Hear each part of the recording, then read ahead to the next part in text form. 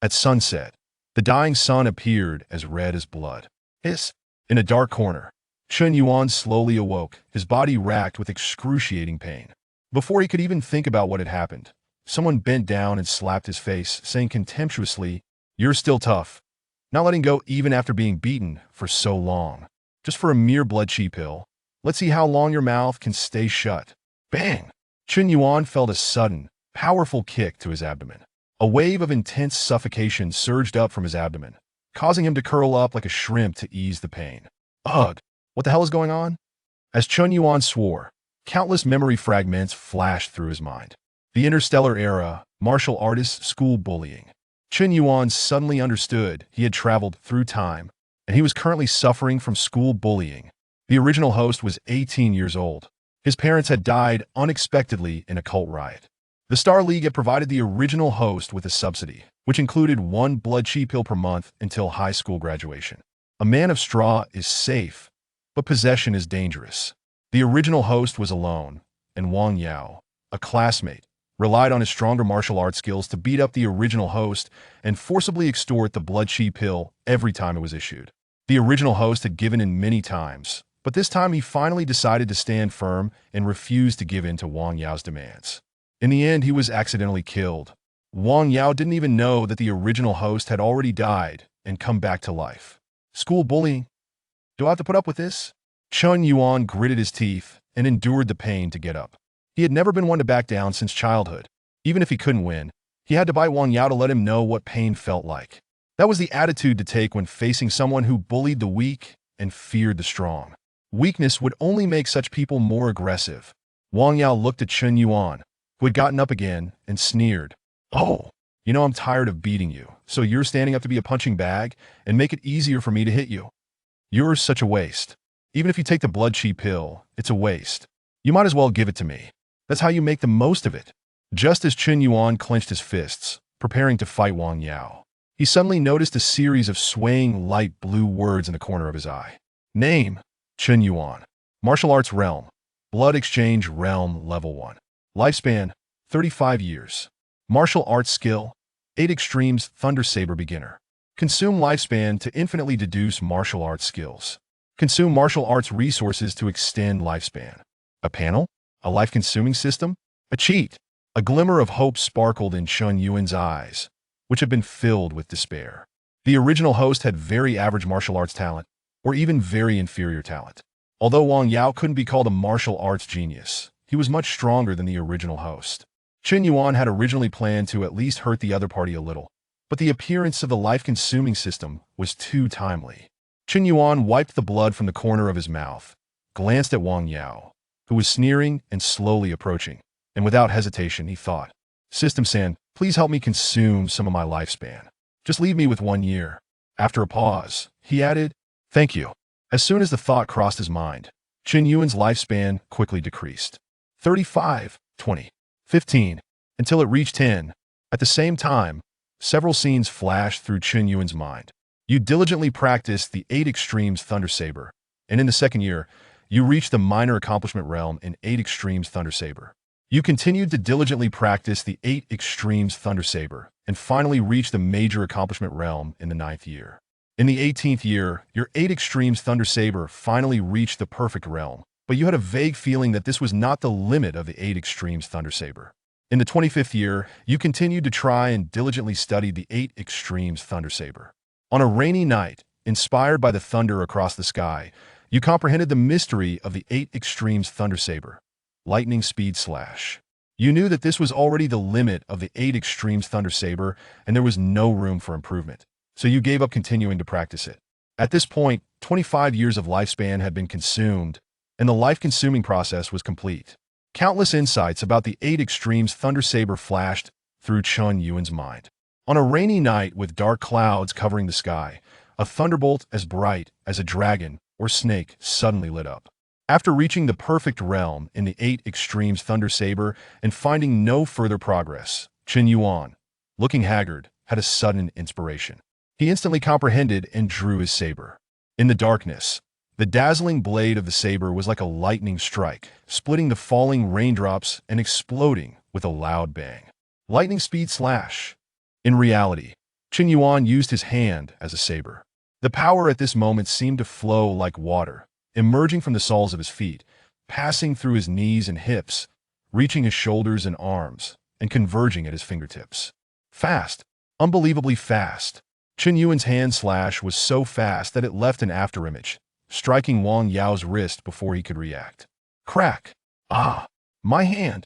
A scream suddenly echoed. Wang Yao looked at his limp right hand. The excruciating pain from the shattered bones in his hand made him tear up and wail. He recognized that what Qin Yuan used was the 8 Extremes Thunder Saber. How could the 8 Extremes Thunder Saber be so fast? What realm is this 8 Extremes Thunder Saber at? Major accomplishment? Perfect? Wang Yao couldn't believe his eyes. When did Qin Yuan become so strong? Why did he let himself be bullied for so long with such strength? Qin Yuan didn't waste words or show any sympathy. It's better for someone like you not to continue getting stronger. He lunged forward and delivered another lightning speed slash to Wang Yao's left hand. Crack! The sound of bones breaking was clearly audible. Ah! I'm sorry, Brother Yuan. Dad Yuan, I'm sorry. Wang Yao could no longer bear it and sat on the ground, pleading tearfully. You don't think you're wrong. You just think you can't beat me, Qin Yuan said, exposing Wang Yao's lie. However, he didn't continue to attack. In this era where martial arts were prevalent, fights were inevitable and had become a habit. This was also why no one had intervened when the original host was bullied by Wang Yao, because the original host was too weak. However, once someone died, the law enforcers would definitely get involved. Qin Yuan wasn't strong enough to fight them now, and it would only cause trouble. Moreover, sometimes living can be more painful than dying. With both hands' bones broken, Wang Yao's martial arts career could be considered half-ruined, even if he spent a great deal to repair them. But Qin Yuan could break them again. Qin Yuan had never been a magnanimous person. On the contrary, he was very vindictive. It's easy to spare you. What's the price? Qin Yuan said coldly. Wang Yao didn't speak, just held out his hands and moaned in pain. You value money over your life too? It seems like you don't want your legs either. Qin Yuan frowned and stepped on Wang Yao's calf. I'll give it. I'll give it. Wang Yao panicked. The blood chi pill. I still have one in my pocket. Qin Yuan immediately searched Wang Yao's body. Besides the blood chi pill, Wang Yao also had 1,000 star coins in cash, which Qin Yuan put into his pocket. That's all I have. I've used the previous blood chi pills. I can't vomit them out and return them to you. Wang Yao begged. So little you're broke. Crack. The white bone fragment pierced the skin, and fresh blood splattered out. Excruciating pain shot from his legs to his brain. Wang Yao's pupils suddenly dilated, and he didn't even moan. He passed out from the pain. After breaking both of Wang Yao's legs with his feet, Qin Yuan left with a cold face. Chapter 2. The Elixir of Life. Qin Yuan strained to piece together the fragmented memories in his mind, realizing how intriguing this world truly was. Many years ago, humanity had already stepped into the interstellar era, embarking on the journey of space colonization. Cosmic warships, mechas, martial artists, myriad extraterrestrial races, colossal beasts of the cosmos, and malevolent deities from beyond. What a magnificent world it was! Qin Yuan could not help but exclaim softly. Without delving further, let us only speak of humanity's side. The Federation, the Empire, and various interstellar dictatorships, numerous forces were intermingled, yet all belonged to the United Human Front, abbreviated as the Star Alliance, the Blue-White Star. Where Qin Yuan currently resided was a habitable planet under the jurisdiction of the Star Alliance. The original identity he inherited was that of a student in Class 2 of the third year at Shanqingno, one high school with only 3 months remaining until high school graduation. Following graduation, the original owner planned to enter the workforce.as for pursuing higher education. The universities within the Star Alliance were notoriously difficult to gain admission to. Each institution existed in a separate subspace.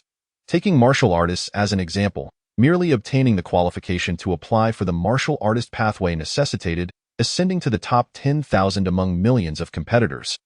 Only then could one compete with martial artists from other planets for admission. The challenge was far beyond that of the universities in his previous life, where expansion led to an oversaturation of seats. The original owner possessed a low aptitude for martial arts, lacking any other talents, and had given up on the opportunity to attend university from the very beginning, relying instead on finding a job after graduation to make ends meet. But I shall not toil away in a company like a beast of burden.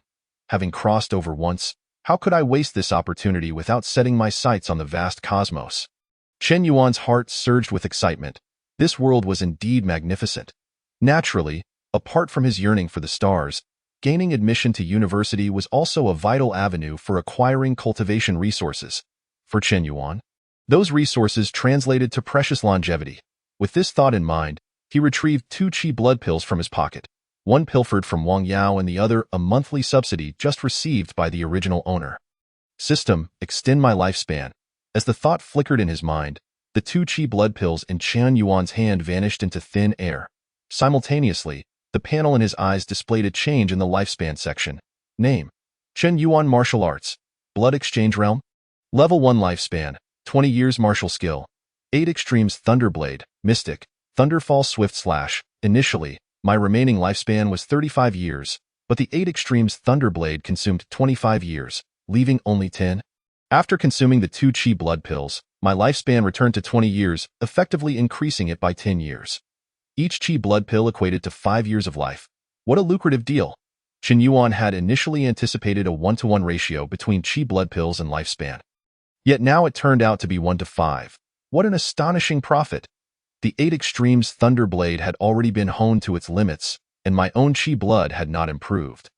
I needed to practice foundational techniques to refine my qi blood. I shall borrow a foundational technique from school later.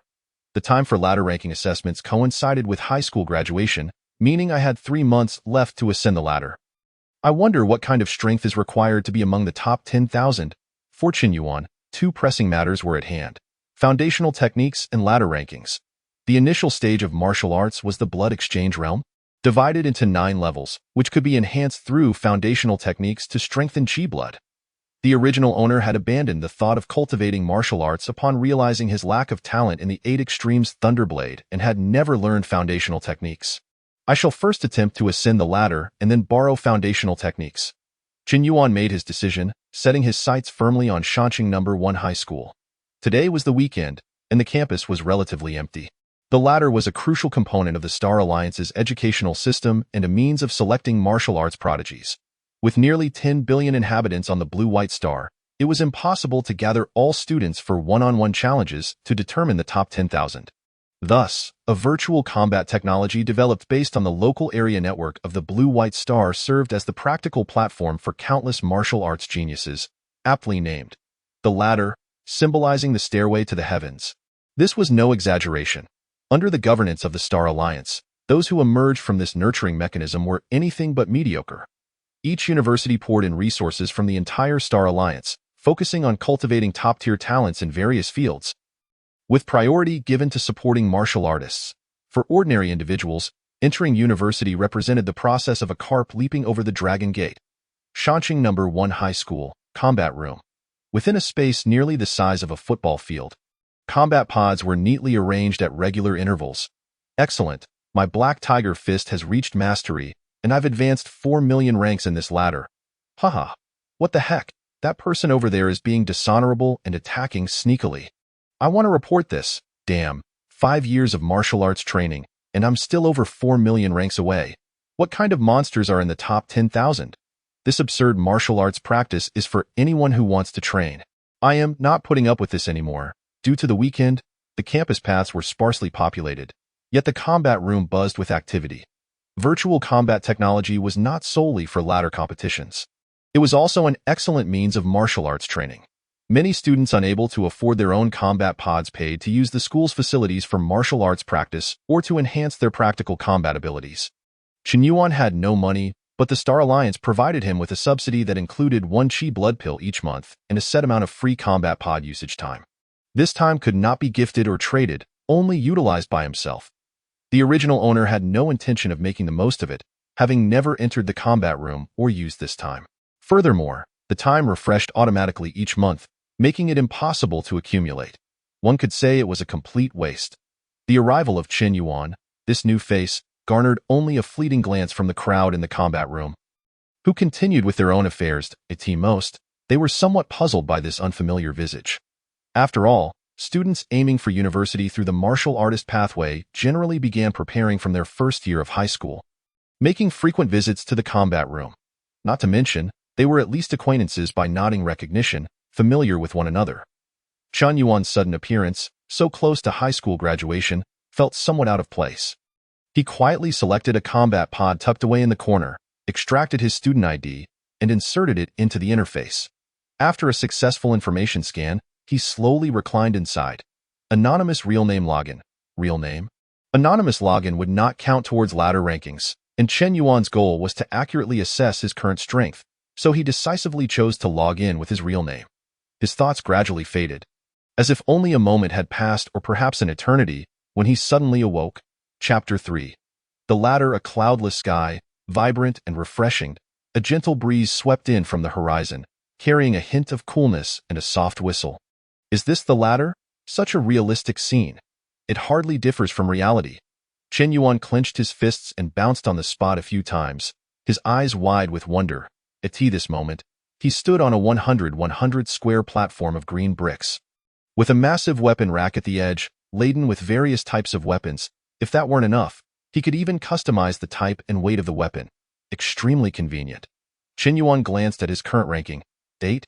593,999. A ranking nearly 8,600,000. It was a number that filled one with despair. Chen Yuan muttered in exasperation, but this was to be expected as he was a new account.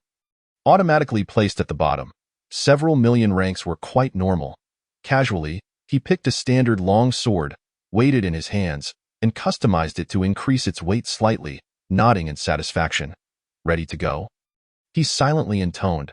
Start the ladder matching. In mere seconds, a girl with freckles and a high ponytail suddenly appeared before Chen Yuan. He glanced at her realm information. Blood Exchange Realm, Level 1. Furthermore, her ranking was just over 50 spots higher than his, clearly another newcomer who had registered not long ago. Above them, a massive countdown timer began ticking down. 10, 9, 8. Hello, I'm from Modu No. 3 High School, in first year this year.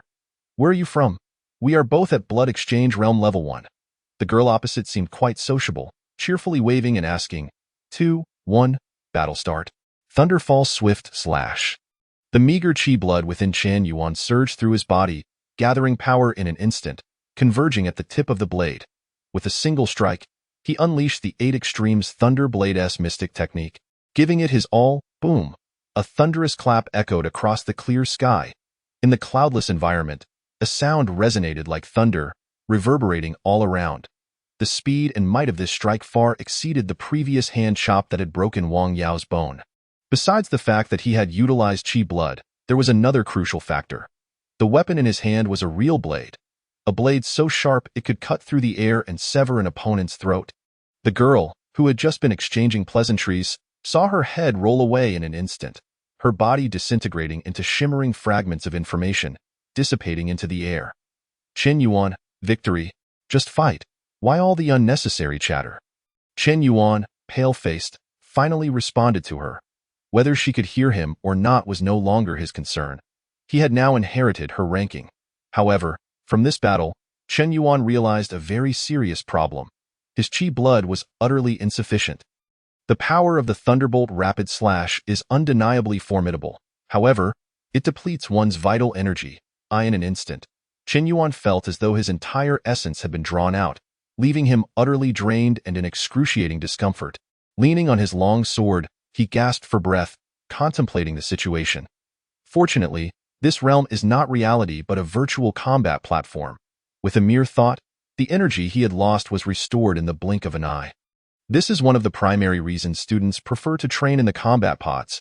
In reality, recovering such vitality would take Chen Yuan several hours, whereas within the virtual combat platform, it could be fully replenished in less than a second. This means that martial artists can efficiently mobilize and expend their energy without the worry of depletion or the time wasted in replenishing it. They can continuously unleash attacks, recover, and then strike again.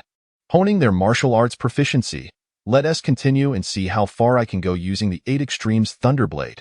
Chen Yuan decisively initiated another match. Not long after, an opponent appeared on the stage, a short-haired man wielding a long spear. Chen Yuan glanced at the opponent's information. Lu Qing, a third layer of the blood transformation realm. It seemed that after their previous battle, the system had made a preliminary assessment of Chen Yuan's abilities, matching him with an opponent far superior to the previous simple girl. Lu Qing ranked over 6 million, nearly 200 ranks above Chen Yuan. Such a disparity in the rankings, despite only being a difference of 1 in 3 layers, exemplifies the pyramid structure of martial artists. Wait, a first layer in the blood transformation realm? Though I am merely testing my newly mastered Sky Spear, how did I end up matched with a novice? Chen Yuan mused. Nevertheless, he thought to himself, kid, don't blame me if I skewer you with a single thrust. Fixated on the floating counter above, he ignored the opponent's taunts. Feigning expertise with silence? How tedious. Lu Qing gripped his spear tightly, assuming a defensive stance. 3, 2, 1. Battle begins. Thunderbolt rapid slash. Sky Spear triple strike. Damn. Lu Qing barely reacted when the blade's light sliced through the air, reaching him in an instant. A deafening boom echoed, and his spear clattered to the ground as he felt his strength drain away instantaneously. A horrifying wound appeared on his. A wave of righteous indignation swept through the crowd. As the majority expressed their disgust at the notorious fishmonger, each declaring their stance. It is everyone's responsibility to confront the fishmonger. Yet, Li Mingmao felt an unsettling dissonance. With the mention of Blood Exchange Realm First Layer and the 8 Extremes Thunderblade, coupled with the close timing of Chen Yuan and Lu Qing's logout, a thought struck her. She suddenly turned to Lu Qing and inquired, "Did you catch the name of that fishmonger?" Lu Qing scratched his head, puzzled by her question, but answered honestly, "It's crucial to remember. I reported him 10 times before logging out. His name was Chen something, right? Chen Yuan?" "Yes, Chen Yuan." Upon hearing the name, it became evident that he was a cunning, treacherous individual with a rather unattractive appearance. Lu Qing suddenly noticed that Li Mingmao and the others were fixated on him. Rendered speechless, he shivered. "Why are you all staring at me like that? I'm scared." "Chen Yuan? Could it be that he is the one from your class, the one who just left?" Someone voiced. It seemed highly plausible. Li Mingmao was reluctant to accept it, yet the coincidences were overwhelming, leaving her little room for disbelief. "What? The fishmonger is from Tiger Girl's class?" Lu Qing exclaimed in astonishment. Li Mingmao, no longer bothered by Lu Qing's reference to her as Tiger Girl, clarified, "He didn't actually fish. This should be his first time using the combat pot. You just happened to have bad luck and ran into Chen Yuan. According to your reasoning, the 8 Extremes Thunderblade is exceptionally well concealed. No one noticed?" Lu Qing was bewildered, wondering how he could have encountered such a coincidence. What realm of martial arts was Chen Yuan at? Surely, he couldn't truly be at the Blood Exchange Realm First Layer. Why would he define himself that way? It was of no use for the latter ranking. Lu Qing was utterly confused. Who knows? Perhaps, like you, he merely came to try his hand at it. Li Mingmao laughed at herself. Just moments ago, she had felt pity for Chen Yuan, lamenting his lack of martial talent and the loss of his parents. Now, she found herself the fool. How laughable. At that moment, Li Mingmao was convinced that Chen Yuan was a deeply hidden martial arts prodigy. As the latter ranking approached, he was no longer concealing his abilities, preparing to make a dash for the rankings. Such occurrences were not unheard of in the annals of the Star Alliance. After all, geniuses are often peculiar. Chapter 5. Stance Training in the Martial Arts Lending Library of Shanqing No. 1 High School. Chen Yuan approached the librarian and stated directly, "I need a method for stance training." "Your student ID, please," the librarian replied, lifting his gaze. After briefly examining Chen Yuan's student ID with a look of surprise, he proceeded with the registration without further ado. Soon, he presented a tablet to Chen Yuan, saying, "These stance training methods have different focuses. You can choose one to learn. Basic martial arts are free of charge, and you can take them all if you wish. However, I must advise you that the purpose of stance training is to refine one's vital energy and blood. One is sufficient, too much will lead to confusion. Since you are already in your final year, I recommend a stance focused on the speed of vital energy cultivation, as you have no time to waste." Chen Yuan suddenly comprehended why the librarian reacted with surprise upon viewing his student ID.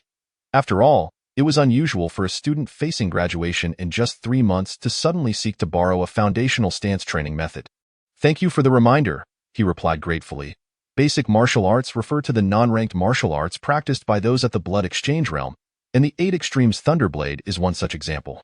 Stances used for refining vital energy at the Blood Exchange Realm are naturally included among them. Basic martial arts can be borrowed for free with a high school student ID, while learning ranked martial arts requires payment in star coins, a portion of which is returned to the creator of the martial art. This system encourages martial artists' creativity and promotes diversity in martial arts, creating a positive cycle. Of course, this applies to ordinary martial artists. Those who enter university typically do not incur fees for mid to low-ranked martial arts. They can freely borrow and view them, and mentors, being powerful martial artists, often impart their own creations to students without charge. Various stances such as ground-shaking stance, cloud and rain stance, and earth dragon stance appeared on the tablet as Chen Yuan scrolled through. Although the fundamental purpose of stance training is to refine vital energy, the focus varies depending on the stance. Some emphasize the quality of vital energy cultivation, while others prioritize speed. After a brief glance, Chen Yuan ultimately selected a stance capable of continuously refining the quality of vital energy. Known as the Great Dragon Stance, this stance allows for ongoing refinement and purification of one's vital energy, though it is evident that the time required for this training exceeds that of other stances. Yet, what Chen Yuan lacked least was time. If 1 year is insufficient, then let it be 10, 100. He refused to believe he could not master it. Are you certain? Choosing the Great Dragon Stance? The librarian felt somewhat as though he were playing a lute to a cow upon hearing Chen Yuan's choice. That's the one. Please pass it to me. Chen Yuan nodded affirmatively. The librarian did not attempt to dissuade him further, but promptly transmitted the training method for the Great Dragon Stance to Chen Yuan's personal terminal. Train diligently. I hope to see your name among the top 10,000 in the ladder ranking. I appreciate your well wishes. It was unclear whether the remark was tinged with sarcasm or was merely a genuine blessing. Yet Chen Yuan responded politely. Upon returning home, Chen Yuan opened the personal terminal on his wrist and carefully reviewed the contents of the Great Dragon Stance. Like the 8 Extremes Thunderblade, the Great Dragon Stance is also divided into 4 realms: entry, minor success, major success, and perfection. The distinctions between each realm lie not only in the speed of vital energy refinement, but also in the purity achieved with each advancement. Once perfected, the Great Dragon Stance can elevate the purity of vital energy to an exceedingly high level, such that a single unit of vital energy could equal 2 units cultivated through other stances. Having understood the details of the Great Dragon Stance, Chen Yuan turned his gaze to his personal panel. Name: Chen Yuan. Martial Arts, Blood Exchange Realm. First Layer. Lifespan: 20 years. Martial Skills: 8 Extremes Thunderblade, Essence, Lightning Slash, with a lifespan of 20 years. He pondered whether he could refine the Great Dragon Stance to perfection. Chen Yuan was uncertain, as the extent of lifespan consumed depends on various factors: the difficulty of the martial skill, its compatibility with the practitioner, and even the inspiration that may arise. Let us go, Brother Tongzi, aiming for the Great Dragon Stance. Let the life training commence. Projection initiated, commencing. In the first year, you effortlessly cultivate the Great Dragon Stance to the entry level, and your martial arts realm naturally rises to the Blood Exchange Realm's 2nd layer. You cannot help but exclaim, stance training is rather simple. In the 2nd and 3rd years, you persevere in practicing the Great Dragon Stance daily, but unfortunately, progress is slow, and you gradually sense something amiss. In the 5th year, perseverance pays off, as your Great Dragon Stance finally achieves minor success. This time, you comprehend the difficulties of training the Great Dragon Stance. Now at the Blood Exchange Realm 3rd layer. In the 13th year, with daily rigorous training, you reach the Blood Exchange Realm 5th layer, feeling that you are just a step away from major success. However, it is this very step that makes you gradually realize you lack the talent for martial arts. In the 15th year, you attain the Blood Exchange Realm's 6th layer, and the Great Dragon Stance finally breaks through to major success. You are acutely aware that the remaining lifespan is insufficient to reach perfection, so you give up. Thus, the projection of the Great Dragon Stance is completed, consuming a total of 15 years of lifespan. Achieving major success. The vital energy surges dramatically. The moment the projection of the Great Dragon Stance concluded, Chen Yuan felt a violent transformation of his vital energy. If previously the vital energy resembled a leaky faucet, now it was akin to a fully open tap, accompanied by the surge of vital energy. Chen Yuan's physique underwent subtle yet noticeable changes. His height and build increased in the blink of an eye, though marginal. The transformation was tangible and remarkably swift. This is the Blood Exchange Realm's 6th layer. Both the quality and quantity of my vital energy are now more than tenfold compared to the previous moment. The utility of the Great Dragon Stance extends beyond this. After all, it is also a form of martial art, and stance training is a top-notch foundational martial skill for stabilizing the lower body. As he stood firm on the ground, a sensation akin to being rooted to the earth enveloped Chen Yuan. He could distinctly perceive the flow of force originating from his feet, emanating from his legs, governed by his waist, forming a complete circuit from feet to legs to waist. The concept of force, once intangible, now felt vividly clear to Chen Yuan. With the mastery of the stance and the understanding of the blade's essence. At the Blood Exchange Realm's 6th layer, I could easily defeat 10 or even 100 versions of my former self in one breath. Yet, uncertainty loomed. Among the millions of competitors on the ladder. Where would I rank now? Chen Yuan chose not to dwell on it. Tomorrow, he would head to the ladder to test his strength and discover the answer. In less than a day, his prowess had ascended to this level. Such a speed of cultivation was truly astonishing. However, there was a price to pay. Chen Yuan's lifespan now dwindled to a mere 5 years. He needed to devise a method to acquire resources for cultivation to extend his life. Chapter 6. One-on-one in Shanqing No. 1 High School, Class 2 of the 3rd year. In the year of the star calendar, humanity officially entered the interstellar era, and in that same year, encountered the first interstellar race, the Moss. The war with the Moss lasted 3 years, ultimately culminating in a peace agreement signed by both parties on White Dove Star. In the year 98 of the stellar calendar, humanity encountered the first colossal beast of the cosmos, the fiery phoenix. This creature, which feasts upon stars, led to the catastrophic defeat of numerous expedition fleets, revealing to humanity the formidable power of individual beings, capable of rivaling and even overwhelming our proud fleets. In the same year, the first proposal for a martial artist mecha was ratified by the Stellar Union, thus heralding the dawn of an era marked by individual greatness. The podium, a balding elder with sparse hair, spoke eloquently. Recounting the historical developments of the Stellar Union, martial artists, too, are required to partake in cultural studies, albeit at a modest standard. Throughout the Union's history, there has never been a recorded instance of a martial artist failing to gain university admission due to cultural deficiencies. In this interstellar age, while martial artists hold significant importance, they are not the sole focus. There will always be individuals who exhibit remarkable talents in other fields, finding alternative pathways to academia. After all, how could one research mechas and virtual combat technology otherwise? It is undeniable, however, that martial artists are among the cornerstones upon which humanity stands in the cosmos, a fact recognized by all, as long as there exists a glimmer of hope. Countless individuals strive fervently to tread the path of martial arts, drawn by the allure of individual prowess. The class concluded. Chen Yuan, shall we head to the combat room together? As Chen Yuan was gathering his belongings, he was approached by a short-haired girl who extended the invitation. He could discern that this girl held a notable status within the class, as the attention of their classmates subtly shifted towards the two of them. Who are you? Chen Yuan inquired, unable to recall any prior interaction between the original owner of his body and her. Having only just traversed into this realm yesterday, he truly felt like an isolated soul. Li Mingmao, we met yesterday in the combat room. How about we join the virtual combat platform for a spar? Li Mingmao invited with a friendly tone. Realization dawned upon Chen Yuan. It seemed that his prowess had inadvertently been revealed for some unforeseen reason.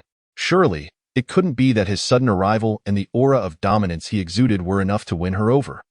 The only plausible explanation was that Li Mingmao had learned of his previous exploits in the combat room, prompting her to extend a gesture of goodwill today. Sure, I was just about to head to the combat room anyway, Chen Yuan replied, accepting her invitation.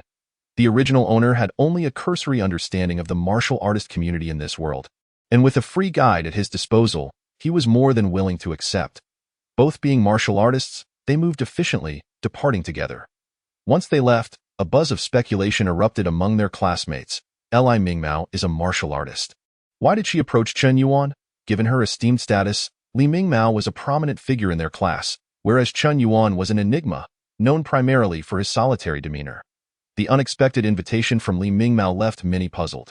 Suddenly, a friend of Wang Yao interjected. Wang Yao borrowed money from me yesterday. He is incapacitated and hospitalized now. I saw him leave with a reluctant Chen Yuan. Everyone knew who Wang Yao was, a bully who preyed on the weak, leveraging his strength to extort younger students.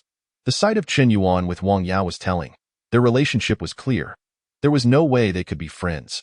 Thus, given Wang Yao's unfortunate state and Li Mingmao's proactive overture, speculation began to form.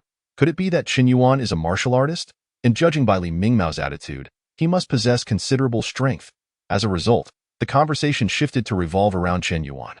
Unlike his initial entry into the combat room, this time, with Li Mingmao's presence, many greeted him as they entered. Oh, here comes Tiger Girl. Who's that beside her? Don't you know? The one beside Tiger Girl is the guy who was ranked by Lu Qing as the fish fryer yesterday. Li Mingmao's expression soured at the mention of Tiger Girl, her eyes twitching slightly as she suppressed her urge to retaliate. Taking a deep breath, she turned to Chen Yuan and said, "Ignore those fools. Find a combat pod and log in." "All right, but after our match, I'd like to ask you some questions," Chen Yuan replied while searching for an available combat pod. "Defeat me, and I'll answer anything." Li Mingmao entered a combat pod, swiped her student ID, and closed her eyes. Chen Yuan followed suit, momentarily lost in thought before logging into the virtual combat platform. Upon logging in, a friend request promptly appeared.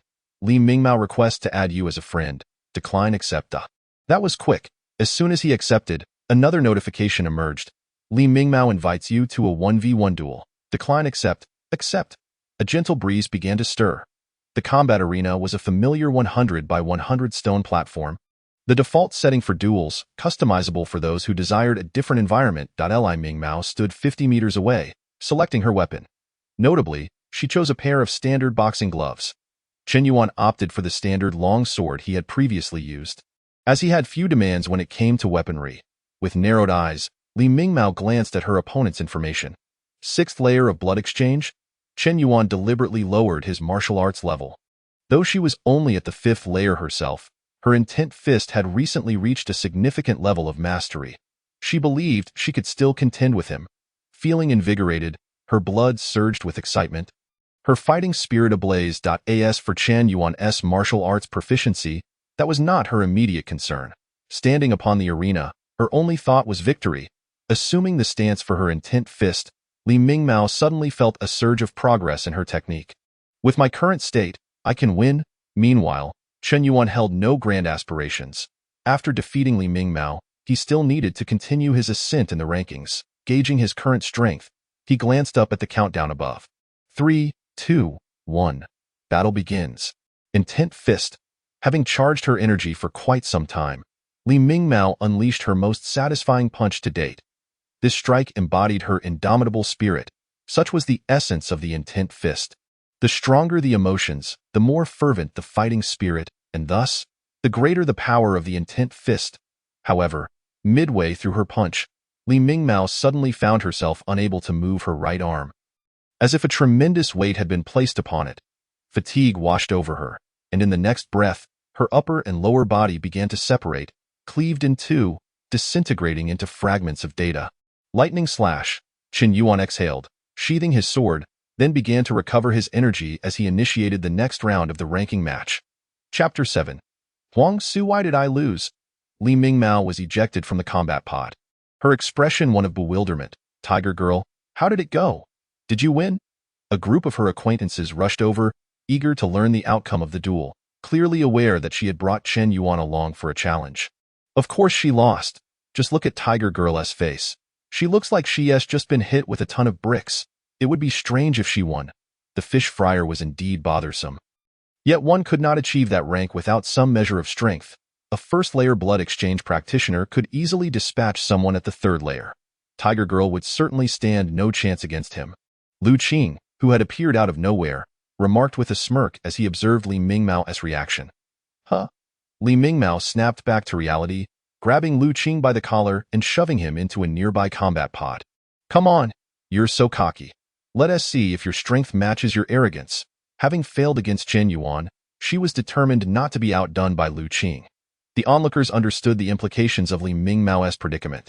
It was clear she had lost. Li Mingmao was already considered above average among her peers, and yet she had been bested by Chen Yuan. Truly, one must possess some skill to be a fish fryer. They mused. Meanwhile, within the virtual combat platform, Chen Yuan paid little heed to his victory over Li Mingmao. Thanks to the Dragon Stance's ability to purify his energy, although his martial arts level was merely the 6th layer of blood exchange, his vitality was comparable to that of a 7th-layer practitioner. Coupled with his perfected 8 Extremes Lightning Blade, it would have been odd for him to lose. Initiating rank match, his first opponent, a 6th-layer blood exchange practitioner. Fell in an instant, rank 3, 790, 000. The second opponent, a 7th-layer practitioner, also met defeat, rank 2, 700, 000. The third opponent, an 8th-layer practitioner wielding a perfected blade technique, resulted in a stalemate for 3 minutes before Chen Yuan succumbed. Rank 1, 920, 000. Exhaling deeply, Chen Yuan felt the dwindling vitality within him, yet he remained satisfied that 8th-layer practitioners typically had mastery over a perfected martial art, and Chen Yuan's advantages in martial arts were gradually being nullified. The disparity in martial arts levels not only represented differences in vitality but also encompassed dimensions of strength, speed, and reaction time, becoming increasingly difficult to bridge. In the final battle, Chen Yuan and his opponent were nearly evenly matched, ultimately winning by a stroke of luck. It seems that my current limit is a staggering 1,920,000 on the ladder. Let's attempt one last match. Initiate the ladder matchmaking. This time, the intelligent matching system took a full minute to find an opponent. Soon, Chen Yuan's adversary appeared on the stage. Huang Su, 9th level of the blood exchange realm, ladder rank 980,000.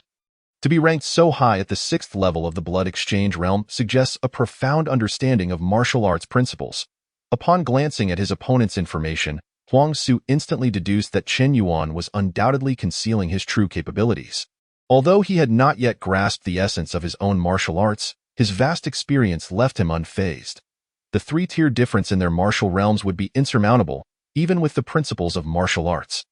980,000. A 9th-level blood exchange realm practitioner barely breaking the million mark? Chen Yuan mused on the difficulties of martial arts. The 9th level of the blood exchange realm is a domain that ordinary individuals, lacking talent, could scarcely hope to attain in a lifetime, yet the latter ranking barely nudges into the million. Such is the era of the stars, a time of brilliant luminaries. The vast cosmos accommodates and embraces the existence of all prodigies. 10, 9, 2, 1. The battle commences. Thunderclap slash. The thunder erupted. 9 stars aligned. The sword light flickered. The essence of the blade. The sword technique reached perfection.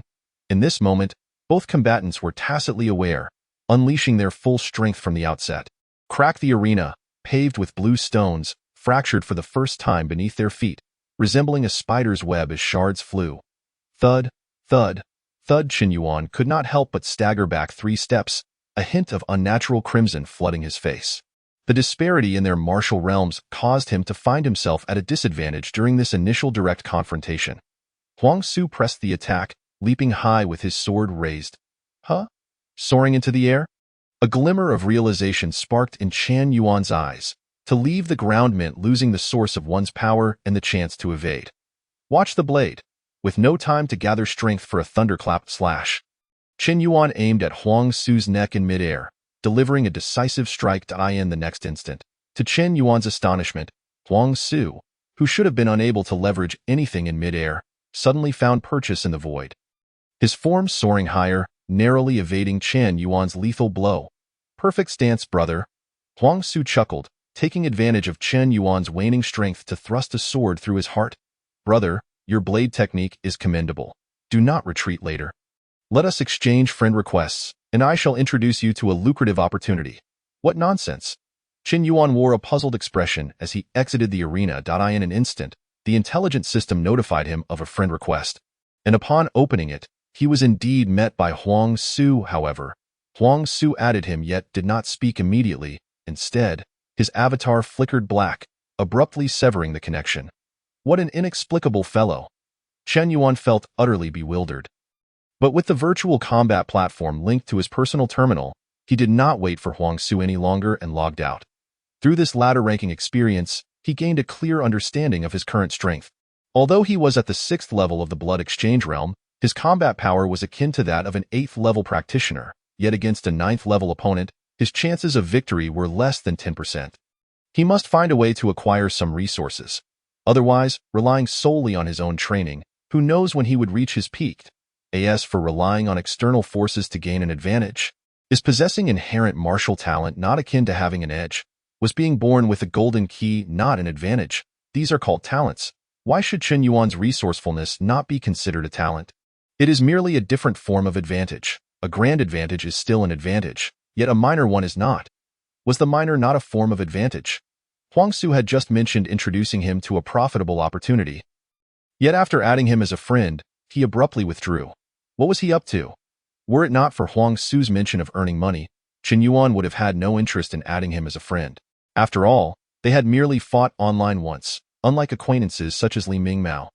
Upon logging out of the virtual combat platform, Chen Yuan emerged from the combat pod only to find himself surrounded by a throng of people. Oh, the fish fryer has finally logged out. Fish fryer, you absolutely trounced me yesterday. A cheeky yet familiar voice rang in his ears. What fish fryer? Chen Yuan was puzzled. He understood the implication of fish fryer, yet he hesitated to confirm whether it referred to him. After all, they belonged to two different worlds, and differences were inevitable. His gaze fell on Li Mingmao, hoping he would clarify Li Mingmao's side, pulling apart the persons on either side of him, both calling him fish fryer, and began to explain the term's meaning to Chen Yuan. Chapter 8. Commissioned to fry fish. Chen Yuan finally grasped the meaning. It referred to an experienced player using a new account to dominate others. In truth, it was his first time using the combat pod yesterday, and he was unfamiliar with it all. Although he was aware he had not fried fish, Chen Yuan used his unfamiliarity with the virtual combat platform as an excuse to brush it off. This would help reduce unnecessary troubles and save him some breath. Indeed, upon hearing Chen Yuan's explanation, the crowd ceased their inquiries, and even Li Mingmao chuckled lightly, dropping the topic. The martial artist community is known for its reverence for strength. If you are strong, your words hold weight. Chen Yuan's ability to defeat Li Mingmao was evident, placing him among the elite in their ranks, and thus, no one sought to cause him trouble. Chen Yuan, how do you usually train to achieve such remarkable strength? What brand of nutritional fluid do you consume? Share it with me, and I shall give it a try. Li Mingmao inquired earnestly. What about martial schools? I heard you excel in the 8 Extremes Thunderblade. Have you sought private instruction at a martial school?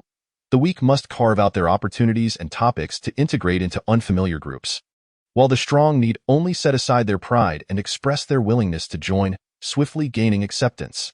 Chen Yuan experienced this firsthand, as several individuals gravitated toward him, eagerly asking questions. What brand of nutritional fluid? I have no money, so I have never consumed it. I once thought about enrolling in a martial school, but alas, my finances did not permit it, and I never set foot in one. Chen Yuan spoke truthfully. The original owner had indeed harbored intentions to join a martial school, but financial constraints led to abandonment of that desire. However, he was unaware that his 2 sentences left the crowd in stunned silence. Hiss! They suddenly recalled that Li Mingmao had mentioned Chen Yuan's parents had perished due to the malevolent cult, leaving him an orphan. Thus, having never consumed nutritional fluid or attended a martial school, yet achieving such martial prowess. The group exchanged glances, rendered speechless. At that moment, they shared a singular thought. Is this what genius looks like? If Chen Yuan does not qualify as a genius, then what does that make them? Who consume nutritional fluid as if it were water and have martial school instructors to guide them? Trash? Useless? Chen Yuan, didn't you say you had something to ask me before? Feel free to inquire now. Li Mingmao prompted, shifting to a less sensitive topic. Hearing this, Chen Yuan quickly inquired. I want to know if there are quicker ways for blood exchange realm practitioners to earn money. Recently, I've noticed my lack of cultivation resources is hindering my progress. No cultivation resources? Your progress is too slow. If that is what you call slow, then we must be moving at a snail's pace. Chen Yuan's casual inquiry inflicted another severe psychological blow to the crowd. Yet he truly did not intend to offend. Lacking resources for cultivation and unable to continue leveraging external support, relying solely on his own gradual training was indeed excruciatingly slow. The original owner was woefully ignorant of the financial aspects within the martial artist community. Having no knowledge of how to earn money, Chen Yuan could only rely on Li Mingmao and others to gain insight.as for blood exchange realm practitioners. To be honest, there aren't many options available to them. Li Mingmao pondered before responding. Lu Qing chimed in. Generally, martial artists can earn quite a bit serving as guards for merchant ships. With the rampant threat of interstellar pirates, many trading vessels are in dire need of powerful martial artists for protection. My family's company may be small, but we have long employed numerous martial artists. Chen Yuan felt somewhat disheartened. Serving as a guard for merchant ships sounds promising, yet with his blood exchange realm strength, he was wholly unqualified. Undeterred, he pressed. What about private tutoring, for instance? If some children wish to learn martial arts, I could teach them to wield a blade. Private tutoring. Why not go directly to a martial school? They are far more professional, Li Mingmao countered immediately. Moreover, you lack the necessary connections. You have no idea who might need a tutor, and they have no inkling that you wish to become one. No one will seek you out, Lu Qing analyzed from his perspective. TSK. Chen Yuan felt somewhat helpless. Earning money was no easy task, yet he could not simply wait for the Star Alliance's monthly allowance of a blood essence pill. That would take an eternity. Truthfully, we do not lack money or knowledge, but Huang Su, who is always on the lookout for opportunities, is a real expert in this area. Lu Qing suddenly remarked, upon hearing Huang Su's name. Chen Yuan felt a sense of familiarity, but could it really be that coincidental? Li Mingmao sighed in response to Lu Qing's comment. Huang Su? That guy seems affable, yet he possesses lofty standards. If you lack any merit, he won't give you a second glance. Had his focus not been solely on making money, with Huang Su's talents, he would have already entered the enlightenment realm and could very well vie for a position among the top 100,000. Is the Huang Su you speak of the one ranked 980,000 on the ladder? Chen Yuan interjected softly. Li Mingmao and Lu Qing. Huh, you know him? Before Chen Yuan could respond, the door to the combat room was suddenly kicked open with a loud bang, and a man with sharp eyebrows and piercing eyes, wearing a cold expression and carrying a long sword, strode in. Upon entering the combat room, he began observing with keen interest, ultimately fixing his gaze upon Chen Yuan, a faint smile playing at the corners of his otherwise expressionless face. I had a feeling you were still at the one high school's combat room, Huang Su said cheerfully to Chen Yuan. Huang Su? Chen Yuan asked uncertainly. He found it hard to believe that such a coincidence could occur. The Huang Su he encountered in the final battle was actually a student from Shanchengno High School. They actually knew each other. Huang Su had come directly to find him. Everyone was astonished. Although Huang Su was fond of wealth, he did not associate with just anyone. He typically looked down upon ordinary individuals. It's me, Huang Su, with a broad smile. Huang Su's previously aloof demeanor vanished entirely. After adding you as a friend, I discovered that your personal information indicated you were from Shanchengno High School. Conducting business online always has its barriers, so I decided to come to the combat room at number 1 high school to find you. Fortunately, I didn't arrive late. You're still here. So, what kind of money-making opportunity were you referring to? Chen Yuan decided to inquire first, not wanting to be deceived by Huang Su and end up counting someone else's money, which would truly be embarrassing.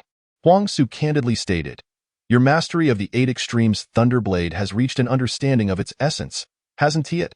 Coincidentally, I have a boss whose son practices the 8 Extremes Thunderblade and is currently busy searching for a teacher for him. What do you think? Are you interested? Consider it a favor. I, Huang Su, but why had it not been for the old house being the only lingering attachment of the original owner, occupying a significant position in his heart? He would have prepared to tidy it up and sell it. Very well, I look forward to your next visit. Although the waiter felt a twinge of disappointment, he did not allow it to show on his face. Just as Chen Yuan stepped out the door, he heard someone calling his name. Chen Yuan? Lu Qing? Indeed, it was Lu Qing. I thought you had gone home. Had I known you were here, I would have surely invited you along. Lu Qing laughed heartily. Just taking a casual stroll around, Chen Yuan casually explained. Observing that Chen Yuan exited the shop empty-handed, Lu Qing recalled that he had previously mentioned never having consumed nutrient solutions, and an idea sparked in his mind. Hey, no need to rush. Let me take you for a more thorough browse. Without giving Chen Yuan a chance to respond, Lu Qing pulled him back into the store. Welcome, the waiter, taken aback by Chen Yuan's return, momentarily froze. However, upon seeing Lu Qing, his eyes lit up, recognizing a valuable client, and hurriedly approached with a soft inquiry. Young Master Lu, shall it be the same as before? Just like before, but do add an extra portion. This is my friend. Remember to give him a discount next time, Lu Qing said, draping an arm around Chen Yuan's shoulders with a cheerful grin. Chen Yuan paused for a moment but did not refuse, saying, thank you. He indeed required resources for cultivation. It's nothing. My family has some shares in this shop. It won't cost much. Lu Qing waved his hand grandly, clearly unbothered by the expense.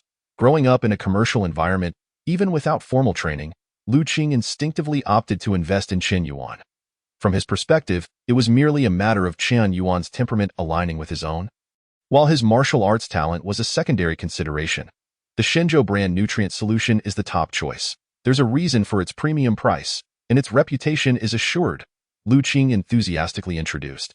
As Chen Yuan listened to Lu Qing's incessant chatter, he gazed at the nutrient solution in his hand, pondering, 30,000 star coins, I wonder how many years of life it can add? As night fell, the cloudless sky sparkled with countless stars. Unlike the qi and blood pill, which could accelerate the growth of one's vitality and work wonders in conjunction with foundational exercises, the nutrient solution functioned more like a supplement, condensing various nutrients.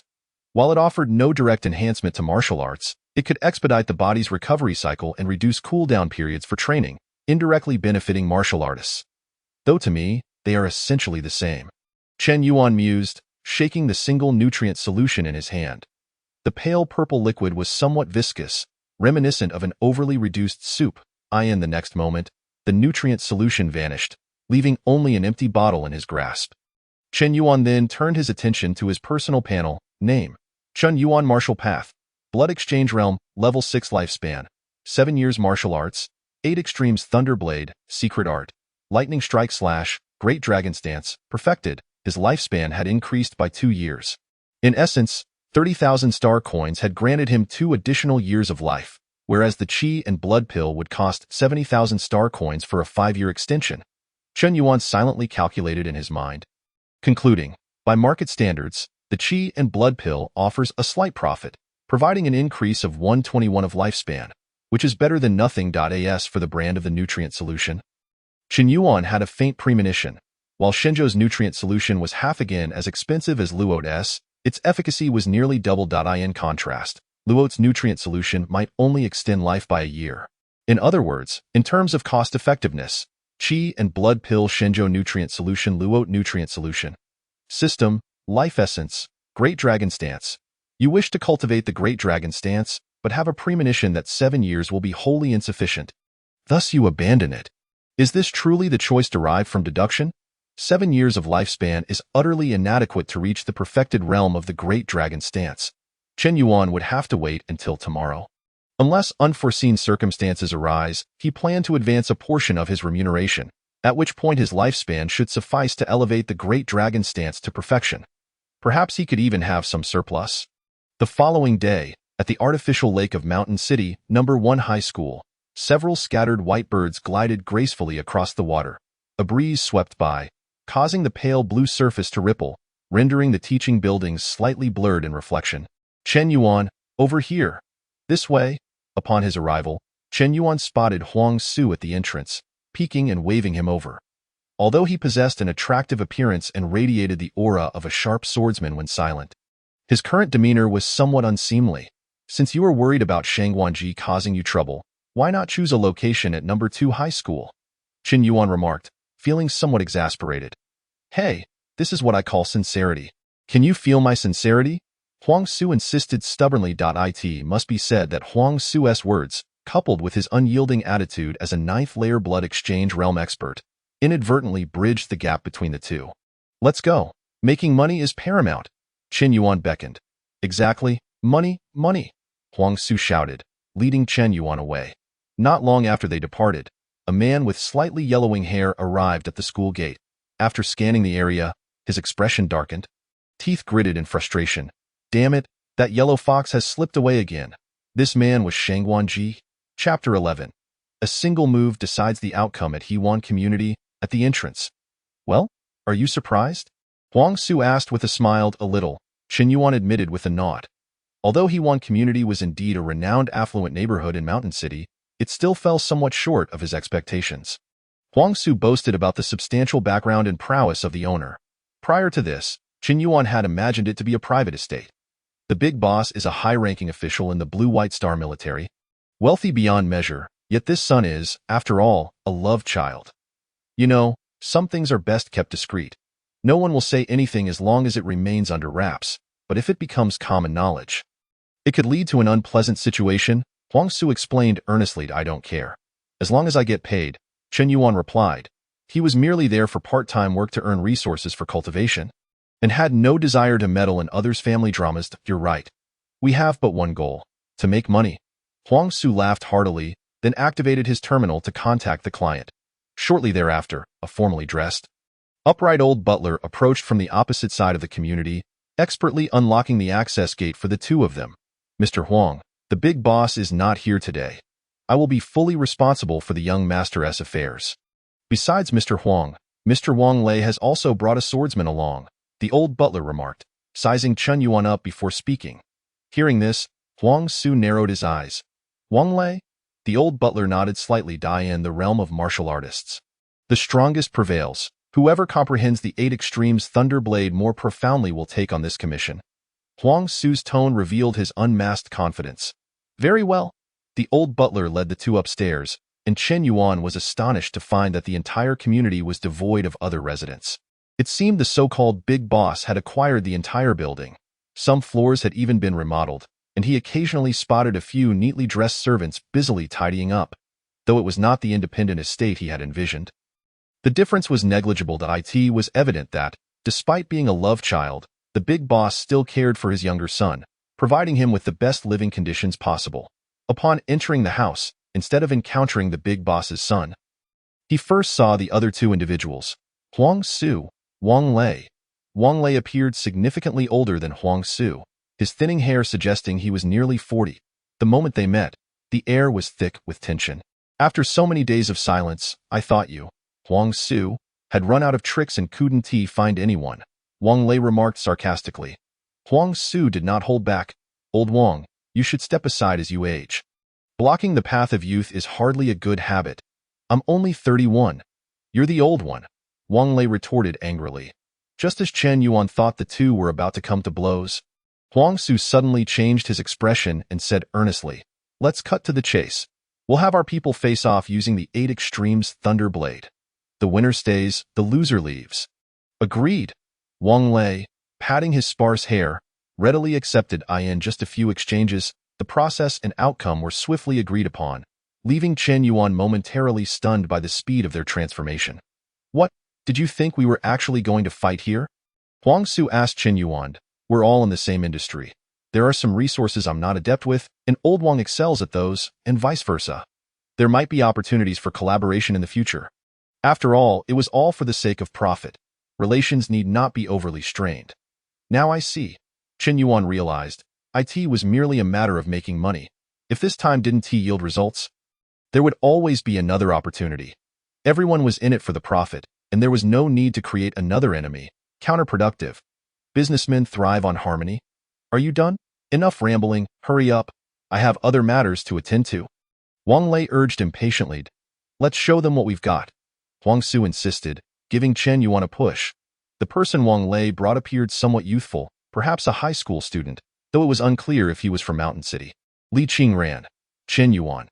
After exchanging names, Huang Su called out simultaneously, "Begin." Lightning strike slash. The 8 extremities Thunder Blade. Neither combatant resorted to their vital essence nor wielded weapons. They solely harnessed their physical prowess to execute their respective Thunder Blades. Li Qingran's mastery of the 8 extremities Thunder Blade was extraordinarily high, undoubtedly at a consummate level, with a speed that was astonishing. Yet, Chen Yuan was even swifter, more formidable. Boom. The air seemed to explode as if struck by thunder, resonating with a deafening roar in the confined space.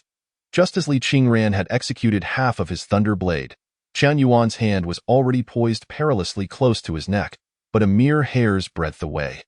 Was this the profound essence? Such velocity, akin to thunder. What name does it bear?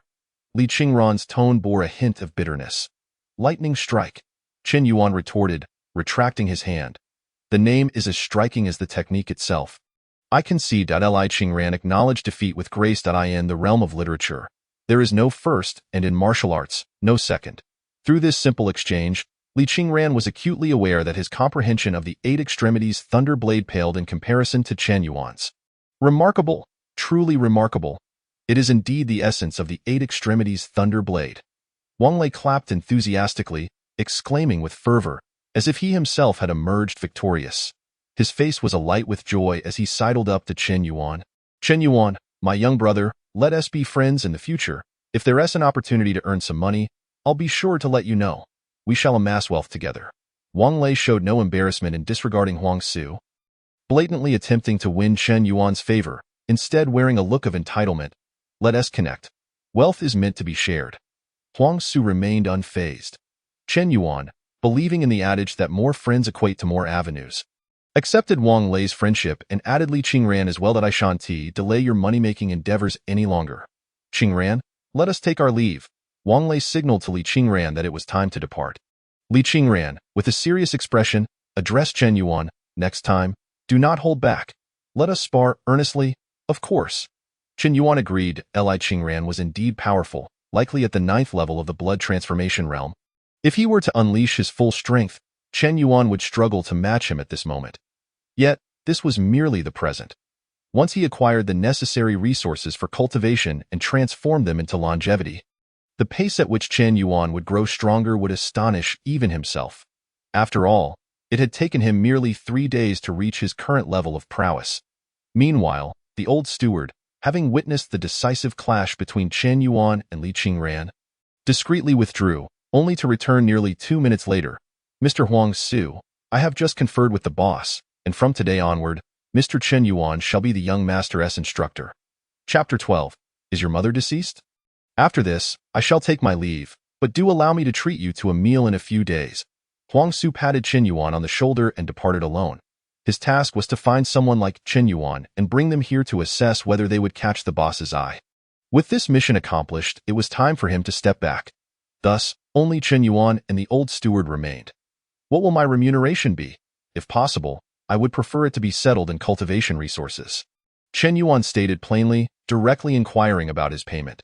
Settled in martial resources, you say? The old steward pondered briefly before nodding in agreement. According to the boss's wishes, Mr. Chen Yuan's ability to comprehend the essence of the 8 extremities Thunderblade at this stage is a rare talent in martial arts. Hence, the remuneration would certainly be generous. Based on 8 lessons per month, it would include 2 first-grade vitality pills and 5 portions of the Shenzhou brand first-grade nutritional solution. 2 first-grade vitality pills. 5 portions of the Shenzhou brand first-grade nutritional solution. The market value totals to 290,000 star coins monthly. To be candid, Chen Yuan's greatest hope had been merely 1 first-grade vitality pill, perhaps with an additional portion of the nutritional solution at most. This far exceeded his expectations. As Huang Su had indicated, the boss had no shortage of funds. I shall accept this commission, Chen Yuan declared immediately. However, he awkwardly scratched his head. Would it be possible to receive an advance on a month's remuneration? My cultivation has been lacking lately. The boss anticipated that you might make such a request. Hence he has already informed me that it would pose no problem at all. The old steward smiled, recognizing the typical plight of a cash-strapped high school martial artist, especially with only 3 months remaining until the latter assessment. It was entirely reasonable to have such needs. Thank you. The old steward communicated with the terminal, and after approximately half a minute, someone delivered the martial resources to Chen Yuan. 2 first-grade vitality pills. 5 portions of the Shenzhou brand first-grade nutritional solution. 20 years of longevity secured. With the vitality pills and nutritional solution tucked safely into the inner pocket of his clothing, it was now time to commence his duties. Lead me to the young master. I shall begin teaching him the 8 extremities Thunderblade. Please follow me. The young master may be somewhat unruly. I kindly ask for Mr. Chen Yuan's understanding. The old steward guided Chen Yuan to the floor where the young master resided. Once Chen Yuan opened the door and entered, the old steward quietly closed it behind him. So, you are the teacher that my cheap old man found for me? A short-haired boy lounged languidly on the sofa, speaking in a lethargic manner. The boss's son, named Yang Rui, was a second-year student, possessing a somewhat reclusive and exclusive nature. Chen Yuan, processing this information, replied, as I have been entrusted with this task and accepted payment, I must teach you well. Otherwise, I would feel uncomfortable keeping the remuneration. You think you can force me to learn? Yang Rui retorted defiantly, lifting his head. Let me guess, why do you reject me so vehemently? Not wanting me to teach you the blade technique? Is it because you are a bastard? Chen Yuan continued, ignoring his defiance. Yang Rui, taken aback, shot up from the sofa like a startled cat, glaring at Chen Yuan with fury. You are the bastard. Your whole family are bastards. I only have my mother, no father. Not a bastard? No father. Are you implying your mother is deceased? So, you must be an orphan now? Chen Yuan asked curiously, genuinely intrigued. Yang Rui was momentarily stunned, incredulous that someone could utter such words. "You're asking for a death wish?" Suddenly realizing, Yang Rui clenched his teeth and hurled a punch at Chen Yuan's face. Unfortunately for him, it was easily thwarted, and he found himself on the ground, grimacing in pain. Chen Yuan found it effortless to subdue such a child, expending minimal effort. "How weak! You can't even put up a fight." Chen Yuan scoffed before inquiring once more, "So then, is your mother dead?" At this, Yang Rui struggled to rise again, aiming a kick at Chen Yuan's lower half. Alas, this feeble attempt was easily seen through, and Chen Yuan tripped him once more, sending him crashing to the ground. Thud. Hiss. This time, Yang Rui did not rise again, opting instead to lie there motionless, feigning death. "I mean no harm. I merely asked." "Is your mother dead?" Chen Yuan squatted down and patted Yang Rui's head. Yang Rui, this time, did not retaliate but merely twitched slightly, continuing to lie still, uttering, "Your mother is the one who is dead. Your father is dead, you orphan." "I am indeed an orphan. It is precisely because I am an orphan that I ask if your mother is dead. Otherwise, I wouldn't have anything else to do." "Huh? You're really an orphan?" Yang Rui, startled, turned his head to ask in surprise. "My parents were killed by the cult of the evil god. I have no relatives left, just me. Fortunately, I still have an old house to live in, so I don't have to pay rent." Chen Yuan replied calmly. It seemed that Chen Yuan's status as an orphan resonated with Yang Rui, causing his tone to soften slightly. "My mother isn't dead, but they once let me see her 3 years ago." "Stop. Just knowing your mother is alive is sufficient. Let us leave it at that. I have no interest in your family drama, nor the inclination to delve into it." Chen Yuan gestured for him to halt, forcibly silencing the words that Yang Rui had yet to voice. "You?" Yang Rui suddenly felt disheartened, experiencing a sense of futility akin to playing the lute to a cow, which left him weary. "Talking to you is pointless. I have to rely on your father for my salary. I can't help you. You must rely on yourself, just as I seek vengeance for my parents. I can only rely on myself to eliminate the evil god cultists. I never expected the Star Union to come to my aid. Do you understand?" "You make it sound easy," Yang Rui retorted stubbornly. "It's merely a physical constraint. As long as you continue to progress in martial arts, one day the shackles will inevitably shatter. Do you understand?" Chen Yuan stated, drawing a long knife from a nearby weapon rack and clattering it onto the floor before Yang Rui. "Get up and practice the blade. Your mother is not dead, so why act like you're on the brink of death? I haven't bullied you. Surely, I can't be burdened because I'm a good person? Whoever bullies you, just grow stronger and deal with them." Yang Rui grasped the knife's hilt, though his expression was somewhat reluctant. Yet, he still rose, gazing at Chen Yuan. In truth, he was now willing to learn the blade from Chen Yuan. In comparing their circumstances, Yang Rui suddenly realized that, despite his mother being absent and his father rarely around, he still lived a life of relative comfort, not having to venture out to earn a living. Compared to Chen Yuan's tragic background, he seemed to be doing quite well. However, having just displayed reluctance, Yang Rui felt somewhat embarrassed about changing his stance so quickly. The 8 Extremities Thunderblade. A technique that emphasizes speed. How does one enhance velocity? The secret lies in the application of force. The power originates from the feet. The legs are paramount. Chen Yuan patiently explained the intricacies of the 8 Extremities Thunderblade, while Yang Rui, despite his cold demeanor, began to engage earnestly in his studies. Soon, the day's lesson was drawing to a close. "Practice diligently. If you encounter any difficulties, feel free to consult me through your personal terminal. I shall return in 3 days, and should I find that you have forgotten everything, be wary of my wrath," Chen Yuan threatened. Yang Rui hesitated for a moment before suddenly saying, I apologize for the earlier comment about your family being orphans. It's a trivial matter." Chen Yuan waved his hand dismissively and left with an air of nonchalance. If one were to insist on labeling him, he would indeed be an orphan. Every traveler is a soul adrift, striving to take root and flourish in this unfamiliar universe. Chapter 13. The Pursuit of Wealth. After Chen Yuan departed, the young master appeared somewhat brighter, willing to actively learn the 8 Extremes Thunder Blade from Mr. Chen Yuan. "Rest assured," the old butler addressed the personal terminal. Very good." A man's voice resonated from the terminal. Seemingly feeling it was insufficient, he added, in due time, I shall meet this Qin Yuan in person to express my gratitude. Chimbo, are you speaking with my father? Yang Rui unexpectedly interjected, not allowing the old butler a moment to respond. He shouted into the old butler's personal terminal, "Old Ding, just wait. Once I grow stronger, I shall come at you with a blade." The big boss. The old butler wiped his brow. "My lord, I assure you, this is not something I taught him." The terminal call ended. Upon returning home, Qin Yuan wasted no time and transformed all his recent rewards, 2 blood chi pills and 5 portions of nutritional fluid. His lifespan surged by 20 years, reaching 27 years. Next, it was time to perfect the Great Dragon Stance. System. Commence the sacrifice. In Chen Yuan's mind, memories of martial arts emerged. In the first year, your stance training progressed not an inch, leading you to doubt whether 27 years would suffice to push the Great Dragon Stance to perfection.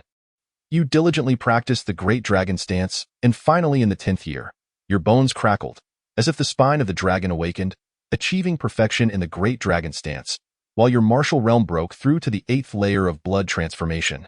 Afterward, you felt this was the limit of the Great Dragon Stance, with no areas left for improvement. Thus you began arduous training to break through to the 9th layer of blood transformation.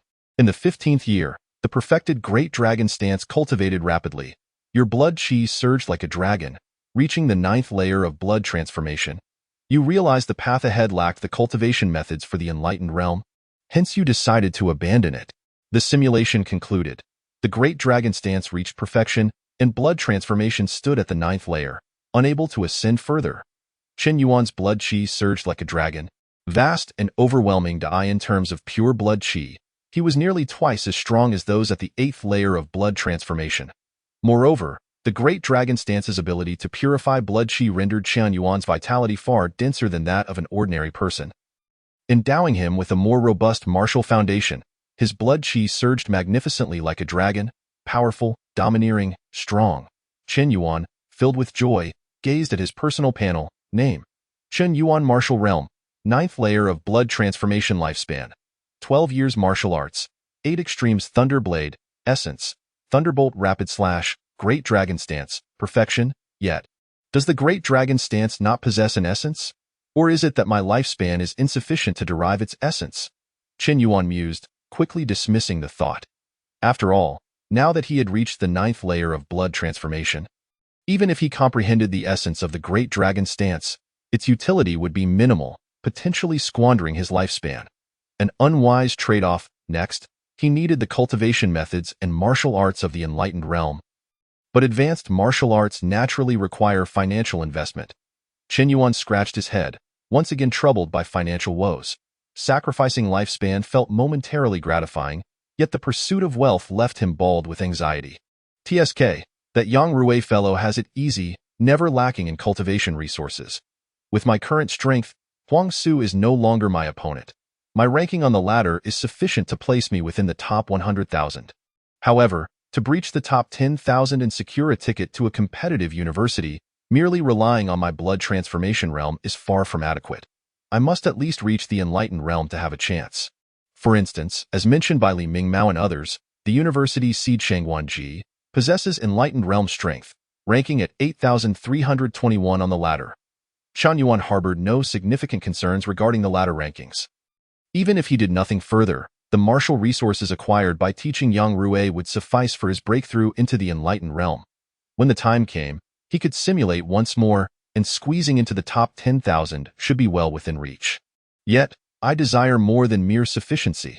With such astonishing talent from the system, if I merely scrape by for a chance at a competitive university, it would be a disgrace to all travelers. I must seek other avenues for earning wealth. Qin Yuan realized that the notion of making money must not cease. What? The top 100,000 on the ladder rewards 100,000 star coins. The top 10,000 rewards 500,000. The university seeds in the top 10,000 can even sign agreements with the school to receive substantial subsidies. Qin Yuan learned this shocking news from Li Mingmao. Utterly astounded, it was the first time he realized that the ladder rankings themselves constituted a path to wealth. Li Mingmao looked at him with an expression as if he were an alien. You don't honestly believe that breaking into the top 100,000 is easy, do you? Not to mention the top 10,000, or even the top 10, to be ranked within the top 100,000 on the ladder. Even without entering university, one would still be considered a rare talent, welcomed by various institutions. The top 10,000 are the most sought-after university seeds at every high school. To prevent other high schools from covertly poaching them, they often sign agreements ranging from C to S levels with those students. Even a C-level agreement offers resources generous enough to make children from middle-class families envious. Chen Yuan suddenly understood that the means of earning money he had been desperately searching for was not far off. But right before him, without further delay, he resolutely abandoned his upcoming courses and set off immediately. "What are you going to do?" Li Mingmao asked in astonishment. "What else? I'm going to climb the ladder and earn money," Chen Yuan declared, leaving the classroom without a backward glance. Could this guy's ladder ranking truly be nearing 100,000? No, that stage is already crowded with those at the 9th layer of blood transformation. Wasn't he only at the 6th layer? Even if he comprehended the essence of the blade art, he shouldn't be able to reach that level, right? Li Mingmao harbored some suspicions but found them absurd. Yet, perhaps, after all, Chen Yuan did have a history of feigning weakness. Meanwhile, just as Chen Yuan approached the door to the combat room, he was intercepted by an individual. "Are you Chen Yuan? Who are you? And what is your business?" Chen Yuan was not keen on entertaining this person, anxious to climb the ladder and earn money. However, the person before him exuded an unfriendly aura. "You don't recognize me?" Shang Guanji crossed his arms, his tone incredulous. Chen Yuan, though Chen Yuan did not speak, his expression conveyed everything. Shang Guanji promptly dropped the pretense, stating plainly, "I am Shang Guanji. The entire school is aware of my conflict with Huang Su from the 2nd high school. I have heard that you have been associating closely with him lately, which makes me somewhat uncomfortable. This is merely a warning.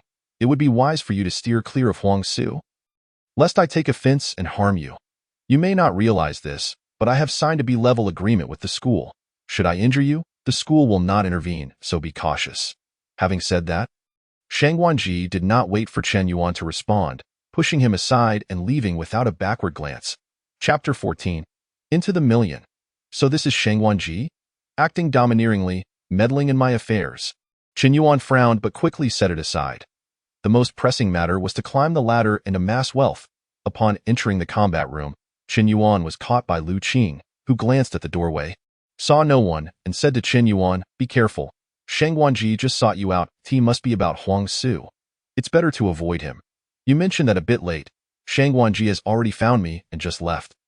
Chen Yuan's thoughts were still on climbing the ladder. Yet, Lu Qing seemed to linger in the combat room of the 1st high school all day, appearing every time Chen Yuan visited, like a fixed NPC. "Ah, that fellow has a rather volatile temperament. Take heed. He is a university seed with a B-level agreement, and the school will protect him," Lu Qing whispered. Chen Yuan waved his hand dismissively. "Don't worry, if he doesn't provoke me. I have no intention of bothering him." With that, Chen Yuan eagerly dashed toward an unoccupied combat pod in the corner, inserted his student ID, and entered the virtual combat platform. "Why are you so eager?" Lu Qing also inserted his student ID, joining the virtual combat platform. Initiate ladder matching. The wait lasted merely 10 seconds before Chen Yuan successfully matched. With over 1,000,000 ranking, competition was fierce. Many awaited their turn to climb the ranks. In the first round, he matched against an opponent slightly lower than himself, ranked at 2,000,000. Chen Yuan swiftly dispatched him with a single strike. The power of the Thunderbolt Rapid Slash, bolstered by his dragon-like blood chi, was nothing short of terrifying. Without pause, he matched again, and with the intelligent prompt, the match was successful.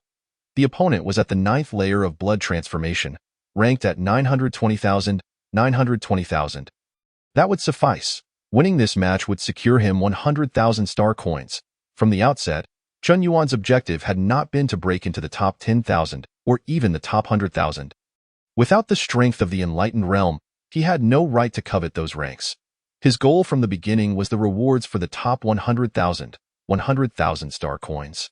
Although it seemed a mere sum compared to the remuneration he received for teaching Yang Rui, the purchasing power of star coins was quite formidable. The old house in Chen Yuan's family was valued between 200,000 and 300,000 star coins. 100,000 star coins are indeed sufficient for Chen Yuan to procure a blood vitality pill and a portion of Shinzhou's nutrient solution, together extending his lifespan by 7 years. A whirlwind of thoughts swirled within him, yet only a few seconds had elapsed. Chen Yuan's opponent emerged onto the arena, a swordsman named Duolong. much like Huang Su, yet distinguished by his striking blue eyes and golden hair. The blue-white star does not discriminate based on national affiliations. All are governed under the Star Alliance. Within it, a multitude of races exist: yellow, white, black, and blue, alongside the rare Shirin, a human with certain animalistic traits. At the 9th level of the Blood Exchange realm, ranked over 1 million on the heavenly ladder, he appeared to be a newly ascended contender, eager to scale the heights of the heavenly ladder. A cursory glance at Chen Yuan's information allowed Duolong to swiftly conclude that he had encountered many individuals of this ilk before. The next step is the Enlightenment realm, and given the arduous nature of the transition, numerous individuals remain stagnant at the 9th level of the Blood Exchange realm, far exceeding those stuck at the 7th and 8th levels combined. Thus, the hidden masters at the 9th level of the Blood Exchange realm are countless. Whenever someone breaks through the 9th level, they feel invincible. However, bursting with confidence as they enter the virtual combat platform, they are often easily vanquished by opponents of the same realm, resulting in a swift blow to their self-esteem. Such occurrences are tragically common. 10, 9, 2, 1. The battle begins. The instant the countdown concluded, Chen Yuan's immense vitality surged forth, flowing ceaselessly and instantly channeling into his long knife. The blue stone beneath his feet cracked, leaving 2 deep imprints as if thunder had crashed down from the night sky, drawing the blade with fierce resolve. Boom! Thunderous strike. Once again, he unleashed his full power from the onset. The 8 extremes Thunder Blade's essence, thunderous strike. Chen Yuan treats every opponent, regardless of their status or strength, male or female, with equal fervor. What a magnificent vitality! A flash of astonishment flickered through Duolong's mind. The vigor emanating from this individual surpassed even his own, who had been honing his vitality for 2 years while stuck at the 9th level. Just as this thought crossed his mind, the thunderous roar of a strike echoed in his ears. Accompanying the sound of the thunder was Chen Yuan's strike, executed at the very limit of the Blood Exchange realm's speed. In a moment of panic, Duolong could only raise his long sword in a desperate attempt to block. Clang! One was exerting full force while the other was merely a hasty defense. The outcome was inevitable. Duolong raised his sword high, his hands trembling yet resolutely gripping the hilt, refusing to yield. There is still hope. The sword remains in hand. I have not yet lost, he roared within. Apologies, but you have indeed lost. In the face of Duolong's wide-open defenses, Chen Yuan unleashed his vitality in an instant, thrusting the long knife upward with ferocity, slicing through him as effortlessly as a hot knife through butter. Ultimately, Duolong's form disintegrated into fragments of information, dissipating slowly. Exhaling a breath of scalding heat, a cloud of white mist erupted upon contact with the air. Chen Yuan's skin flushed a deep crimson, akin to a branding iron that had been heated for too long, gradually easing and fading after a brief moment. The culmination of his strongest strike, even against an opponent of the same level, could still lead to their downfall if they let their guard down. Chen Yuan had always been prudent, never daring to declare himself invincible among his peers. However, the pure vitality forged from the dragon stance, combined with the essence of the 8 extremes Thunder Blade and the perfected stance technique, positioned him confidently at the forefront of the Blood Exchange realm's first tier. From having nothing to reaching this point, had it taken him 4 days or 5? At this pace, he would soon be able to touch the stage of the cosmos. Chen Yuan's gaze had never lingered on a single blue-white star. His innermost desire was to traverse the path of martial arts and officially step onto the grand stage of the vast cosmos, knowing that this expanse was anything but lonely and teeming with vibrancy. If he were not to personally step into it and make an attempt, it would be a disservice to his own talents, system, and the hard-earned opportunity for transmigration. The first step onto the cosmic stage was to rank among the top 10,000 on the heavenly ladder, thus securing a place in a competitive university. Chen Yuan glanced at his current ranking, heavenly ladder ranking, 920,000. By defeating Duolong, Chen Yuan inherited his ranking, now standing at 920,000. Should there come a day when someone from behind him overtook him, he too would be supplanted, and the curtain would fall in regret. Yet Chen Yuan believed that day would never arrive. Chapter 15. Harvest. Meanwhile, just as Chen Yuan triumphed over Duolong, ascending to the rank of 920,000 on the heavenly ladder, at Shanqing No. 1 High School. Knock, knock, knock. The rhythmic sound of knocking echoed. Enter. The principal, Fan Yaosheng, did not look up as he spoke. Principal, a student has entered the top 100,000 of the heavenly ladder, announced Li Tianming, the head of the senior year. Finally raising his head, Fan Yaosheng casually inquired, "Is it my nephew Fan Tianming? Or is it Ji Xian from Class 5? Neither. Li Tianming shook his head. It is Chen Yuan from Class 2 of the senior year. Chen Yuan? Fan Yaosheng finally raised his head. He had no recollection of a student named Chen Yuan among those at the 9th level of the blood exchange realm, nor even at the 8th level. He then asked, "What is Chen Yuan's background?" His parents perished during a riot instigated by cultists. He began to emerge 5 days ago, registering anew and reaching the top 100,000 on the heavenly ladder in just 5 days. The reason for his display of strength was likely due to the campus violence inflicted by his classmate Wang Yao, who now lies in the hospital with both hands severed. Li Tianming elaborated on Chen Yuan's information. Indeed, as the heavenly ladder's assessment approached, various unnoticed new stars began to shine. Are they truly idle? Or do they watch too many novels, daydreaming about playing the fool and eating the tiger? They should be wary of becoming the fool themselves one day. The principal, Fan Yaosheng, spoke with a hint of misunderstanding and a barely perceptible grievance. Each time the Star Alliance conducts a heavenly ladder assessment, a number of previously unnoticed students rise dramatically, soaring within the virtual combat platform. This occurs every year, and after hearing so many convoluted and stirring stories, one can grow weary. Well, as long as they are happy, Li Tianming remained unconcerned. If they enjoy feigning weakness and enduring bullying, then let them suffer. They have no one to blame but themselves. So, what resources do you wish for me to approve this time? Fan Yaosheng inquired directly. Students like Chen Yuan, who possess potential, require more than just the rewards from the Star Alliance. The school must also extend its goodwill. Otherwise, failing to provide timely aid may lead to regret once the student has risen to prominence, making it too late for further assistance.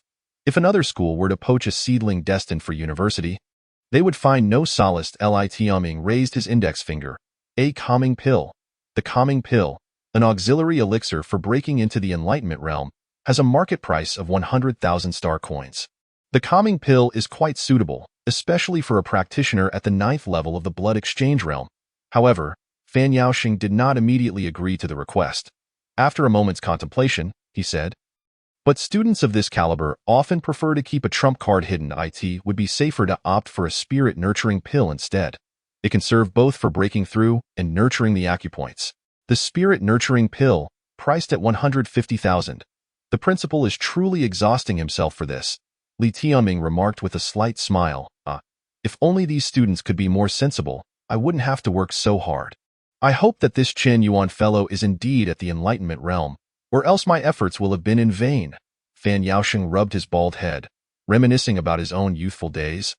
When he had flowing hair and vigored, at T No. 2 high school, Huang Su, who had been quietly taking notes, suddenly received a stream of messages. He glanced at them absent-mindedly.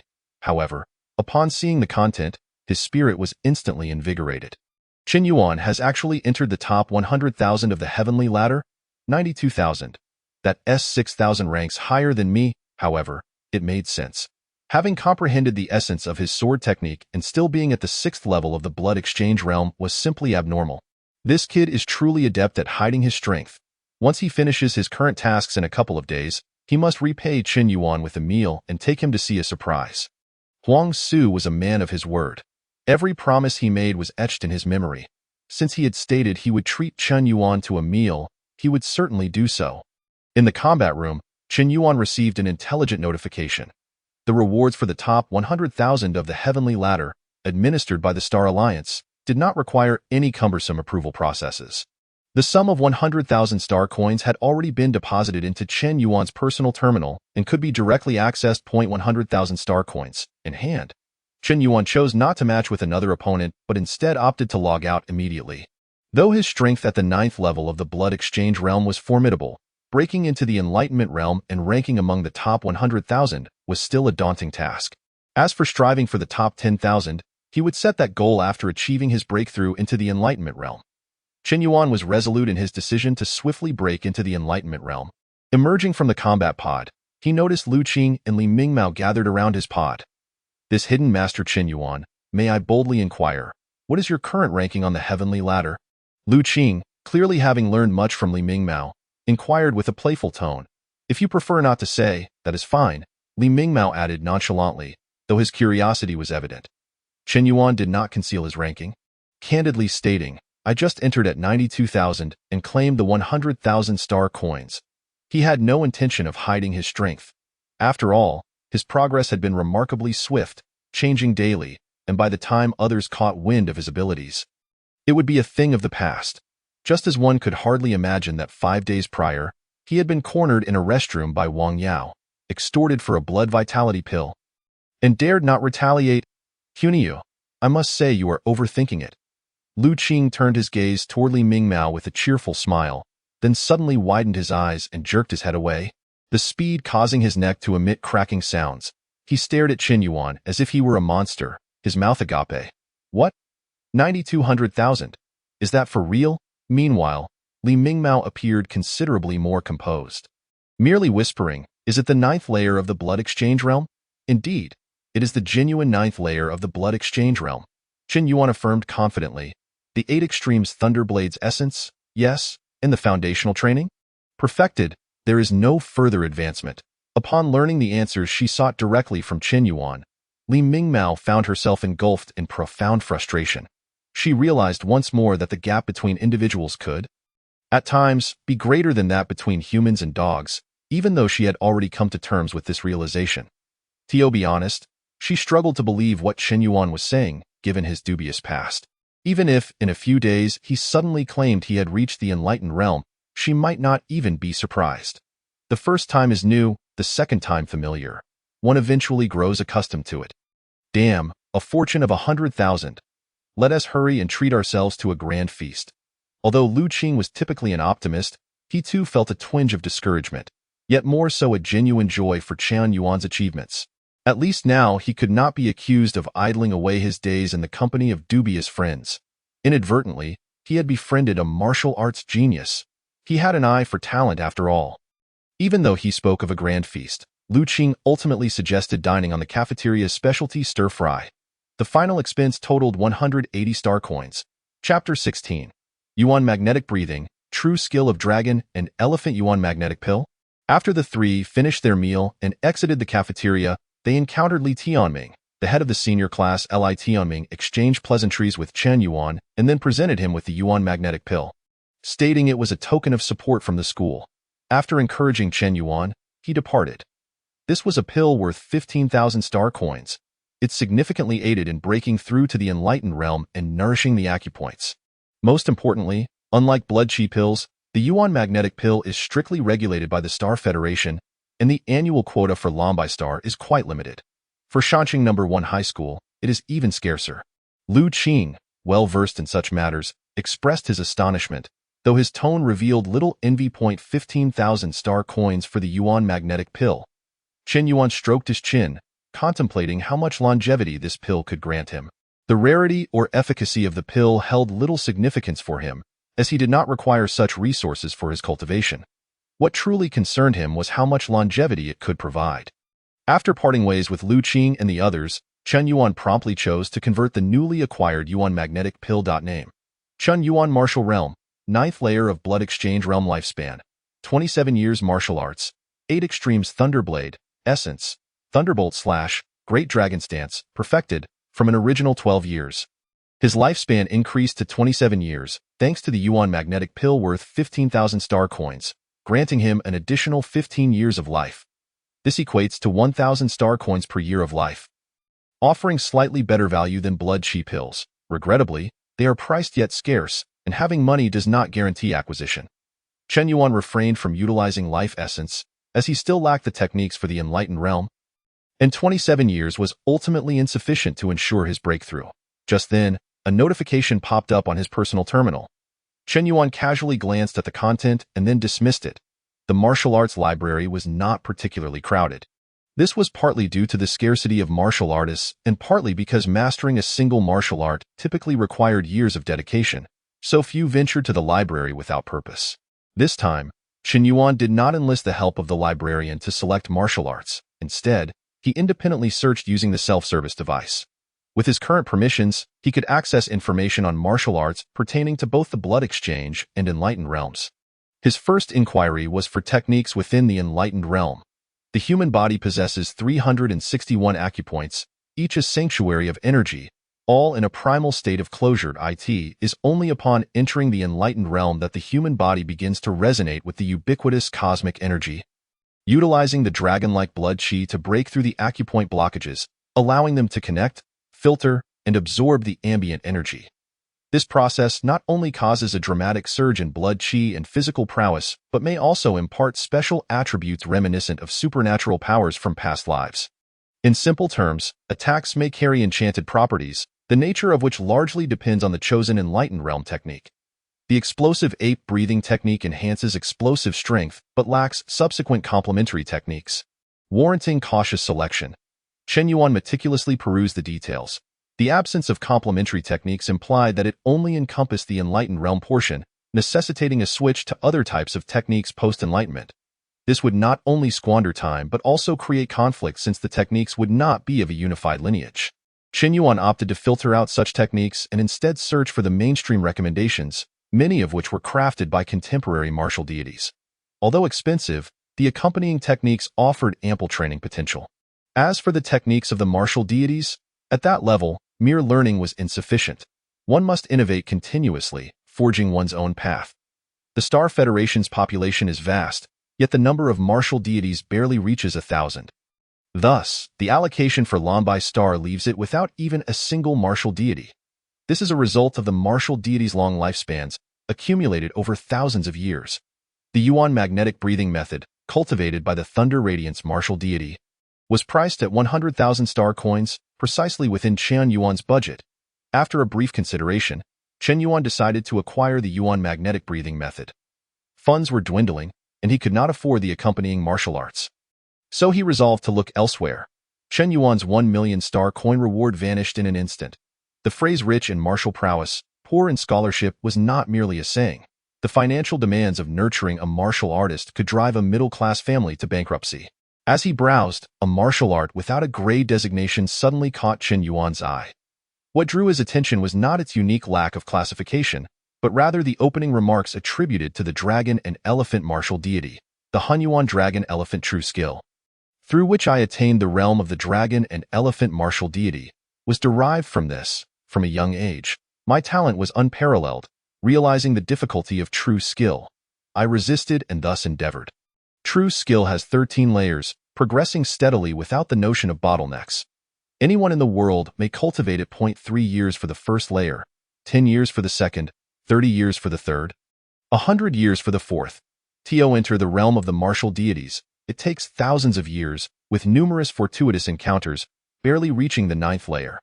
It is said that those who master all 13 layers possess the strength of 10 dragons and 10 elephants in every gesture. I shall never hope to achieve that in this lifetime. True skill, a forbidden art. Only those with extraordinary talent may cultivate it. Only those with prolonged lifespans may pursue it. The dragon and elephant martial deity, renowned among martial deities for his strength, expressed such sentiments about this martial art, piquing curiosity. According to the dragon and elephant martial deity, even with divine talent, this enigmatic martial art requires a gradual approach, relying on the accumulation of time for breakthroughs. The dragon and elephant martial deity had spent thousands of years in cultivation, just managing to reach the 9th layer, with 4 more layers still ahead, prompting his lament that he would never achieve it in his lifetime. The strength of 10 dragons and 10 elephants. If the dragon and elephant martial deity had reached the 9th layer, then if I possessed such power, would I not be able to obliterate even a martial deity with a single punch? Here, the dragons and elephants refer to the legendary beasts, revered for their might. Although Chen Yuan's talent is rather ordinary, even inferior, he possesses abundant longevity. Even if the cultivation is arduous and emphasizes gradual progress, is a lifespan of 10,000 years not sufficient? Not enough. Then 100,000 years. 1,000,000 years. As long as the martial resources are ample, Chen Yuan's greatest asset is his longevity. He fervently believes that with enough life essence, he can reach the 13th layer of the Hunyuan Dragon Elephant True Skill. However, upon glancing at the price of the Hunyuan Dragon Elephant True Skill, Chen Yuan was immediately disheartened. The first layer of the Hunyuan Dragon Elephant True Skill costs 200,000 star coins. This is merely for the first layer. Moreover, Shanqing No. 1 High School only has access to the first layer. The remaining 12 layers must be sought elsewhere, such as through military service, where the Army surely possesses the subsequent true skills. Alternatively, universities that pool resources from across the Star Federation would undoubtedly have access to the true skills. The Hunyuan Dragon Elephant true skill seemed tailor-made for him. He must attempt to cultivate it. Chen Yuan felt an irresistible urge, but his current financial state constrained him. Thus, he resolved to leave the martial arts library, determined to amass wealth. Chapter 17. Earth Dragon Meat and Bay Community. Yang Rui wielded a long knife as he began to demonstrate his homework to Chen Yuan. Although the process was somewhat clumsy, Yang Rui successfully executed an entire set of the 8 Extremes Thunderblade. Clearly, he had diligently practiced the 8 Extremes Thunderblade over the past 3 days. It seemed he had not been slacking, though there were still many errors, particularly with his power delivery. His waist was too rigid. In truth, Yang Rui's talent far surpassed Chen Yuan's, whether in comprehending the 8 Extremes Thunderblade or in the refinement of his blood qi. However, with Chen Yuan's profound understanding of the essence, correcting Yang Rui's mistakes in the 8 Extremes Thunderblade was remarkably effortless, akin to guiding a high school student, beleaguered by hardships, through elementary algebra. "Let me give it a try," Yang Rui said earnestly, following Chen Yuan's instructions to rectify his technique. "Don't worry about mimicking me exactly. You should find the 8 Extremes Thunderblade that suits you best to grasp its essence." Chen Yuan advised. The 8 Extremes Thunderblade teaches the same principles, yet each individual's interpretation yields unique insights. In a thousand eyes, there exist 1,000 interpretations of Hamlet. The same holds true for martial arts. While Chen Yuan comprehended the Thunderbolt Slash, Yang Rui might develop a move akin to the Falling Blossom Slow Slash. Such outcomes are unpredictable.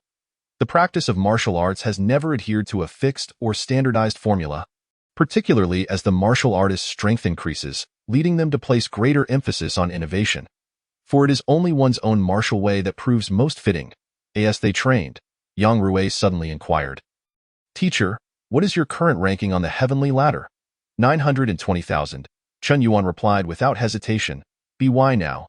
Yang Rui no longer harbored the resistance he had upon his arrival. He could calmly address Chen Yuan as teacher. "My father said that if I manage to get into university, I can bring my mother back. You think I can make it? I am certain you will succeed. As for your own prospects?" "I cannot say," Chen Yuan remarked, taking a sip of water. "What kind of teacher are you? Undermining your students' confidence?" Yang Rui retorted immediately. "Don't think I am unaware. Only the top 10,000 on the heavenly ladder are eligible to compete in the university elimination rounds. And you're languishing at 920,000. A long way to go." Yang Rui was not one to suffer in silence. "It's as easy as pie." Chen Yuan continued to sip water, casually peeling an orange. Yang Rui, of course, remained unconvinced. "You're just bragging." Chen Yuan chose silence, adopting a nonchalant demeanor. Then Yang Rui grew anxious. Chen Yuan extended his foot, and a familiar scene unfolded once more. Yang Rui found himself once again tripped to the ground. Do not dwell on the past, nor be distracted in the present. Focus solely on honing your blade and refrain from indulging in trivial matters. Exiting the He-Wan residential complex, Chen Yuan did not rush home, but instead walked to the heart of the mountain city, following his navigation to a restaurant named He-Xian. The He-Xian restaurant spanned 3 floors, with the first floor being a bustling hall filled with dining tables. The second and third floors consisted of private rooms, with Chen Yuan's target being room 201 on the second floor. Huang Su was already waiting there, and upon seeing Chen Yuan, he greeted him with enthusiasm. "You finally made it. How is it? The son of the big boss is easy to teach, right? I heard he can be quite stubborn. Did he give you any trouble?" Yang Rui is a good kid, and he takes his studies seriously. Chen Yuan slowly removed his jacket and placed it on a nearby chair before sitting down. "You are in for a treat. The earth dragon meat from his family is top-notch. Be careful not to swallow your tongue." Huang Su laughed heartily. 3 days prior, Chen Yuan had received a message from Huang Su inviting him to dinner and promising a surprise. Whether it would truly be a surprise, Chen Yuan was uncertain. His purpose was quite clear: to eat. "What exactly is earth dragon meat?" Chen Yuan inquired, curiosity piqued. Huang Su did not elaborate, wearing a look that suggested, "You'll find out soon enough," while signaling to the waiter at the door to bring out the dishes. In just 2 minutes, a steaming array of 4 dishes and a soup appeared before Chen Yuan. vibrant in color and visually enticing. Try it. You'll see, Huang Su urged, making gestures for Chen Yuan to dig in. Chen Yuan, naturally, did not hold back and promptly picked up a piece of meat, savoring it slowly. The flavor was exquisite, living up to its appearance. What? My vital energy is reacting. As the meat slid down his throat, a gentle warmth began to envelop his stomach. The more he consumed, the more intense the warmth became, as if a small furnace had ignited within him. Meanwhile, his entire vital energy began to circulate involuntarily within his body, seemingly digesting this inexplicable heat. My vital energy has increased. Although the enhancement was modest, it was indeed a result of consuming this so-called earth dragon meat. So, you understand now. Huang Su chuckled at Chen Yuan's astonished expression. Earth dragon meat promotes the circulation of vital energy. Regular consumption can elevate the vital energy of an ordinary person who has never trained to around the second level of blood exchange. This is what we call dietary supplementation, medicinal cuisine. Most people cannot afford it. Just this meal cost nearly 10,000 star coins. If it weren't for treating you, I usually wouldn't indulge like this, Huang Su noted, seeing Chen Yuan's chopsticks move increasingly swiftly. Realizing he could not afford to dawdle, if he continued to chatter, the entire table of dishes would be consumed by Chen Yuan alone, prompting him to quickly grab his own chopsticks. Minutes later, Chen Yuan leaned back, his warm belly content. The 4 dishes and soup were completely devoured, leaving no trace behind. Your chopsticks moved so swiftly they left an afterimage. How could you incorporate the essence of the 8 Extremes Thunder Blade into your dining? Huang Su lamented, having fallen behind in pace due to his excessive chatter, ultimately finding himself still 3 portions short of satisfaction. What do you know? This is what we call martial arts permeating the marrow. Blending into daily life, every action embodies the essence of the 8 Extremes Thunderblade. Chen Yuan jested, taking advantage of Huang Su's lack of comprehension of profound principles. It would be absurd for Huang Su to believe him. Now that we've dined, it's time to discuss the surprise you mentioned. What sort of surprise is it? Chen Yuan swiftly shifted the topic. If you just blurt it out, how can it still be called a surprise? Huang Su replied with a mysterious smile. By the way, I heard your ranking on the heavenly ladder has entered the millions. Congratulations. You know about that too? Chen Yuan was taken aback. It was no surprise that the school was aware of his circumstances, but Huang Su knowing he had entered the millionth rank was unexpected. I even know that Yi Zhong gifted you a qi-nourishing pill. In our line of work, if you lack information, you might as well be left to the winds of the northwest. Huang Su boasted with pride, then asked, do you know how many people are in Yi Zhong and Zhong, and what each of their names are?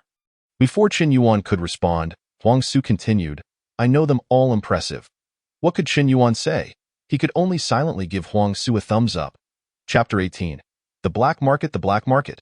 The surprise Huang Su spoke of was to take Chen Yuan to experience the black market of the mountain city. The black market was located on the outskirts of the city and required passing through 3 layers of identity checks before the 2 finally entered a vast underground parking garage. Compared to the typically quiet underground garages, this one was bustling with activity. Vendors were scattered everywhere, selling peculiar goods such as inferior nutritional liquids and unknown brand elixirs. Chen Yuan even spotted a qi blood pill priced at 20,000 star coins. Compared to the market price of 70,000 per pill, the black market's valuation was simply terrifying. Be careful, there are plenty of counterfeit products in the black market. Newcomers often fall prey to deception due to their lack of discernment. Huang Su cautioned. In truth, Chen Yuan had little faith in the authenticity of the 20,000 star coin qi blood pill. Logically speaking, the production cost of a first-grade qi blood pill far exceeded that amount. It was inconceivable that anyone would engage in a losing venture. Moreover, Chen Yuan could sense that this particular qi blood pill could not possibly translate into longevity, clearly indicating it was a counterfeit. Be cautious when you come here alone. The black market is rife with mixed influences, not only swindlers but also rebels, foreign races, and even cultists of the evil god, Huang Su remarked as they walked. Are there really cultists of the evil god? Isn't the Star Alliance concerned? Upon hearing about the cultists, Chen Yuan narrowed his eyes. Gathered in a single black market is easier to manage than scattered everywhere. There are plenty of undercover law enforcement members within the black market, so if something goes awry, they can swiftly control the situation. But you needn't worry too much. The black market has its own rules. As long as you don't stir up trouble, you generally won't encounter significant issues. At most, you might lose some money, which you can consider as a lesson learned. When I first came here, I was swindled out of quite a bit before I learned my lesson. Huang Su chuckled, then led Qin Yuan to a shop with a sheep's head sign hanging outside. Although the underground parking garage of the black market was quite expansive, ultimately, it was just a garage. A glance revealed mostly small vendors. Establishments with dedicated storefronts clearly held something of value. Upon entering the shop, they found no one in sight. "Old Wu, I've brought you a guest, a potential client," Huang Su shouted at the top of his lungs. Suddenly, a sound echoed from the ceiling, and a man with a pair of cat ears deftly descended. A cat-human? This is the first time Qin Yuan has seen one. The cat-human race was rather uncommon. At least on Blue White Star, it was said that many cat-humans worked as interstellar streamers. However, Blue White Star only had a localized network and could not connect to the Star Alliance's starry network. So Qin Yuan had never seen these so-called interstellar streamers. "Huang Su, I told you not to bring people here casually.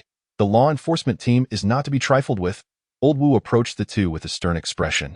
However, when his gaze fell upon Qin Yuan, his demeanor softened slightly, and he nodded, saying, "This kid seems stronger than you. That's precisely why I brought him here to make his acquaintance. Who knows, he might become your major client in the future."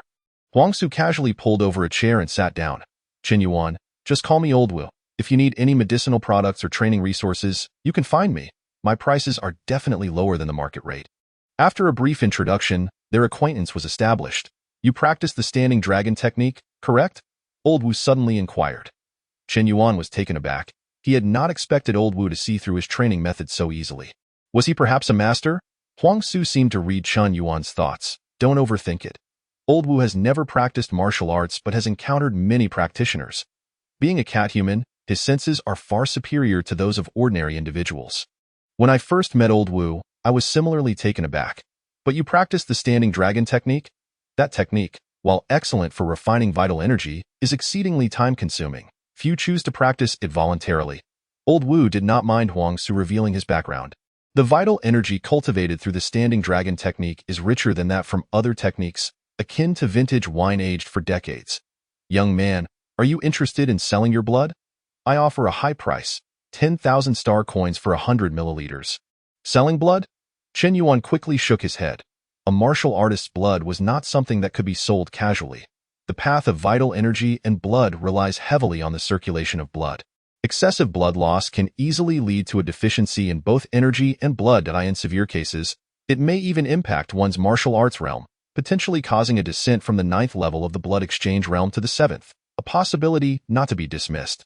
Old Wu shook his head in disappointment, remarking, "You're still not in dire enough need of money. Back in the day, Huang Su would come to me regularly to sell his blood. Are you really that strapped for cash? You've sold blood before?" Qin Yuan gazed at Huang Su, quite astonished. These were merely painful memories from the past. Huang Su shrugged, expressing his resignation without further elaboration. "May I inquire what you need the blood for?" "Old Wu, surely, you don't intend to drink it?" Qin Yuan's expression was somewhat peculiar as he recalled Old Wu's metaphor regarding the taste of vital energy and blood. Drink blood? Both Huang Su and Old Wu were taken aback for a moment before exchanging glances and bursting into laughter. "How could you even think of drinking blood?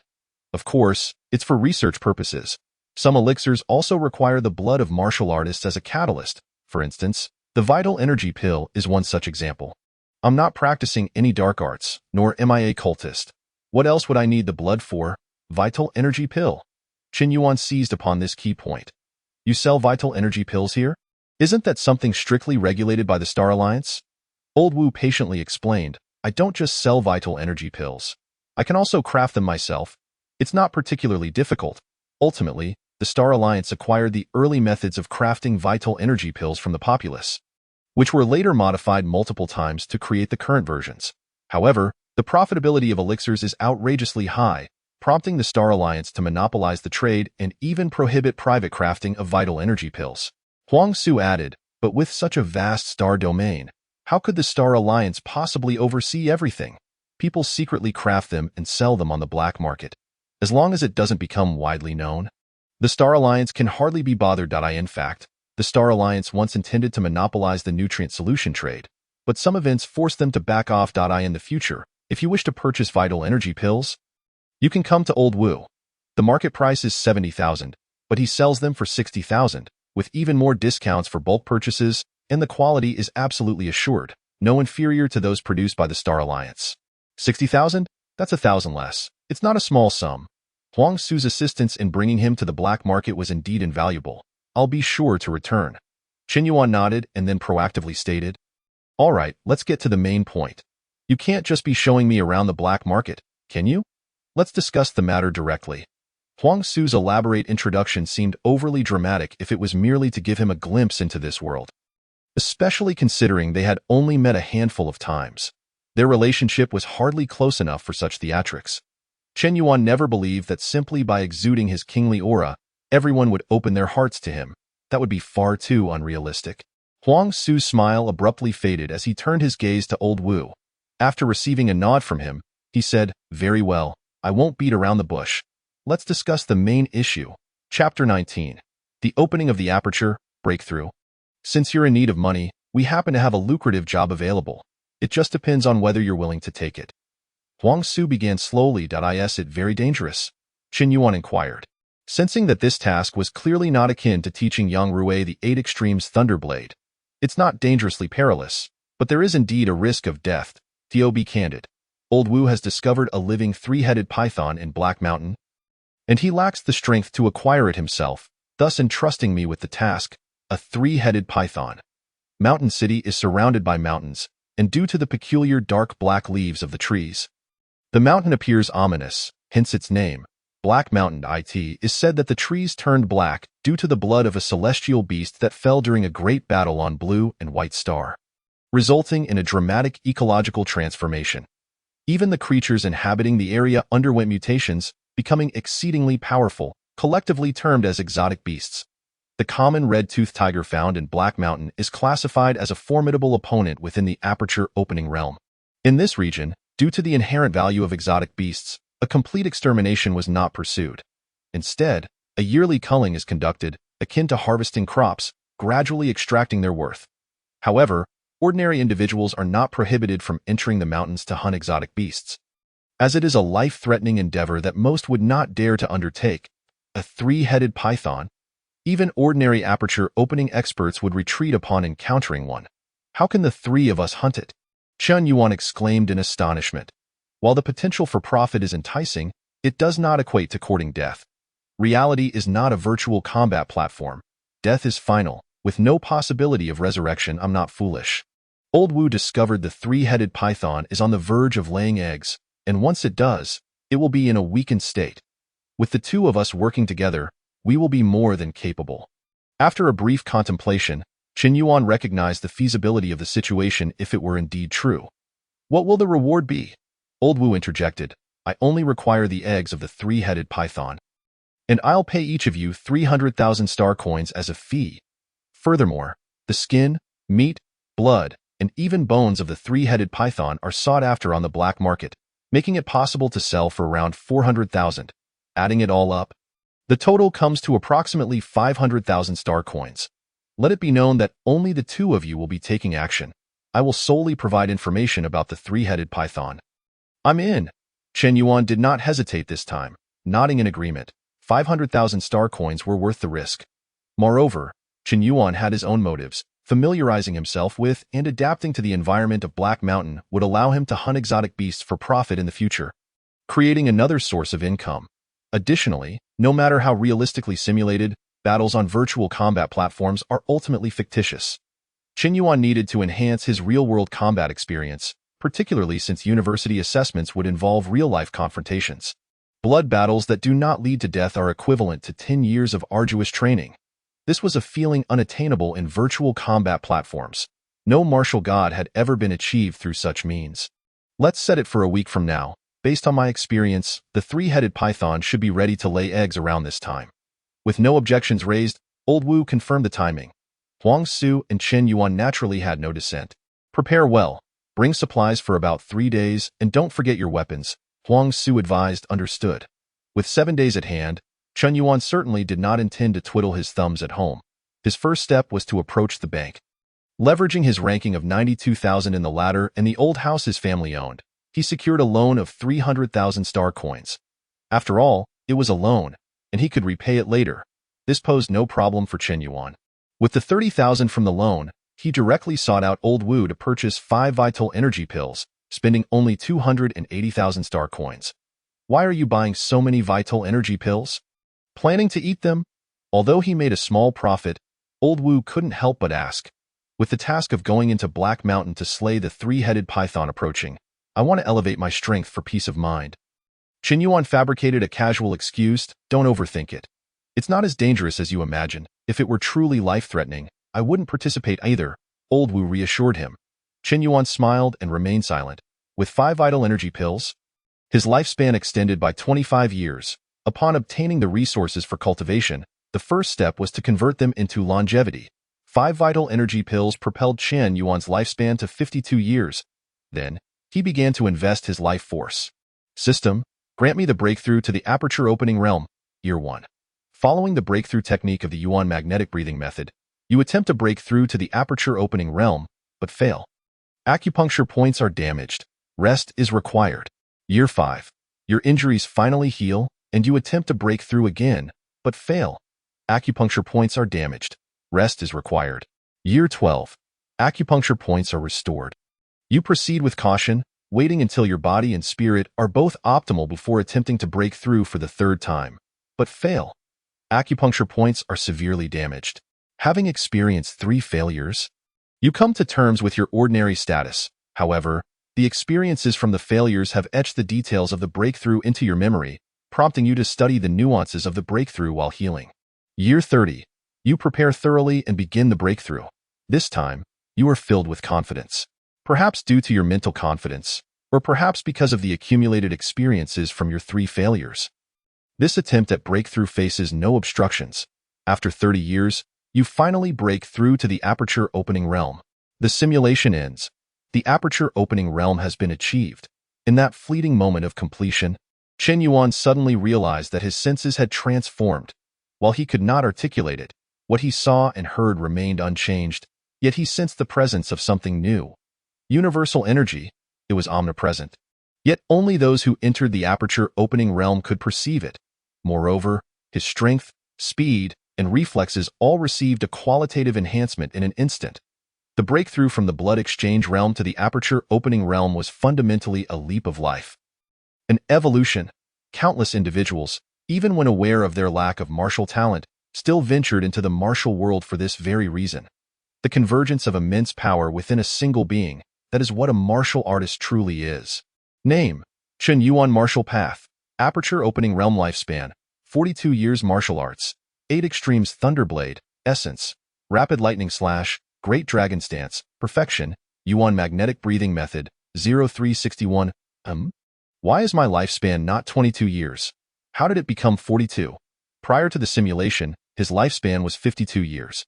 Having consumed 30 years during the breakthrough to the aperture opening realm, he should have been left with 22 years. Yet, upon reviewing his status panel, he inexplicably found his lifespan had increased by 20 years, totaling 42 years. Suddenly enlightened, he recognized the reason. Of course, the leap of life. The transition from the blood exchange realm to the aperture opening realm inherently extends one's lifespan. And those 20 additional years were the benefits of the breakthrough. This unexpected delight filled Chen Yuan with the joy akin to that of casually purchasing a lottery ticket only to discover he had won the jackpot. Chapter 20. The Big Boss. On this day, Chen Yuan arrived at Hewan Community as usual. However, as soon as he stepped through the door, his pace faltered slightly, sensing an unusual atmosphere. It was not merely the ambience that felt off. He could also vaguely perceive that someone was watching him. Not just one individual, but several skilled practitioners. Where could they be? Thanks to his breakthrough into the enlightenment realm, Chen Yuan's senses had sharpened significantly. Had he still been in the blood exchange realm, he would have been utterly oblivious. Yet, no matter how meticulously he observed, he could not detect a hint of anything amiss nor uncover the slightest trace of those who were watching him. At that moment, the old butler emerged and addressed Chen Yuan. Mr. Chen Yuan, the big boss has returned and wishes to meet with you. The big boss has returned. Chen Yuan immediately comprehended that the big boss was a high-ranking official from the military, and those watching him were likely protectors of the big boss, their strength likely formidable. Please lead the way. The old butler guided Chen Yuan to the top floor, opened the door, and gestured for Chen Yuan to enter alone before slowly closing the door behind him. The impression the big boss left on Chen Yuan was, first and foremost, one of ordinariness. Indeed, he appeared utterly unremarkable. If he were to mingle in a crowd, Chen Yuan would never believe this man was a significant figure within the military. The big boss, in terms of appearance and demeanor, resembled an ordinary person in every way. "You must be Chen Yuan. Please, make yourself comfortable," the big boss spoke first, his voice gentle. Chen Yuan did not stand on ceremony. He approached the tea table opposite the big boss, pulled out a chair, and sat down directly, simultaneously inquiring, "May I ask why the big boss has summoned me?" "Nothing much. I merely wish to see my son's teacher." The big boss explained, then personally prepared a cup of tea for Chen Yuan. "What do you think? As your son's teacher, I should be qualified, right?" Chen Yuan took a sip, finding no distinct flavor. Although he knew the big boss's tea must be exceptional, he had no knowledge of tea to articulate any praise. At tea most, he could muster a simple, "It's good," just joking. There are many teachers for Yang Rui, but few who can truly gain his respect. The big boss smiled. "I owe a great deal to Yang Rui. As long as he is happy, I am indifferent to his abilities. Thus, I hope to sign a long-term agreement with you to continue teaching my son. I wonder if you would be willing? If you are willing, the salary can be calculated at 5 times your current rate and will increase annually. I assure you, you will not suffer any loss." To the big boss's surprise, Chen Yuan rejected the offer without a moment's contemplation, his reasoning rather audacious. "I am sorry, but the university assessments are approaching, and after that, I may no longer be on Lan by Star. Hence, I won't be able to teach Yang Rui." His meaning was straightforward. He was determined to gain admission to university. The big boss neither mocked him nor attempted to persuade him, merely nodding slightly. "Then let it be. Should you change your mind, you may inform the butler. The promised remuneration remains valid." Chen Yuan understood the big boss's intention to dismiss him and, being perceptive, proactively stated, "If there is nothing else, I shall proceed to teach Yang Rui. Today's lessons are plentiful. Thank you for your concern," the big boss replied. After Chen Yuan departed, the big boss stared at the empty teacup Chen Yuan had drained. Motionless, as if lost in thought, the old butler entered, tidying up the tea table while inquiring, "Master, how did Mr. Chen Yuan fare?" The big boss slowly articulated 4 words. "Unrestrained and audacious. The future is destined for either great deeds or significant disturbances. Only upon death will it quiet down." Meanwhile, after exiting, Chen Yuan noticed that the vague sensation of being watched had dissipated. Not dwelling on it, he proceeded to Yang Rui's room. Upon opening the door, he directly stated, "I just had a meeting with your father." Yang Rui's expression shifted, visibly anxious as he asked, "Did my father do anything to you? I can go speak to him." Chen Yuan's lips curled into a slight smile.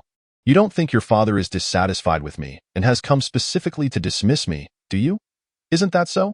Yang Rui retorted, yet he soon relaxed, Chen Yuan's demeanor indicating that the reality was far different from his assumptions. "Your father wishes to extend our agreement, allowing me to teach you for a few more years, but I declined." Yang Rui looked puzzled. "Why refuse?" "We are not short on money, because the university is not on Lan by Star. And once I am admitted, I will have little time left to teach you." "Heh, with 920,000 candidates, you still wish to enter university? Dream on. You might as well continue teaching me. Who knows, you could earn enough to marry a wife." Yang Rui scoffed, his skepticism evident. Chen Yuan chose not to pursue that topic further and instead tousled Yang Rui's hair. "You possess talent, resources, and connections. You lack nothing. Your chances of entering university are quite good. So focus and strive diligently. Who knows, you might even become my junior in the future. Now, let's practice the 8 Extremes Thunder Blade. I wish to see if you have been slacking." Seated cross-legged on the bed, Chen Yuan took a deep breath, employing the Yuan magnetic breathing technique to diligently capture the surrounding cosmic energy. The universe's energy manifests in myriad forms, and depending on the breathing technique employed, the specific type of cosmic energy to be captured varies. The Yuan magnetic breathing technique requires the harnessing of energies leaning towards thunder, electricity, or, in other words, magnetic attributes. The human body contains 361 acupoints. Yet these are inherently obstructed and congested, necessitating the gradual penetration of cosmic energy to break through. Once an acupoint is opened, it resonates with the internal flow of qi and blood. Once activated, An acupoint resembles an ethereal reservoir, autonomously breathing and circulating, gradually forming a microcosmic orbit within the body. Blood exchange, enlightenment, and body refinement, collectively referred to as the small golden body of martial arts, allow the body to create its own small orbit. Self-sustaining, capable of surviving in the cosmic void for 3 hours without succumbing. Chen Yuan was not in a rush to expend his life force. Instead, he aimed to experience the arduous process of breaking through the acupoints. As the night passed, the progress was excruciatingly slow, akin to a snail climbing a tree. If he were to rely solely on his own training, he wondered how long it would take to break through even a single acupoint. 1 year? 2 years? Not to mention the daunting task of opening all 361 acupoints. Chen Yuan was well aware of his mediocre martial arts talent, and despite his awareness, a sense of discouragement crept in. In truth, it was not that his talent was lacking. It was merely at the level of an ordinary individual on Lawn by Star. However, when compared to those who had chosen the path of martial arts, his talent appeared rather insufficient. Nevertheless, Chen Yuan quickly regained his composure. Lu Qing and Li Mingmao, both of whom possessed superior martial arts talent, were still struggling in the early stages of the blood exchange realm. With a population of 10 billion on Lawn by Star, how many could genuinely tread the path of martial arts? Even 1 in 10,000 would be an overestimation. The arduous paths are never congested.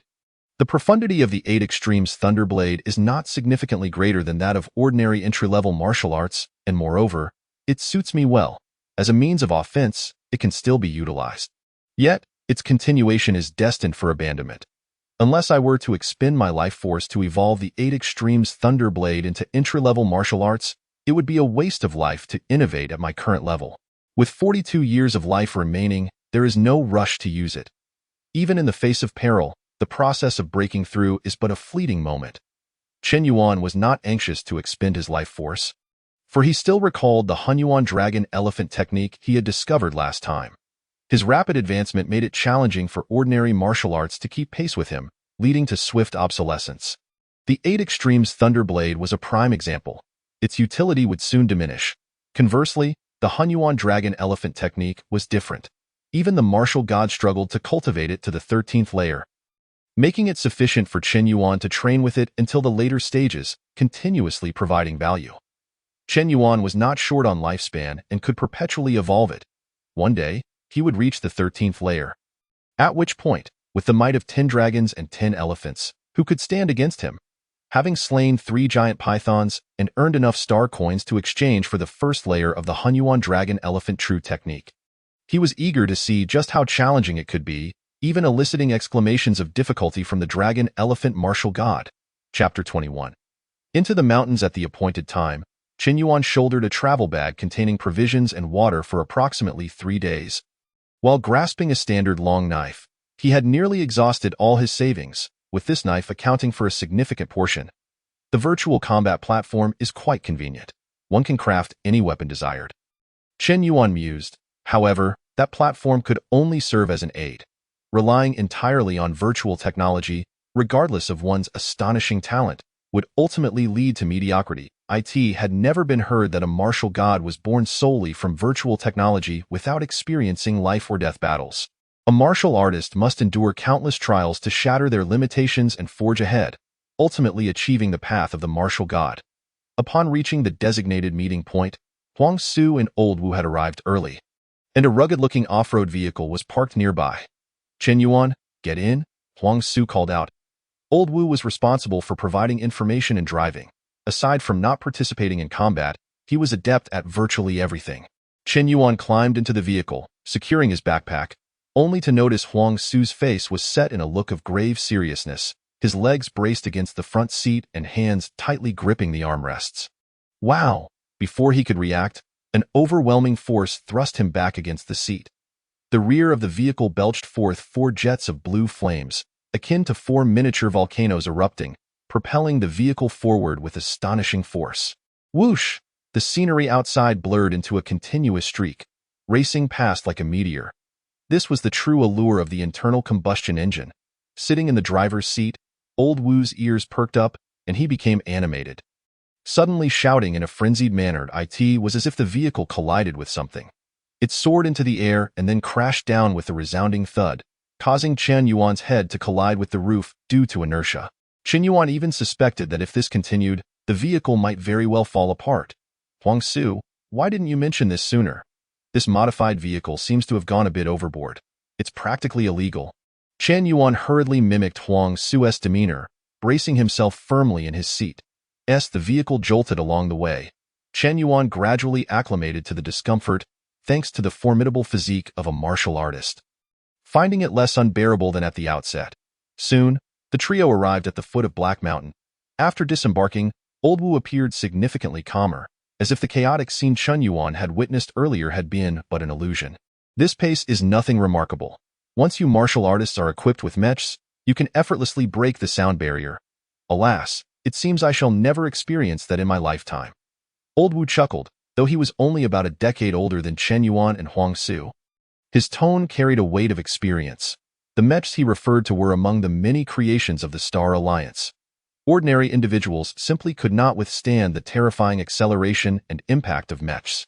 Thus, they must be operated by martial artists. A martial artist equipped with a mech could nearly double their strength. However, that was not something Chen Yuan could engage with at present. He would have to wait until he entered university to begin learning about mech operation. Old Wu, the three-headed python might spawn at any moment. Let us keep a watchful eye until it lays its eggs, and then Chen Yuan and I shall take action. Huang Su spoke up. They only knew that the spawning period was expected within the next few days, yet the exact timing remained uncertain. Even Old Wu was unsure. Therefore, they could only monitor the situation, waiting for the right moment. The three-headed python possesses keen senses. Getting too close would alert it, wouldn't it? Chen Yuan inquired. Since I've brought you here, I certainly have a plan. Old Wu set down his massive backpack and retrieved 3 pairs of rather mechanical-looking glasses. Handing them to the two, these are biological detectors. They will suffice for monitoring the three-headed python, day or night. However, their battery life is somewhat limited, but they should do the job. Did you make these yourself? Chen Yuan donned the glasses, linking them to his personal terminal, as if he had discovered a new world. Layers of lifeless sand and stone peeled away, revealing trees that emitted a faint green glow, while the birds nestled among the branches appeared in shades of blue, and the 2 companions beside him glowed a vibrant yellow. It's merely a little trick. If you are willing to devote your training time to learn, you wouldn't be far behind me, Old Wu humbly remarked. This time, aside from the exotic beasts present in Black Mountain, the greatest threat came from other beast hunters. Wealth should not be flaunted, lest their greedy ambitions be underestimated. Huang Su cautioned in conclusion. Black Mountain is home to exotic beasts that can be exchanged for money. Despite the dangers, it is not lacking in those who hunt these creatures. Known as beast hunters. Although their hard power pales in comparison to that of martial artists, their experience is far more seasoned, and they wield firearms. One misstep, and even a master in the blood exchange realm could easily fall victim. Rest assured. Old Wu and Huang Su moved with practiced ease, clearly familiar with Black Mountain, their experience evident. Chen Yuan, not foolish, naturally heeded their advice and prepared to learn in anticipation of their upcoming endeavors in hunting exotic beasts. Old Wu produced a self-made large-caliber shotgun, while Chen Yuan and Huang Su gripped their knives and swords tightly. In the event of an unexpected encounter, do not worry about me. While I may not possess the prowess of you martial artists, I have my own means of self-preservation, Old Wu stated, just in case. He then took the lead, with Chen Yuan in the middle and Huang Su bringing up the rear, as the trio plunged into the depths of Black Mountain. Black Mountain is not merely a mountain. It is the exterior of an entire mountain range. From a distance, it lived up to its name, appearing as a dark, colorless expanse devoid of greenery, exuding an air of lifelessness. Yet, upon entering, the cacophony of various creatures reverberated, seemingly announcing to all that it harbored its own complete ecosystem. The first time I came here, I was duped by Old Wu. I had just entered high school and, due to financial constraints, reluctantly accompanied him to Black Mountain to hunt exotic beasts. I was responsible for the killing, while Old Wu handled processing and sales, and we made quite a profit. However, I later found that being an intermediary was far easier for making money, so I visited Black Mountain less frequently. Huang Su chuckled, lightening the atmosphere and causing Chen Yuan to relax a bit. Maintaining a state of heightened vigilance had rendered him somewhat fatigued. You were so naive back then. Believing anything. You've become quite the crafty one now. How dull, Old Wu, leading the way, quipped in passing. Black Mountain has established paths, albeit challenging to traverse, yet they are far more convenient than forging a new route. However, Old Wu evidently had no intention of following the established path. Instead, he plunged straight into a thicket, brandishing a rusty machete to clear a path through the underbrush. So why are you so eager to make money? After all these years, you've earned quite a sum. It should suffice for your training, right? Chen Yuan couldn't help but ask. This time, Huang Su didn't evade the topic, spreading his hands in response. What other reason could there be? My family encountered an accident. My mother requires a monthly sum to sustain her life, so I have no choice but to earn money. Huang Su's tone was matter of fact, as if discussing an everyday occurrence. He smiled. Now that my strength has improved, and my connections have expanded significantly, making money has become much easier. Back then, it was a struggle. I borrowed money from everywhere, diving headfirst into any opportunity to earn, only to suffer many silent losses. You've had a tough time, but it seems you've finally emerged from it. Chen Yuan shook his head. Huang Su tilted his head. You little rascal dare to call me unfortunate? You re far worse off. Chen Yuan pondered for a moment and realized there was merit in that. From Huang Su's perspective, he had lost his parents to an accident, left to navigate the world alone, forced to venture into danger to secure resources for martial arts. Indeed, his situation was more dire than Huang Su's, a realization he had not consciously acknowledged as a transmigrator. Chapter 22. Kill. Kill, kill swoosh. A triangular-headed black snake shot forth, only to be seized by a hand that crushed its head with a swift motion. Old Wu, is there a market for this creature? How much is it worth? Chen Yuan presented the now headless black snake to Old Wu for inspection. Old Wu glanced at it. Perhaps some elderly folks might appreciate it for a medicinal brew, but I certainly won't take in such mundane items lacking any special properties. Then it's of no concern. Chen Yuan casually tossed it aside, hanging it on a tree. There are plenty of venomous snakes in Black Mountain, yet they pose no threat to martial artists. Their venom is utterly ineffectual. Martial artists possess an extraordinary resistance to ordinary toxins. Moreover, there are swarms of mosquitoes that can be quite bothersome. A slight tremor of one's vital energy can send them scattering, and their drain on martial artists is negligible. Such is the nature of martial artists, whose various advantages elicit envy from ordinary folk. Old Wu, how much longer until we arrive? Huang Su inquired once more. Soon. This is the fourth time you've said that. Nearly 3 hours have passed since you first mentioned it. Does this truly qualify as soon? Huang Su's eyes widened, his tone filled with incredulity. It's hardly Old Wu's fault. They needed to carve a path first, which naturally slowed their progress. At that moment, Old Wu, leading the way, suddenly halted and gestured to the rear. Chen Yuan and Huang Su instantly understood. Promptly donning the life detectors that Old Wu had given them, those mechanical glasses, their vision began to layer, a tapestry of green, blue, and yellow intertwining, among which a distinctly elongated signal source stood out. Glowing a deep yellow, the three-headed python, an adult three-headed python, with 3 heads and a length of nearly 18 meters, could effortlessly swallow an adult whole. A single swipe of its tail could sever a tree trunk with a half-meter diameter. Any ordinary person encountering such a ferocious exotic beast would likely meet a grim fate. Even its serpentine skin is adept at absorbing and storing kinetic energy. Ordinary firearms barely leave a mark upon it. This is the nature of exotic beasts, organisms that have survived through layers of mutation, powerful and valuable, attracting numerous beast hunters unafraid of death into the depths of Black Mountain. At this point, they were approximately 80 meters from the three-headed python. As long as they did not deliberately create a ruckus, the python would remain oblivious to their presence. It appears it hasn't laid its eggs yet. Following our original plan, I'll spread out to keep watch and maintain vigilance. I'll take the night shift while you two alternate in the morning. Old Wu concluded, veering into the left thicket. This was the plan they had agreed upon earlier. Old Wu, lacking martial prowess, had to rely on his manufactured tools. Meanwhile, Chen Yuan and Huang Su were the decisive forces for ambushing the three-headed python. The long night was entrusted to Old Wu, who would spread out to prevent any unforeseen events from arising, allowing him to alert the other two. It seems we can only wait. I'll keep watch while you rest for a bit, and I'll call you when it's your turn. Huang Su retrieved a bottle of water from his pack and took a hearty swig. All right. After consuming a bit of food, Chen Yuan began to close his eyes in a light meditation. However, he did not fully succumb to sleep.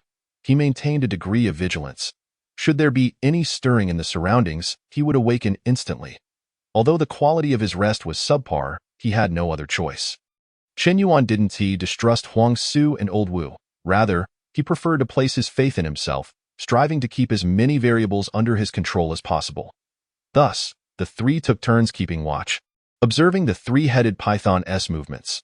With the python nearing its spawning period, it exhibited little noticeable activity, and thus no unforeseen incidents occurred. Meanwhile, Huang Su was somewhat surprised by Chen Yuan's remarkable ability to endure the solitude. Over the span of 2 days, not a shred of restlessness had surfaced upon his countenance. Was it due to his numerous prior experiences? And what of Chen Yuan? This was his first venture into Black Mountain. One could only attribute it to innate talent. In other words, he was a born hunter. As evening fell, the crimson sun hung low on the horizon, casting a warm, golden hue over the landscape. Both Chen Yuan and Huang Su felt a surge of energy, for they sensed something unusual. The three-headed python was about to lay its eggs. There is no need for haste. The moment he completes his egg-laying will mark the pinnacle of his vulnerability. Huang Su murmured, "Strike with full force, a decisive blow." This was Chen Yuan's admonition. Be discreet in your actions. Make no excessive noise, lest we attract the attention of other beast hunters. That would lead to trouble. Old Wu's voice resonated from the personal terminal. The three-headed python is a creature of the extraordinary, and its egg-laying period differs from that of ordinary serpents. According to Old Wu, it lasts approximately 5 to 8 hours. The three men waited in silence until the early hours of the morning. A crescent moon hung brightly in the sky, and the surroundings were eerily quiet, occasionally interrupted by the faint chirping of insects. It's almost time.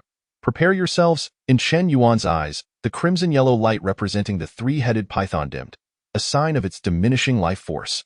Then, another pale yellow oval light appeared near the three-headed python. Attack! The terminal crackled with Old Wu's excited yet hushed growl. Without needing a reminder, Chen Yuan and Huang Su had already launched their ferocious assault. Thunderous speed slash. 9 stars aligned. As previously stated, both struck with all their might, determined to achieve success in a single blow. Simultaneously, they were both taken aback, for at the moment of their attacks, they sensed the presence of someone who had entered the Enlightenment realm. To their astonishment, both were Enlightenment realm warriors. The 80-meter distance was traversed in the blink of an eye. One moved like a bolt of lightning, while the other descended like a falling star, leaving behind 2 faint white trails that sliced through the air. The three-headed python, having just completed its egg-laying, had only managed to lift its head slightly and flick its tongue out. In the next instant, the 2 silhouettes crossed each other. Swoosh! A sound akin to soft fabric being cut by scissors resonated through the hazy night. The three-headed python halted momentarily, its 2 heads splitting apart in the blink of an eye, crashing down to the ground and stirring up clouds of dust. Strike again! Chen Yuan pushed off the ground with great force, pivoting his body as his vital energy erupted, aiming for the final head of the three-headed python. Whoosh! Having already suffered a severe blow, the three-headed python's last head detached from its body, soaring high into the air. Chen Yuan had no time to inquire further. He hurriedly slung his backpack over his shoulders and, along with Huang Su and the others, took off at a brisk pace. "Oh, I almost forgot about you. What are you planning to do?" The bald man paused in surprise. The bald man's hands and feet were severed by Chen Yuan, leaving him to writhe on the ground in agony. "Buy us some time." "Thank you." After accomplishing this, Chen Yuan turned and sprinted away. Chapter 24. Arrival of funds above Black Mountain. Several silvery figures streaked across the sky, leaving behind white trails that crisscrossed the heavens. Goodness, even the mechas have been deployed. It seems the situation has escalated. As Chen Yuan ran, he glanced skyward. The deafening roars continued to echo behind them, as the three-headed serpent voraciously consumed the surrounding life forms, its size grotesquely expanding. It appeared that the bald hunter's companions had perished in this manner, yet inexplicably, they had managed to avoid the initial peril. Even after covering nearly a kilometer, Chen Yuan and the others could still see the serpentine monstrosity. Now swollen hundreds of times its original size, if they turned back, it could no longer be referred to as a three-headed serpent. It resembled a grotesque creature composed of decaying flesh, replete with bloated, repulsive tumors. Soon, mechas from the direction of the mountain city launched an assault, the air reverberating with deafening explosions. We need to get out of here. This is getting perilous. Huang Su, bearing old Wu on his back, sprinted fiercely. Before long, the trio returned to their starting point. They hastily tossed their bags into the vehicle, with old Wu taking the driver's seat, and the three sped away. By the way, can these things be sold for cash? Chen Yuan was referring to the eggs and skin of the three-headed serpent. This exotic beast was evidently a product of the Doomsday cult, and it was likely that the items they had painstakingly acquired were not entirely clean. Oh, you are overthinking it. Precisely because they are tainted by cultish elements, these items may be even more valuable. Old Wu resumed his seat in the vehicle, having shed his earlier trepidation, his face now alight with excitement.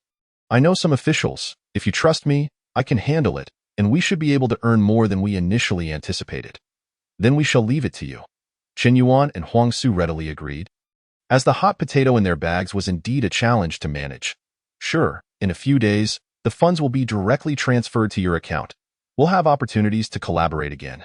Old Wu chuckled. Let us hope the next time isn't as thrilling as today. Huang Su sighed. The brilliant light erupting from Black Mountain was visible in their rear view, clearly indicating fierce combat. Had they been slower, the three of them would have stood no chance against that monster, and their corpses would have merely served as sustenance for its growth. This was also Chen Yuan's first encounter with the followers of the Dark God.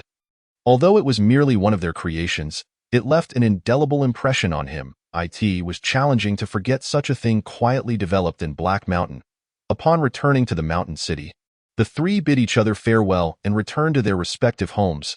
After several exhausting days in Black Mountain, Chen Yuan was utterly drained. He quickly washed up and collapsed into bed, slipping into slumber. Blue and White Star, Mountain City No. 1 High School. There are 52 days left until the latter settlement. The sky was a brilliant blue, and a gentle breeze wafted through, creating a splendid day. Have you heard? Recently, there was a discovery of cultists in Black Mountain, and it's said that numerous mechas were deployed. Even from my home, I could faintly see the flames at night, said Lu Qing with a mysterious expression as he leaned closer to Chen Yuan. Isn't that common knowledge? What is there to discuss? Chen Yuan naturally refrained from revealing that the incident had been instigated by him. Since that day, everyone in Mountain City had come to know of the existence of Dark God worshippers in Black Mountain, who had plotted for a long time and were thwarted by the astute Mountain City enforcement team. After waiting for several days without hearing from Old Wu about the funds, Chen Yuan and Huang Su ventured into the black market but found no one, and their messages went unanswered. Were it not for a note left behind stating that they should wait a little longer, Chen Yuan would have suspected that Old Wu had absconded with the money. It's wise to refrain from getting too involved with the Dark God cult. Many otherwise normal individuals have been misled into their faith. Li Mingcat cautioned from the sidelines. All right, let us drop the subject. Lu Qing, clearly wary of discussing the Dark God, swiftly changed the topic. Hey, with just over 50 days left, we'll be graduating. My good days are coming to an end. I'm preparing to return home to inherit the family estate. My father plans to set me up with some projects to gain experience, and he even wants me to accompany him on the ship. Is he trying to work me to death? Li Mingcat coldly remarked. I'm planning to enlist in the military to continue honing my martial arts. Then, both turned their attention to the taciturn Chunyong. I'm planning to take university entrance exams. As I've mentioned numerous times, Chen Yuan reiterated firmly, you really intend to take the university entrance exams? I thought you were just saying that casually. Lu Qing expressed his surprise. While everyone claims they want to attend university, many merely say so. It often serves as a goal for their martial pursuits, a target worth chasing. Those who aim high may achieve something.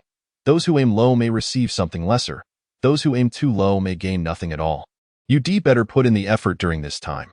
Once the ladder rankings are settled, you'll soon board an interstellar ship and compete for university qualifications alongside geniuses from other planets. Currently, there are only 4 university seeds at our school, and it's uncertain how many will actually be admitted. Last year, not a single one made it, which left the principal furious. Li Mingcat, no longer disheartened, was determined to enlist and further refine her martial skills. Even if she doesn't enter university, it's still far better than giving up. I remember the entrance exam will be broadcast live. So just cheer for me when the time comes. Chen Yuan declared confidently. Quite self-assured, Lu Qing remarked, "You should at least aim to break into the top 10,000 of the ladder first." Li Mingcat climbed into the combat pod, closed her eyes, and began her training. 3 days later, Chen Yuan finally received the transfer from Old Wu. 800,000. So much? Yes, Chen Yuan double-checked, confirming that it totaled 800,000. Alleviating his immediate financial worries, without hesitation, he made his way to the martial arts library, purchasing the first level of the mixed origin dragon elephant technique that he had long coveted. With 600,000 remaining, he converted it all into vitality pills to enhance his lifespan. With a substantial sum at his disposal, Chen Yuan felt an exhilarating sense of wealth. He had never engaged in such a profitable endeavor before. Though Black Mountain was perilous, the rewards were indeed worthwhile. However, Chen Yuan had abandoned the notion of hunting exotic beasts for profit. He feared the Dark God cult would entangle him. After all, the three-headed serpent, which the Doomsday cult had presumably plotted for an extended period, had been slain by him and his companions, drawing the attention of the Mountain City enforcement team. After much contemplation, it seemed wiser to remain in Mountain City.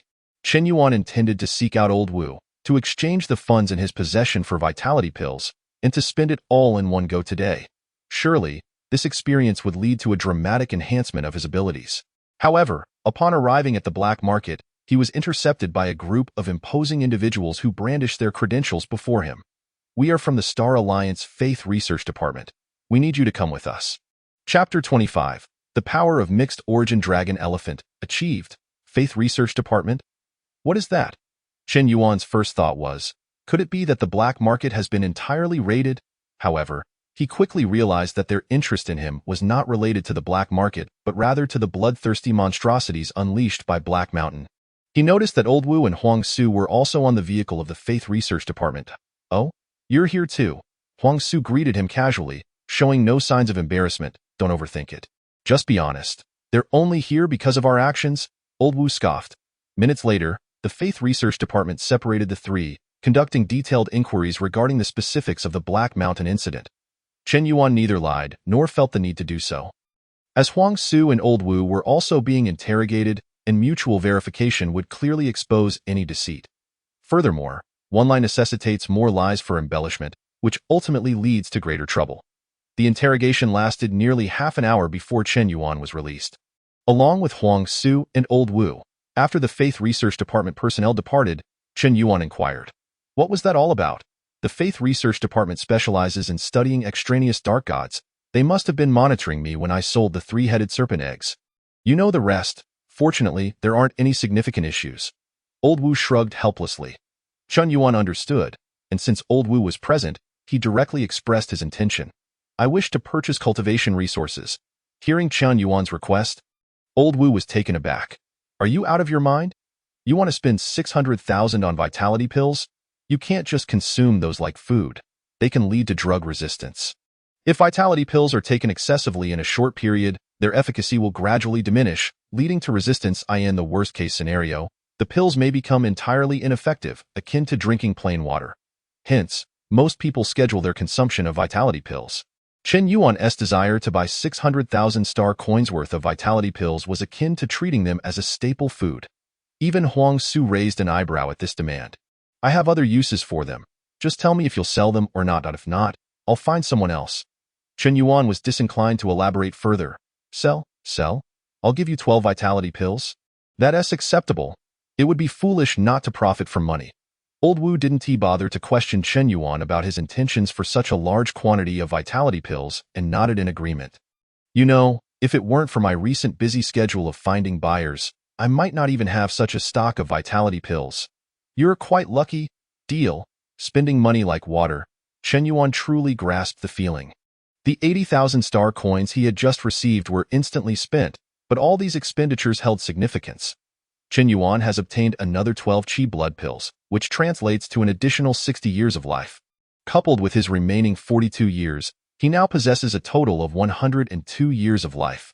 He has officially surpassed the century mark. Upon returning home, he mused, with 102 years of life. "I am eager to explore the martial arts that even the dragon elephant martial god finds challenging." Chen Yuan swiftly converted the chi blood pills in his possession, propelling his lifespan forward by 60 years. He then began to meticulously peruse the ancient text of the first layer of the mixed Yuan Dragon Elephant True Skill. Once he comprehended it thoroughly, he silently closed his eyes. System: initiate the life sacrifice for the first layer of mixed Yuan Dragon Elephant True Skill. Deductions begin. In the first year, you clearly understand that mixed Yuan Dragon Elephant True Skill emphasizes a gradual approach. Even if a year is wasted, you continue to practice diligently. By the 10th year, you discover that your weight has increased by 10 kilograms, possibly due to the mixed Yuan Dragon Elephant True Skill. You are uncertain, but this change excites you, as it signifies progress in your training of the mixed Yuan Dragon Elephant True Skill. In the 30th year, you have had ample time to master a foundational martial art to its profound essence. However, your mixed Yuan Dragon Elephant True Skill remains largely unchanged, although your weight has surged by 30 kilograms. In the 50th year, progress is slow. You acknowledge that while your martial talent on Blue-White Star is not particularly poor, it is merely average, vastly different from that of the martial gods. Thus, you do not feel rushed. By the 68th year, you have seamlessly integrated the training of the mixed Yuan Dragon Elephant True Skill into your daily routine, diligently practicing at set times, which has become a habit. At the 73rd year, you finally break through the first layer of the mixed Yuan Dragon Elephant True Skill, yet your heart remains undisturbed. Deductions conclude. In reality, Chen Yuan seemed to be influenced by the deductions. Even after completing the first layer of the mixed Yuan Dragon Elephant True Skill, his heart did not experience any tumultuous fluctuations. However, he soon extricated himself from this mindset and began to observe his transformations. The first layer took the Dragon Elephant Martial God 3 years, whereas I have spent 73 years. Is this the chasm of martial talent between me and the martial gods? Truly a gulf as wide as the heavens. For an ordinary person, mastering the first layer would take nearly a lifetime. It is no wonder the Dragon Elephant Martial God stated that insufficient lifespan hinders practice. Nevertheless, it is said that when a martial artist achieves the Golden Core realm and contains the Golden Core within, they can reshape their martial foundations to at that time.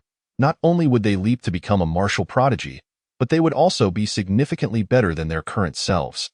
After briefly contemplating the martial god's astonishing talent, Chen Yuan felt not a hint of envy. After all, the martial god's talent was merely modest.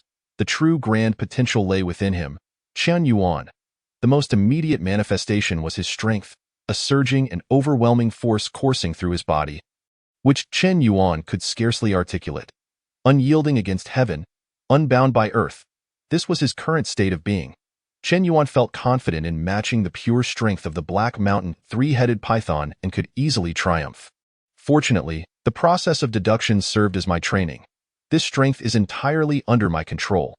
Otherwise, a slight movement would have uprooted this place. Aside from the unfathomable strength, Chen Yuan's weight had also dramatically increased. After a quick measurement, he found he had gained 80 kilograms, yet his appearance showed no significant change. This indicated that Chen Yuan's bodily density had increased. During the process of martial cultivation, the density of the body consistently rises. When Chen Yuan first entered the Enlightenment realm, his weight was nearly 130 kilograms. However, the weight gained from the mixed Yuan Dragon Elephant True Skill was somewhat alarming. It was unclear whether it was a boon or a bane. Rumor has it that powerful martial gods can even warp time and space. Could it be due to excessive density? Chen Yuan speculated idly. Many massive celestial bodies in the universe can distort the surrounding space-time. And so can the martial gods. Yet, he was not a martial god and naturally did not grasp the specifics. Gazing at his remaining 29 years of life, Chen Yuan chose to continue the life sacrifice. Yuan Magnetic Breathing Method. Deductions begin. In the first year, you break through 1 aperture. By the 10th year, you have broken through 9 apertures. By the 20th year, 21 apertures. By the 20th year, 30 apertures. Deductions conclude. The process of breaking through apertures was unadorned. 28 years to achieve 30 apertures was Chen Yuan's limit. His chi blood had increased and seemed to carry a hint of lightning power, albeit minimal. Compared to the lightning power, Chen Yuan was more intrigued by the magnetic force, as it is one of the 4 fundamental forces, with boundless applications. However, he could not yet perceive the presence of magnetic force, nor could he control it. Name. Chen Yuan Martial Path. Enlightenment Realm Lifespan. 1 year martial arts. 8 extremes Thunderblade. Essence. Lightning Strike / Great Dragon Stance, perfected. Yuan Magnetic Breathing Method, 3361. Mixed Yuan Dragon Elephant True Skill, first layer, flourishing indeed. Chen Yuan reflected upon his current status. In just about a month, he had grown stronger to the point of disbelief. Chapter 26. Individual Paths from the First Encounter with the Stellar Beasts in the Cosmos. Humanity began to study and develop individual strength, and the martial artist mecha mode became prevalent. Today, paired with exclusive divine mechas, the martial gods are formidable enough to contend with fully grown stellar beasts, standing at the pinnacle of individual combat power in the universe. The Star Alliance domain is vast, with a population measured in trillions. However, only a few thousand have reached the status of martial gods.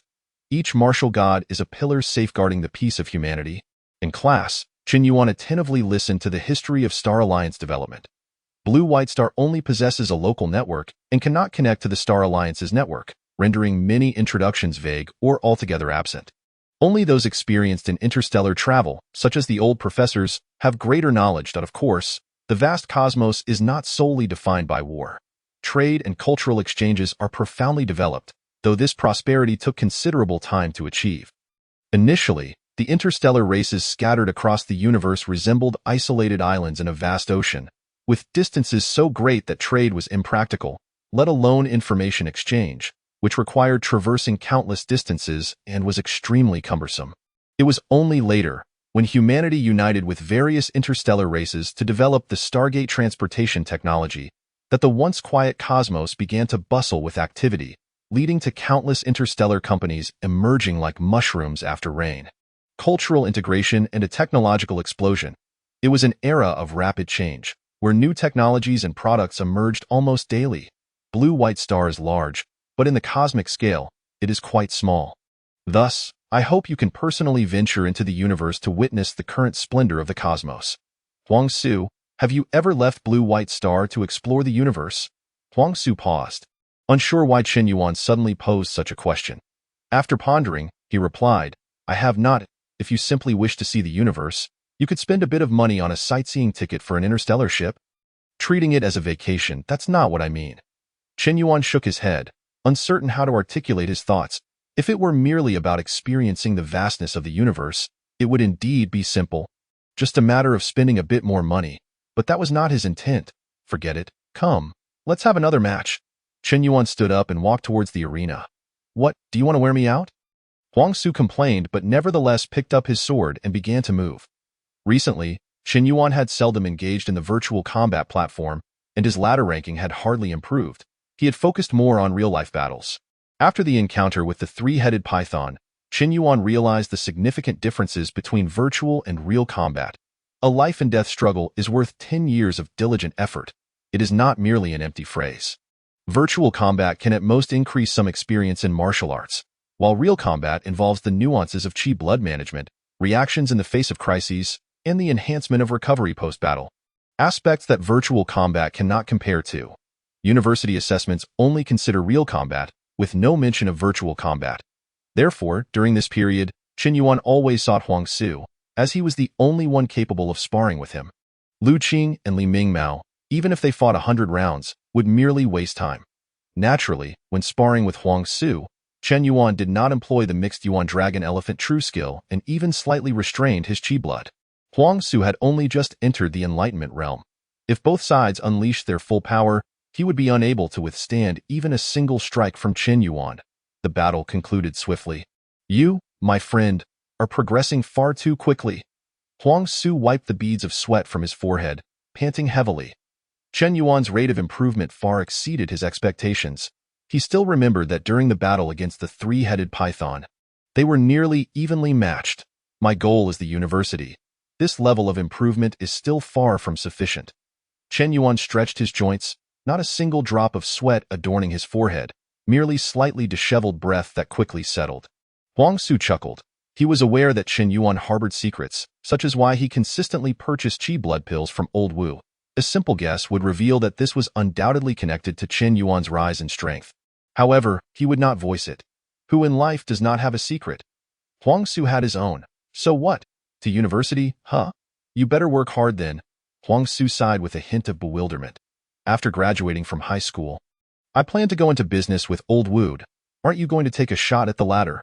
There's a slim chance for those in the Enlightenment realm, Qin Yuan questioned, puzzled. Based on his understanding, both the first and second middle schools had university seeds within the Enlightenment realm. If Huang Su were willing to take a risk, it was not impossible at Ha. Getting into university is not so simple. Even if one becomes a university seed, they still haven't entered the university. The previous year's university seeds from the first and second middle schools had all failed. Not a single one made it into university. Despite all being in the Enlightenment realm, my talent is decent, but merely that. There are countless individuals stronger than me beneath this cosmic expanse. Huang Su chuckled, yet fearing to undermine Chen Yuan's confidence. Promptly shifted the topic. Aren't you curious about the business Old Wu and I are engaging in? It's related to the cosmos we were just discussing. Could it possibly be interstellar trade? Do you even have the capital for that? Chen Yuan's expression reflected astonishment. The mere cost of the most ordinary cargo starship is astronomical, something an average person could hardly manage. Interstellar trade? You certainly hold me in high regard. Huang Su found himself at a loss for words, opting not to continue with the riddles, and candidly stated, Old Wu and I are preparing to become interstellar broadcasters. Chen Yuan's reaction was one of disbelief. Interstellar? Broadcaster, those two terms together sound rather peculiar. Surprised, are you? Huang Su grinned widely. I never imagined I would venture into this field either. We, the Blue and White Star, operate on a local network, thus interstellar broadcasters are virtually non-existent here. However, in the Star Alliance's network, they are quite commonplace. With the purchase of specialized equipment, one can experience what interstellar broadcasters do: sight, sound, scent, all immersive. Old Wu is a member of the She people. Although their innate talents are not particularly remarkable, each one possesses the potential to excel as an interstellar broadcaster. We plan to recruit a group of She individuals, and with the connections that Old Wu and I have cultivated, we stand a decent chance. I must extend my gratitude to you for the pivotal role you played in securing a major investor. Otherwise, many problems would have been insurmountable. Chen Yuan acknowledged this, understanding that everyone has their own path and choices. Huang Su's martial arts talent ranks among the elite in the entire Blue and White Star. Whether in military service or political affairs, he could achieve considerable success. Yet, everyone has their own aspirations. I wish you and Old Wu great fortune in your endeavors. Chen Yuan smiled, clasping his fists in salute. Thank you for your kind words. If one day I tire of martial arts, I shall seek you out to recruit you as a broadcaster. Huang Su jested, tire? How could one tire? Practicing martial arts is thoroughly enjoyable, Chen Yuan replied. Chapter 27, Fury, at the Blue and White Star, in the combat room of Shanqing No. 1 High School. There are only 43 days left until the ladder rankings are finalized. Chen Yuan arrived at the door of the combat room. After refining his skills through sparring with Huang Su, he felt it was time to make a final push for the rankings. He had not forgotten the significant rewards for ranking within the top 10,000 versus the top 100,000. The incident with Heishan had thoroughly disrupted his plans, leaving him without a stable source of funding. It had been several days since he had seen any income. With my current strength, even without employing the Hunyuan Longxiang technique, entering the top 10,000 should be well within my grasp. Those who can reach the top 10,000 are all experts in the Enlightenment realm, yet there are still distinctions among them. Currently, I have reached the Enlightenment realm at the 30th level. Far stronger than when I first entered. Huang Su had the opportunity to rank within the top 10,000 even when he first entered, let alone me. The 8 Extremes Thunderblade technique, being a skill I comprehended myself, is more suited to me than typical martial arts. It can unleash its full power, rivaling the prowess of seasoned experts who have broken through the Enlightenment realm for years. Today, I am destined to enter the top 10,000. Inside the combat room, damn, not even a shred of face left. My father and his father have business dealings. We even shared a meal at a banquet once. When I inherit the family fortune, I shall hire a few bodyguards to deal with that scoundrel, Shang Wanji. He'll learn just how formidable I am. Hitting people but not their faces. Lu Qing's face bore bruises. And as he muttered, he rubbed his cheeks. This is the strength of an Enlightenment realm expert, truly formidable. I couldn't withstand even a single strike from Shang Wanji.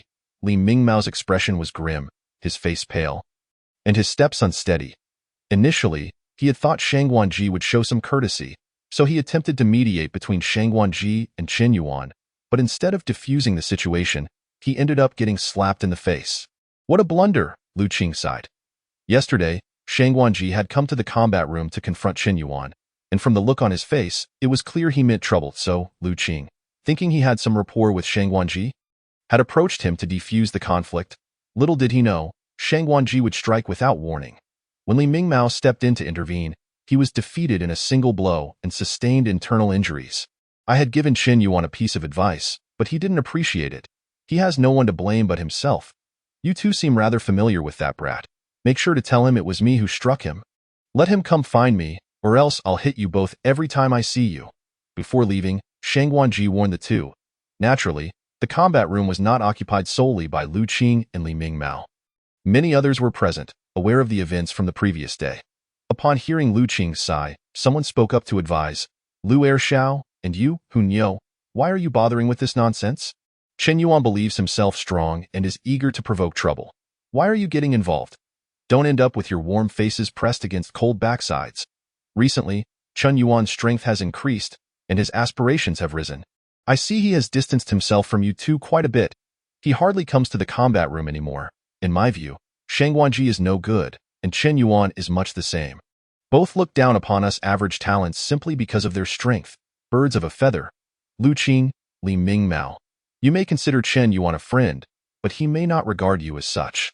He might prefer to keep his distance. Lu Qing's eyes widened, and he raised his brows. Nonsense.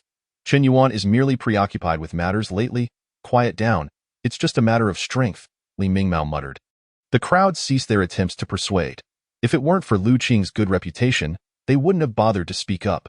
After all, both Shang Guanji and Chen Yuan had only a casual relationship with them, so they could watch the spectacle when the two clashed. Just then, a familiar voice came from behind. Lu Qing, Li Mingmao, what is going on? Chen Yuan had just arrived, having caught wind of the commotion regarding Shang Guanji. Though he wasn't entirely clear on the details, however, given Lu Qing and Li Mingmao's injuries, he could make some deductions. Lu Qing was startled. He hadn't noticed when Chen Yuan had arrived, and he stammered, It's nothing. I was just discussing the gains and losses from our sparring. Li Mingmao remained silent, arms crossed, sulking as he grappled with his feelings of inadequacy compared to others. I asked this because of me? Chen Yuan certainly did not believe Lu Qing's disjointed explanation and voiced his suspicions directly. Lu Qing's expression faltered, and Chen Yuan knew he had hit the mark. Chen Yuan, Lu Qing, and Li Mingmao stood up for you and got beaten by Shang Guanji. Someone among the onlookers immediately confirmed Chen Yuan's deduction. Very well, very well. Chen Yuan's expression darkened.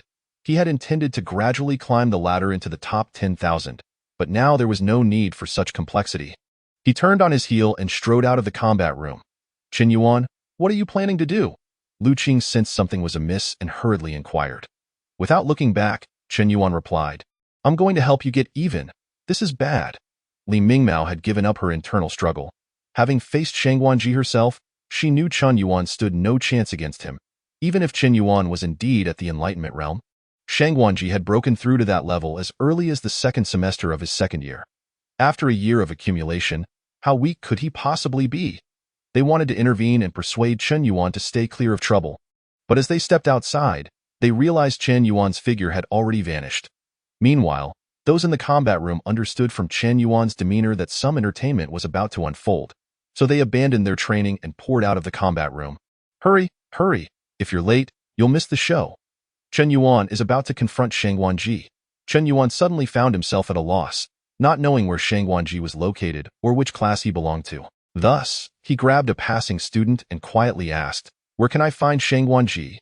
The student he had seized looked bewildered and somewhat reluctant. He certainly recognized the esteemed name of Shang Guanji, but being forcibly pulled like this was unwelcome to anyone. Yet, upon meeting Chen Yuan's gaze, he felt as though he was being watched by a ferocious beast, and an instinctual resistance surged through him. A martial artist? No, a highly formidable one. Trembling, he stammered. Shang Guanji is in Class 8 of the 3rd year, on the 3rd floor of Building 5. Just follow that way, and you'll find him. Thank you. Chen Yuan gently released his grip and swiftly departed. AT Shanqing No. 1 High School, Class 8 of the 3rd year. It was now break time. Inside the classroom, some students were engrossed in solving problems, while others chatted amongst themselves. However, in a corner by the window, Everyone had instinctively distanced themselves. That was Shang Guanji's spot, a notoriously impatient individual. Even classmates who dared to annoy him could find themselves on the receiving end of a slap. Many had been on the receiving end of his wrath, but they had no one to complain to. Suddenly, a figure appeared at the entrance of Class 8. Who? Upon hearing someone call out his name, Shang Guanji's face contorted with impatience, yet he suddenly heard the sound of something slicing through the air.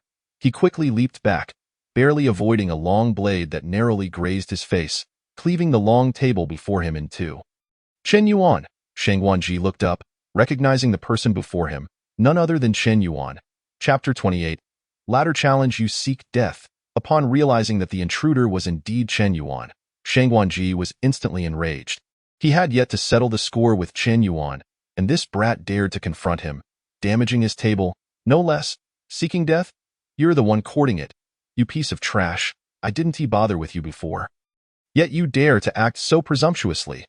Chen Yuan let out a cold snort, swinging his blade down towards the face of Shang Guanji. Shang Guanji, overwhelmed by a torrent of insults, felt his blood surge and drew his sword. Exclaiming, "Do you think I'm afraid of you?" Bang! In the classroom of Class 8, Grade 3, it was as if a great bell had been struck, the buzzing noise resonating endlessly.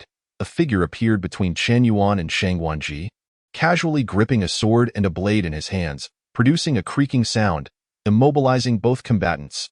The sound of the bell emanated from this individual's grasp. The principal! The crowd exclaimed in astonishment. In an instant, he stood between the two, halting their attacks. It was none other than Fan Yaosheng, the principal of Shanqing No. 1 High School. Ha ha ha, our school truly harbors hidden talents. Chen Yuan, you have actually broken through to the Qi awakening stage. It seems our school is about to see its 5th college seed emerge.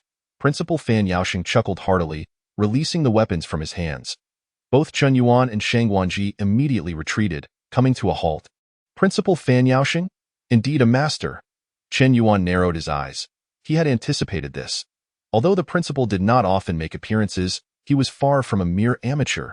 That recent strike, even without employing the power of the mixed element dragon elephant true skill, was effortlessly received by the principal, indicating a level far beyond the Qi awakening stage, at least the body refinement stage, if not higher. Ha ha ha, we are all students of the same school. Cooperation is essential for the university assessments.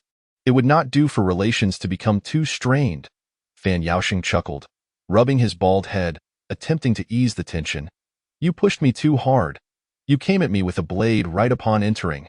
If I hadn't dodged swiftly, I might have been in dire straits.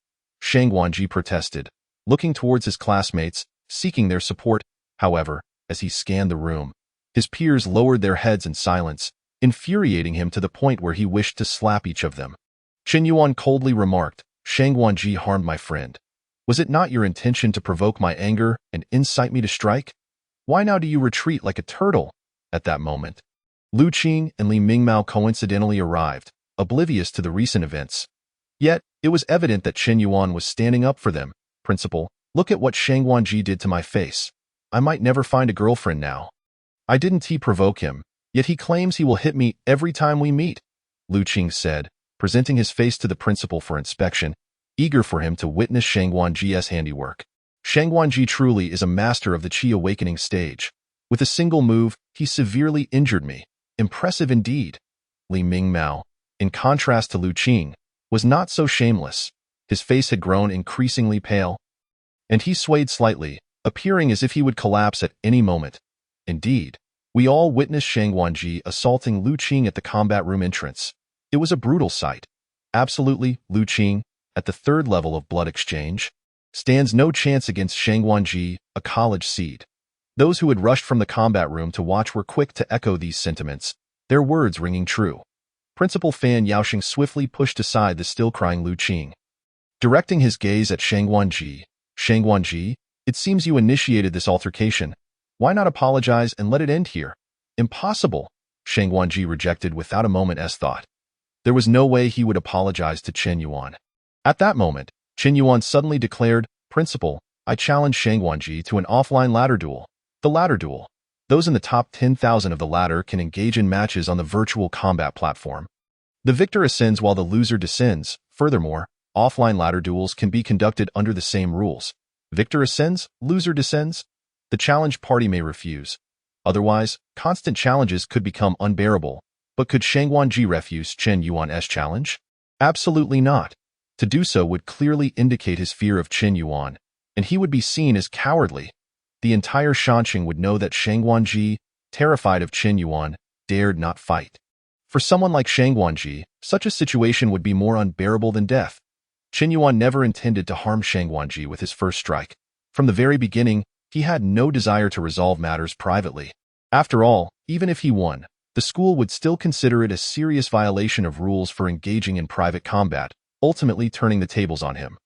College seeds are treasures of the school. Ordinary students can engage in brawls without the school's concern, but if something were to happen to a college seed, the school would be devastated. Chen Yuan's objective was clear. It was all about the ladder duel. Shangguanji had no choice but to agree, and Principal Fan Yaoxing had to concur as well. I accept. Shangguanji gritted his teeth, confirming his acceptance of the ladder duel without hesitation, just as Chen Yuan had anticipated. At this moment, even Principal Fan Yaoxing had no grounds to intervene. Regardless of who won or lost, Shanxing No. 1 High School would gain another college seat. It was a win-win situation. After pondering for a moment, Fan Yaoxing nodded. Then it shall be as you wish. 1 week from now, at the Grand Arena of No. 1 High School, I will personally oversee your ladder duel. Thank you, Principal. Chen Yuan clasped his fists in gratitude. He was reckless, but his recklessness was not without restraint. If a more effective solution could be found, he would undoubtedly pursue it first. Unless there was no other option, why would he recklessly throw caution to the wind? Of course, Chen Yuan was never lacking in a confrontational mindset. If there were truly no alternative, he would not hesitate to overturn the table. If he could not partake, then no one would. Now that Principal Fan Yaoxing had made his decision, there was no turning back. Shangguanji glared at Chen Yuan, mouthing the words, "You will regret this." Upon witnessing this, Chen Yuan let out a cold chuckle. "Humph. Enjoy your complete week of anticipation." Amidst the crowd's fervor, Chen Yuan slowly departed. Shangguanji clenched his sword tightly, his expression dark and uncertain. He had warned Chen Yuan once, yet Chen Yuan had treated it like mere wind, continuing his frequent interactions with Huang Su. But who could have known that the so-called waste had actually broken through to the Qi awakening stage? Now, he had the qualification to contend with him. Humph. I will make you understand that the gap between the Qi awakening stages can sometimes be greater than that between a man and a dog. Shangguanji fixed his gaze on Chen Yuan's retreating figure, the veins in his right hand, gripping the sword, bulging. Fan Yaoxing rubbed his smooth, bald head, involuntarily sighing. What a mess this has turned into. It should have been a joyous occasion with the emergence of another college seed, yet it has stirred up such a commotion. However, even in defeat, the losing party can still reclaim their ladder ranking. Strength is paramount in ladder rankings. No one can steal that away. All things considered, it is still a good thing. With this thought, Fan Yaoxing's mood improved significantly. Chapter 29. Making big money? Chen Yuan, do you have confidence? Lu Qing could not help but ask. Although you are also at the Qi awakening stage, Shangguanji has had a year of experience since his breakthrough. He might have already mastered entry-level martial arts. You might be acting impulsively. Currently, there were only 4 college seeds in their school, and Shangguanji was one of them, his prowess evident for all to see. When have I ever undertaken something without confidence? Chen Yuan replied with a counter-question. Lu Qing was puzzled by Chen Yuan's unwavering confidence, but he gritted his teeth. Since you are confident, I will wager 500,000 star coins on your victory. Chen Yuan was momentarily taken aback. Betting on my victory? What do you mean? I mean your ladder duel with Shangguanji. This commotion has drawn the principal, Fan Yaoxing, to personally oversee it. There will surely be a crowd eager to watch you two battle. Since there will be spectators, there will certainly be betting. If you truly have confidence, I'll wager more, considering the compensation for my ruined face, Lu Qing said with a grin. The idea of betting sparked something in Chen Yuan. At the Xian restaurant, 3rd floor private room, Huang Su stared at the 6 plates of earth dragon meat on the table, lost in thought. When did you become so generous? He had always been the one paying for Chen Yuan. Yet today, it was as if the sun had risen in the west. The notoriously stingy Chen Yuan had taken the initiative to invite him to dinner, and not just a simple meal. He had ordered so many plates of earth dragon meat, a luxury he usually refrained from indulging in. It's my turn to treat you this time, Chen Yuan replied. Huang Su was skeptical, scrutinizing Chun Yuan's eyes but finding nothing amiss, so he spoke frankly. Spit it out. What do you want me to help with? You'd best say your piece, or I want to lift my chopsticks. Chen Yuan, no longer concealing his intention, asked mysteriously. Huang Su, do you want to make a fortune? If you want to make big money, I can take you to earn it immediately. Make a fortune? How so? Huang Su was taken aback. It should be him bringing Chen Yuan to make money, not the other way around. Chen Yuan proceeded to explain the situation regarding his duel with Shang Wanji, then added, you just need to stake a bit of money and bet it all on my victory. Afterward, we'll split the earnings 50-50. Shang Wanji, that fellow is not easy to deal with. I've been avoiding him because I can't win. Huang Su did not hastily agree but countered, if you have the opportunity, why not bet on yourself? Chen Yuan shrugged. I'm broke. I've mortgaged my house and haven't paid it off yet. Are you really confident? Huang Su pressed, emphasizing his inquiry. Guaranteed win. Chen Yuan replied confidently. All right, I'll join your bet, but 50-50 is out of the question. The risk is all on me, so at most 70-30. After pondering for a few seconds, Huang Su nodded. Fine. I knew you would dare to bet. Chen Yuan felt relieved, laughing heartily. Lu Qing's suggestion had unveiled a new opportunity for profit. This time, he could earn a considerable sum again.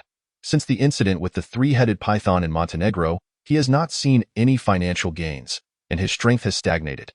Now, an opportunity has arisen. He intends to reap a significant profit in one fell swoop. Since you are confident of victory, why not bring along Old Wu as well? I will persuade him to back your win, with a similar split of 70-30. What do you say? Huang Su continued to lend his support. Chen Yuan, brimming with confidence, replied, no problem, bring as many as you can. You'd better not mess this up. The risks lie with us, the financiers. If you cannot secure a win, your reputation will be tarnished. After that, I shall no longer place my trust in you. Huang Su spoke earnestly. We must make a profit. Come, let's eat. Chen Yuan was the first to pick up his chopsticks, eagerly grabbing a piece of land dragon meat and savoring it with delight. Huang Su also took up his chopsticks, but as he prepared to dig in, he suddenly realized a rather serious issue. Wait a moment. You mentioned you have no money, so how will you pay for this meal? Without raising his head, Chen Yuan casually replied, you cover it for now, and once we make money, just deduct it from my share. Huang Su. So you're really going to fleece him like a sheep? Chen Yuan was confident in his ability to win, and Shang Wanji felt the same. Clang! The tip of the sword quivered slightly, piercing the air for a moment before striking the wooden post before him. The gathered force erupted forth like a deluge, shattering the post with a thunderous crack, splintering wood flying everywhere. Shang Wanji, satisfied, sheathed his sword and turned to his martial arts instructor. Shang Wanji, your Xingbao sword technique has already reached the realm of enlightenment. With all your power concentrated into a single point, its might should not be underestimated. The swordsmanship instructor was effusive in his praise. He was not merely flattering. It was the truth. Martial arts are ranked in levels, and upon reaching the opening realm, one begins to touch upon the first-grade martial arts. From the first grade onwards, each level can be divided into 4 stages: initial, enlightenment, subtlety, and transformation. Each stage represents one's mastery and understanding of martial arts. With the power displayed varying drastically, Shang Wanji possessed exceptional talent in swordsmanship, having grasped the first-grade Xingbao sword technique to the realm of enlightenment, surpassing a multitude of masters in the opening realm. The realms of martial arts and martial skill complement each other. The former serves as the foundation for the martial artist, while the latter provides the means of expression. Both are indispensable. The instructor's praise was misplaced. I have yet to reach even the threshold of the university. Though he said this, Shang Wanji could not help but let a hint of a smile grace his lips, pride involuntarily illuminating his face.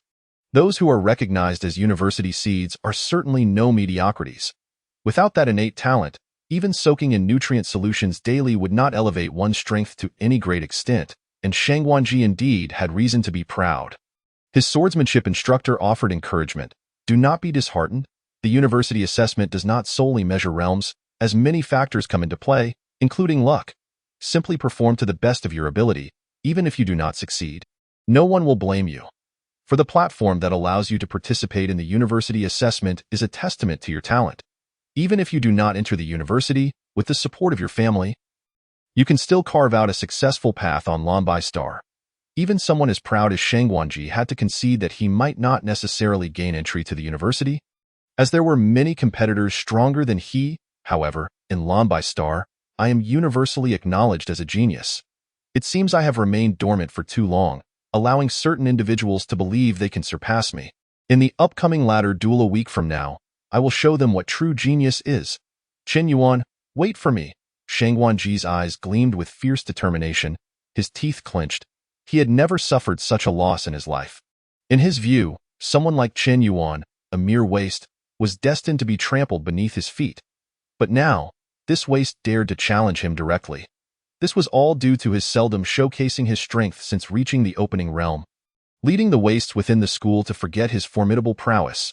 I have also heard about the incidents at your school. That Chen Yuan is merely an orphan.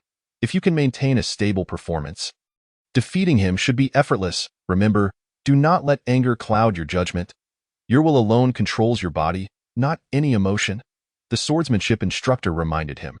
Shang Guanji took a deep breath, suppressing his anger, and with a respectful gesture, calmly stated, I shall heed my teacher's teachings. I, Shang Guanji, will prevail. Chapter 30.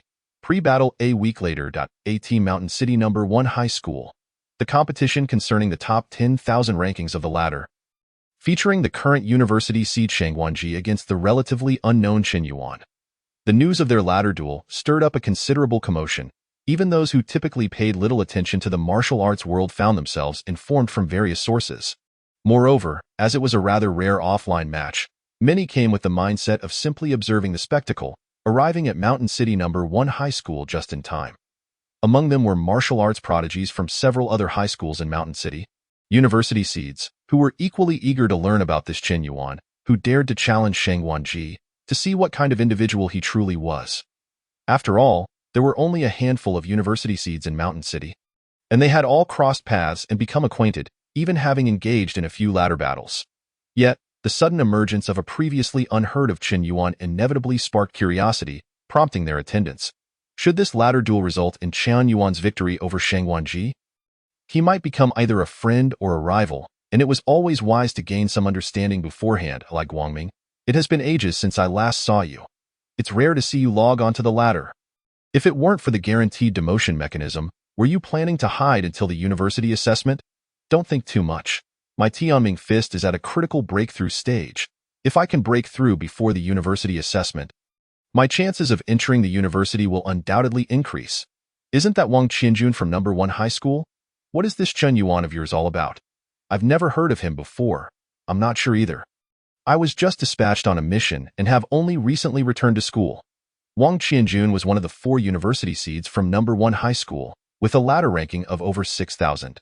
Unlike Shang Guanji, Wang Qianjun hailed from a humble background, having lost his father early on, leaving him and his mother to rely on each other. Once he delved into martial arts, his talent began to shine.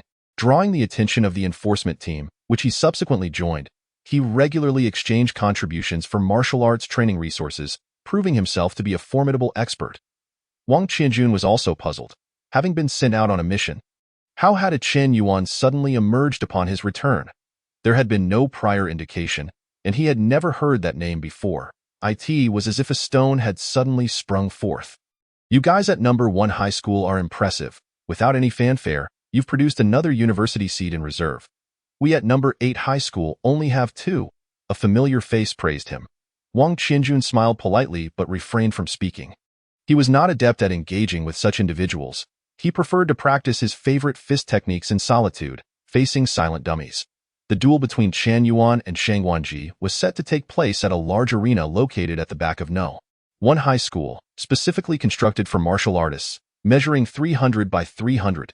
The arena's interior consisted of a single block of resilient bluestone, while the outer layer was reinforced with a special alloy. Even students at the 9th level of the blood exchange realm, wielding swords or blades with full force, could only manage to leave a barely visible scratch.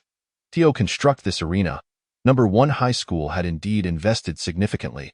Surrounding the arena were rows upon rows of stone seats, capable of accommodating thousands of faculty and students. At this moment, the front rows were already filled with spectators eager to witness the ladder duel. Among them were student martial artists, teachers, and even leaders from other high schools. However, The majority were ordinary students merely there for the spectacle. Old fan, is this your 5th university seat at number 1 high school? Truly a stroke of luck. The principal of number 1 high school, Fan Yaosheng, suddenly heard a familiar voice calling out to him. Turning around, he was surprised to see the principal of number 2 high school. He was puzzled. The ladder duel was hardly a grand affair. Why come to know? 1 high school? Oh, it's just 2 students competing. Why the sudden interest? The principal of number 2 high school was a genial, portly man, smiling as he spoke. What nonsense, with 5 university seeds at number 1 high school. I certainly must come to congratulate you, given your habit of rising early for no reason. What brings you to number 1 high school? Fan Yaosheng scoffed, clearly skeptical of the other's claims. Heh, you see right through me. The principal of number 2 high school squinted his eyes and chuckled, patting his belly. I won't disturb you any longer. Once you are done, I'll visit your office so we can chat a bit. We can also discuss the university assessment while we're at it. Below, Chen Yuan, I have wagered a significant portion of my and Old Wu's assets on you. We're betting on your victory. If you win, as per our agreement, it will be a 70-30 split. If you lose, my situation is manageable, but Old Wu has vowed that if you lose, you can forget about acquiring any discounted resources from him. You must stay sharp. This is a ladder duel, not a trivial skirmish. Huang Su's expression was grave. He could not afford to take this lightly, as he had invested a considerable sum. If he were to lose it all in one go, while it might not be catastrophic, it would still cause him considerable discomfort for years to come. In truth, Old Wu had been reluctant at first. After all the risks rested with them, the investors. While Chen Yuan faced no consequences in defeat, yet stood to gain a share if he triumphed. Where in the world could one find such a good deal? Giving Chen Yuan even a single share seemed excessive. Ultimately, Huang Su persuaded Old Wu, as Chen Yuan had become embroiled in a feud with Shang Guanji because of him. Huang Su felt a twinge of guilt, thinking perhaps allowing Chen Yuan to earn a bit more might alleviate his conscience. Sigh. Chen Yuan let out a breath. Huang Su had already rambled on in his ear numerous times, and he had responded just as many. However, this is the financial backer, and one must rely on Huang Su to make a profit. Thus, Chen Yuan continued to patiently reply with those 5 words. Rest assured, it's a guaranteed win. After a moment's thought, he added, I usually hold back when sparring with you, fearing that I might strike you down in one blow. Are you reassured now? At this moment, Huang Su no longer focused on Chen Yuan's fear of delivering a fatal blow. Instead, upon hearing Chen Yuan's words, he compared his strength to that of Shang Guanji and breathed a sigh of relief.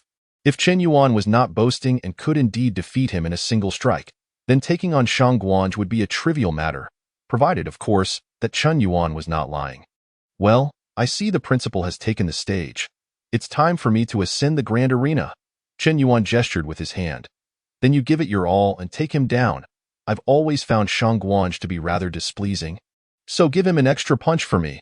Huang Su threw a couple of punches into the air, laughing heartily. No problem. I'll buy one and give him an extra punch, making it a total of 2. Chen Yuan did not look back but waved his hand behind him. Subsequently, under the gaze of nearly 1,000 spectators, he slowly ascended to the grand arena. Chapter 31. The battle begins on the stands.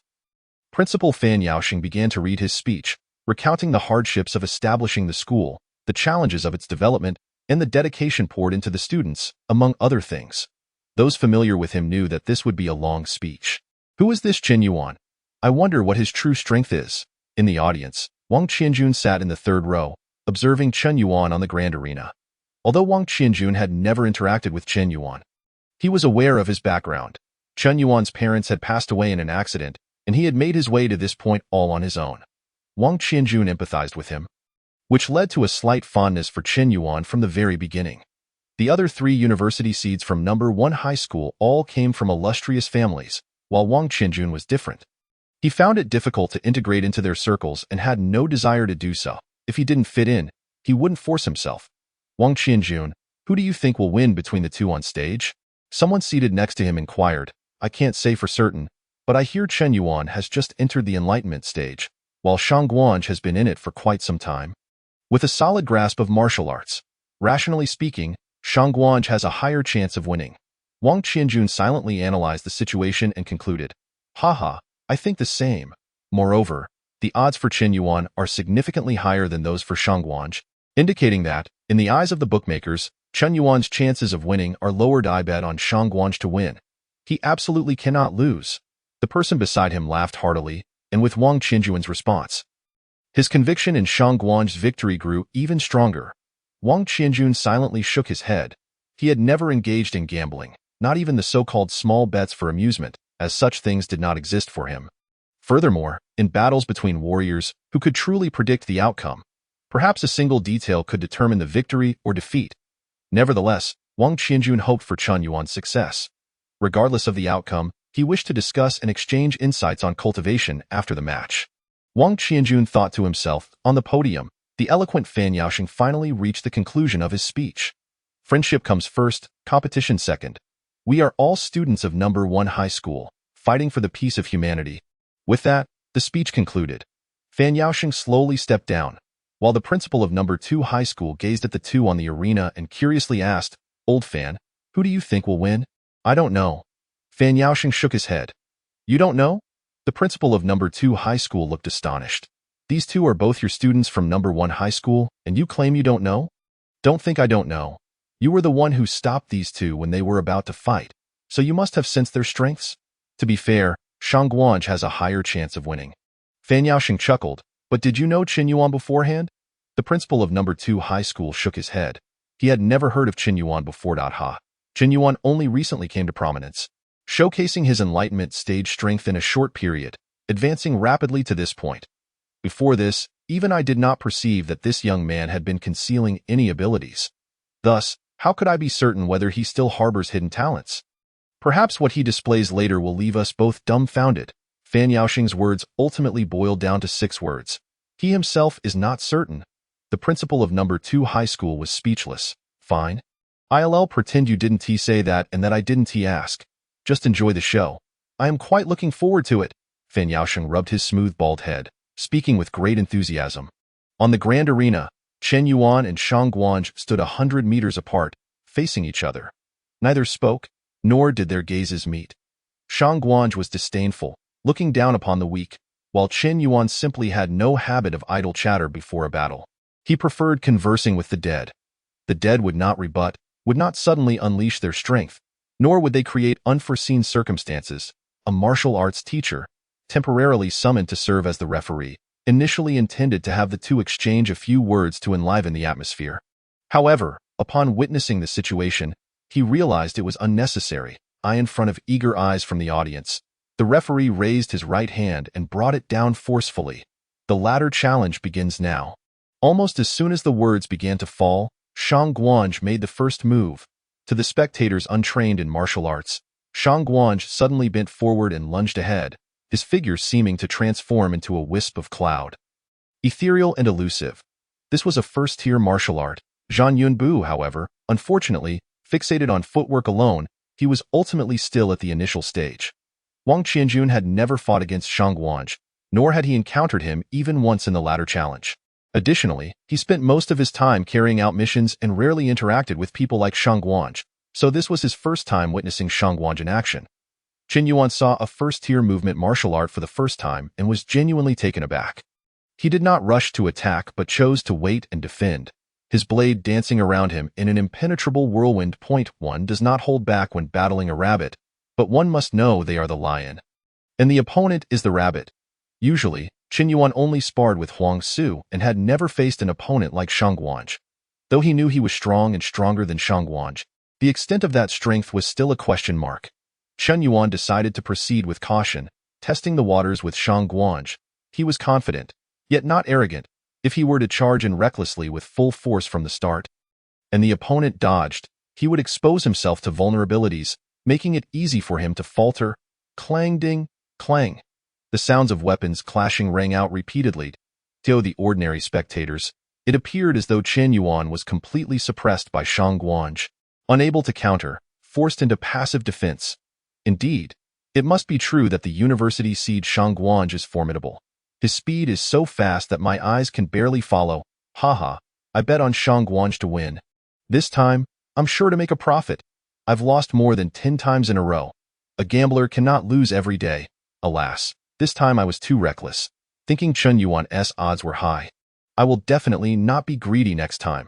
However, in the eyes of individuals like Wang Qianjun and Huang Su, they understood clearly that despite the apparent excitement on stage, both sides were merely probing and had not used their full strength at all.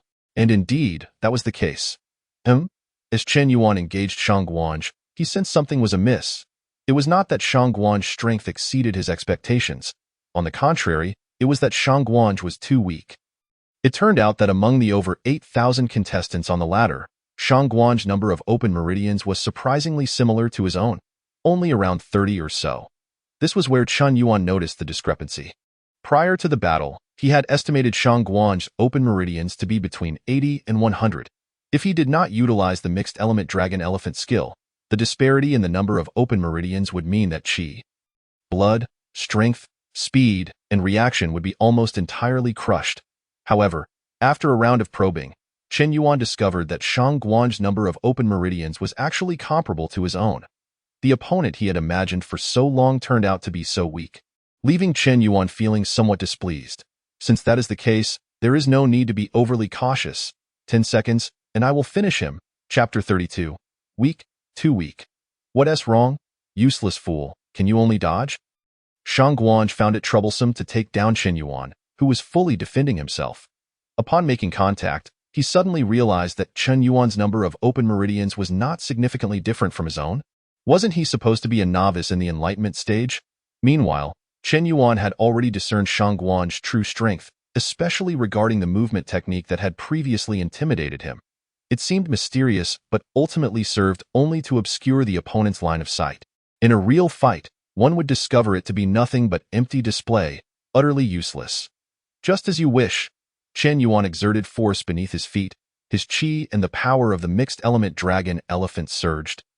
His muscles tensed suddenly, and his entire figure seemed to swell momentarily, stretching his loose clothing tightly. All 30 meridians simultaneously circulated, and arcs of blue electricity danced between Chen Yuan's hands. Boom. The sound of thunder erupted in the clear blue sky. Thunderbolt slash. In the next moment, Chen Yuan's figure transformed into a flash of lightning, accompanied by the roar of thunder, as he struck towards his opponent. Ha! With your fundamental martial art, the 8 Extremes Thunder Blade. You haven't even mastered a first-tier martial art. Shang Guanj, upon seeing this, felt a wave of confidence wash over him. At the same time, he gathered all his qi at the tip of his sword. Exploding star, boom! In an instant, the clash of blade and sword unleashed a tangible shockwave that spread like a tempest. Crack! The sound of shattering weapons echoed. Chen Yuan's blade shattered into numerous fragments that shot outwards at high speed. These flying shards were intercepted one by the referee teacher to prevent any harm to the audience. Ha! Your blade has shattered. How can you defeat me now? Shang Guanj laughed heartily. Chen Yuan was merely slightly taken aback, considering that the knife was fundamentally a low-quality item. With the enhancement of his own strength and the augmentation of the Hunyuan Dragon Elephant power, it was entirely unsurprising that it could not withstand a full-force attack. It was a pity, however, that the limitations of the knife led to his strike, which had just barely clashed with Shang Guanji, shattering abruptly and only demonstrating 3 to 4/10 of its potential. It was time to conclude. After all, an accident was merely an accident. Chen Yuan suddenly stepped forward, and the grand arena, forged from fine iron, left an imprint under his foot, with a symphony of cracking bones reverberating through his body. The terrifying Hunyuan Dragon Elephant power surged within him, ultimately erupting explosively from his right fist. There was no finesse involved. Only a pure explosion of strength. Shang Guanji, still caught in a moment of excitement, raised his sword and swung it downward. Chen Yuan's right fist collided with the side of the sword, yet Shang Guanji's smile remained unfazed as he followed through with the momentum to strike at Chen Yuan's head. Ha! Ugh! Crack! This time, it was Shang Guanji's sword that shattered. His smile abruptly froze, disbelief filling his eyes. How could this be? My sword was crafted from top-grade alloy. How could it be shattered by a mere punch from you? Because you are too weak. Weak to the point of being unimaginable. Just as Shang Guanji was momentarily stunned, Chen Yuan inhaled deeply, and then a punch, imbued with the power of the dragon and elephant, struck fiercely at Shang Guanji's chest. Crack! A cacophony of bone-cracking sounds erupted, making one's teeth ache. Shang Guanji's complexion turned ashen. A mouthful of blood surged uncontrollably to his throat, and his head flew back as if it were a broken sack. Yet, Chen Yuan was even faster than his backward flight. With his left hand, he seized Shang Guanji's head and forcibly yanked him back. The entire sequence was incredibly brief, from the shattering of Chen Yuan's knife to Shang Guanji being blasted away. It was hardly more than 2 seconds. Even the referee was still in the midst of blocking the shards of the long knife. Chen Yuan, no! Principal Fan Yaoxing exclaimed anxiously, his figure soaring through the air in an attempt to intervene. However, it was too late. What are you doing? Shang Guanji struggled in panic, but Chen Yuan's strength was so beyond reason that the hand gripping his face seemed as if it would crush his skull. I will ruin you. A fleeting flash of ruthlessness crossed Chen Yuan's eyes as he delivered another punch to Shang Guanji's chest. This time, there were no ribs to obstruct, no sound of bones cracking. Only the severe damage to internal organs remained. Shang Guanji's bloodshot eyes bulged, and the excruciating pain caused his head to tilt, leading him to faint. The audience fell into stunned silence. Chen Yuan, what are you doing?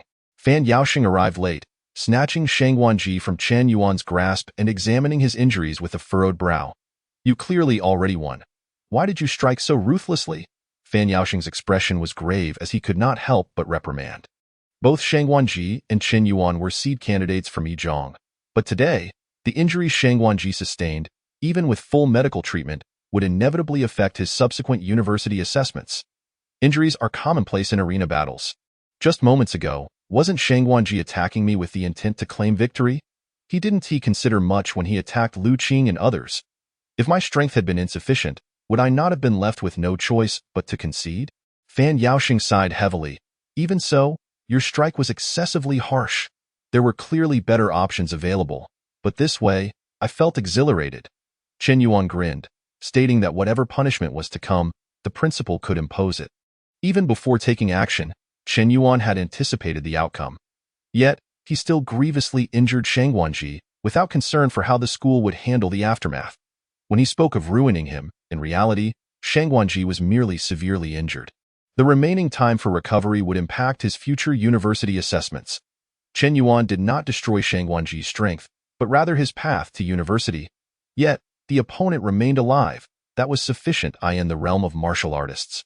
Injuries are inevitable. As long as one does not die, the matter is not overly significant. Since you have done this, then prepare for the school's handling of it. I shall not show leniency in such matters. Fan Yaoxing waved Chen Yuan away. Chen Yuan's expression shifted slightly, and amidst the utter silence of the audience, he gradually stepped down from the grand arena. Yet, he felt a twinge of confusion. Is that all? The outcome was far better than he had anticipated. Despite the principal's outward display of disapproval toward Chen Yuan, in reality, it was merely a verbal reprimand, and nothing of consequence ensued.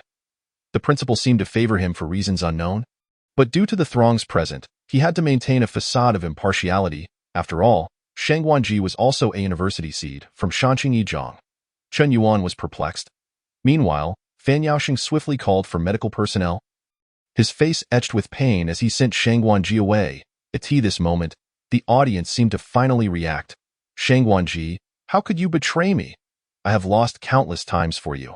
I staked my entire fortune on your victory. How could you do this to me? Ha ha ha. Chen Yuan actually won. I struck it rich. I knew betting on the unexpected would pay off. This guy, after this battle, has soared to new heights. Shang Guanji wasn't even his match. The crowd buzzed with discussions. Although the outcome of this battle was unexpected, most accepted it, apart from those who had heavily wagered on Shang Guanji. They didn't care how badly Shang Guanji fared. All they knew was that he had betrayed their trust. What terrifying strength! Does Chen Yuan possess some extraordinary talent, perhaps innate divine power? The university seeds present wore solemn expressions, including Wang Qinjun, at this moment. They all pondered the same question. If they faced Chen Yuan, could they win? Those who considered themselves weaker than Shang Guanji need not say more. Since Shang Guanji had fallen, they surely stood no chance. Yet those who believed they were stronger than Shang Guanji felt a profound uncertainty in their hearts, equally questioning whether they could withstand Chen Yuan's peculiar divine strength. Chapter 33. The gluttonous divine body. Fan Yaoxing wore a stern expression as he entered his office with the principal of Yizhong. Enough, enough. Now that no one is present, we can drop the pretense. The principal of Urzhong spoke with resignation. Ha ha. Ha ha ha. Fan Yaoxing could not contain his laughter any longer. Go ahead and laugh. If I had such a student at Urzhong, I would be laughing with all my might too. The principal of Urzhong casually found a seat. Fan Yaoxing laughed for quite a while before finally calming down. That was refreshing. Now, let us discuss the matter you mentioned earlier. The principal of Urzhong waved his hand dismissively. Not so fast. First tell me about your student Chen Yuan. What is the story behind his unique physique and his immense strength? I fear that even if one had opened 361 acupoints and reached the pinnacle of the acupoint opening realm, their strength would still not be so formidable. Fan Yaoxing did not rush to answer. He first brewed himself a cup of tea, then began to speak slowly. I'm not entirely sure, but I have received word that Chen Yuan recently purchased the Hunyuan Dragon Elephant True Skill. Upon hearing this, the principal of Urzhong stood up in disbelief. Could it be that Chen Yuan has mastered the Hunyuan Dragon Elephant True Skill? The Hunyuan Dragon Elephant True Skill first gained fame when the Dragon Elephant Martial God broke through to the Martial God realm. The skill was originally associated with the Dragon Elephant Martial God, yet it was not created by him, and he has never disclosed its origins. It is known that he took the title of Dragon Elephant because of this skill, and his success propelled the popularity of the Hunyuan Dragon Elephant True Skill. Numerous prodigies across the Star Alliance chose to cultivate this skill, despite the Dragon Elephant Martial God's earnest warnings about its difficulties. The number of those attempting it was still as numerous as the stars. However, they soon encountered bottlenecks. While the first 3 levels of the Hunyuan Dragon Elephant True Skill were challenging, many managed to master them. Yet, starting from the 4th level, even the most gifted prodigies required hundreds of years, with very few succeeding. The power added by the 4th level became a burden for those prodigies at the time, offering little utility while consuming vast amounts of time and energy. Consequently, the fervor for practicing the Hunyuan Dragon Elephant True Skill swiftly waned, and to this day, hardly anyone focuses on this deceptive martial skill.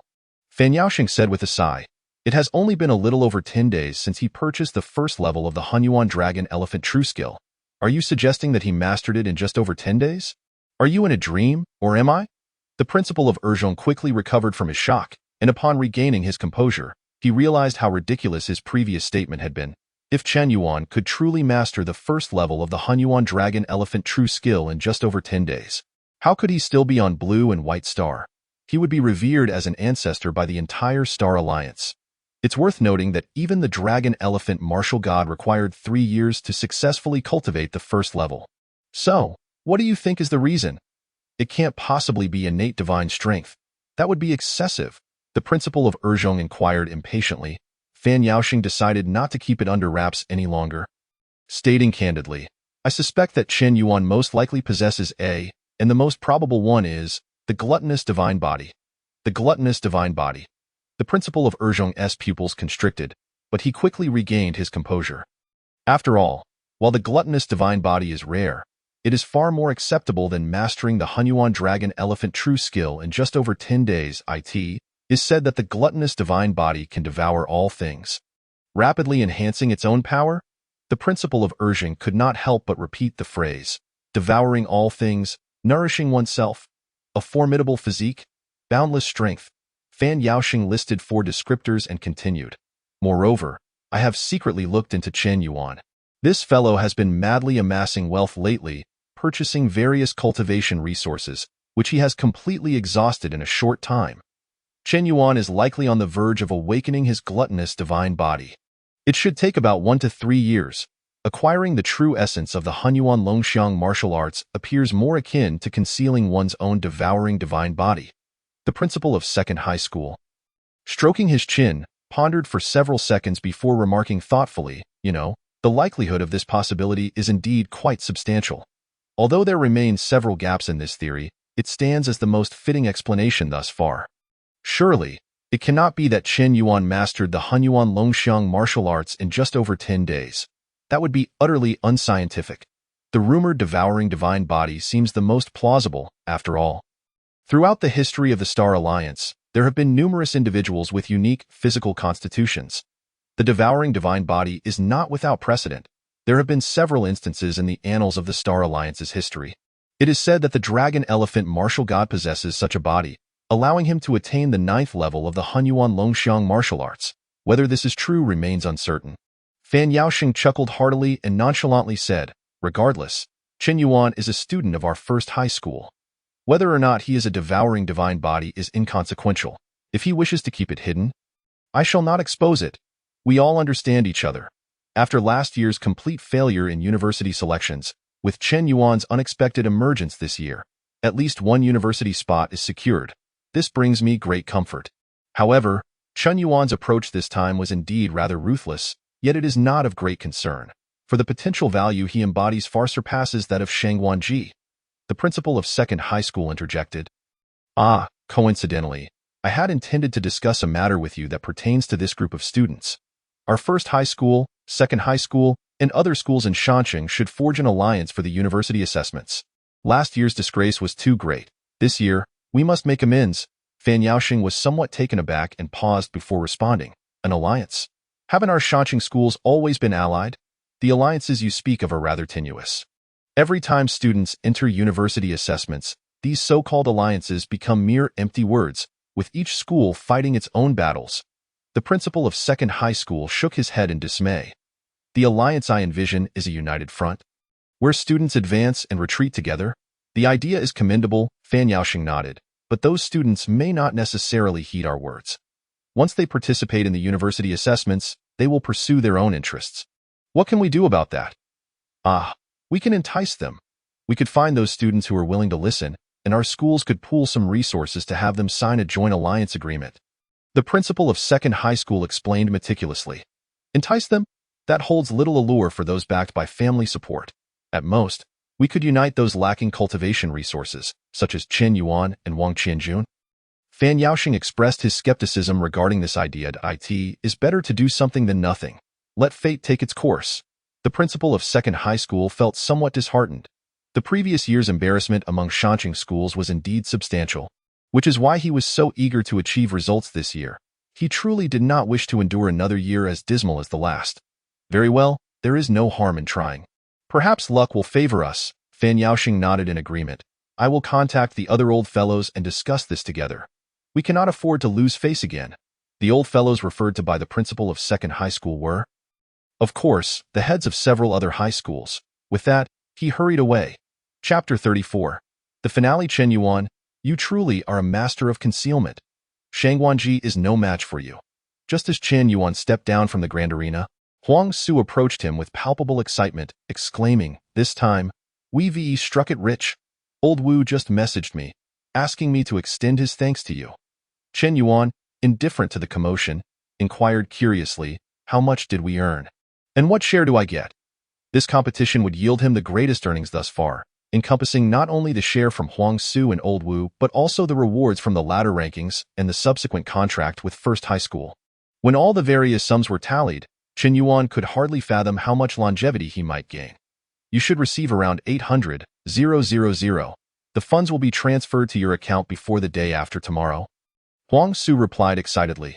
Chen Yuan, having earned 800,000 with a 30 share, and with Huang Su and Old Wu together making nearly 2 million, realized this was no trivial amount, just from a simple wager.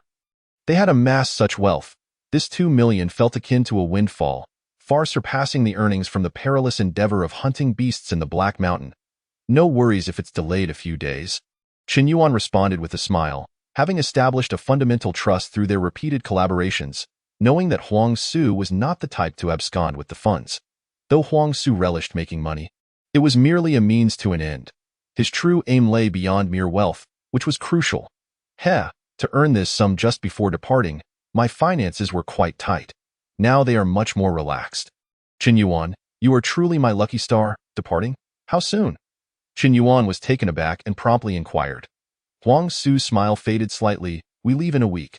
Second High has already completed the paperwork, and Old Wu and I are nearly ready. No longer at Blue White Star? Chen Yuan feigned ignorance. This place was far too remote. Even the Star Alliance's network struggled to connect, making it implausible to pursue a career as an interstellar broadcaster here. Huang Su complained, then added, Old Wu plans to take me to his home planet, Shima Star, to recruit some Shima people as the first batch of interstellar broadcasters and establish a company. Old Wu has experience in this area, and I'll learn gradually. Perhaps by the next time you see me, I'll be a shareholder in a large company. Sounds splendid. If things don't work out for me, I'll come and seek refuge with you. Perhaps I can be a broadcaster as well, to make a living. Chen Yuan chuckled after a moment of silence. In this world, he had few friends, and Huang Su was barely one of them. Yet they got along well. That it was a pity they would soon part ways. No problem. Feel free to reach out anytime. Huang Su readily agreed. Both were acutely aware that their next meeting might be far off. Chen Yuan's jest about seeking refuge with Huang Su was clearly just a joke. His talents had already shown brilliantly in the battle against Shang Wanji, and from this day onward, those in Shanqing who were somewhat in the know would recognize Chen Yuan as a rising star among university candidates. If he were to fail, then few students at Blue-White Star would manage to succeed. After parting with Huang Su, Chen Yuan was soon approached by Lu Qing and Li Mingmao. Chen Yuan, why didn't you give me a heads up earlier? I bet 200,000 star coins this time and ended up losing. Lu Qing lamented, though his lips could hardly contain a smile. In truth, he had not held much hope for Chen Yuan, merely placing the bet to support him. But the outcome was unexpected. Chen Yuan had won. Can you really blame me? It's clear that your trust in me was insufficient. Otherwise, you should have bet your entire fortune on me, Chen Yuan retorted, refusing to take the blame. You defeated Shang Wanji, and now your ladder ranking is over 8,000, with the potential to rise further. Doesn't that present an opportunity for university admission? Li Mingmao remarked with a sigh. She had come to terms with the disparity between people, realizing that sometimes the gap could be greater than that between humans and dogs. She no longer harbored hopes for university. Instead, she would persist in martial arts after enlisting. Steadily pursuing her goals, there remained hope. I hear the university assessments will be broadcast live. I'll cheer for you then, Lu Qing added with a smile, then continued, by the way, 3 days from now, my father is throwing a banquet to celebrate my graduation. You all should come and enjoy some delicacies you won't find elsewhere. I probably won't be at school much longer. My father wants me to go out to sea and gain some experience. So soon?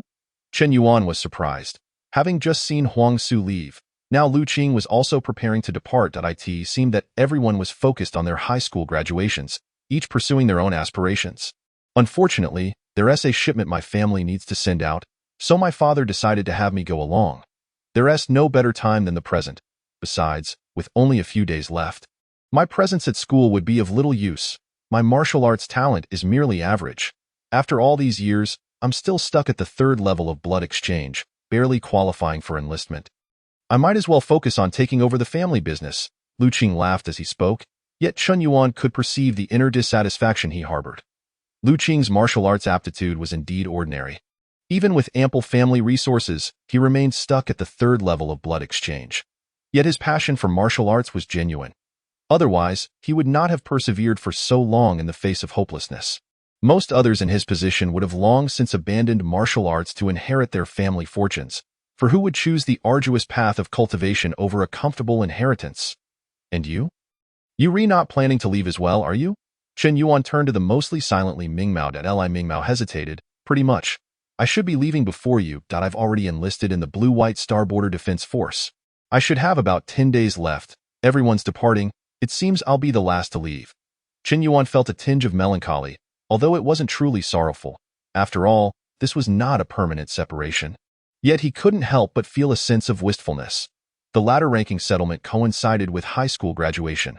Within 3 days after the settlement, those who qualified for the university assessments would board the interstellar ship bound for the assessment site. In this light, it appeared that Chen Yuan would indeed be the last to depart. It felt reminiscent of his previous life's university graduation, watching his roommates leave one by one for internships. I am not dead. So why does this feel so melancholic? Lu Qing, unable to bear the atmosphere, laughed heartily. Remember to come to the banquet in 3 days. There will be plenty of delicacies you want to miss. I am eager to see what splendid treasures await. Chen Yuan and Li Mingmao agreed readily. Chapter 35. A bounty fulfilled on the very next day following his battle with Shang Wanji. Chen Yuan received a notification from the school.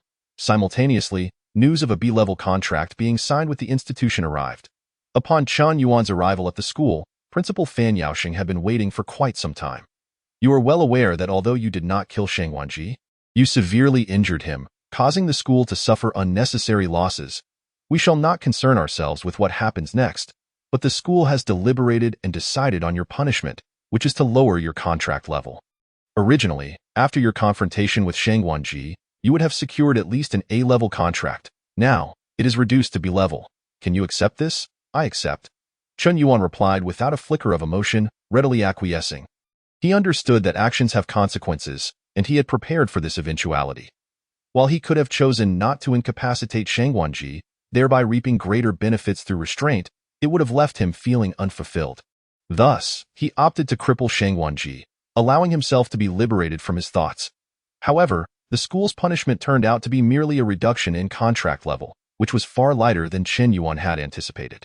In fact, from the events of the Grand Arena yesterday, he sensed that the principal's actions were more bluster than substance.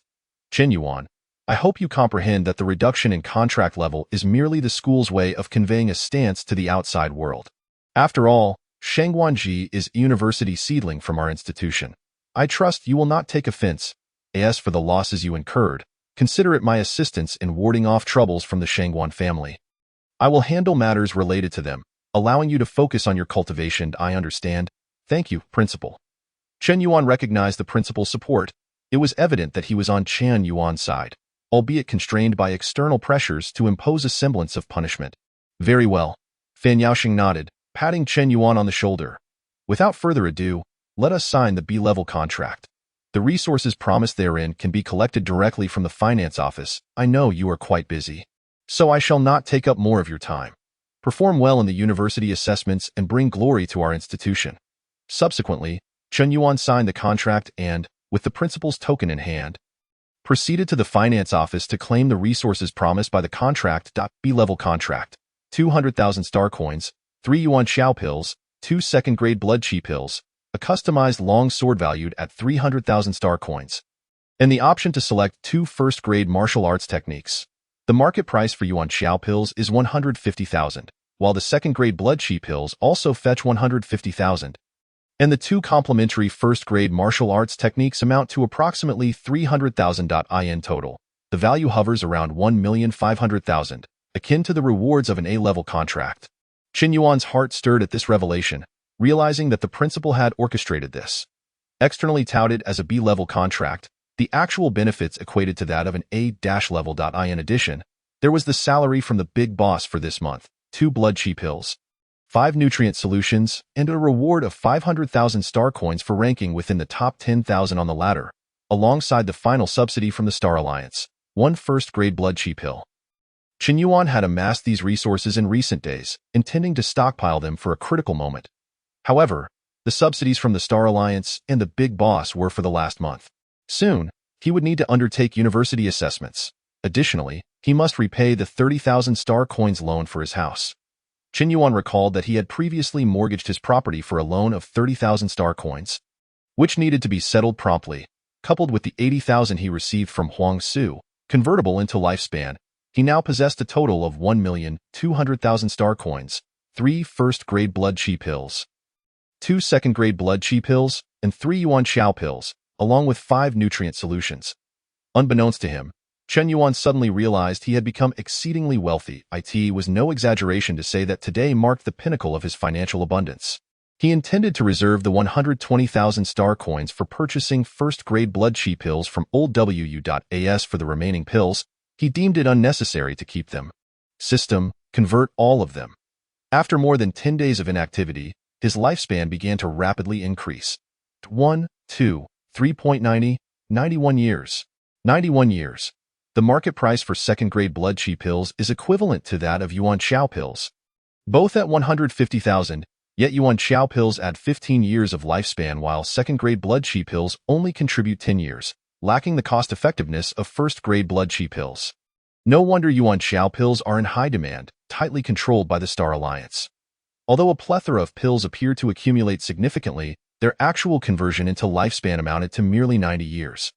Fortunately, with the remaining 120,000 star coins, if converted into first-grade blood chi pills at 60,000 each, he could procure 20 pills, equating to a full 100 years of lifespan. 120,000 star coins. You intend to purchase exclusively first-grade blood chi pills? You truly treat them as if they were mere sustenance, even if you urgently require blood chi pills. The efficacy of second-grade blood chi pills surpasses that of first-grade ones. It would be far more economical to purchase second-grade pills. In the black market, Old Wu was taken aback by Chen Yuan's request. An ordinary blood exchange realm martial artist requires approximately a month to digest a single first-grade blood chi pill. Even for an aperture realm martial artist, the digestion speed is halved, necessitating at least half a month's time.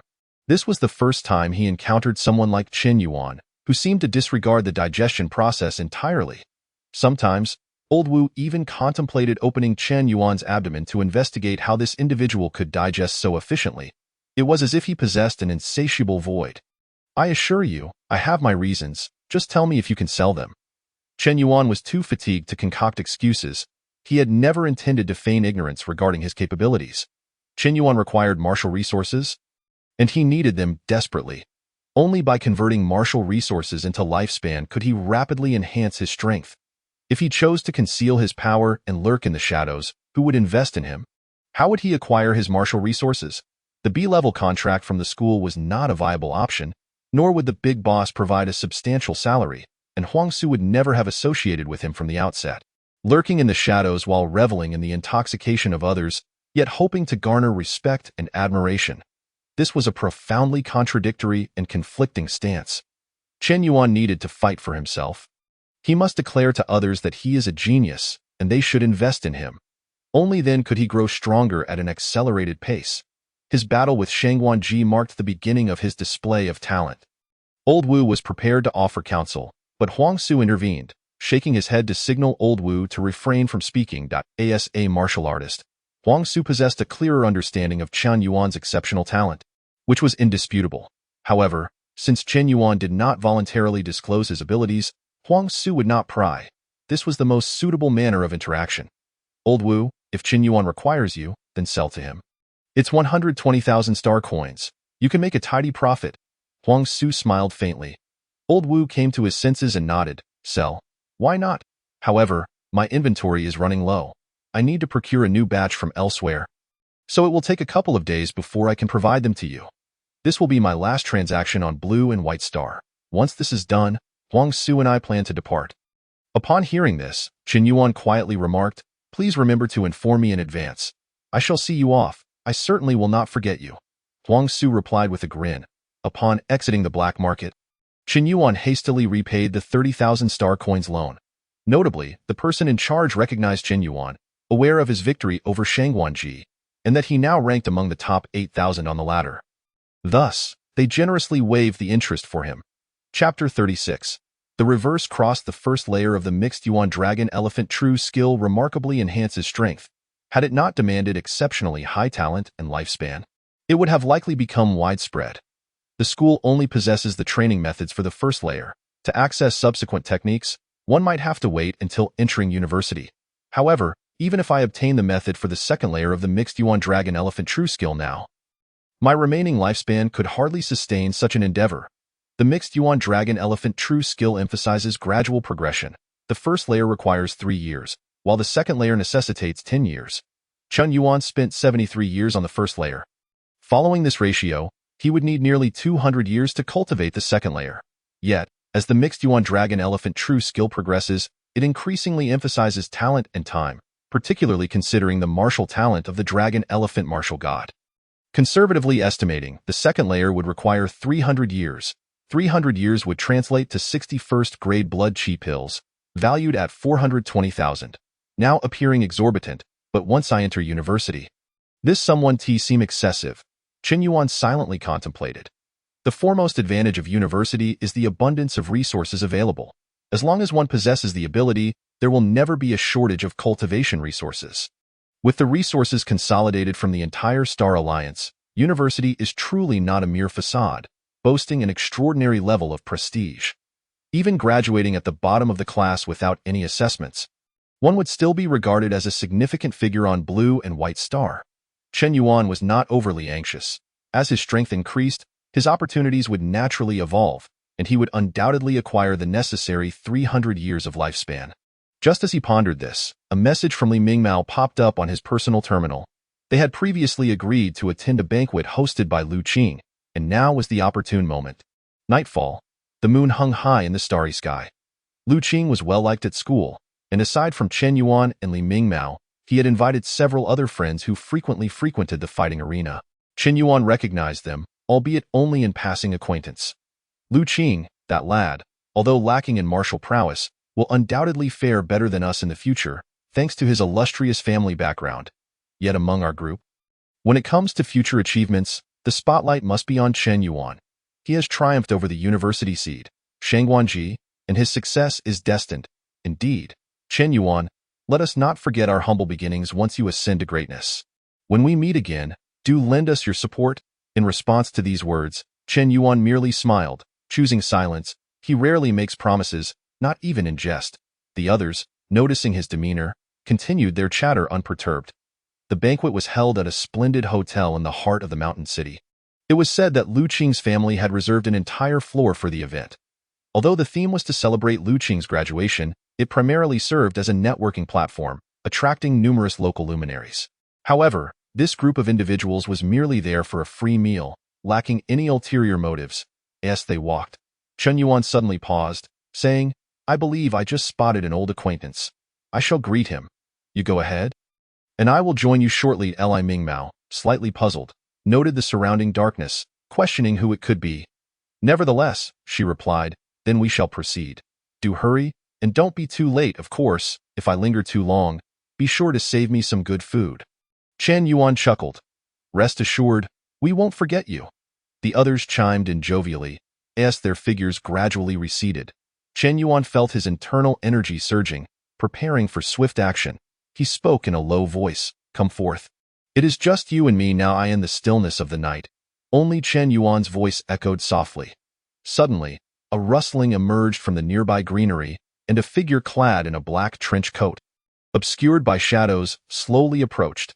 Standing before Chen Yuan, the voice was indistinguishable in gender. "I am a member of the End of Days Church." In the next instant, Chen Yuan unleashed a powerful punch, obliterating the figure's head. Upon hearing the mention of the End of Days Church, Chen Yuan lost all inclination to hear more. His energy, the primordial dragon elephant force, surged forth without reservation. To his surprise, the anticipated scene of a head bursting like a watermelon did not occur. Instead, the figure's head deflated like a punctured balloon. At that moment, Chen Yuan discerned the visage of his opponent. There were no eyes, nose, or ears, just a solitary mouth hanging on an otherwise featureless face. Is this human skin? The deflating head ultimately left only a piece of skin dangling from the neck, presenting an eerie sight. "Oh, not be alarmed. I am a member of the End of Days Church and also a part of the Reverse Cross. I bear no hostility towards you." The voice emanated from beneath the skin, and before Chen Yuan's astonished gaze, it began to inflate once more, returning to its original form.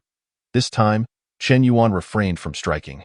Besides the realization that he seemed unable to kill this entity, he felt a burgeoning curiosity about the Reverse Cross, which was not among the known cults of evil gods.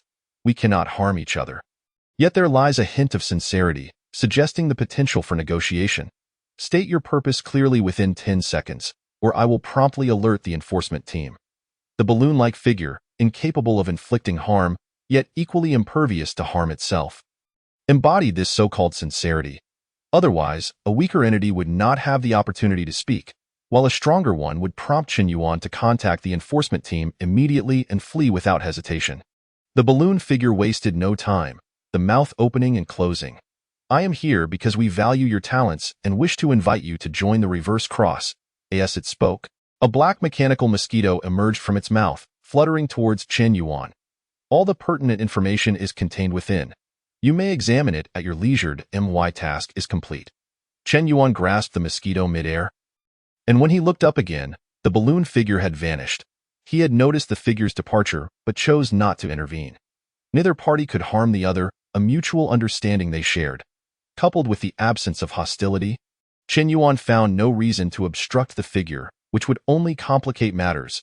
As the mosquito underwent a transformation, it abruptly disintegrated into a dark, viscous fluid, merging into Chen Yuan's skin. He could have preemptively stopped it. Yet he sensed no danger. Besides, this entity merely resided beneath his skin surface, easily removable at his discretion. The hidden entity would activate swiftly if Chen Yuan chose to trigger it, enabling certain functions. In the darkness, Chen Yuan's gaze brightened as he realized he was finally beginning to uncover the secrets of this world. Chapter 37. The banquet at the splendid hotel. Lu Qing awaited the arrival of Li Mingmao and the others, waving them over as they approached. You all arrived just in time. The dishes have just been served. It's not about arriving early, but rather arriving opportunely, Li Mingmao replied with a smile. Lu Qing scanned the surroundings, his expression turning slightly anxious. Where is Chun Yuan? Why is he absent? Wouldn't he stand me up, would he? He encountered an acquaintance on the way and will join us shortly, Li Mingmao explained succinctly. As long as he doesn't bail on me, I'm relieved, Lu Qing responded, feeling reassured. He led the group upstairs, dismissing the matter for now. Let's proceed for the time being. The banquet was not overly crowded, with approximately 30 guests, all dressed in formal attire, engaged in hushed conversations over glasses of wine. As Li Mingmao and the others entered, they drew some attention, but it was fleeting. Few cared to focus on them. Pay them no mind, just enjoy your food and drink. Everything here is complimentary, Lu Qing encouraged, picking up a plate and beginning to select food. Although he wasn't particularly fond of such gatherings, he had grown accustomed to them over time. Fortunately, Li Mingmao and the others, being martial artists, were adaptable and paid no heed to others' gazes, immediately honing in on the food laid out. Upon hearing Lu Qing's words, they eagerly began to feast. The commotion from their dining drew disapproving glances from nearby guests. For the purpose of such a banquet was not merely to eat, but to cultivate connections and resources. Lu Qing's father had organized this gathering under the pretext of celebrating his son's graduation, hoping Lu Qing would seize the opportunity wisely. Regrettably, Lu Qing was oblivious to the true significance of the event. As Lu Qing and his friends indulged in their meal, those holding drinks pondered silently. How foolish Lu Qing is, not recognizing the essence of this gathering. Before long, two men entered through the door, one of whom bore a striking resemblance to Lu Qing, his elder brother, Lu Tao. Lu Tao has arrived, someone whispered. Despite Lu Qing's lackadaisical demeanor, Lu Tao's presence ensured that Lu Qing could comfortably live as a carefree rich second generation. However, who was the individual accompanying Lu Tao? He didn't appear to be from the mountain city. Just then, while Lu Qing was engaged in explaining the tastiest dishes to Li Mingmao, he spotted his elder brother, Lu Tao. After exchanging pleasantries with Li Mingmao, he approached Lu Tao. Brother, you're late. The banquet has been underway for quite some time, Lu Qing exclaimed cheerfully. Among the younger generation of the Lu family, only Lu Qing and Lu Tao remained, devoid of the cliché family feuds often depicted in novels. Their relationship was harmonious. Lu Qing held great respect for his elder brother, and Lu Tao was protective of Lu Qing. I was delayed a bit while picking up a friend along the way, Lu Tao explained with a smile, then added, Are these your friends? Lu Qing nodded. They are all friends I made at the martial arts studio in high school. Like me, they are also martial artists. Let me introduce you. No need, Lu Tao interrupted, a hint of disappointment flickering in his eyes. Little brother, you are about to graduate high school, and it is time for you to mature a bit. This banquet was organized by our father for your future. Most of the attendees are people he invited. You should take the initiative to engage with them, as it will facilitate your future endeavors. Do not disappoint our father's expectations. Lu Qing found himself momentarily speechless. He understood his father's intentions but was reluctant to forge friendships with ulterior motives. Living that way felt exhausting. Sensing Lu Qing's hesitation, Lu Tao refrained from pressing further and instead introduced the man beside him. This is Wan Fong, whom I met while on a business trip. Don't you enjoy practicing martial arts? Wan is a Qi Awakening realm martial artist, and he ranks impressively at 12,000. The Border Defense Forces hold him in high regard, and his future is undoubtedly bright. You should converse with Wan about martial arts and perhaps spar. Wan's expression remained impassive as he merely nodded slightly at Lu Qing.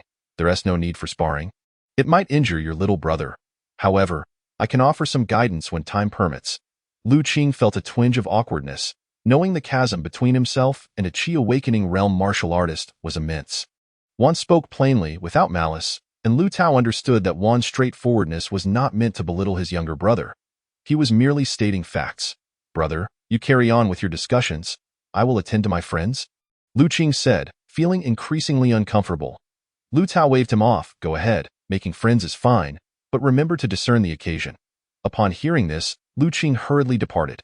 Wan Xiong, my younger brother is quite fond of martial arts, and his friends are all practitioners as well. Would you be interested in conversing with them?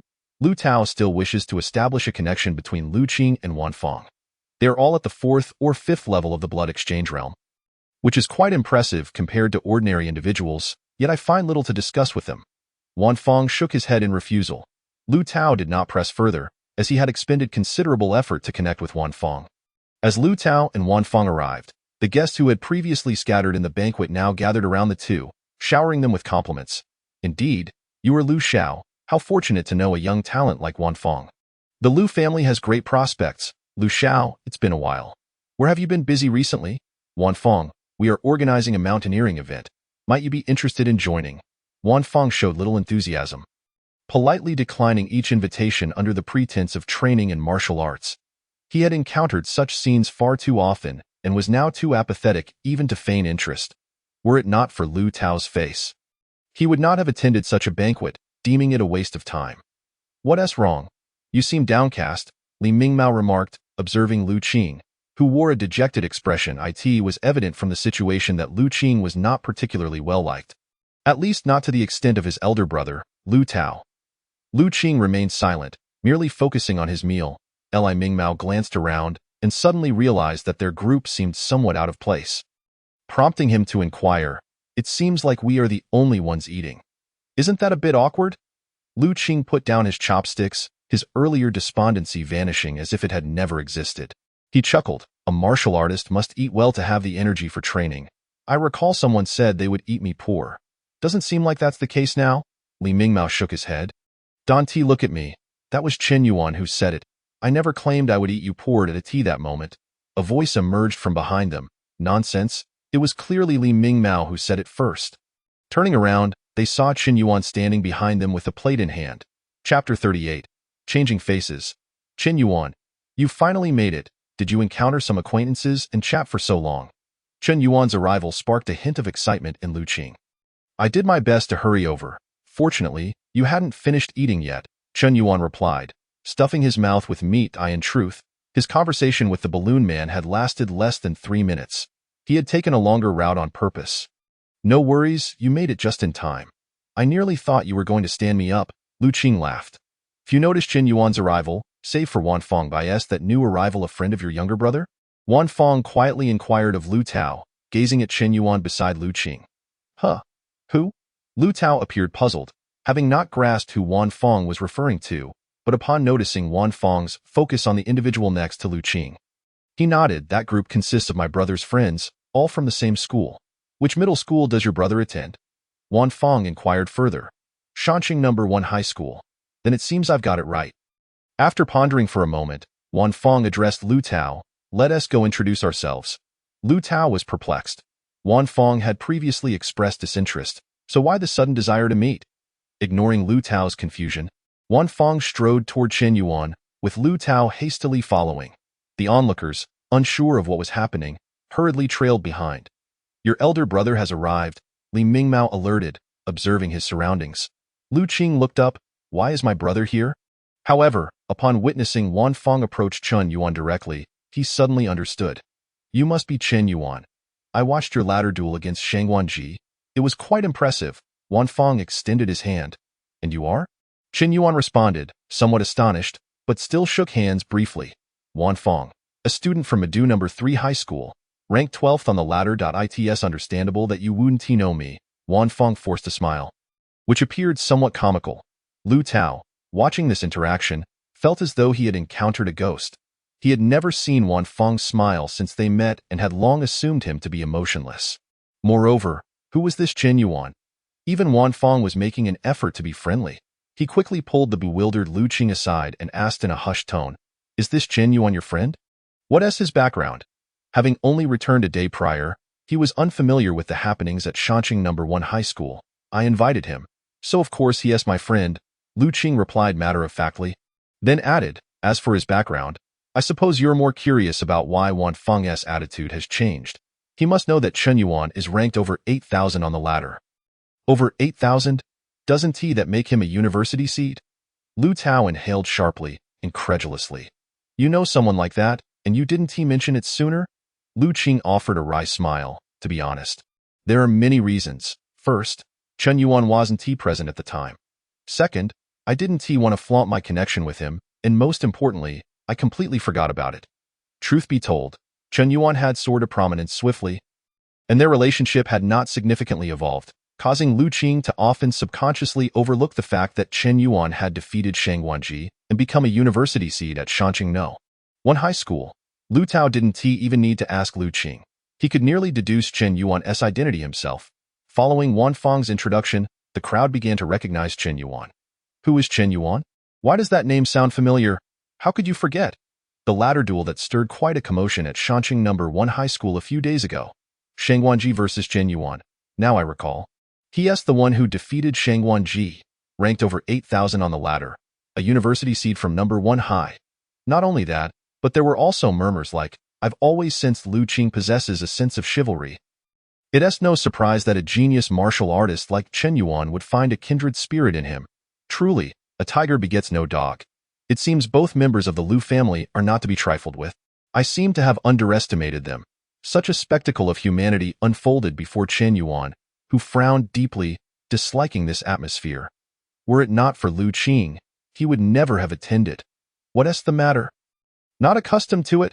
Wan Fang observed Chen Yuan's discomfort and spoke candidly. Suddenly, the pressure of the Enlightenment realm erupted from him, causing the onlookers to pale and disperse in alarm. Each breakthrough in martial arts signifies a leap in life. If one were to engage in a serious discussion, martial artists could even be deemed a new breed of humanity. Should one fail to consciously restrain their aura, ordinary people would feel as though they were being preyed upon by a formidable foe.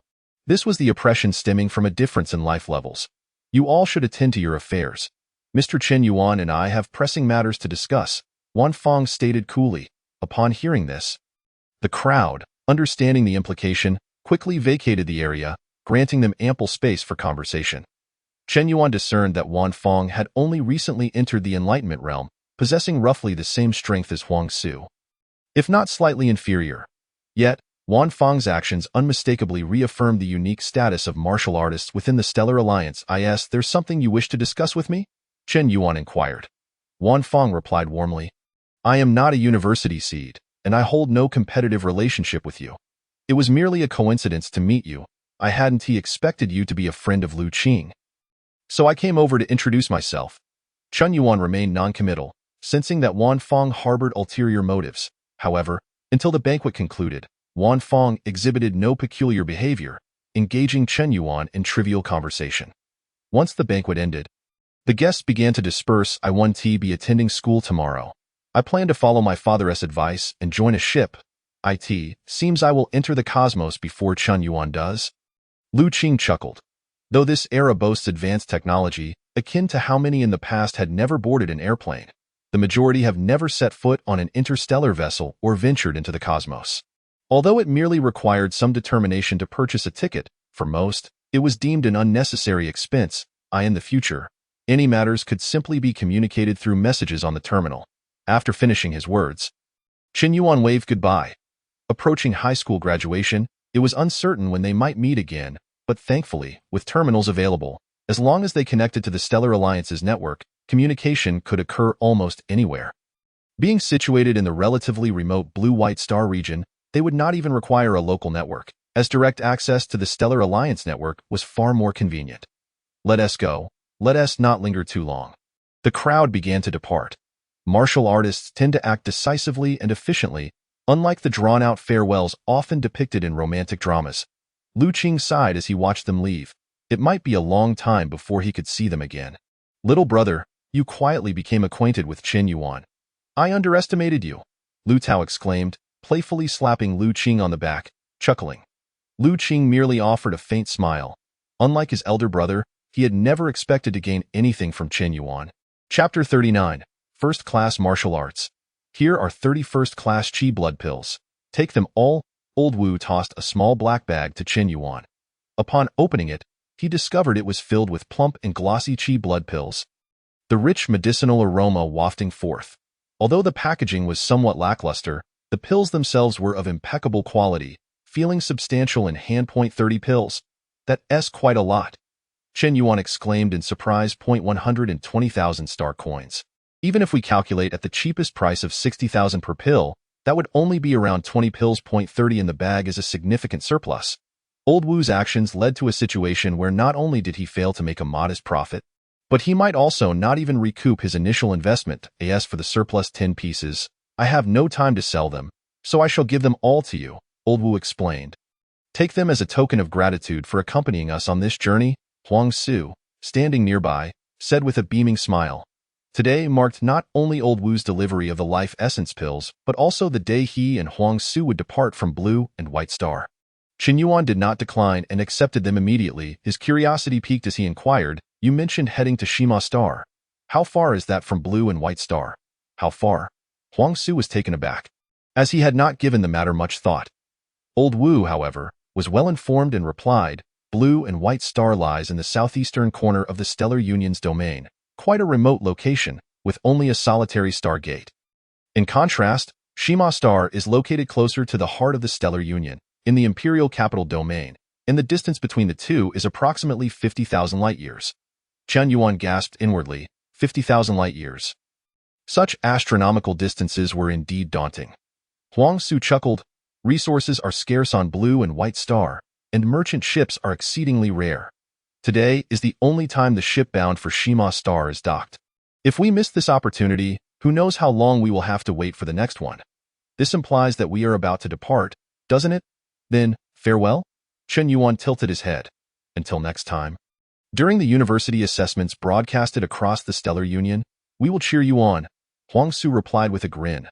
"Kid, don't embarrass yourself during the university assessments. If you perform well, I can boast to my fellow townsfolk." Old Wu chuckled. "Rest assured, just watch my performance. I will certainly uphold our dignity." Chen Yuan couldn't help but laugh at this. "All right, Huang Su, let's get going. Until we meet again. Farewell," Chen Yuan waved. All good things must come to an end. And Chen Yuan accepted this with an open heart. The transformation of 30 life essence pills had instantly elevated his lifespan to an impressive 241 years. With the university assessments drawing near, it was time to enhance his strength. Ever since his last victory over Shangguanji, Chen Yuan had not made further advancements in his prowess. He would log onto the virtual combat platform every few days for a random match, quickly logging off once his activity reached the required threshold, and his ladder ranking had only improved by a little over 100 places. Now that he secured the qualification for the university assessments, coupled with the absence of additional benefits, Chen Yuan was disinclined to continue climbing the ladder. In the martial arts library, he found the polarized Thunderblade and Taodai immovable body, two complementary first-tier martial arts offered by the school, which he eagerly exchanged for. The polarized Thunderblade was a martial art paired with the Yuan magnetic breathing technique, which required no further elaboration. The Taodai immovable body, on the other hand, was a horizontal training martial art focused on body tempering and strengthening. Chen Yuan's choice of a horizontal training martial art stemmed from his recent discoveries regarding the Hunyuan Dragon Elephant True technique. Although it provided immense pure strength, his physique seemed somewhat incapable of accommodating such overwhelming power, akin to an inflated balloon at risk of bursting under pressure. This limitation arose from the constraints of his physical body. The Taotai immovable body, once mastered, would double his physical defense, enabling him to bear the strength of the Hunyuan Dragon Elephant True technique. It would also significantly enhance his combat abilities. Having exhausted his two opportunities for complementary martial arts selection, Chen Yuan did not linger further and promptly departed. However, on his way, he encountered Wang Qianjun. Their acquaintance was not particularly close. The other had only approached him for a brief conversation previously. "The principal is looking for us regarding a matter. Shall we go together?" Wang Qianjun suggested. "The principal?" Chen Yuan activated his personal terminal and indeed found an unread message from the principal, which he had overlooked in his focus on selecting martial arts. Without hesitation, he and Wang Qianjun made their way to the principal's office. Upon their arrival, they discovered that, in addition to the principal, there was another male and female present, Shan Songxing and Su Qingman. "The other two university seeds from Yizhong besides us," Wang Qianjun whispered in introduction. Chen Yuan realized that there were 4 university seeds in total from Yizhong, and aside from himself and Wang Qianjun, the 2 individuals before him were the others. The principal gathered them all, clearly indicating that the discussion would revolve around the university assessments. However, Chen Yuan sensed an undercurrent of hostility from the two, despite having never met them prior. When Fan Yaoxing saw that everyone had arrived, he wasted no time and stated directly, "I believe you are curious about why I called you here, so I'll be straightforward. the Shanxing High School has formed a University Assessment Alliance, hoping to support one another during the upcoming assessments. If you are willing to sign the alliance agreement, the school will offer certain rewards. After speaking, Fan Yaosheng carefully observed the expressions of the four as he anticipated. Shun Songxing and Su Qingman appeared dismissive, while Chen Yuan and Wang Qianjun seemed intrigued. After a brief silence, Shun Songxing stepped forward and said, "Principal, both Su Qingman and I have our own arrangements at home, so we are afraid we cannot sign this so-called alliance agreement." "No problem. This is entirely voluntary. I merely hope you will show some courtesy when facing students from Shanxing." Fan Yaosheng waved his hand, indicating they could leave. Shun Songsheng and Su Qingman did not hesitate and walked out without even acknowledging Chen Yuan and Wang Qianjun. Fan Yaosheng then turned to the remaining two, a knowing smile on his face. "It appears you two are somewhat interested." After a moment of contemplation, Chen Yuan replied, "I need to review the terms of the agreement and understand what the rewards entail before making a decision." Wang Qianjun remained silent, yet his expression reflected a similar sentiment. Upon hearing this, Fan Yaosheng opened a drawer and produced 2 copies of the alliance agreement, handing one to each of them. "Take a careful look. If you find it acceptable, you can sign now and proceed to the finance office to claim your rewards." Chen Yuan and Wang Qianjun quietly found a spot to sit and began perusing the agreements. Chapter 40. Progression, Ladder Settlement, Assessment commences. The contents of the alliance agreement were more lenient than Chen Yuan had anticipated. In essence, it stipulated that during the university assessments, they could not take action against those who had signed the alliance agreement. Furthermore, should an ally find themselves in peril, they could choose to assist based on their circumstances. The emphasis on based on circumstances was what Chen Yuan regarded as the leniency of the agreement. Aside from the prohibition against harming allies, everything else relied on mutual understanding, and there were no penalties for non-compliance. Additionally, the rewards were a free gift, leaving Chen Yuan hard-pressed to find a reason to refuse. "Principal, I will sign the alliance agreement," he declared. "I will sign as well." Wang Qianjun followed suit. Excellent.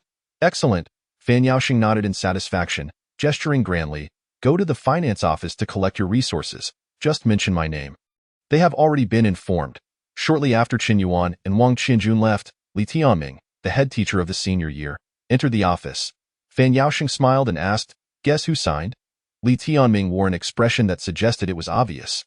Chen Yuan and Wang Qianjun, Shun Songxing and Su Qingman wouldn't care for those meager cultivation resources. Moreover, these children from prominent families often have their families' arrangements for the university assessments. Signing an alliance agreement would only hinder their own efforts. Fan Yaosheng felt somewhat disheartened. Just as you said, it was indeed Chen Yuan and Wang Qianjun. After claiming their resources from the finance office, Chen Yuan suddenly realized that Wang Qianjun's rewards were entirely different from his own. It wasn't a matter of value, but rather of purpose. Chen Yuan received mostly consumable pills, while Wang Qianjun had a diverse array of items, including a second-tier martial art. Why did it feel as though this reward was tailor-made for me by the principal? Before parting ways, Wang Qianjun remarked, "How about we spar in a few days?" As the saying goes, sharpening a sword in the heat of battle yields better results. Sure, Chen Yuan agreed. Home. Chen Yuan naturally did not keep the pills and swiftly transformed them, resulting in a dramatic increase in his lifespan by 80 years, reaching an astonishing 321 years. That's sufficient. Life is meant to be spent, and saving it serves no purpose. System. Allow me to trade my lifespan for the Taotai immovable body and the polarized thunder blade. Max them out. With over 300 years of lifespan at his disposal, Chen Yuan was filled with exuberance, unbothered by the notion of scarcity. Just 2 first-tier martial arts. Taotai immovable body, progression, start. In the first year, you begin to attempt cultivating the Taotai immovable body. First-tier martial arts are far more complex than foundational martial arts, especially horizontal training, which emphasizes accumulation. You only enter the initial stage of the first tier in the 8th year. In the 20th year, you dedicate yourself to relentless training and finally break through to the first tier's comprehension stage. After 40 more years, you achieve the subtle stage. Another 10 years pass, and you suddenly sense that you seem to have hit a bottleneck. There is no progress in the Taotai immovable body. In the 71st year, inspiration strikes you. Combined with the accumulation from diligent study, the Taotai immovable body finally breaks through to the first-tier transformation stage. Polarized Thunderblade, progression, start. In the 5th year, seemingly due to your comprehension of the breaking limit principle from the 8 extremes Thunderblade, You find that cultivating the polarized Thunderblade is considerably easier than the Taotai immovable body, entering the initial stage in just 5 years. In the 12th year, you reach the comprehension stage, and in the 30th year, you break through to the subtle stage. Even the most challenging polarized Thunderblade achieves breakthrough in the 55th year, reaching the first-tier transformation stage. Progression complete. Taotai immovable body. First-tier transformation stage. Polarized Thunderblade. First-tier transformation stage. Countless memories regarding the cultivation of these two martial arts surged through Chen Yuan's mind at an astonishing speed, and simultaneously, his body underwent a remarkable transformation. His height abruptly increased, and his weight, along with the density of his physique, surged dramatically by a staggering 50 kilograms. The muscles beneath his clothing resembled tempered steel, exuding explosive power, as his vital energy surged. A faint golden sheen emanated from his skin, becoming increasingly resilient. Tao Tai Budong Shun and Yang Ji Hua Lei Dao.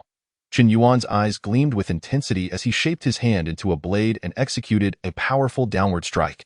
A series of white arcs of electricity danced like the long tails of his hand blade, propelling it through the air at a swifter pace, leaving behind a subtle white trace. Crackle! A burnt scent permeated the surroundings. A slender, charred mark suddenly appeared on the wall several meters away. Satisfied with this display of power, Chen Yuan withdrew his hand. Next, he focused all his remaining lifespan into the Yuan magnetic breathing technique, urging it to awaken my potential. Yuan magnetic breathing technique. Evolution. Commence. 1 year, break 1 meridian. 20 years, break 19 meridians. A century, break 95 meridians. 194 years, break 180 meridians. Evolution. Complete. 180 meridians. A total of 210 meridians have been opened. The surging vitality within him resembled a flood bursting its banks. Rising uncontrollably, blue arcs of electricity began to manifest around Chen Yuan's body. Products of the Yuan magnetic breathing technique. As the 210 meridians simultaneously breathed in and out, the blue arcs were absorbed within, stored inside him. At this point, Chen Yuan's combat prowess had increased manifold. Name: Chen Yuan Martial Path. Meridian Awakening Realm Lifespan. 1 year martial arts. Yuan magnetic breathing technique. 210-361. Hun Yuan Long Xiang True Skill. First layer. Yang Ji Hua Lei Dao. First grade transformation. Tao Tai Budong Shun. First grade transformation. With my current strength, I finally qualify to secure a position in the university assessment. That will be my first step into the cosmos. Chen Yuan never forgot that his journey thus far was to witness the wonders of the universe. Time flew by. During this period, Chen Yuan maintained a regular routine, occasionally taking time to teach young Rui knife techniques. This young man possessed far superior talent, having already grasped the 8 Extremes Thunderblade. In the meantime, Li Mingmao enlisted in the military, and many others chose to follow suit, prompting Chen Yuan to see him off. Everyone encouraged Chen Yuan to showcase his skills during the university assessment, to bring glory to Shancheng No. 1 High School. On the day of the university assessment, we will all be watching your performance. Li Mingmao chuckled. It depends on how closely you observe. After my university assessment, it will surely become a topic of boast among you and your comrades. Chen Yuan replied jokingly, I'll be waiting. Li Mingmao waved as he departed. Thus, Huang Su, Lao Wu, Li Mingmao, and Lu Qing, for individuals with whom Chen Yuan was slightly familiar, left Shancheng ahead of him. Shancheng No. 1 High School. Bang! Chen Yuan delivered a punch that sent Wang Qianjun staggering backward, followed by a whip kick, with white arcs of electricity leaping from his leg. Striking hard against Wang Qianjun's crossed arms, thud, thud, thud, unable to withstand the force.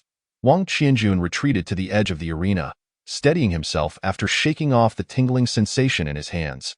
Are you certain you didn't hold back against Shang Wanji? Initially, he believed Chen Yuan to be evenly matched with him, yet in their first spar, he quickly found himself at a disadvantage. Could it be that I've simply grown stronger during this period? Chen Yuan leaped down from the arena. You're just boasting, Wang Qianjun replied, a rare retort. Meanwhile, further away, Principal Fan Yaoxing and Li Tianming observed the entire sparring session from a platform. Wow, is the Tao Tai divine body truly that formidable? It seems Chen Yuan is even stronger than Wang Qianjun, Li Tianming remarked, holding binoculars. Why do you think I provided Chen Yuan with so many elixirs? As long as resources are sufficient, The growth speed of the Tao Tai divine body in its early stages surpasses common expectations. Fan Yaoxing spoke, though inwardly he was astonished by the extent of Chen Yuan's transformation. His vitality and physique seemed to have undergone a qualitative change. The Tao Tai divine body, is it really that extraordinary? Fan Yaoxing was unsure. The information regarding various divine bodies was tightly controlled by the Star Alliance, leaving him only partially informed. Yet, this did not hinder him from glimpsing a fragment of the divine body through Chen Yuan.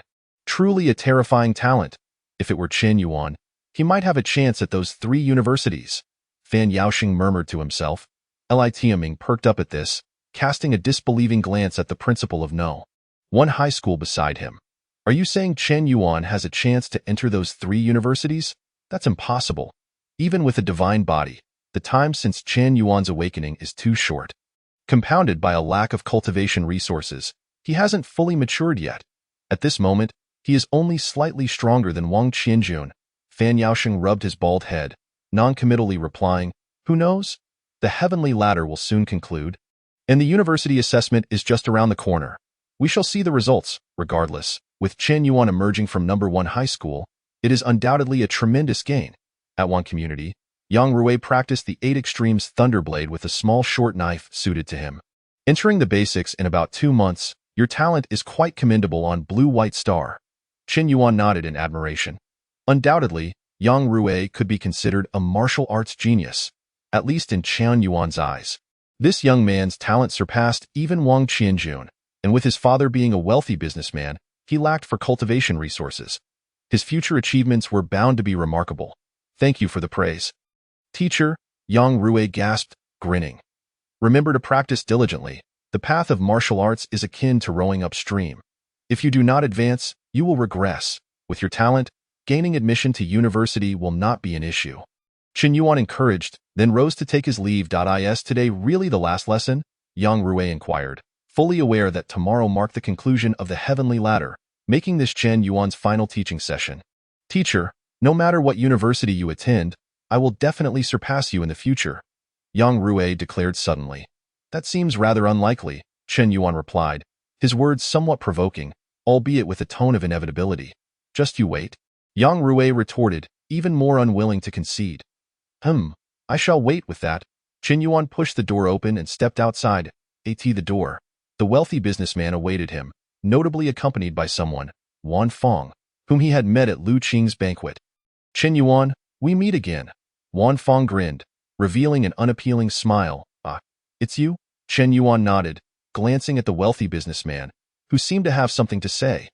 The businessman said little, merely stating, if you do not qualify, you can return to continue as a teacher for Xiao Rui, with the same salary as before. Chen Yuan smiled dismissively, turning to leave, leaving behind 3 words, not possible, as they watched Chen Yuan depart. Wan Fong suddenly laughed, truly confident, reckless. The wealthy businessman retorted, then led Wan Fong into Yang Rui's room. Boss, is your son easy to teach? It depends on your capability. Awaiting them was a visibly agitated Yang Rui, who immediately demanded upon their entrance, Dad, I want to practice my knife. I want to get into university, a better university than Chen Yuan. The following day, under a bright sun and clear skies, Shancheng No. 1 High School announced the graduation of the 3rd-year students. Simultaneously, the rankings of the heavenly ladder officially concluded. Chen Yuan's final rank settled at 8,122, granting him the qualification to participate in the university assessment. Meanwhile, an interstellar spacecraft from beyond descended upon the only interstellar port on Blue-White Star. The university assessment begins. Chapter 41. The journey begins. The next day, as the heavenly ladder rankings concluded, Chen Yuan received notification from the school. Led by Principal Fan Yaoxing, they were to be escorted to the interstellar port to board the spacecraft bound for the site of the university assessment. Arriving at the school's grand arena, Chen Yuan found Wang Qianjun sitting alone, half squatting on the steps. Just as he was about to inquire, a heavy shadow suddenly appeared in midair, enveloping the entire arena in an instant. Buzzing, a barely audible low hum spread outward like ripples on water. Chen Yuan looked up to see a silvery shuttle ship hovering above him, waves of heat washing over him as it slowly descended onto the grand arena. This is a small shuttle, Chen Yuan exclaimed, surprised. as he realized for the first time that the school's grand arena could also serve as a temporary landing pad. Principal Fan Yaoxing waved from the small shuttle, signaling the two to board. The pilot of the shuttle was not Fan Yaoxing, but rather the director of education, Li Tianming. Quit staring. It's just you two. Get on and let's go. The interior of the small shuttle was not particularly spacious, but it comfortably accommodated a dozen people, and with only 4 present, it was more than sufficient. This was Chen Yuan's first time aboard such a sci-fi vessel, and his eyes sparkled with unrestrained curiosity. Wang Qianjun, evidently experienced, immediately found a seat and sat upright. Buckle up. We'll be there shortly. Fan Yaoxing patted the seat beside him. With a slight tremor, the silver shuttle gradually ascended, swiftly launching into the sky, vanishing above Shancheng. Indeed, as Fan Yaoxing had said, after about 10 minutes, Chen Yuan sensed the shuttle gradually decelerating, its altitude decreasing. Stepping out of the shuttle, Chen Yuan was immediately awestruck. Hundreds of massive commercial starships were docked at the interstellar port, each ranging from hundreds to thousands of meters in length, coming and going. Intelligent machinery busily transported cargo in and out, creating a bustling atmosphere. The most conspicuous feature was undoubtedly the interstellar spacecraft situated at the center. Not merely due to its extraordinary dimensions, but rather because it stood alone in the vastness, with other vessels deliberately keeping their distance. Observing the emblem atop the ship, it was clear that it belonged to the Stellar Federation. The very spacecraft responsible for transporting you to the university assessment, Fan Yaoxing proactively elucidated. Chen Yuan suddenly understood. The status of the Stellar Federation was unparalleled. No wonder the other ships made a point to steer clear. Clearly, they wished to avoid any potential trouble. Principal, are we departing now? Wang Qianjun inquired hesitantly, uncertain if the principal had more to say. You go ahead. I need to have a word with Chen Yuan. Fan Yaoxing replied.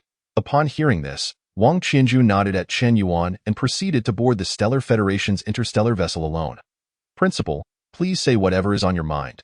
I am ready to embark. Chen Yuan stated candidly. After a brief silence, Fan Yaoxing gently patted Chen Yuan's shoulder and said, Chen Yuan, I am aware you possess numerous hidden talents. I have no demands of you, but I ask that you assist Qianjun as much as possible. Provided it does not hinder your own endeavors, a multitude of friends opens many avenues. Should Qianjun encounter difficulties, lend him a hand. You should understand that his character is one that values gratitude. Chen Yuan displayed no surprise at being seen through. Instead, he remained composed. Principal, I will do my utmost. With your assurance, I feel at ease, Fan Yaoxing replied with a relaxed smile, gently nudging Chen Yuan. Now, go aboard and leave the world in awe. Chen Yuan was not taken aback that the principal could discern his hidden strengths. After all, he had never made a concerted effort to conceal them. Except for the life-risking system, he had no reason to hide anything else. No matter how formidable his capabilities, as long as his achievements were evident, there would be great scholars to defend him. As he had stated, to gain the respect of others, one must exhibit the qualities worthy of admiration. If one chooses to feign ignorance, then it is only natural for others to regard them as such. The principal's final words profoundly impacted Chen Yuan. Resonating with his previous thoughts, he intended to use this university assessment to proclaim to the entire Stellar Federation that within this vast cosmos, there exists a prodigious talent named Chen Yuan. Should they wish to invest in him, they must act promptly. Otherwise, he would no longer be of interest. Without further contemplation, Chen Yuan strode onto the interstellar ship. To his surprise, the interior was not the anticipated sterile, mechanical environment, but rather a series of rooms reminiscent of a hotel layout. An intelligent service robot approached Chen Yuan, its voice sweet. Mr. Chen Yuan, this journey will take 3 days, and your room is located on the 2nd floor. Please follow me. Chen Yuan instinctively nodded but soon realized the gesture was unnecessary. Having lived in Shancheng, he had not truly felt the atmosphere of this advanced technological future. It seemed only marginally superior to his previous life. However, upon arriving at the interstellar port and boarding the spacecraft, he suddenly grasped that he was indeed in an era of interstellar colonization and futuristic technology. Yet, this was merely the most remote and neglected corner of the Stellar Federation. Under the guidance of the intelligent service robot, Chen Yuan reached the 2nd floor and found his room. Just as he was about to open the door, a sudden sound interrupted him. The door next door swung open, revealing Wang Qianjun. Seeing Chen Yuan about to enter the adjacent room, Wang Qianjun paused briefly before saying, "Perfect timing. I have something to tell you. Chen Yuan halted his action. What is it? Wang Qianjun wasted no time, stating directly, just now, as I boarded, I saw Shang Wanji. His room is just above us. Shang Wanji? That fellow managed to re-enter the top 10,000? Chen Yuan was taken aback by the news, as he was fully aware of the injuries Shang Wanji had sustained. Even after days of recovery, his abilities should be far from their peak. Chen Yuan had aimed to incapacitate Shang Wanji, ensuring he could not participate in the university assessment. Noticing Chen Yuan's lack of reaction, Wang Qianjun appeared puzzled. Shang Wanji despises you to the core. Aren't you worried? Worried? What is there to worry about? He is merely a defeated foe, Chen Yuan replied with a confident smile. If those he had bested could pose a threat to him, then his life-risking talent would be better suited to a pig. Regardless of any underhanded tactics Shang Wanji employed, Chen Yuan was prepared to subdue him once more. I was merely overthinking it, Wang Qianjun remarked with a slight smile. Conserve your energy. The real challenge begins in 3 days. And it will be anything but tranquil with that. Chen Yuan stepped into his room. Chapter 42. The Stargate. The room was approximately 50 square meters, small yet fully equipped with all essentials. This panoramic feature seems rather intriguing. Chen Yuan connected his terminal to the room's intelligence and commanded, activate the panoramic function. In an instant, one wall of the room began to turn transparent, revealing the outside world in its entirety. Akin to a floor-to-ceiling window, this feature is excellent. Once we enter space, it will allow for a splendid view of the cosmos. Chen Yuan found this fascinating and began to explore the other functionalities of the room. Time passed unnoticed. As the sun's last rays faded and night enveloped the surroundings, Chen Yuan sensed a faint tremor. Simultaneously, the view outside the panoramic wall began to rise. The room's intelligence broadcasted a reminder. All personnel have arrived. The spacecraft will soon ascend. Please prepare yourselves. This announcement was repeated thrice. Accompanied by a gentle vibration, the interstellar ship's speed gradually increased, and the scenery outside changed rapidly. Eventually, it broke through the clouds, sailing into the cosmos. Chen Yuan gazed back, the entire blue and white planet reflecting in his pupils, its edges adorned with a faint blue halo.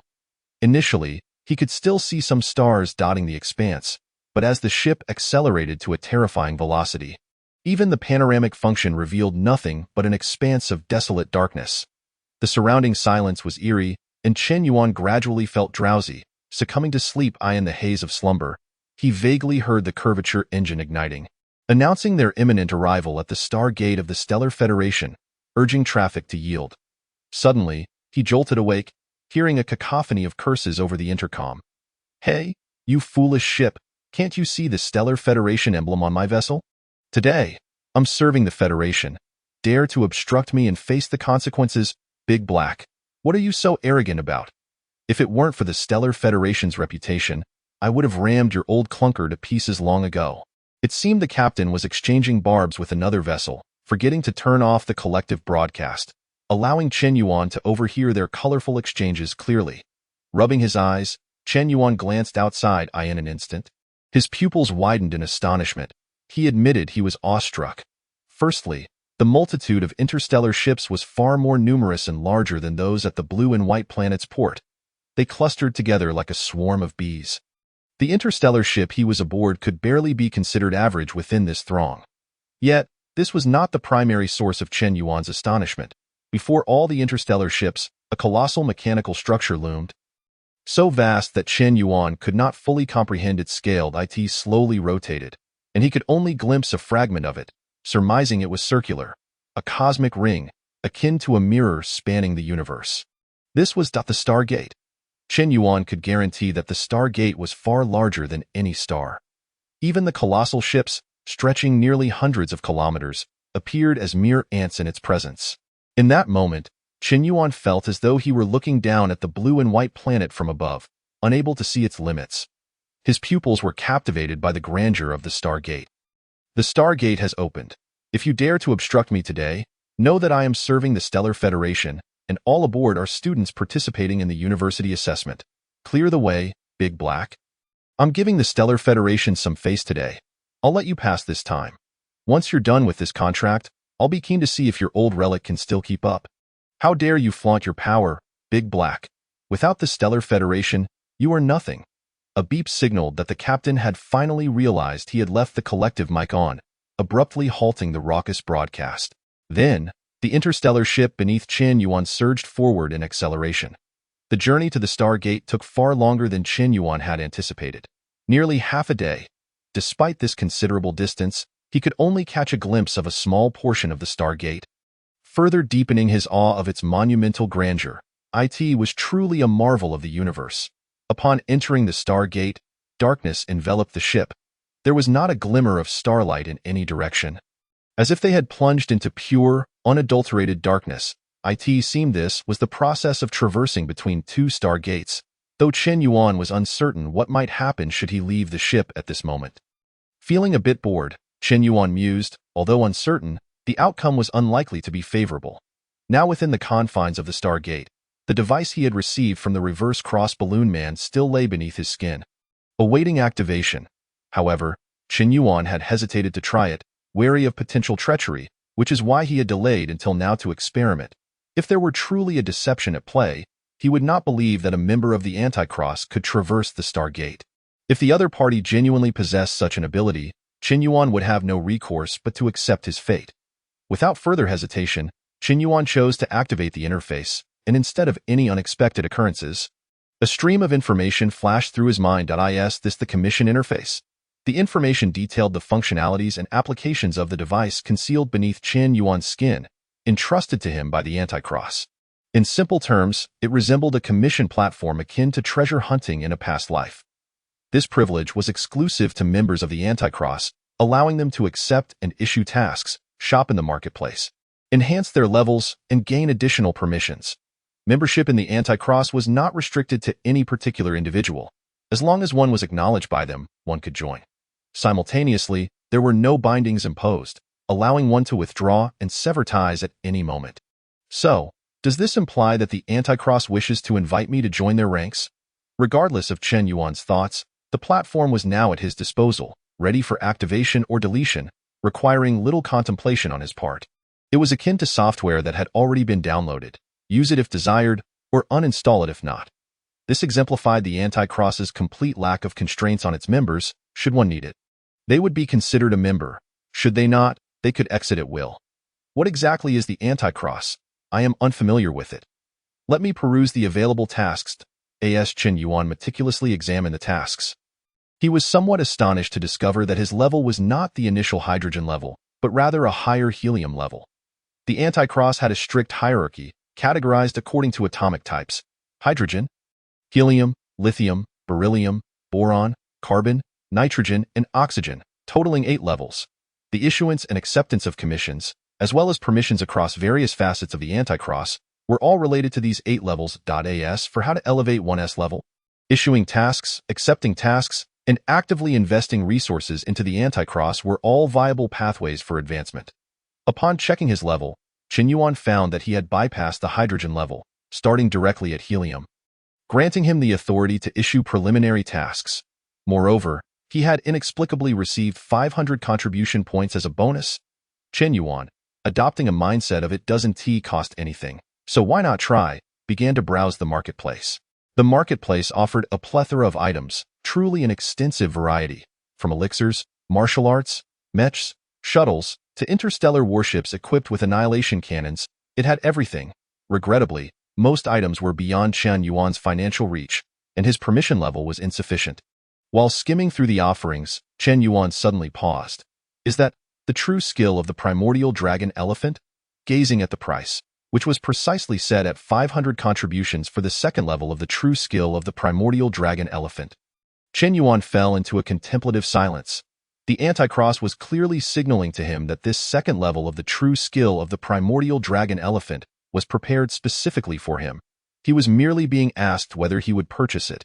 Did these individuals misunderstand something? From the principle, Chen Yuan had already sensed that outsiders seemed to harbor a different interpretation of his talent. However, let them misunderstand. If it is free, why not buy it? The second level of the true skill of the primordial dragon elephant was precisely what Chen Yuan required at present. He immediately spent his 500 contributions to acquire it. Network error, purchase failed.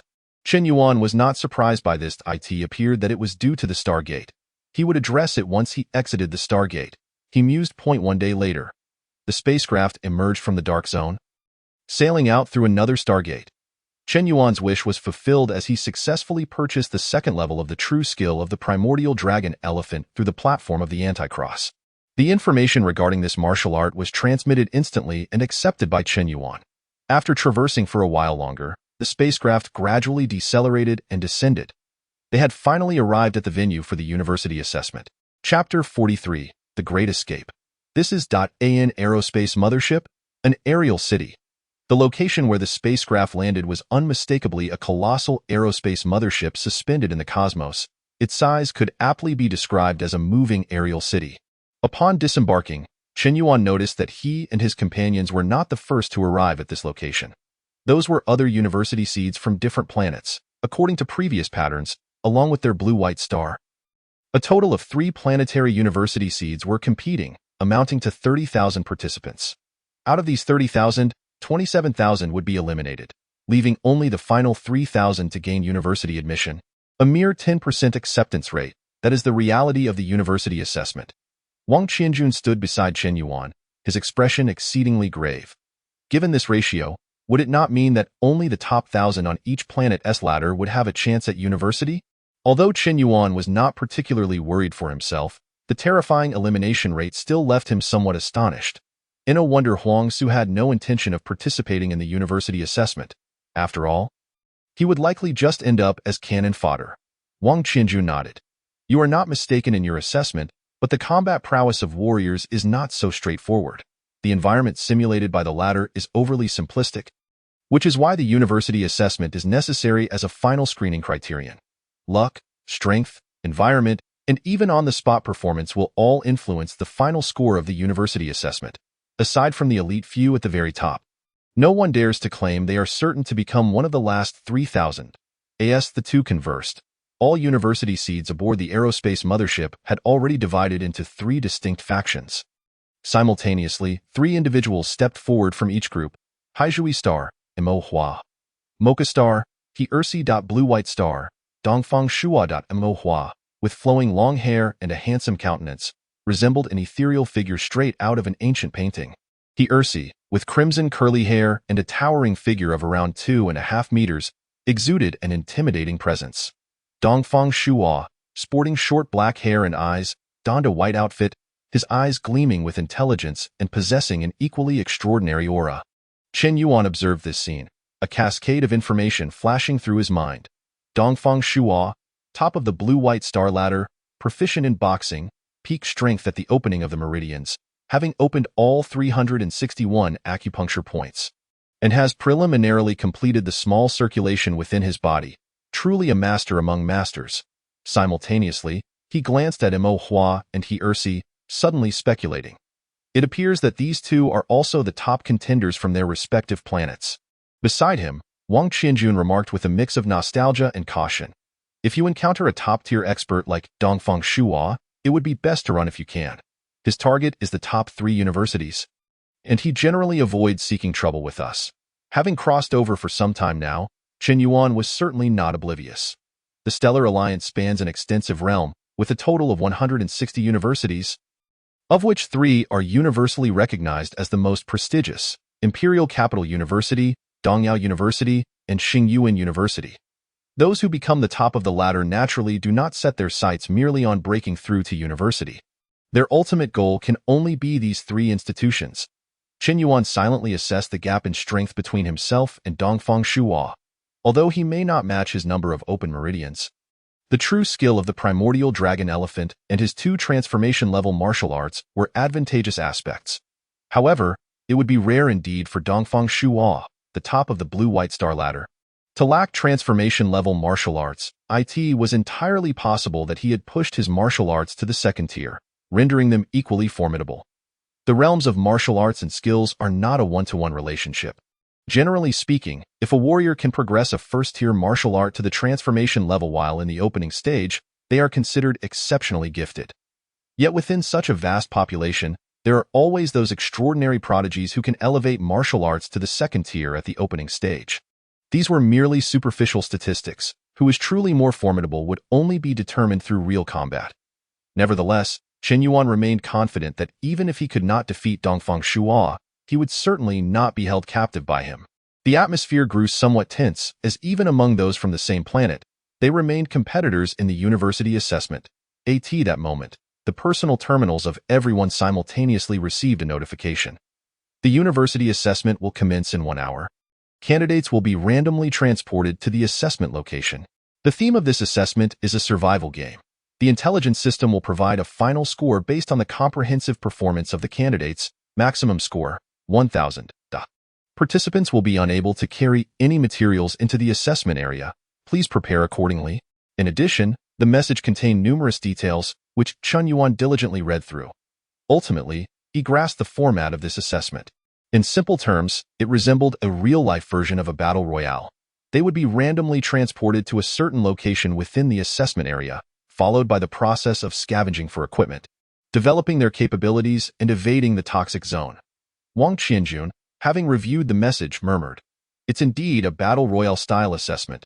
This is bound to lead to many unforeseen circumstances.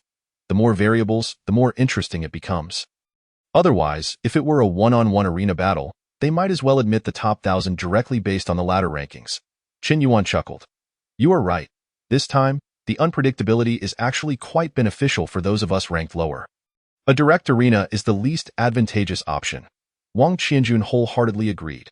For those ranked beyond the 5,000 mark, the more unpredictable the circumstances, the greater the chance for remarkable performances that could earn them high scores from the intelligence system, thereby gaining admission to the university. I will do my utmost to spread the news.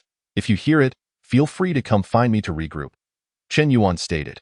Having promised the principal, he naturally aimed to do his best to support Wang Qianjun. All right. Although Wang Qianjun did not quite understand how Chen Yuan intended to disseminate this information, he nodded in agreement. This type of battle royale assessment, while based on comprehensive scores, does have one undeniable truth. Under identical conditions, the longer one survives, the higher the score. Their alliance would undoubtedly yield a significantly higher score than if they ventured alone. This thought was shared by not only Chen Yuan and Wang Qianjun. All 30,000 university seeds present were astute individuals, none of whom were fools. At this moment, arrangements are being made with individuals with whom one has become somewhat familiar, striving to unite efforts once the assessment begins in order to enhance their chances of survival. Should one seek out Shen Songsheng and Su Qingman? These two possess strength comparable to my own, and there is power in numbers, Wang Qianjun suggested. He put forth this idea primarily because they are all students from Shanqing one high school, thus naturally forming a potential alliance. Qin Yuan gestured for Wang Qianjun to glance to their left, where Shen Songsheng, Su Qingman, and Shang Wanji were engaging in jovial conversation with students from other schools, clearly having formed their own alliance. That group occasionally cast glances toward Qin Yuan and Wang Qianjun, whispering among themselves, particularly the trio from No. 1 high school, whose hostility was blatant. Qin Yuan finally understood why he and Shan Songsheng, Su Qingman had never crossed paths before. That day in the principal's office, these two harbored animosity toward him. They already had allies and did not need the two of us from the outset. Qin Yuan had never regarded these individuals as allies, deeming it unnecessary. In fact, had it not been for the principal's directive, he would not have allied with anyone, as there was simply no need. For a martial artist, the multitude of powers coalesce within oneself. At times, sheer numbers prove inconsequential. Chen Yuan firmly believed that someone of Dongfang Shua's caliber, ranked first on the ladder, could easily overpower 50 individuals ranked outside the top 100. Moreover, regardless of alliances formed, only 3,000 individuals would ultimately gain admission to university, a mere 10% acceptance rate. In a scenario where the competition is fierce, alliances may suffice against the weak. But against true strength, they shatter at the slightest provocation, unable to withstand the might of the powerful. Chen Yuan was acutely aware of this. Ultimately, strength reigns supreme. Even if the assessment resembles a battle royale, it merely introduces a modicum of uncertainty. The strong invariably hold the upper hand. Chapter 44. Interstellar Broadcaster. An hour swiftly passed. The gravitational field launcher is prepared. Please relax your bodies and refrain from resistance. Chen Yuan, upon encountering formidable opponents, decided to avoid confrontation and suggested they regroup first. Wang Qianjun, though not particularly close to Chen Yuan, at least not as much as Chen Yuan was with Huang Su, had been instructed by the principal to stay close to Chen Yuan and follow his lead. Although he was unaware of the reasons behind this, Wang Qianjun had never considered himself wiser than the principal. Thus, he aligned himself with Chen Yuan. Be careful. Chen Yuan nodded slightly. As soon as he spoke, an invisible wave surged above the interstellar mothership, and the gravitational field began to lock onto all present. Chen Yuan did not resist, allowing his body to relax as the force began to accelerate his movement. The direction of the gravitational pull was beneath the interstellar mothership. Then, a scene unfolded that left Chen Yuan utterly astonished. Previously, the ship had landed directly atop the mothership, which was nearly the size of a city, causing them to overlook what lay beneath. Now, following the direction of the gravitational field, Chen Yuan beheld it, a continent, an artificial continent. Chen Yuan had heard tales of ancient beliefs that the heavens were round and the earth flat, akin to a chessboard with the sky resembling an inverted bowl resting upon the ground. However, as technology advanced, humanity's worldview evolved, leading to concepts such as the geocentric and heliocentric models, culminating in today's understanding of the cosmos. The once prevalent notion of a flat Earth had become obsolete. Yet today, Chen Yuan witnessed a true expanse of land. A complete tectonic plate lay starkly beneath the interstellar mothership, devoid of stars, moons, or even planets. A vast landmass quietly floated in the depths of space, serving as the venue for their university assessment. From above, the continent could be divided into 4 regions: the northern plains, eastern sea, southern frontier, and western desert. Each area presented a unique environment, comprising snowfields, oceans, mountains, and deserts. The 30,000 participants in the university assessment resembled 30,000 shooting stars, drawn by the gravitational field to various corners of this land. Following the gravitational pull, Chen Yuan's speed fluctuated from slow to fast, then gradually slowed until his feet gently touched the ground. His initial location was the southern frontier. Meanwhile, on the planet Lonbai, most had begun to pay attention to this grand battle royale among the university hopefuls. In addition, the annual university competition garnered significant interest, prompting numerous interstellar broadcasters to commence coverage of the event. Chen Yini was among them. Having ventured from Lonbai years ago and endured a period of wandering, he ultimately became an interstellar broadcaster. He typically streamed exotic cuisine and culture, amassing a loyal following, many of whom were fellow countrymen from Lonbai. Thus, during this season, Chen Yini would broadcast and comment on the university assessments related to Lonbai. This year's university assessment theme is indeed a battle royale. Many fans expressed their desire to see such content last year. Your luck is quite remarkable. Chen Yini felt a surge of joy. Recognizing that the battle royale format was among the most captivating for viewers, he anticipated a profitable venture this time. Furthermore, if the participants from Lonbai gained the upper hand, perhaps the delighted audience would shower him with interstellar battleships. As this thought crossed his mind, Chen Yini felt exhilarated, glancing at the chat room filled with requests for him to focus on Dongfang Shuo. All right, Dongfang Shuo is our top contender from Lonbai. We must watch him. Chen Yini quickly switched his focus to Dongfang Shuo, discovering him situated in a desert. Dongfang Shuo began his journey in the western desert, while the 2 individuals posing the greatest threat to him, Mo Hua and Helse, were positioned in the eastern sea and southern frontier respectively. It seemed the intelligent allocation of participants had considered this, deliberately separating the 3, which was somewhat regrettable. However, in a battle royale setting, the edges of the continent would gradually crumble, causing the area to shrink. To avoid being captured and eliminated by the gravitational field, participants would be compelled to converge toward the center of the continent, ultimately leading to an exhilarating showdown. Let us await the outcome. Dongfang Shuo has encountered his first opponent. Chen Yuan faced his initial adversary, a blonde-haired, blue-eyed individual, presumably a contender for Mocha Star. Positioned between them was a plant bearing 3 bright red fruits resembling strawberries.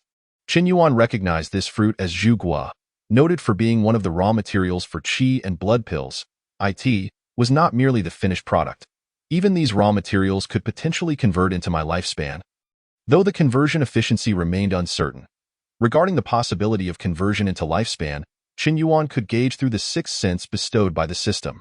The zhugua before him was one such instance. Meanwhile, the blond man, observing Chen Yuan frozen in place, clashed his fists, producing a series of dull thuds, and grinned.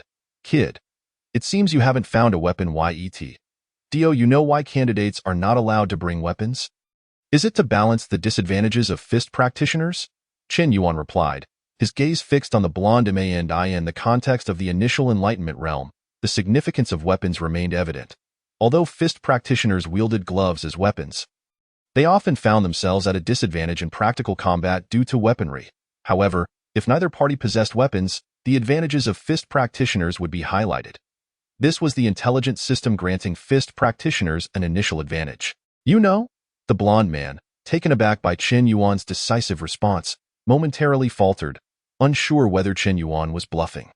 Regardless, he decided to test the waters. If he couldn't win, he would flee, with a surge of power. The blonde man swiftly lunged toward Chen Yuan, delivering a punch like lightning. Bang! The blonde man's expression shifted to one of horror as his fist was firmly captured by a large hand, his strength vanishing without a trace. Such weak power. Is that all a fist practitioner can muster? Chen Yuan exerted a slight pressure, causing the blonde man's fist to crack audibly, his complexion turning a shade akin to liver. His strength was comparable to that of Shang Wanji. However, Chen Yuan found that he did not even need to employ martial arts to easily defeat him. Having assessed his own strength, Chen Yuan relaxed his grip, releasing the blonde man, who recoiled in astonishment, his expression a mixture of confusion and fear. Why didn't you strike? After that punch, the blonde man had realized the disparity between them. Logically, Chen Yuan could eliminate him in a heartbeat. Why had he let him go? Eliminating opponents would significantly boost one's score in the intelligent assessment. This made no sense to him. Collect the cultivation resources and hand them over to me. I can ensure your place in the final round, Chen Yuan said with a faint smile. Are you overestimating yourself? The blonde man scoffed. You think entering the final round is as simple as that? Do you believe those at the top of the ladder would willingly allow it? You think defeating me makes you the strongest?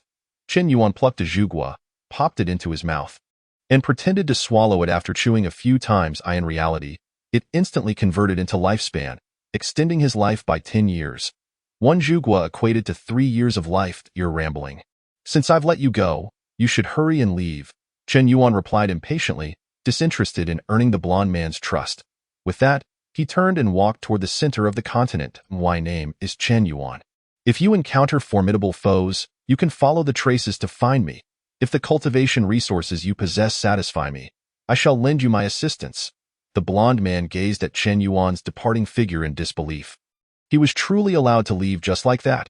As for the words spoken by Chen Yuan, the blonde man found them somewhat difficult to fathom, yet a thought involuntarily emerged in his mind. What if? Chapter 45. Offering the blade. Ever since he discovered the existence of cultivation resources on this continent, Chen Yuan had altered his previous approach. If he were to search for these resources alone, he would struggle to find a significant amount, even if he ran until his legs gave out. After all, one's energy is limited, and he could not possibly explore every corner by himself. However, with more people involved, the situation would be drastically different. Thus, Chen Yuan required a multitude of individuals to assist him in the search. By defeating them but not eliminating them, he was establishing a foundation of mutual trust, as well as a basis for transaction. He spoke no falsehood. As long as the other party could offer him a satisfactory reward, he would not hesitate to allow them into the final competition. As for the elimination points, Chen Yuan was unconcerned. Once they reached the final round, cultivation resources would be available, and elimination points would come as well. Perhaps, taking advantage of the university assessment opportunity, I could cultivate the second layer of the mixed origins dragon elephant true skill? Chen Yuan mused. The most troublesome aspect for him at present was indeed the mixed origins dragon elephant true skill. While it was undeniably powerful, it was equally challenging to master. The first layer alone took 73 years, and the second layer required a foundational period of 300 years, with the specifics still uncertain. Furthermore, should he successfully cultivate the second layer of the mixed origins dragon elephant true skill, even a first-grade transformation realm Taotai would likely struggle to withstand that force, necessitating an advancement to the second grade. Additionally, the Yuan magnetic breathing technique had only opened 210 acupoints, leaving a considerable distance to reach the completion of the small Zhou Tian's 361. Calculating this, Chen Yuan realized that many of his martial arts were in a state of urgent need. Boom! A series of thunderous roars erupted behind him, accompanied by a slight tremor of the ground. The circle was beginning to shrink. It was time to move forward and procure a weapon first. Chen Yuan pondered. The so-called shrinking circle referred to the gradual collapse of the continent from its edges, causing the landmass to diminish. In other words, this continent was disposable, merely a temporary examination venue for the candidates, to be discarded after use. Such was the grandeur of the Star Alliance.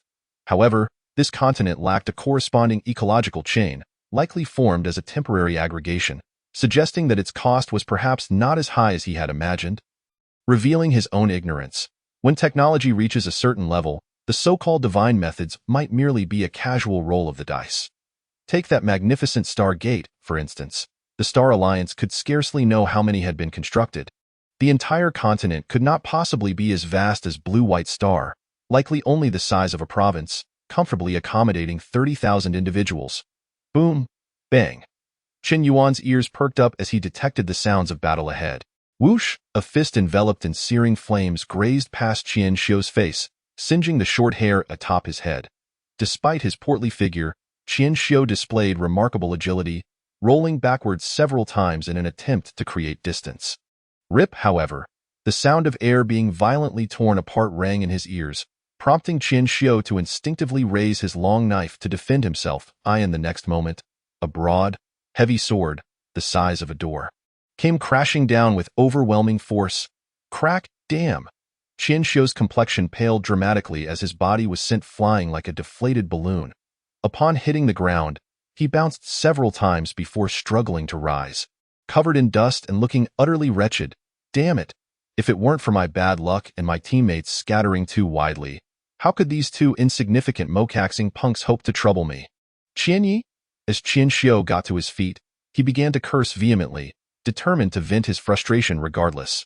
Before him stood a pair of twins. In response to his tirade, the twins exchanged silent glances before suddenly charging forward, intent on eliminating the plump adversary before them. Yet, in an instant, they halted, their expressions turning vigilant as they gazed at the dense woods behind Qian Xiu. Someone is coming. Qian Xiu's eyes widened, a flicker of hope igniting within him. Soon, he beheld a figure from Blue-White Star emerging slowly from the thicket. It was easy to identify the individual based on their attire. The people from Black Fragment Star wore ancient garments, floating ethereally. Those from Mocaxing were robust and imposing. As a denizen of Blue-White Star, Qian Xiu recognized the newcomer immediately. He sensed an opportunity and shouted urgently, "Brothers, the two before us are from Mocaxing. If we join forces, we shall surely defeat them." The Mocaxing twins found themselves at an impasse. The plump adversary's strength was slightly superior in a one-on-one confrontation. Now, with another Blue-White Star individual joining, it would be a challenging battle. However, Qian Xiu suddenly felt a pang of despair, for the newcomer was fixated on the long knife in his hand, uttering, "That knife of yours is quite impressive. Is he planning to rob me?" Qian Xiu nearly wept in frustration. With a wolf behind and a tiger ahead, he felt utterly cursed. Clinging to his last shred of hope, Qian Xiu threw the knife to the sudden arrival, shouting, "Take the knife! Help me out, and I shall owe you a favor." Surprisingly, the stranger accepted the long knife and nodded in agreement. "All right." Chen Yuan felt fortunate, having casually acquired a weapon. This plump fellow was rather astute. He had not even prepared to rob him, yet the man willingly offered the knife, which suited him perfectly. Then, he turned to face the Mocaxing twins. At that moment, the twins were suddenly struck by fear. Their innate connection, which had previously allowed them to unite swiftly, now amplified their sense of foreboding. "Forget about that fatso. Let's deal with him first," the elder twin bellowed, raising his heavy sword skyward. Meanwhile, the younger brother stomped his feet, causing the ground to sink several inches as he propelled himself forward like a cannonball, fists ablaze with fiery energy, crashing toward Chen Yuan. Unfazed, Chen Yuan extended his golden left hand, grasping the fiery fist and allowing the flames to scorch him without leaving a mark. With his right hand wielding the knife, blue arcs of electricity surged wildly, coiling around his arm, gathering immense power. The descending heavy sword, laden with gravitational force, came crashing down. Boom! The visible shockwave radiated outward. The grass and plants within a radius of several meters around Chen Yuan were uprooted and blown away. The twins were sent reeling backward, each staggering several dozen meters. What terrifying physical prowess! What overwhelming primal force! Observing that Chen Yuan had not even budged an inch, the twins were engulfed by waves of astonishment. Their cooperation was seamless, Yet even this combined effort paled in comparison to the individual standing before them. Who was this person? He wasn't on the list provided by the principal. The twins' principal had given them a list of individuals who could pose a threat. Yet this person was conspicuously absent. Chapter 46. Promotion. Both twins were adept practitioners, having opened around 150 acupoints, and their coordination was nothing short of exquisite. Chun Yuan couldn't help but admire their skills. As his words fell, the blue arcs of electricity swirling around his body surged into him, and in an instant, white arcs accompanied the opening of acupoints, wrapping around the long knife in his hand.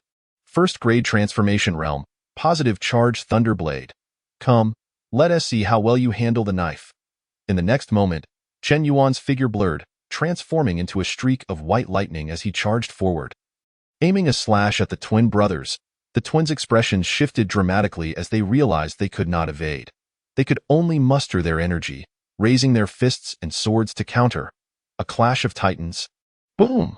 The sound erupted like a thunderclap, and the stump at the center of their confrontation shattered violently.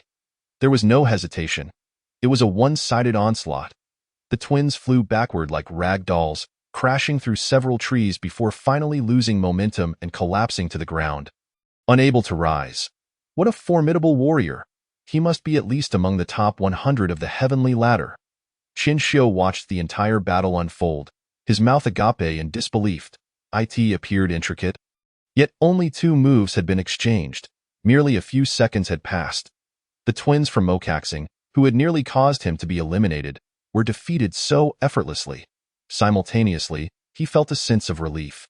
Having willingly offered the knife, he had forged a bond of goodwill. Surely, this suddenly appeared warrior would not trouble him, or would he? As these thoughts swirled in his mind, Qian Xiu suddenly sensed something amiss. Wait. Why haven't the twin brothers been pulled away by the force field? Are they not considered eliminated? The elimination triggers for this battle royale were threefold. The first was voluntary activation. The second, severe injury rendering one unable to continue. And the third, an intelligent, proactive determination that, in a critical moment, forcibly employed a protective force field for the candidates, signifying their elimination. Yet the twins had not activated the protective force field, indicating they had not been eliminated at all. At that moment, the twins slowly rose to their feet. The elder brother, wielding the heavy sword, glared at Chen Yuan and asked, his voice low, "Why did you hold back just now? Do you look down upon us?" That last strike, even with their combined efforts, had been effortlessly dismantled. Yet, in the final moment, they had realized that Chen Yuan had actually pulled back. This left them appearing battered. But in reality, they had only sustained superficial wounds, which would not affect their subsequent battle. "I spared you because I require your assistance," Chen Yuan replied with a smile as he sheathed his knife. "Assist you?" The younger twin clenched his fists, laughter bubbling up from his anger. "Even if the top of Mokaxing's heavenly ladder, hells, were to come, we would never become his subordinates. Let us not hold back. Let us fight. If worst comes to worst, we will simply be eliminated." The elder brother raised his heavy sword, as if oblivious to all else, and swung it through the air, creating a fierce gust of wind. "He had no intention of becoming my subordinate." Chen Yuan calmly shook his head and then explained, "I need you to search for cultivation resources. I can guarantee your place in the finals. If you manage to satisfy me, I might even allow you two to choose the order of your elimination, even if it means being eliminated later than he Ursi." Such audacity. Upon hearing this, Qin Xiu and the twin brothers felt those 2 words spring to mind. Yet, upon further reflection, they found it utterly absurd.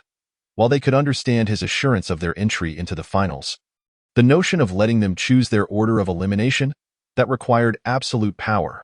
Power sufficient to vanquish everyone else. Even the combined might of the top competitors from 3 planets wouldn't dare make such claims. How could this man utter such words? "Do you think we are so easily deceived?" The twin brother curled his lip, but was immediately interrupted by his elder sibling. His gaze fixed intently on Chen Yuan. He spoke solemnly. "We will tentatively trust you. I am Imo Sang, and my brother is Imo Huang.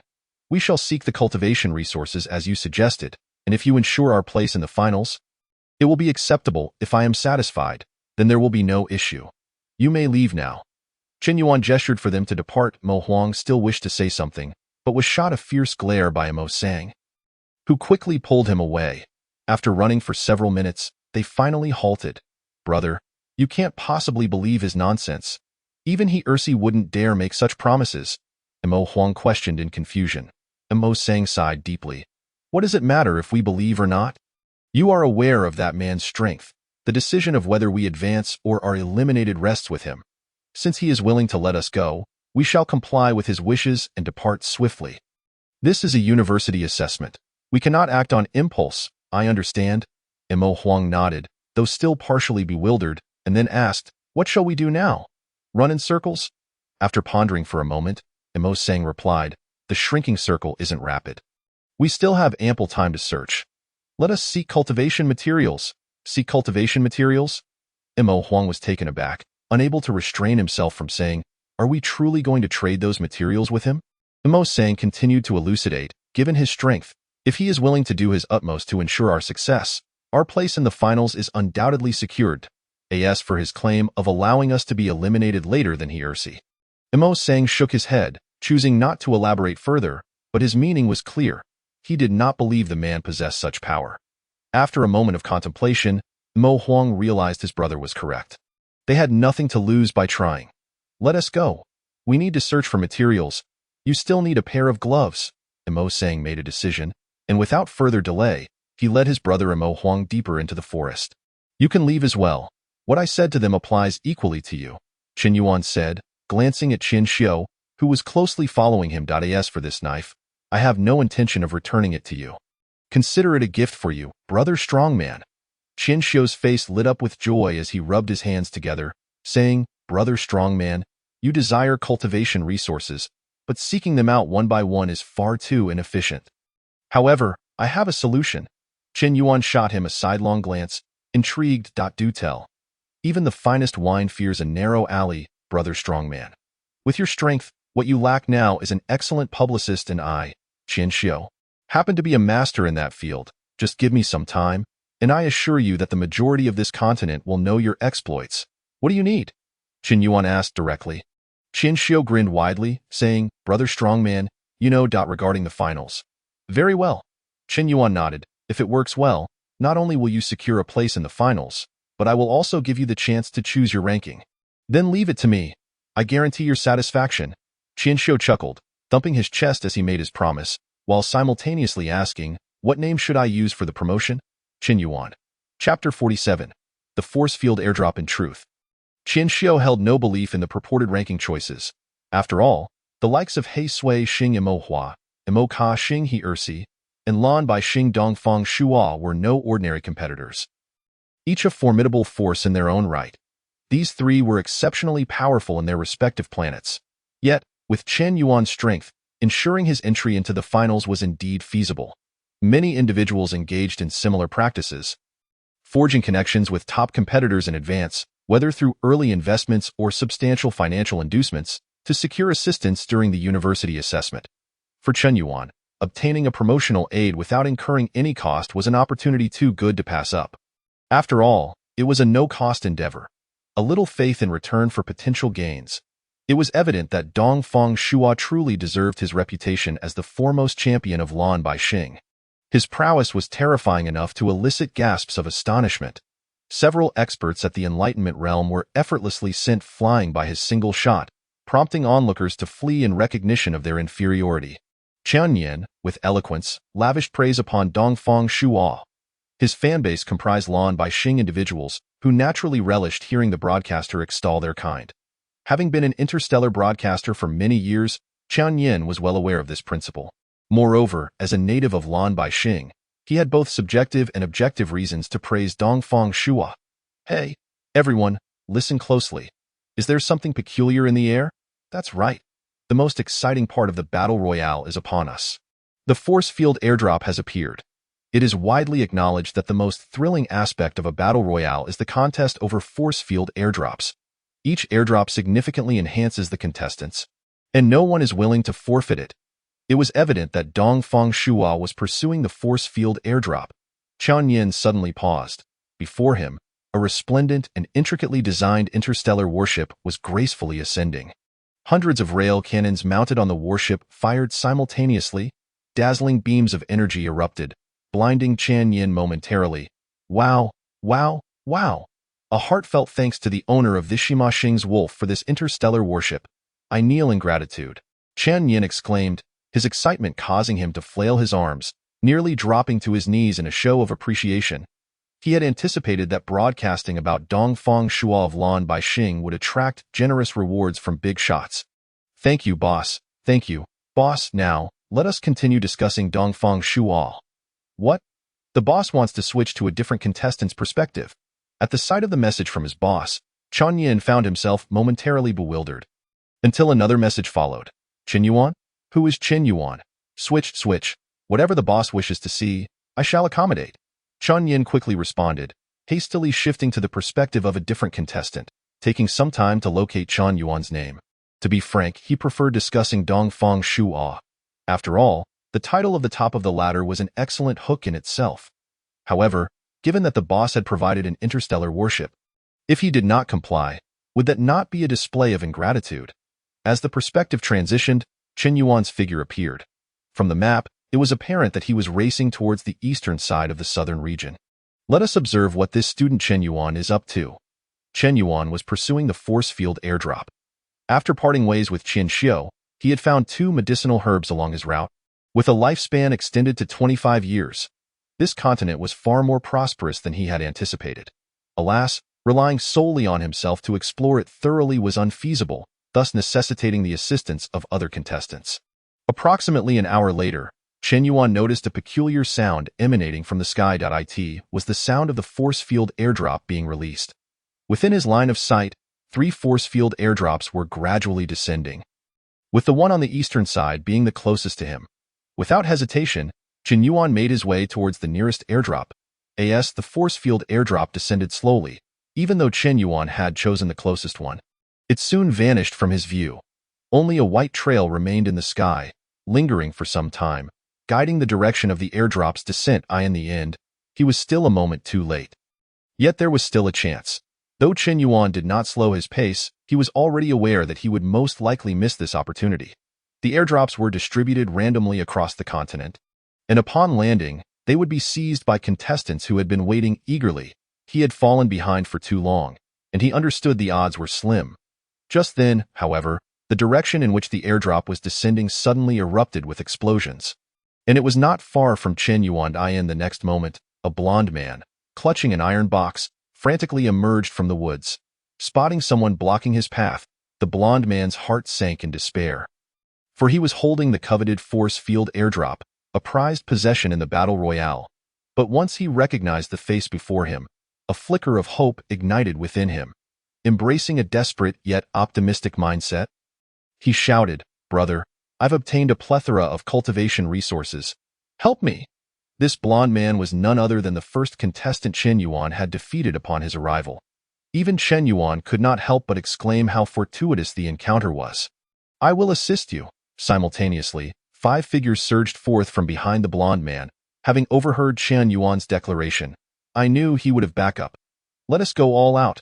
We'll seize the airdrop first and then discuss how to divide the spoils." The 5 figures, 3 men and 2 women, appeared to be a hastily assembled team from different planets, clearly united for the sole purpose of snatching the force field airdrop from the blond man's grasp.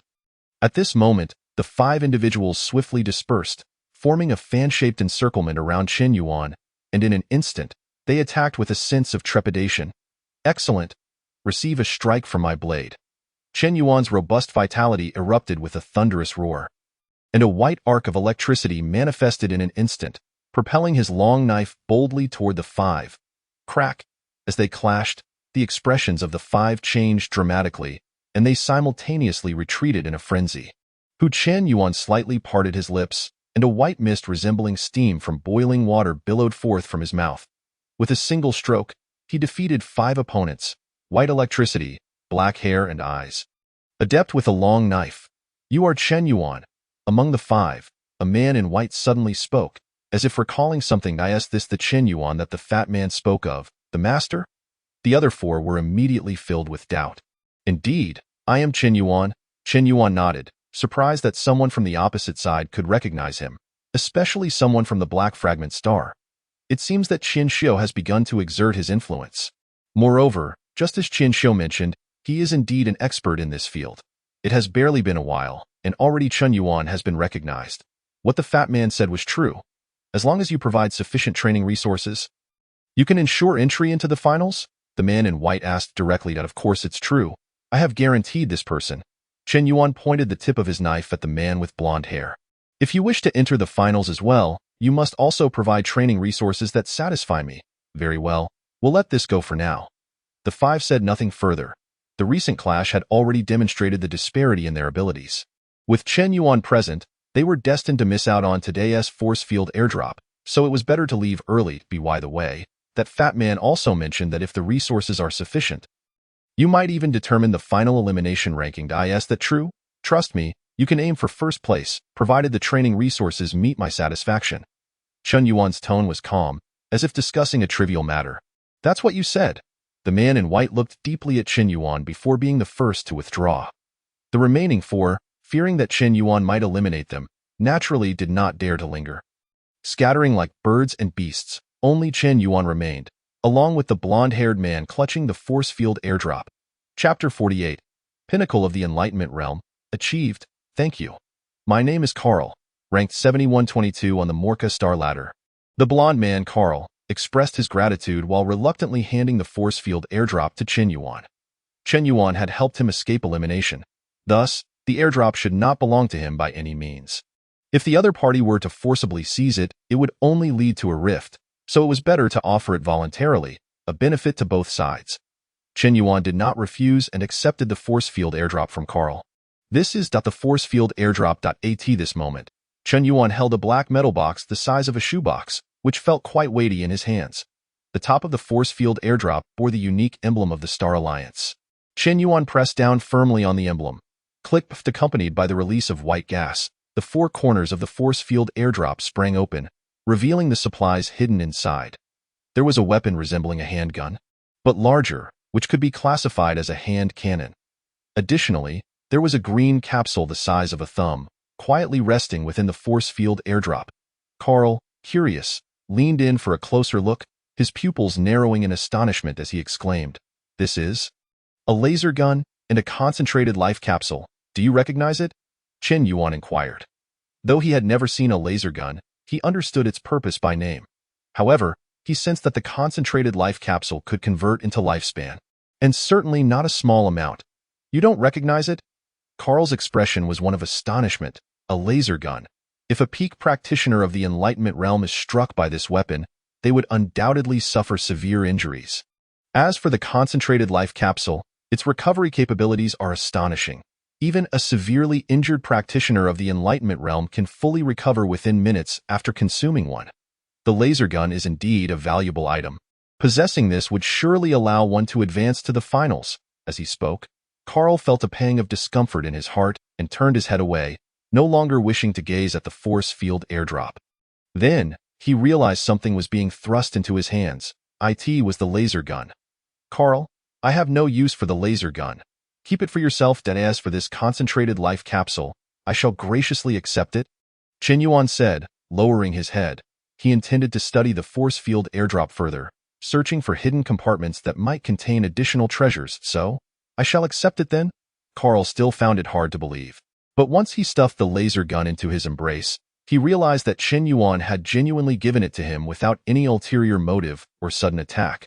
It was at this moment that Carl began to sense that Chen Yuan's assurance of his entry into the finals might have been sincere. I actually found some training supplies as well. Would you like to take a look? After receiving the laser gun, Carl eagerly produced all the training materials he had previously gathered and laid them before Chen Yuan. Not bad. Chen Yuan glanced casually and waved his hand to accept everything. Then he looked at Carl and asked earnestly, "How many ranks do you desire?" "How many ranks do I desire?" Carl was momentarily taken aback, unable to comprehend Chen Yuan's meaning. The reason he had handed over the training resources he had painstakingly collected was solely due to receiving the laser gun. He had never considered asking for anything in return. However, it soon dawned on Carl. You mean the final elimination ranking in a survival game? Although the final comprehensive score considers many factors, the most acknowledged is the duration of survival.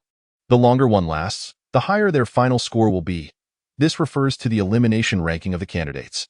Rank 1 signifies the last person eliminated, rank 2 indicates the second last, and so forth. Carl believed that with Chen Yuan's strength, he could secure his entry into the finals. However, he had always thought that Chen Yuan's claims about determining the elimination ranking were either a joke or an unfeasible boast. After all, as long as one survived to the finals, no one could question any changes made later. Yet now, Carl realized that Chen Yuan seemed to be serious. Naturally, this capsule can exchange for your qualification to enter the finals. The remaining training resources can determine your ranking. How many ranks do you wish for? Chen Yuan stated matter-of-factly. Well, that first place, is that possible? Carl asked cautiously, realizing that this implied Chen Yuan would have to be eliminated before him. Chen Yuan nodded. Of course, but this level of resources alone is insufficient. One might even say it's far from adequate. He was not concerned about rankings. After all, he needed to control the entire situation in the finals, and he wouldn't lack points at that stage. Training resources were what he valued most. Carl was left speechless. He perceived an unparalleled arrogance emanating from the individual before him. However, as long as his strength matched this arrogance, it would be unassailable. He was unsure whether Chen Yuan possessed such power, but that did not deter him from taking a chance. Perhaps it would pay off, a gamble. Carl resolved in his heart that he had nothing to lose. Chen Yuan, I will seek out more resources. If the opportunity arises, I will also promote you very well. If you encounter any trouble, you can come to me. Chen Yuan smiled. He could tell that Carl had finally begun to trust him. After Carl departed, Chen Yuan promptly converted the concentrated life capsules and all the training materials he had received. His lifespan surged from 25 years to an astonishing 150 years. An increase of 125 years. Among these, the concentrated life capsule transformed into 100 years of lifespan, while the remaining training resources contributed 25 years. Now, it was time to elevate his abilities. His martial arts realm had stagnated long enough. Chen Yuan desired to control the situation in the finals, to dominate everything. His current strength was far from sufficient. After all, even defeating the top contender of the ladder was a challenge, let alone 3. The continent for university assessments was far more affluent than he had anticipated, and now that his plans were taking shape, it was time to enhance his strength. Only with strength could he ensure the smooth execution of his subsequent plans. System. Begin the life sacrifice. Initiate the Yuan magnetic breathing method. Enlightenment. Propagation. Begin. You begin to focus on the Yuan magnetic breathing method, diligently breaking through daily. 10 years, break through 11 apertures. 20 years, break through 23 apertures. 50 years, break through 58 apertures. 80 years, break through 90 apertures. In the 135th year, all 361 apertures are broken. Small Zhoutian is formed, and the Yuan magnetic breathing method is perfected. Propagation end. The moment the propagation concluded, the 361 apertures within Chen Yuan's body began to inhale and exhale cosmic energy in a mysterious rhythm. It felt as if everything was naturally harmonious. This was Chen Yuan's first impression. Cosmic energy, vitality, and all 361 apertures were now operating autonomously without requiring Chen Yuan's active control. The vitality and cosmic energy that had just been depleted were restored in mere seconds. His senses sharpened instantaneously. The movements of the surrounding environment had never appeared so vivid to Chen Yuan. With all 361 apertures opened, the small Zhoutian had been established, marking the pinnacle of the enlightenment realm. Chen Yuan felt confident that those top contenders of the ladder, each a formidable practitioner from their respective planets, were now no match for him. Chapter 49. Hers.it can be seen that Chen Yuan is pursuing the force field airdrop. However, the nearest airdrop is still somewhat distant from him, and by the time he arrives at the landing site, it is likely that all will be gone. Chanyani felt a twinge of disappointment. As the force field airdrop was supposed to be the most spectacular segment, it seemed he might have been mistaken. At the same time, he glanced at the number of viewers in the live broadcast room, and it was evident that a portion had dwindled. In the realm of literature, there is no first without a second in martial prowess. Fans naturally gravitate towards the mightiest warriors, those who stand atop the ladder of each celestial body. Now, as he was broadcasting a relatively obscure individual, it was no surprise that the audience was not particularly keen. However, Chen Yunyi soon discovered that he had misjudged. Chen Yuan was indeed full of surprises. This blonde gentleman appears to be acquainted with Chen Yuan. Let us investigate. This man is called Carl. hailing from Mocha Star. How does he know Chen Yuan? 5 individuals pursued him, clearly intent on seizing the force field airdrop from Carl. They struck up, but alas, they were defeated. By heavens, Chen Yuan vanquished the 5 with a single stroke. I underestimated him, indeed. No wonder he was chosen by the boss. He is truly formidable. Chen Yuan's dazzling display of prowess prompted the fans in the live chat to erupt in excitement, simultaneously bringing a surge of traffic to Chan Yin's broadcast. The force field airdrop had commenced, yielding a laser gun and concentrated life capsules. With the laser gun in his possession, paired with his strength, entering the final circle would pose no challenge whatsoever. Why did he give the laser gun to Carl from Mocha Star? What could possibly be the reason?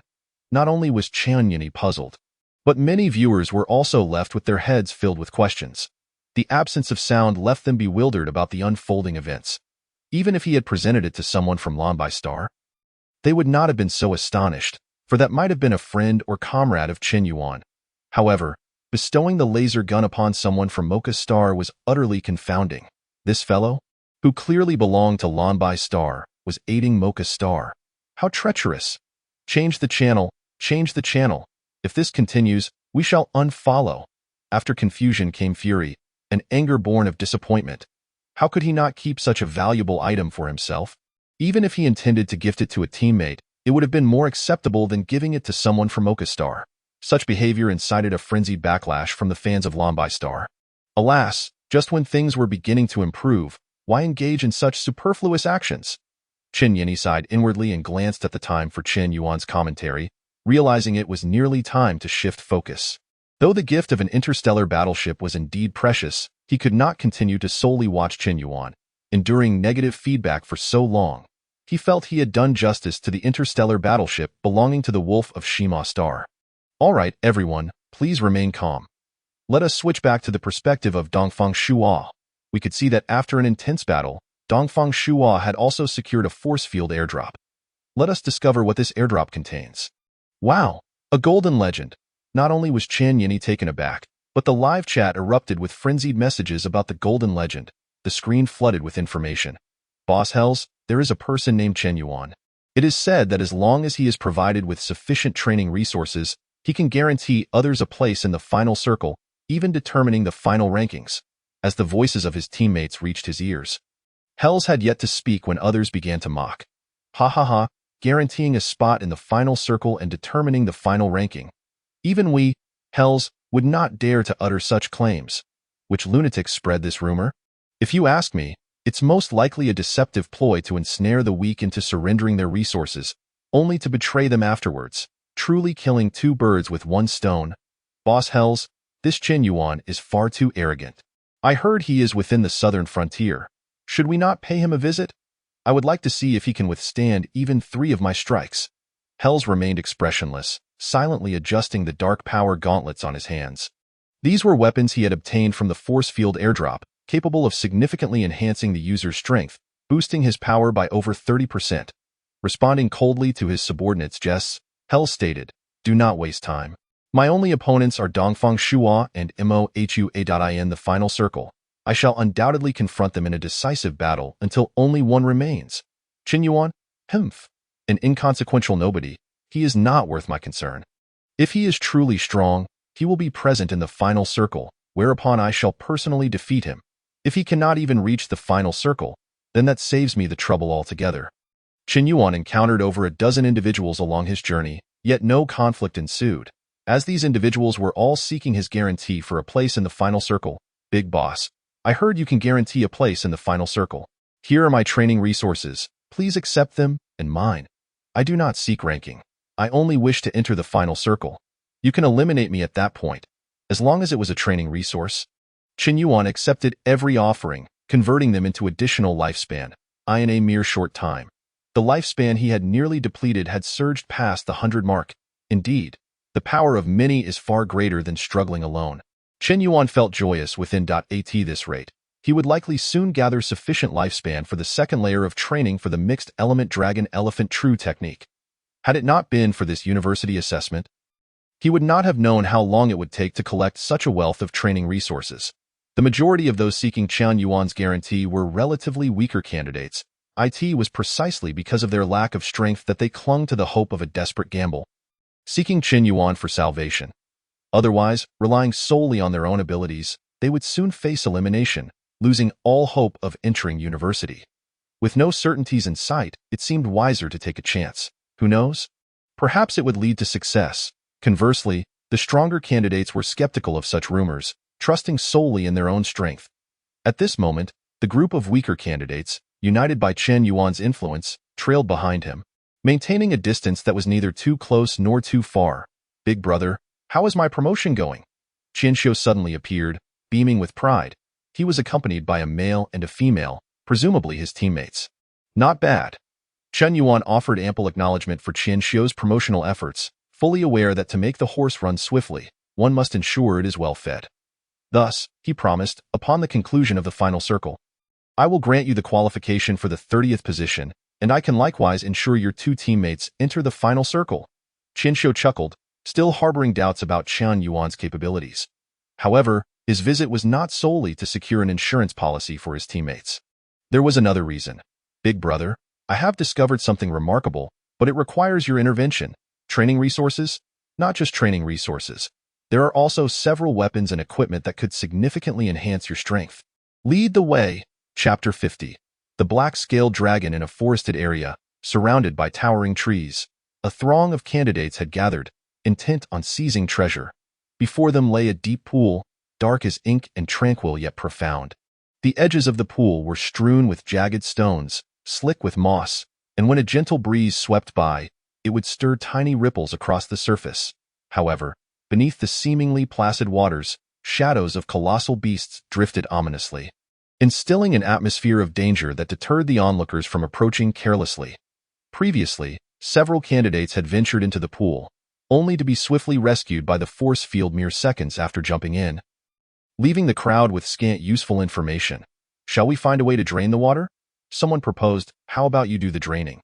Are you not afraid that the black-scaled dragon will leap out and take a bite?" This suggestion was quickly dismissed. When Qin Yuan and Qianxiu arrived, they found this scene. A multitude of individuals encircling the deep pool, torn between hesitation and desire, unable to make a decision. Splash! Suddenly, a short-haired woman with a long staff boldly plunged into the depths of the pool. "Xiaowuna, we are the 59th on the ladder of Haizhui Star. Let us see how Haizhui Star performs." "Well done. You have not let us down." Upon witnessing Xiaowuna leap in, some individuals began to stir, shouting, "I shall assist you," and followed suit, plunging into the water. Qianxiu could not help but scoff. Xiaowuna is one thing, but these subsequent individuals, with such meager strength, think they can snatch treasure amidst danger. Truly foolish. Chen Yuan understood the underlying motives. Those following were merely using Xiaowuna to draw fire while they sought to seize the treasure for themselves. He silently observed the pool, ready to assess the situation. As Xiaowuna and her companions dove into the water, waves surged violently on the surface, erupting into splashes. Beneath the water lurked a black-scaled dragon, a formidable mutated creature. Many seasoned warriors had previously descended, but all had met their demise within. Qianxiu explained to Chen Yuan, and then, "What treasures lie within?" Chen Yuan's interest was piqued solely by this inquiry. Without any circumlocution, Qianxiu replied, "The primary treasure is the Tianyi stone embedded in the black-scaled dragon's head. That stone can rapidly elevate one into a state of unity with nature, providing tremendous benefits for both combat and training. In addition to the Tianyi stone, there are numerous weapons and equipment at the bottom of the pool, all of which could significantly enhance one's power. An opportunity not to be missed." Having said this, Qianxiu gradually withdrew. Given his own strength, he could not lay claim to such items. It was up to Chen Yuan to demonstrate his capabilities. At this point, his two companions whispered, "Qianxiu, is this person reliable? I cannot shake the feeling that he is merely deceiving us. Pray tell, what guarantees our entry into the finals, only to be relegated to a dismal 30th place? How is it that you, who are typically so astute, have allowed yourself to falter in such a manner?" Qianxiu listened quietly to the grumbling of his two teammates, casting a furtive glance at Chen Yuan, eager to see how he would confront the black-scaled Jiao. Despite their efforts to lower their voices, Chen Yuan caught every word, though he remained unfazed. His mind was preoccupied with the pressing question, the Tianyi stone, How much longevity might it bestow? Surely it cannot compare to the concentrated life capsule. Generally, items with such fantastical names are not commonplace, and the longevity they confer is likely substantial. Just as Qian Xiu was about to withdraw, an invisible force field descended abruptly, capturing the few warriors who had aimed to seize the opportunity and lifting them slowly into the air. It was evident that their injuries were severe. One individual had even lost their entire right arm, a truly pitiful sight. A sound resembling a bovine roar echoed from the depths of the pond. Imbued with an almost piercing intensity, in the next moment, the water erupted violently, sending a massive spray of droplets into the air as a black-scaled jiao, resembling a dragon and measuring dozens of meters in length, burst forth from the depths, its body clad in thick, dark scales. Simultaneously, Xie Wuna, in a state of disarray, emerged from the water. But not only did they assist Chen Yuan in acquiring weapons and equipment, but they also provided him with some discarded items. Truly, a benevolent group. These weapons and equipment were of no use to him, yet Chen Yuan had alternate plans. After selecting a few items with Qian Xiu, his gaze swept over the crowd of onlookers among the candidates. They refrained from diving into the pool for treasure, and Chen Yuan couldn't be bothered to eliminate them. In his eyes, they were merely walking repositories of cultivation resources. Then, amidst the astonished stares of the crowd, Chen Yuan carefully arranged the weapons and equipment, inscribing approximate prices before each item. Come and take a look. A significant discount, weapons for sale, only accepting cultivation resources, first come, first served. This was Chen Yuan's plan, to set up a stall right there and earn some cultivation resources. The spectators exchanged glances, suddenly feeling tempted. While cultivation resources might not immediately translate into combat power, weapons could dramatically enhance their strength in an instant. However, just as they prepared to inquire about the prices, they suddenly sensed a different aura. It was the presence of Hells, the first in the Imo-Ka star ladder. Chapter 52. Testing. Hells. He actually showed up. Among those Chen Yuan had recently eliminated was a member of Hell's team. And now, a spectacle was about to unfold. Chen Yuan's claim seemed extravagant, asserting that with sufficient cultivation resources, one could dictate a candidate's final ranking. I want to see who is stronger, him or Hells. With Hell's arrival, the candidates who had been eager to purchase Chen Yuan's weapons now stepped back, creating space to watch the unfolding drama. If Hells were to win, that would be that. The weapons would undoubtedly be lost. But if Chen Yuan triumphed, it would be quite intriguing. Yet, the likelihood of that happening seemed slim. While Chen Yuan exhibited formidable strength, akin to the top 3 on the ladder, Hells was the reigning champion of Imo-Ka Star. Even the combined might of the 2nd to the 10th could not rival Hells alone. Such was the overwhelming power of the first place. Hells' physique was robust, his muscular arms radiating sheer, terrifying strength, resembling a human-shaped behemoth. Chen Yuan had suspected upon their first meeting that Hells, like himself, practiced a form of martial arts, and at least at the first-grade transformation stage. Hell's gaze first fell upon the array of weapons and then shifted to Chen Yuan. You are Chen Yuan? Are you Hells? Chen Yuan retorted, initially thinking Hells would be straightforward, only to find the opposite. Otherwise, they would have engaged immediately rather than feigning ignorance. Hey, kid, my leader is asking you something. Before Hells could respond, a teammate, unable to contain himself, stepped forward to confront Chen Yuan, only to be halted by Hells' gesture. With a stern expression, Hells inquired, the person I sent to scout was eliminated by you. Are you referring to the last person I eliminated? I recall him mentioning that his leader is Hells. He sought to seize treasure, but unfortunately, his strength was lacking. He couldn't withstand even a casual strike from me. Chen Yuan pondered briefly before breaking into a grin. A provocation. A blatant provocation. Hells' teammate was seething with rage, clearly perceiving Chen Yuan's words as a deliberate affront. How dare he? On the other hand, Chen Yuan was indeed intentional in his taunts. His plan was nearly complete. Qian Xiu had been spreading the word effectively, and most had heard about his guardian reaching the finals, even boasting about determining the final rankings. Everything was in place. He just needed the wind at his back, and that wind was Hells. Chen Yuan needed Hells to validate his strength, to demonstrate the power behind his claims, to instill enough confidence in everyone to trust him with their cultivation resources. Hells, filled with rage, let out a laugh. Good. Very good. I had planned to deal with you in the finals, but you've come forth seeking death. I shall grant you that. If he could still hold back at this moment, it wouldn't be a sign of magnanimity, but rather cowardice. Since Chen Yuan wished for him to act, then he would oblige. In the next instant, Hell's form suddenly swelled, his loose clothing taut and seemingly on the verge of tearing. The ground beneath him erupted with a loud bang. Chen Yuan's audacious consumption of cultivation resources, had it not been for his exceptional physique, would have led to his explosive demise long ago. This revelation elucidated why he had consistently emphasized the importance of cultivation resources. What Chen Yuan sought was precisely this effect. His rapid enhancement of strength was impossible to conceal. Rather than hide it, he chose to reveal it, allowing others to fabricate justifications for him. Don't ask. The answer is simple. It's due to a unique constitution. If you inquire about the specifics of this special physique, I too am at a loss. It is simply innate. Chen Yuan understood that as long as he could demonstrate his worth, there would be those willing to support him. And that was sufficient. At that moment, someone suddenly inquired, Chen Yuan, does the final ranking we discussed still hold?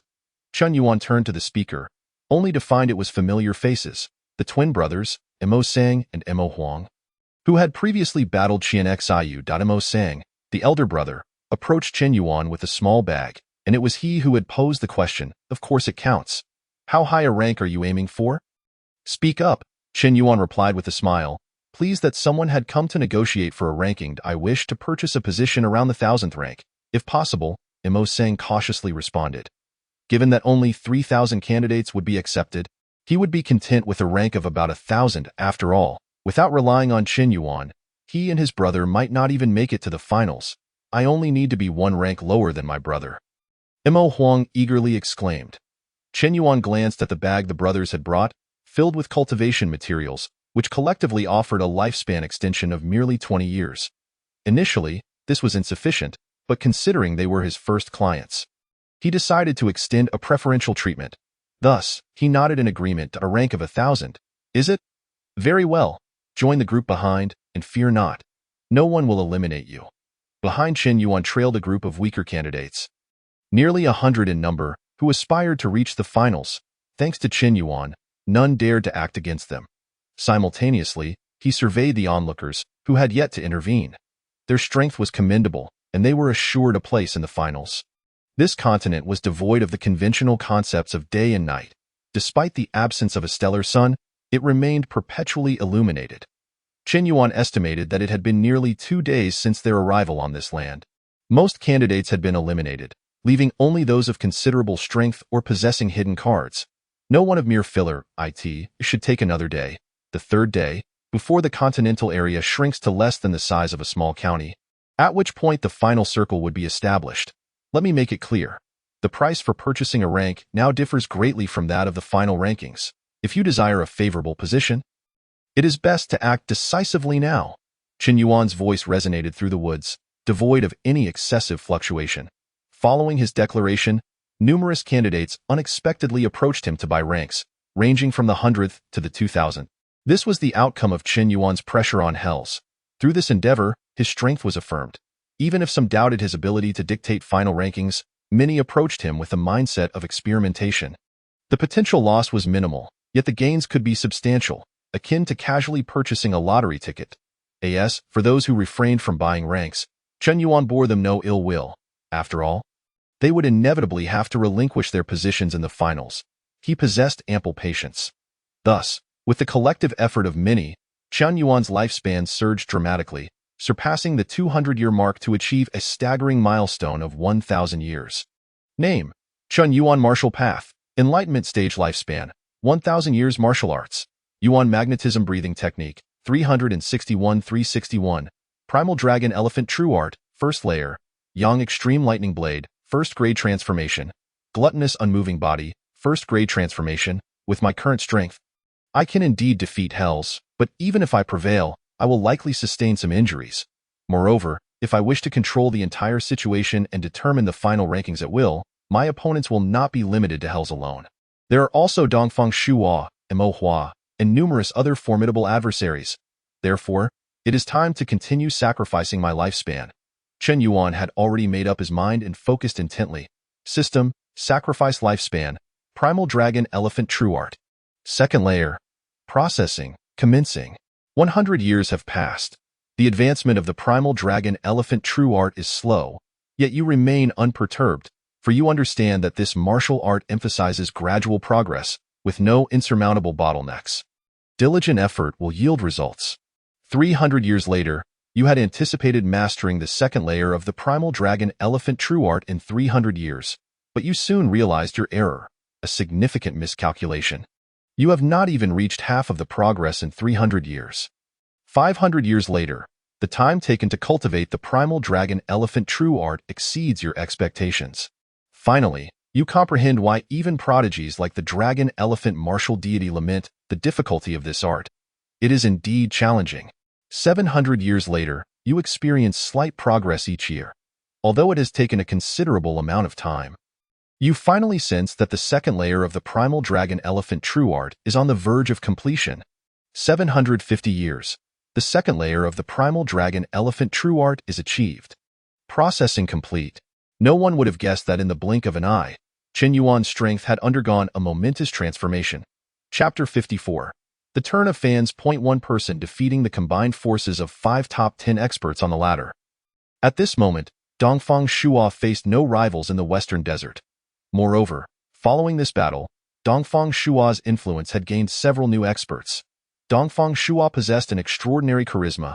At this moment, he had gathered 20 skilled individuals from the top 30 on the ladder, undoubtedly preparing for the finals, where an earth-shattering clash would ensue. Furthermore, until now, Dongfang Shuo had not utilized that particular equipment, indicating his continued composure. When the decisive battle commenced, revealing this trump card would surely catch others off guard. Chun Yini was passionately narrating from Dongfang Shuo's perspective, and the show was performing exceptionally well. Not only was Dongfang Shuo powerful in his own right, but he had also garnered numerous formidable allies.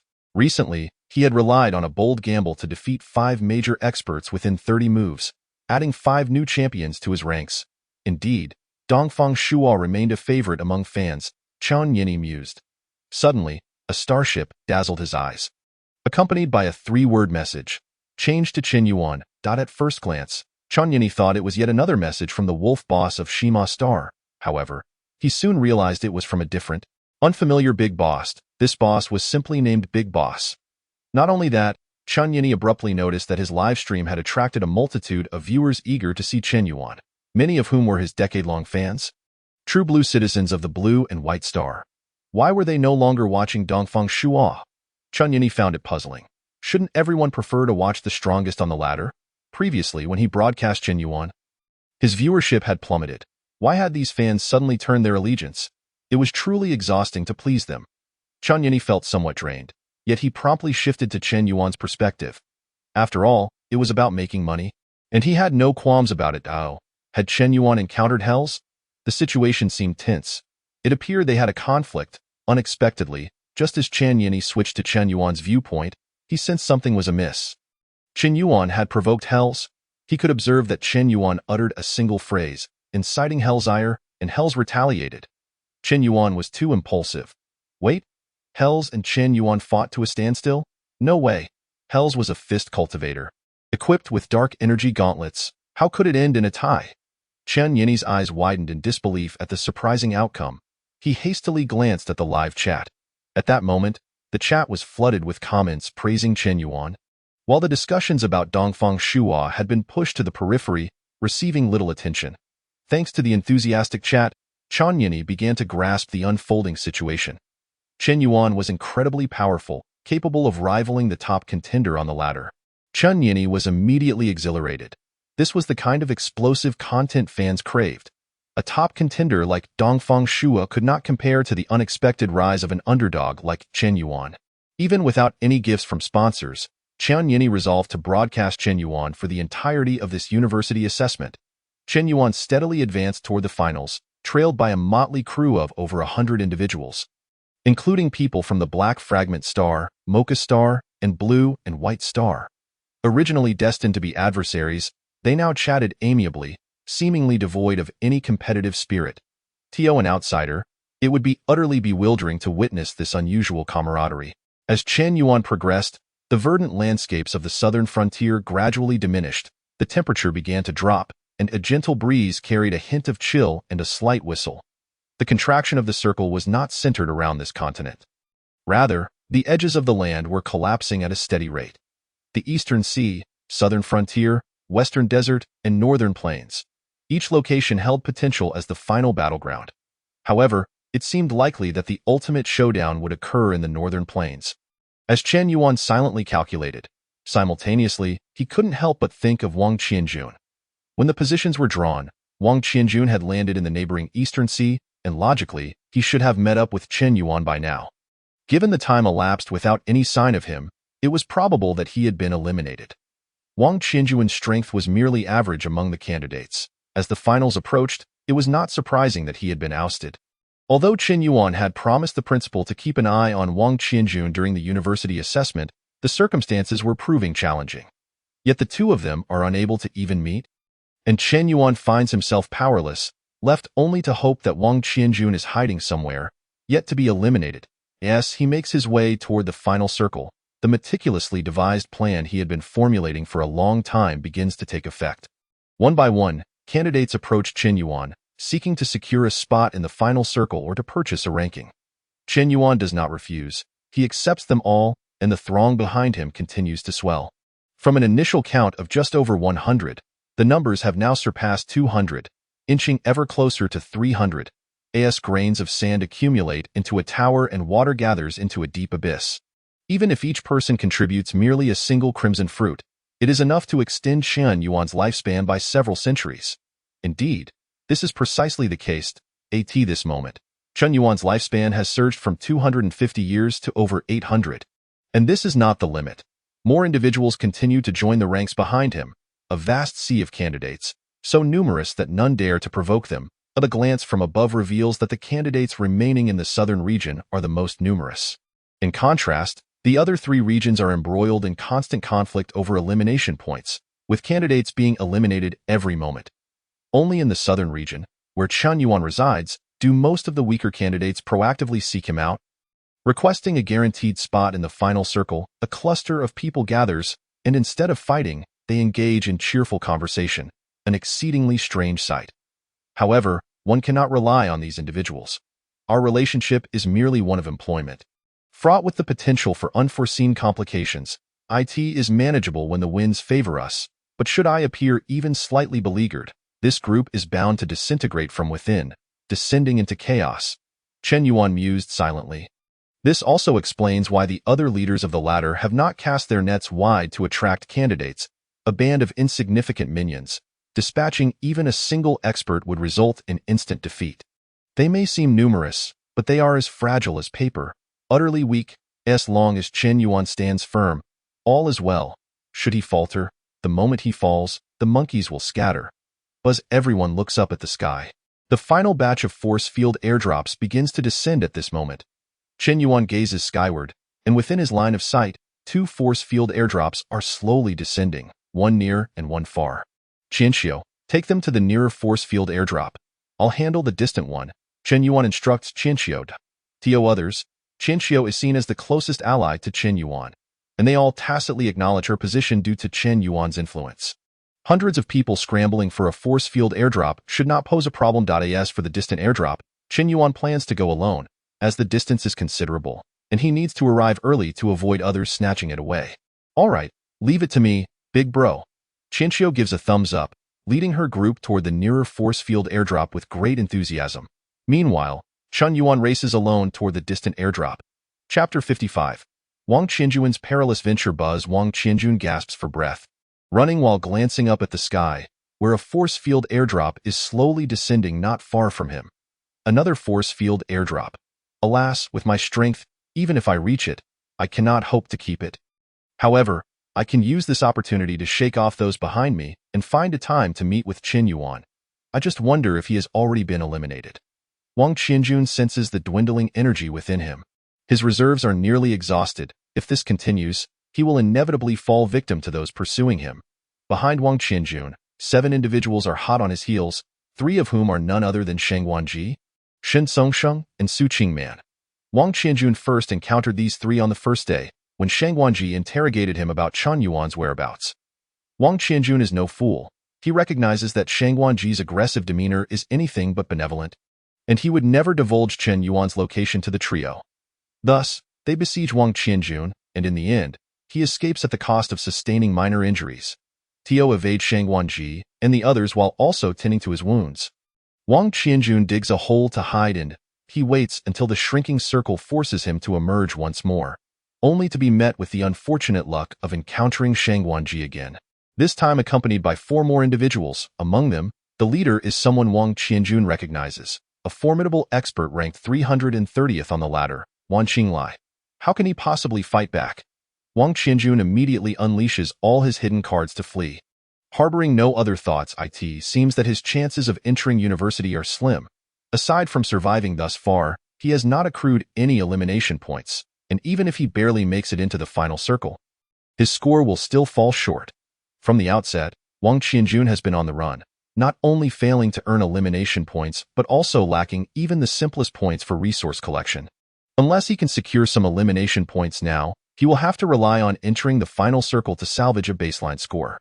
Yet Wang Qianjun is acutely aware that the best time to earn elimination points is at the beginning. As time progresses, the weaker candidates are weeded out, leaving only the elite. It would be sheer luck for Wang Qianjun to become someone else's elimination point. How could he possibly covet points from the experts? Sigh, let me first shake off those behind me. Wang Qianjun steadies his mind and sprints toward the force field airdrop. Meanwhile, behind him, Shang Guanji and the others also spot the descending airdrop. Wang Go? There's a force field airdrop. Wang Qianjun is heading that way, Shang Guanji calls out, attempting to leverage the airdrop to disrupt the situation and make his escape. Quite an ambitious thought. Wan Qinglai sees right through Wang Qianjun's intentions. Force field airdrops are coveted resources that every candidate strives to seize, often containing crucial equipment that can sway the outcome. Most candidates will undoubtedly attempt to acquire them, and he is no exception. All right, everyone, stop playing around, especially you, Shang Guanji. Wan Qinglai's tone carries impatience. Chen Yuan may have already been eliminated. Wang Qianjun is of little use now. Shang Guanji still needs a few more elimination points, and eliminating Wang Qianjun would nearly suffice. If they enter the final circle, even if he cannot guarantee his own safety, he won't have the leisure to protect the rest of you. Wan Gu, you took our money. Shang Guanji protests, still eager for revenge on Chen Yuan. Wan Qinglai shoots him a glare. I took your Shangguan family's money. My promise to your father is only to help you get into university. As for Chen Yuan, I might help you if I'm in a good mood. But what's the time now? Do I still have the luxury to play cat and mouse? If you don't wish to enter university, that's your choice. Regardless, I will not refund a single coin taken from your Shangguan family. Shang Guanji dares not argue further and tacitly accepts Wan Qinglai's words. No more hiding. Unleash your full speed, lest someone else snatch the force field airdrop. Wan Qinglai exclaims, and his speed surges dramatically. The others, witnessing this, also exert themselves to boost their speed to keep up with Wan Qinglai. Wang Qianjun glances back, seeing Wan Qinglai and his group closing in. A flicker of anxiety crosses his face. His energy reserves are running low, and it is only a matter of time before they catch up. Simultaneously, Wang Qianjun observes the force field airdrop in the sky, not far off, and by the time he reaches it, the airdrop may not have even landed yet. He wonders if the airdrop might draw the attention of Wan Qinglai and the others. Otherwise, he might only be able to advance this far. Wang Qianjun feels a sense of reluctance but places no blame on anyone. Ultimately, it is merely a matter of insufficient strength. With over 6,000 candidates on the ladder, the odds of entering university are inherently low. Achieving entry would indeed be a pleasant surprise, but failing is within reason, and Wang Qianjun can only comfort himself by learning to accept it with equanimity. Just as Wang Qianjun anticipated, when he is on the verge of reaching the airdrop's landing site, it is still hovering in the air, with some time left before it touches down. Meanwhile, he can sense dozens of powerful warrior auras nearby, each one at least ranked within the top 100. If not among the very best, these experts remain hidden, lurking in the dense foliage surrounding the airdrop's landing point, waiting for the opportune moment to seize the treasure. Wang Qianjun, exposed to their gaze, is akin to a sheep stumbling into a den of lions, momentarily bewildered and unsure of how to proceed. Behind him, Wan Qinglai and the others hasten their approach. Wang Qianjun, let us see how you escape this time. Shang Guanji exhales deeply, then bursts into laughter. Wan Qinglai, however, is not as carefree as Shang Guanji. His expression is grave. He has sensed the potent auras hidden around them, each one a formidable opponent, some even stronger than himself. Indeed, those who have survived until now are no ordinary foes. Wan Qinglai thinks to himself, allowing Shang Guanji to eliminate Wang Qianjun first to secure the elimination points, then they can worry about the airdrop later. Entering the final circle is the priority. Wang Qianjun feels a sense of despair. With wolves ahead and tigers behind, this is his end. The force field airdrop continues to drift slowly in the air, awaiting the moment it lands, and a fierce battle is poised to erupt. Wan Qinglai cannot afford to wait any longer. His gaze shifts to Shen Songxing and Su Qingman. If we delay, circumstances will change. Do not waste time. You two go and help Shang Guanji eliminate Wang Qianjun. Understood. Shen Songxing and Su Qingman At this moment, Shang Guanji can no longer concern himself with news about Chen Yuan. Securing those elimination points takes precedence. Finally, it has come. Who would have thought that the ones to eliminate him would be his fellow classmates? It is indeed somewhat ironic. Wang Qianjun takes a deep breath, bracing himself for a desperate fight. Just then, a voice suddenly rings out, startling Wang Qianjun. When did this person draw so close to him? Wang Qianjun, I thought you had been eliminated. I cannot explain that to the principal. Chen Yuan. Wang Qianjun was momentarily taken aback, then exclaimed with delight. Chapter 56, Silence. Chen Yuan. What brings you here? Wang Qianjun felt a surge of joy within, astonished that Chen Yuan had not been eliminated. After all the arduous searching, he had stumbled upon Chen Yuan effortlessly. Chen Yuan. Even more exhilarated than Wang Qianjun was the gritted-toothed Shang Guanji. He had initially believed Chen Yuan to have been ousted by others. Yet here he was, appearing before him, providing the perfect opportunity for revenge. How could Shang Guanji not be thrilled? Thanks to Chen Yuan, he had suffered grievously after the Sky Ladder duel. Even now, he could still feel a lingering heaviness in his chest. If it weren't for his family spending a substantial amount to hire a renowned physician, he might have even lost hope for the university assessment. All of this was orchestrated by Chen Yuan. I had been wondering why Wang Qianjun had not come to meet me. It seems it is all due to your presence. Chen Yuan's gaze swept across the crowd, and he quickly grasped the situation. Shang Guanji and the others would undoubtedly seek to trouble him during the university assessment, a fact that was crystal clear to Chen Yuan. However, he did not anticipate that fellow students from Shanqingno, one high school, who had no grievances with Shang Guanji, would be implicated simply due to their connection with him. Chen Yuan, exercise caution. The leader of Shang Guanji's group is Wan Qinglai, a master ranked over 300 in the Sky Ladder. Wang Qianjun was not foolish. He had managed to survive this long by either evading or hiding. Chen Yuan, unlike those who had been biding their time, had clearly demonstrated strength beyond what was apparent at Shanqingno, one high school. Moreover, Wang Qianjun recalled the principal's warning from the day before boarding. It was evident that Chen Yuan was exceptional. Thus, he merely offered a brief caution to prevent Chen Yuan from underestimating the threat. Over 300 in the Sky Ladder. Thank you for the warning. Chen Yuan nodded, then turned his attention to the impending force field airdrop, which should land in about half a minute. Meanwhile, although Shang Guanji was ecstatic about Chen Yuan's presence, he was not naive. Chen Yuan had managed to endure alone thus far, indicating he was no weakling.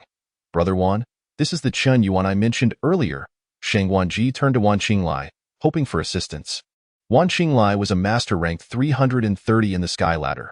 With his involvement, revenge would surely be within reach. Unfortunately, with the protective force field in place, the most he could achieve was inflicting serious injury. Shang Guanji harbored resentment. However, to Shang Guanji's surprise, Wan Qinglai paid him no mind and stepped forward, cupping his hands towards Chen Yuan, saying, I never expected this esteemed individual to be a friend of my brother. Fortunately, no major mishap has occurred. With the force field airdrop imminent, why not let bygones be bygones? We are all from the Blue and White Star. If you are willing, we could even join forces to claim the force field airdrop, splitting the resources evenly. What do you say? Wan Qinglai was astute. This suddenly appearing Chen Yuan was evidently formidable, and he had no need to offend him over Shang Guanji. Furthermore, he had accepted money from the Shangguan family, with the promise of helping Shang Guanji enter university, but had not committed to assisting him against anyone in particular. If he were in a good mood, it would be a simple matter to lend a hand. But the current situation was chaotic. The unknown strength of Chen Yuan, The impending force field airdrop and the many hidden masters lurking in the shadows compelled Wan Qinglai to adopt a more prudent approach. Wan, don't waste time talking to him. There are just 2 of them. While we have 7, we could easily wear them down together. Shang Wanji, not overthinking it, decided to take revenge, now that he was certain Wan Qinglai had not abandoned him. Upon hearing Shang Wanji's words, Wan Qinglai's eyes twitched with irritation. He found himself in a dilemma, caught between advancing and retreating, momentarily frozen in place. That moment, several voices suddenly rang out from a distance. Brother Strongman. We've got the force field airdrop, Boss Chin. We've secured the force field airdrop. We didn't dare to open it without you. Boss, my brother wants to ask, what's inside your force field airdrop? Qin Xiu, the blonde Carl, and the twin brothers Imo Huang sprang forth one after another. Qin Xiu was even cradling a force field airdrop in his arms. Then, to the astonishment of Shang Wanji and the others, more and more individuals emerged, gradually surrounding them. So many people. ISNT that Li Qingming from the blue and white star. Over 200 in the sky ladder. He's even stronger than Wan. Why does he call Qin Yuan boss? Not only from the blue and white star, but also from the mocha star and black fragment star. Individuals joined in. What was going on? Why were they all following Qin Yuan? Nearly 300 people surrounded the 7 of them, glaring at them like hungry wolves. Wang Qianjun bore a similarly bewildered expression. How had Qin Yuan inexplicably become the leader of these hundreds? They had only been apart for 2 days, and yet he seemed to have changed so drastically. Even Dongfang Shuya could not boast such influence. It seems I have a few more followers. Qin Yuan chuckled lightly, making a gesture of a fingertip universe. Brother Strongman, do you have any grievances with these people? Qin Xiu rubbed his hands together, eager to showcase his prowess. Add me and my brother to the mix. The twin brother Imo Sang raised his hand in a show of support. This was an excellent opportunity to impress Qin Yuan. Perhaps this single act would significantly boost their rankings. Even without that, the 7 of them had substantial elimination points to compete for. Qin Yuan had no intention of taking action. He did not lack elimination points, and with others willing to do the work, why should he exert himself? There was no benefit in that. He wasn't gaining lifespan from beating people. Whoever grabs it gets to keep it, Qin Yuan said casually, then glanced at Shang Wanji, Shen Songsheng, and Su Qingman. They could take a beating, while Wang Qianjun still needed a few more elimination points. Upon hearing Qin Yuan's words, Wan Qinglai felt a chill run down his spine. Is there any room for negotiation? Boss, Qin? He inquired, only to be met with a curt no. Wan Qinglai was plunged into despair, his blood surging with fury as he abandoned his comrades and swiftly retreated. In the next moment, hundreds charged towards Wan Qinglai and his companions. A multitude of blood energy fluctuations erupted simultaneously, creating a breathtaking spectacle. However, it took nearly 3 minutes for this righteous brawl to conclude, during which Wang Qianjun managed to claim 3 heads for himself. Indeed, they were mere scattered soldiers. It took 300 to contend with 7, and even that was a drawn-out affair, though their lack of expectations had cushioned the disappointment. Qin Yuan silently observed the entire scene, a sigh escaping his lips. 300 individuals, including several skilled leaders, should not have taken 3 minutes to dispatch Wan Qinglai and his group, even if the rest were weaker candidates. The truth was that this group was terrified of being scapegoated, unwilling to confront Wan Qinglai directly, prioritizing their own safety instead. They hesitated, striking only to withdraw, showcasing merely a fraction of their potential. In contrast, Wan Qinglai and his companions fought valiantly, risking their lives, almost managing to break through the encirclement and escape. Big Brother Mingnan, it's done. Qin Xiu chuckled, having secured a head, one belonging to a significantly stronger opponent, thus gaining a considerable amount of elimination points. What about the power field airdrop? Qin Yuan inquired. Boss Chen. I have the power field airdrop right here, Carl exclaimed, trotting over with it in his grasp. Qin Yuan took the airdrop from him and decisively opened it. Unlike the power saw, this contained 2 items. One was an old acquaintance, a laser gun, of which Carl already possessed one. Qin Yuan tossed this one to Wang Qianjun for his use. Qin Xiu eyed it enviously. The other item was also a pill. Qin Yuan paid no heed to its specifics and swallowed it whole, converting it into lifespan. Thus, his lifespan returned to 1,000 years once more. This was the true value of the university assessment. Qin Yuan's gains over these few days equated to tens or even hundreds of times what he had previously acquired. Wow, Big Brother Mingnan, That's a third-grade blood burst pill, Chen Xiu exclaimed. Consuming it can temporarily double one's blood energy. But afterward, it will leave you weakened for about a month. Save it for the finals. It could serve as a trump card. Chen Xiu was almost hopping with anxiety. Was the blood burst pill something to be consumed recklessly? However, Chen Yuan's expression remained largely unchanged, merely nodding slightly towards Chen Xiu to indicate his understanding. After a brief wait, Chen Xiu noticed that Chen Yuan showed no signs of blood energy surging. It seemed that Big Brother Mingnan indeed had a unique constitution, capable of directly consuming all elixirs and training resources to enhance his strength. Such an easily absorbed energy constitution, I know of no fewer than 100 types. I wonder which one Big Brother Mingnan possesses. Following the university assessment, I must ask my grandfather to investigate. Chen Xiu had already suspected Chen Yuan's unique constitution, and the absence of a blood energy surge only confirmed his suspicions further. Chen Yuan was indifferent to whether others noticed. In fact, that was the very effect he desired. He would not explain. Yet there would always be someone to elucidate on his behalf. Rumbling, the crowd turned their gaze behind them. Where the boundary soil was rapidly collapsing, leaving only the silent, dark void of deep space, it was time to enter the finals. Chen Yuan's eyes glimmered. That was the battlefield he awaited most eagerly. Until now, it had merely been a series of trivial skirmishes, in the southern frontier. The finals had finally arrived. Chen Yuan, let us see who among us possesses greater strength. Hells took a deep breath, feeling the biting cold seep into his lungs, his previous gloom lifting. Since he voluntarily stepped back, rumors had spread throughout the southern frontier that he was inferior to Chen Yuan. Even his teammates seemed to harbor such doubts, merely refraining from asking outright out of respect for his pride. Get ready. I will show you what a true Mocha Star Lion is capable of. Hells let out a long howl, and upon hearing this, his teammates felt invigorated, regaining confidence in their leader. In the Western Desert, Dongfang Shua led 28 individuals, each a formidable expert ranked among the top 100, if not the top 50 on the ladder, with the majority being blue and white star individuals, while only a few came from Mocha Star and Black Shard Star. Let us unite our strength. As long as we can defeat Hells and Demohua, the elimination points will be plentiful for all present. Dongfang Shua encouraged once more. Agreed, the crowd responded enthusiastically. With such allies and that weapon, I am bound to emerge as the victor of this university assessment.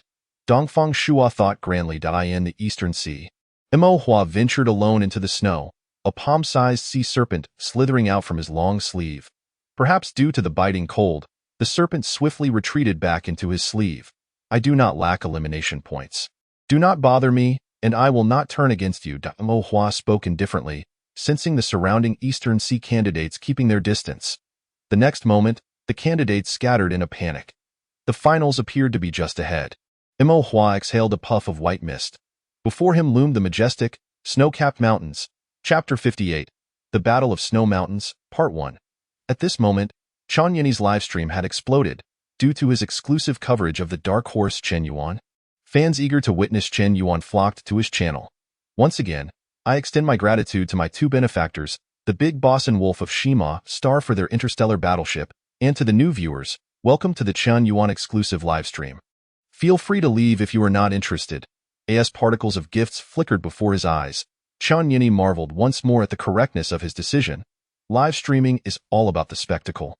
Chen Yuan, this unexpected dark horse, provided the ultimate entertainment value, and this time he sensed an opportunity to profit immensely. The fans in the live stream had finally reached the most exhilarating part of the survival game, the finals. This round of finals astonishingly took place amidst the snow-capped mountains. The atmosphere was palpable. Initially, I thought the finals would feature a three-way confrontation among Dongfang Shua, Demohua, and Hells, but unexpectedly, Chen Yuan barged in, transforming it into a four-way clash. It was evident that Chen Yuan's faction boasted the most members, nearly 300 individuals, their sheer numbers creating an imposing presence. While it may not have much practical utility, it certainly bolstered their morale. Now, let us calmly observe the final showdown and see who will claim the title of true champion in this university assessment. Chen Yin stated slowly, in his perspective. Chen Yuan, accompanied by a throng of hundreds, had already stepped onto the snow, racing towards the towering snow-capped mountains. The crunch of footsteps echoed in the thick snow, leaving a trail of footprints, the snow mountains. Truly an excellent location for the finals. Chen Yuan exhaled a puff of white vapor, raising his gaze to watch the silhouette of the mountains gradually come into view. The continuous expanse of snow-capped peaks shone brilliantly in the light, their surfaces gleaming with a faint golden edge, a sight to behold. Regardless of whether it was an island, desert, or jungle, the battleground's environment had little impact on the outcome of the duel.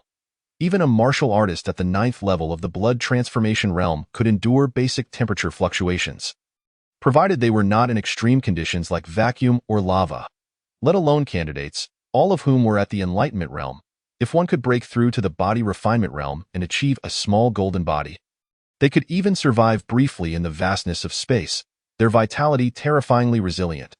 The strong contenders hailing from the eastern sea, western desert, and northern plains now gazed at the several hundred individuals with uncertainty. What was the deal with this group? Did they really believe that uniting a horde of weaklings could overcome us? Who was the leader? I initially thought it would be one of Dongfang Shuo Hell's or Mo Hua orchestrating such a grand display, yet I have never seen this leader before. Judging by his attire, he seems to be a blue and white star individual. Did he manage to rally so many? To think they could rely on sheer numbers to claim dominance is rather underestimating us. It was clear to them who was strong and who was weak. Among these hundreds, there were a few strong individuals, but their numbers were scant, only one or two at most, while the rest were weaklings, merely walking packets of elimination points. They had encountered such feeble opponents only at the beginning of the university assessment, easily securing elimination points. But now, especially upon entering the finals, none would be easy prey. If you aim to eliminate others for points, others will likewise seek to claim you as points. Big Brother Mengnan. Why do I feel like this group is intent on devouring us? Qianxiu trembled slightly. Any random selection from the finals could easily dispatch him. You are not mistaken. They indeed wish to consume you. Chen Yuan stated without reservation. Boss Chun, we have paid our protection fees. You must safeguard us, Mo Sang said urgently, hurrying to Chen Yuan's side and pulling his brother, who was looking around anxiously, closer. Boom. Just as they were conversing, 3 figures erupted from the snow beneath their feet, a flurry of snowflakes resembling deadly darts shooting towards Chen Yuan. Ha ha ha, you cowardly lot. The elimination points shall be claimed by us, the Snowfield 3 brothers.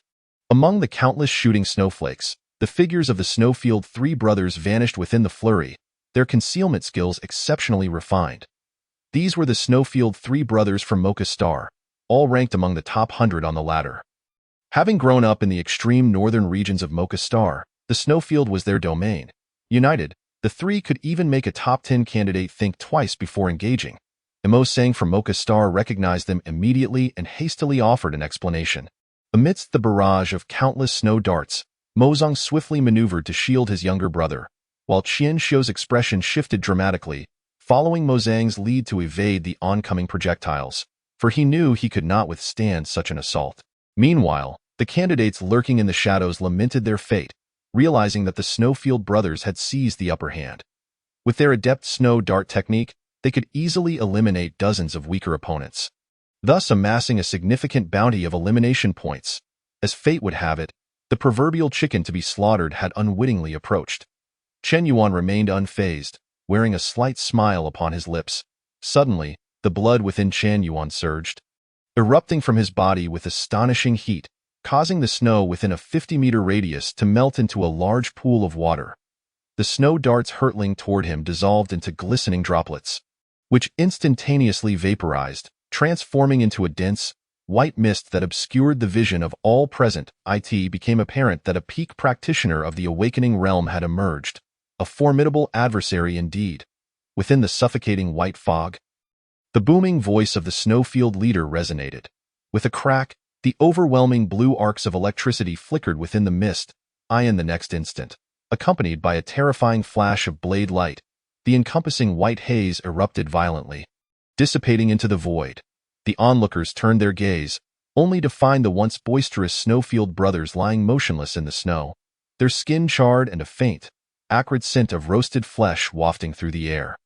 With a resounding thud, 3 force fields descended, removing the incapacitated Snowfield brothers from the scene. Who is this individual? Apart from Dongfang Shuo, is there another such figure in the blue-white star? This is outrageous. The intelligence reports provided no mention of this person. Was it not stated that only the top 10 of the ladder of heaven were worthy of attention? What is the situation with this individual? The Snowfield brothers have fallen? In their own domain, they were defeated by a single strike. Such overwhelming power rendered the other candidates hesitant to engage, as they instinctively recoiled, unwilling to meet Qian Yuan's gaze. Thus, the path ahead lay clear and unobstructed. Chapter 59. The Battle on Snow Mountain, Part 2, Qian Xiu. Go seek out those individuals and convey my thoughts to them. Chen Yuan referred to the group of experts who had advanced to the finals on their own merit. His intention was to leverage cultivation resources in exchange for final rankings. This, brother, they wouldn't suddenly turn on me, would they? Qian Xiu's face was filled with reluctance. Lacking Chen Yuan's prowess, he had only made it to the finals under Chen Yuan's protection. If anyone were to strike, he would undoubtedly be eliminated without any chance of survival. What are you afraid of? Don't you wish to secure a place in the top 20? If this is handled well, I guarantee you a spot in the top 20. Moreover, if you are eliminated, I will simply help you take revenge. Chen Yuan understood that in order to make the horse run, one must first feed it well. Very well, brother, just keep an eye out and ensure I am protected. After some contemplation, Qian Xiu ultimately acquiesced. He promptly approached the experts to discuss with them, though he remained cautious, keeping a safe distance while raising his voice to communicate. The discussions did not go smoothly. Most dismissed Qian Xiu's words with scorn, ignoring him as they charged toward the snow-capped mountain. Only 6 individuals followed Qian Xiu to Chen Yuan. Is what you say true? If we submit certain cultivation materials, can you determine our final rankings?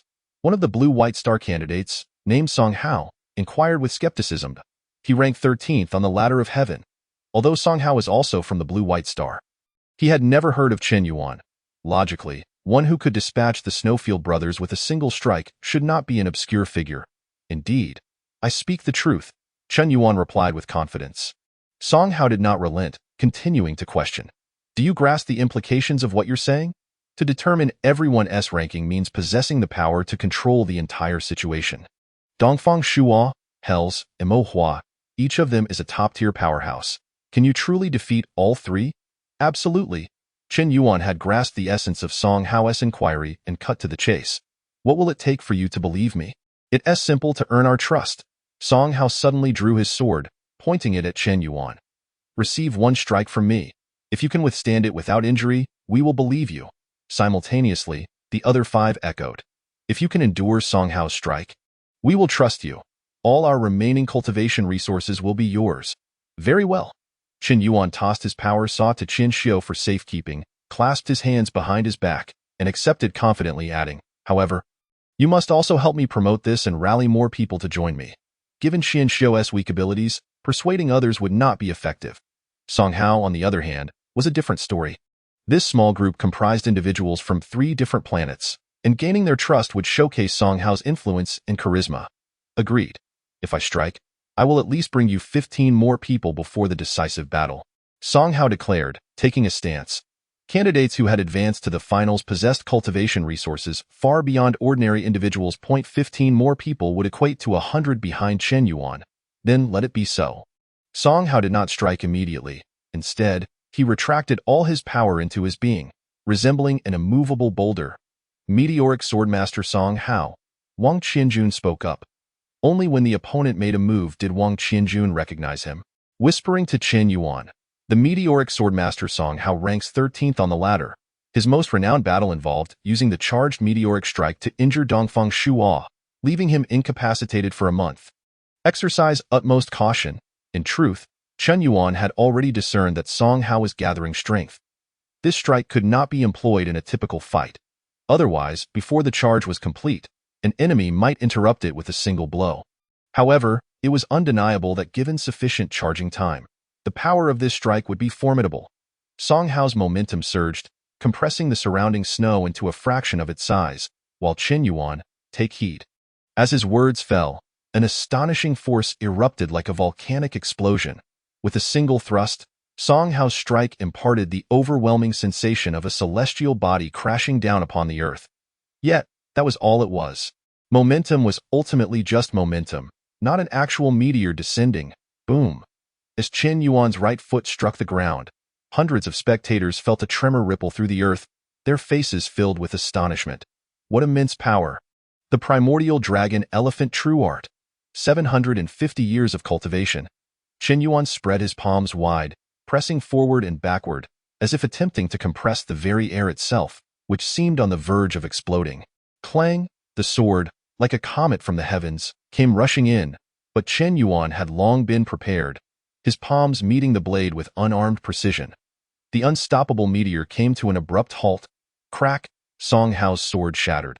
I have been defeated. Song Hao's face reflected bitterness as he relinquished the now shattered remnants of his sword, bowing in acknowledgement. A commendable strike, Chen Yuan affirmed. Without the immense strength granted by the primordial dragon elephant true art, he might not have been able to receive it unscathed. Song Hao chuckled softly. He had once hoped to defeat Dongfang Shua with this very strike, only to fail. Chen Yuan, however, had astonishingly received it unharmed, clearly possessing a formidable martial art of at least the first rank. Moreover, that sudden explosion of power was utterly terrifying. This made Song Hao willing to believe that Chen Yuan was far stronger than Dongfang Shua, and by a considerable margin. When had the blue-white star produced such a figure? Indeed, the Star Alliance is home to countless prodigies. One must never grow arrogant or complacent, but rather strive for greatness.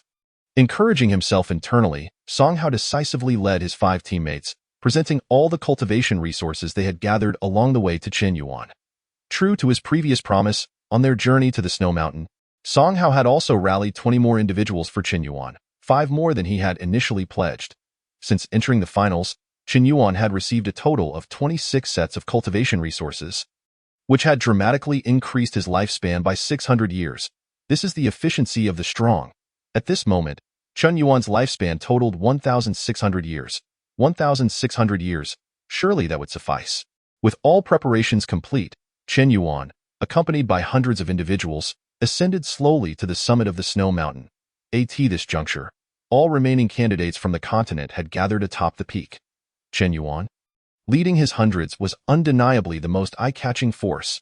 Chen Yuan, this time I will surely defeat you. Hells rose, exuding an imposing presence. This Chen Yuan? I have never encountered him in the ladder of heaven, but he must be extraordinarily formidable if he instills such trepidation in Hells. Dongfang Shu amused as he stood. The finals have arrived. At last, a chance for a decisive confrontation. Mo Hua smiled confidently, standing alone with his sword held high. During the finals, this group of top-tier contenders would not initiate the attack first, leaving no one daring to make a move. Chen Yuan accepted the power saw from Qian Xiu, stepping forward alone to face the 3 top contenders. 4 individuals. How shall we engage? Mo Hua broke the silence first. I shall battle Chen Yuan. You are not to interfere. Hells clashed his fists together, sparks flying. Then shall I engage Mo Hua? Dongfang Shu's piercing gaze glimmered as he brandished his gun with a grin. The 3 set their sights on Chen Yuan, who confidently pointed the power saw at them, proclaiming, "There is no need for such complications. You 3 may come at me all at once." Chapter 60. The Battle on Snow Mountain, Part 3, Come at me all at once. At this proclamation, the assembly was left in astonishment. In an instant, everyone began to question the reliability of their own hearing. Surely, they could not have heard correctly. Chen Yuan actually intended to take on 3 opponents by himself? What did the brawny man mean? The wind howled, making it difficult for them to catch every word. Chen Yuan was truly going to challenge 3 at once. How could such a peculiar dream manifest? Even Song Hao was taken aback, anxiously stamping his feet. With a one-on-one match yielding such a high probability of victory, why on earth would Chen Yuan engage in such a thankless endeavor? They would rather doubt their own hearing than accept that these words had indeed escaped Chen Yuan's lips. However, the ensuing actions of Chen Yuan left them no room for disbelief, for, astonishingly, he struck first. All 361 acupoints unlocked, the small circulation completed, and the pinnacle of the opening realm was laid bare without reservation. A dense surge of blue arcs of electricity erupted from Chen Yuan's body, enveloping a radius of 100 meters in an overwhelming display. The surging vitality surged within him like a ferocious beast, lying dormant until now, and at this moment, it manifested in full force. Retreat! Retreat! The expressions of Qian Xiu, Mo Sang, and others changed drastically. urgently signaling the 100 or so behind them to withdraw hastily. The mere extension of the electric arcs posed a grave threat. If they failed to respond adequately, they would be severely injured and eliminated from the competition. This was a move capable of sweeping away the weak. Only the top 100 experts from their respective planetary ladders could withstand this electric eruption and remain grounded. Yet, there would always be candidates caught off guard, unable to evacuate in time. Those who came into contact with the blue arcs would suddenly lose their combat capabilities. A dozen invisible force fields descended from the hovering mothership above, swiftly extracting the injured from the snowy mountain. "Chen Yuan, you have truly provoked my wrath," Hells roared, staring skyward in fury. Among the injured were many of Hell's subordinates. Some were the offspring of family elders, and others were brothers and friends with whom he had shared life and death. Yet, what truly fueled his rage was Chen Yuan's disdain. Hells had explicitly named him, publicly expressing a desire to duel. Yet, Chen Yuan audaciously sought to challenge all three of them, the top contenders of the ladder, implying that Hells alone was wholly unworthy. How could this not infuriate him? "Chen Yuan, you shall pay dearly for your arrogance." The crashing blue arcs collided with Hells but raised not a single ripple. He stood firm like an unyielding reef, rapidly expanding in size. His form soared 0.2 meters, 3 meters, 3.5 meters. With a rip, his taut shirt tore apart, fragments of fabric dangling from his muscular, formidable physique. At this moment, Hells resembled a monstrous beast in human form, exuding an overwhelming aura. Terrifyingly powerful. First-grade transformation, the unparalleled martial art, wolf of the wild body refinement technique. "Die!" Hells charged forward, aiming a punch at Chen Yuan's head. Dongfang Shua and Imo Hua refrained from intervening. They were eager to witness what grounds Chen Yuan possessed to utter such brash words. Challenging all three top contenders at once? Ha, splendid. Chen Yuan laughed heartily, his physique suddenly bulking up, stretching his loose clothing taut, as his exposed skin shimmered with a faint, dazzling golden glow. Though not as fearsome as Hell's external transformation, his momentum was equally formidable. First-grade transformation, the unparalleled martial art, unyielding glutton. Not only that, but he also harnessed the earth-shattering might of the Hunyuan Dragon Elephant true power. For the first time, he unleashed this terrifying strength to its fullest extent. Even with the unyielding glutton's first-grade transformation, Chen Yuan could still feel his body struggling to bear the weight of this immense power. It was a prelude to being overwhelmed. In the eyes of Qin Xiu, Wang Qianjun and others, Chen Yuan seemed to laboriously swing his left fist, his movements appearing as if in slow motion, yet in reality, he moved like lightning. His fist collided thunderously with Hell's monstrous right fist. Boom! The terrifying impact sent a flurry of snowflakes soaring, exposing the gray-white rock layers of the mountain beneath. Countless intricate web-like fissures spread outward from beneath their feet, erupting with a crack, with a faint sound of shattering. Hell's massive form was sent flying, his right arm pierced through the skin by a clean white bone, exposed for all to see, blood droplets raining down from the sky. How is this possible? What kind of power is this? It even surpasses the wolf of the wild body refinement. During his flight, disbelief lingered on Hell's face, before his left arm plunged deep into the rocky ground beneath him, carving out a trench spanning several meters before he finally managed to halt his momentum. With a smack, he forced the exposed broken bone back into his arm, instinctively controlling his muscles to correct the fracture while tightening them to staunch the flow of blood. Having accomplished all this, Hells was plunged into self-doubt. Had he truly lost to Chen Yuan in a mere hand-to-hand combat? How could this be? Mokaxing was renowned for its mastery of martial arts. The wolf of the wild body refinement technique was an unparalleled skill, balancing physical defense and strength. How could a single exchange with Chen Yuan result in such a clear disadvantage? Hells refused to accept it. He stood up, ready to fight again. Meanwhile, we shall assist you. Dongfang Shua and Imo Hua were equally astonished. Hell's punch had been a considerable challenge even for them without resorting to their trump cards. But to witness Hells, such a formidable fighter, being injured by a single punch from Chen Yuan spoke volumes about his strength. Under ordinary circumstances, they would have relished the opportunity to spar with such a master, gaining invaluable experience. But now, this was a university assessment. If they did not act now, once Chen Yuan defeated Hells, his momentum would be unstoppable, and they could easily fall one by one. You are not permitted to interfere. Let me face Chen Yuan in a fair fight. Hells was infuriated. His previous calmness vanished without a trace. The pride of Mokaxing in their martial arts would never allow Hells to suffer defeat in a brawl against Chen Yuan. Dongfang Shua and Imo Hua remained silent. The seriousness of Chen Yuan's strength and the university assessment left them no room for complacency. I already told you to take him on together. Chen Yuan laughed heartily, showing no signs of retreat in the face of the trio's encirclement. Buzz, buzz. The powered chainsaw emitted a low growl, radiating astonishing heat, melting and evaporating the snowflakes drawn close to it in an instant. The pristine blade shimmered with a faint spectrum of colors due to excessive vibrations. This chainsaw, capable of amplifying the user's strength and enhancing the blade's vibration frequency, was now in Chen Yuan's hands, empowered by the Hunyuan Dragon Elephant True Power, exceeding the limits of safe usage. As the weapon's lifespan rapidly dwindled, the chainsaw achieved unparalleled performance. Facing the trio's onslaught, Chen Yuan advanced rather than retreated. His left fist met Hell's charge, while his right hand wielded the chainsaw to fend off the combined assault of Dongfang Shua and Imo Hua, with overwhelming strength augmenting his already formidable physique, and the chainsaw's razor-sharp edge capable of effortlessly cutting through the flesh of body-refining martial artists. Each punch and slice Chen Yuan delivered was terrifyingly powerful. In that moment, he single-handedly suppressed all three. The onlooking candidates were left dumbfounded. The three top contenders from different planets were being subdued by Chen Yuan, a figure who had been virtually unknown until now. Had they not witnessed this with their own eyes, they would never have believed such an absurdity could occur. It was a thought they would not dare to entertain even in their dreams. Chapter 61.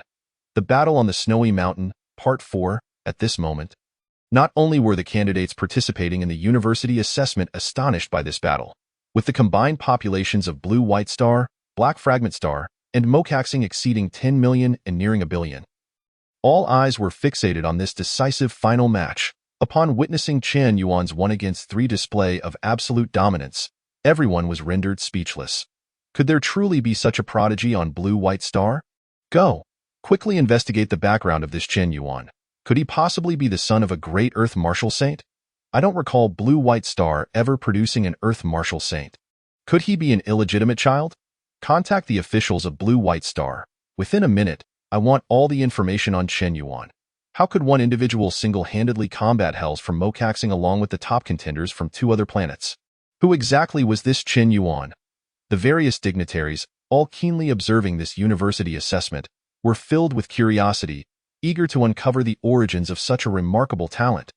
Some sought to forge connections early with this promising young figure, while others were simply intrigued by the circumstances that could give rise to someone capable of overpowering 3 elite fighters.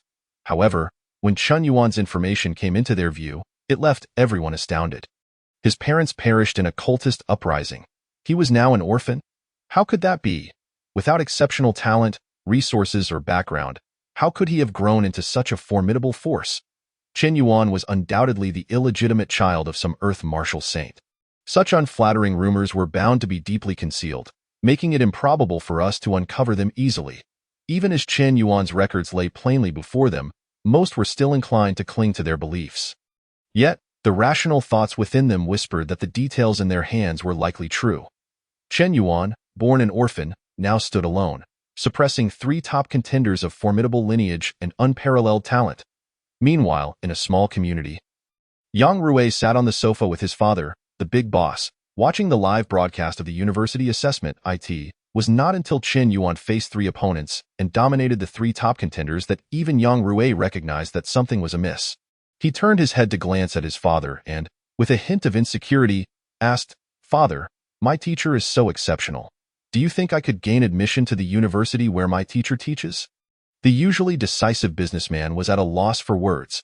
Chen Yuan's remarkable prowess surely positioned him to apply to the 3 top-tier universities. Yet even the most confident father had reservations about his son's potential to succeed in such a lofty ambition.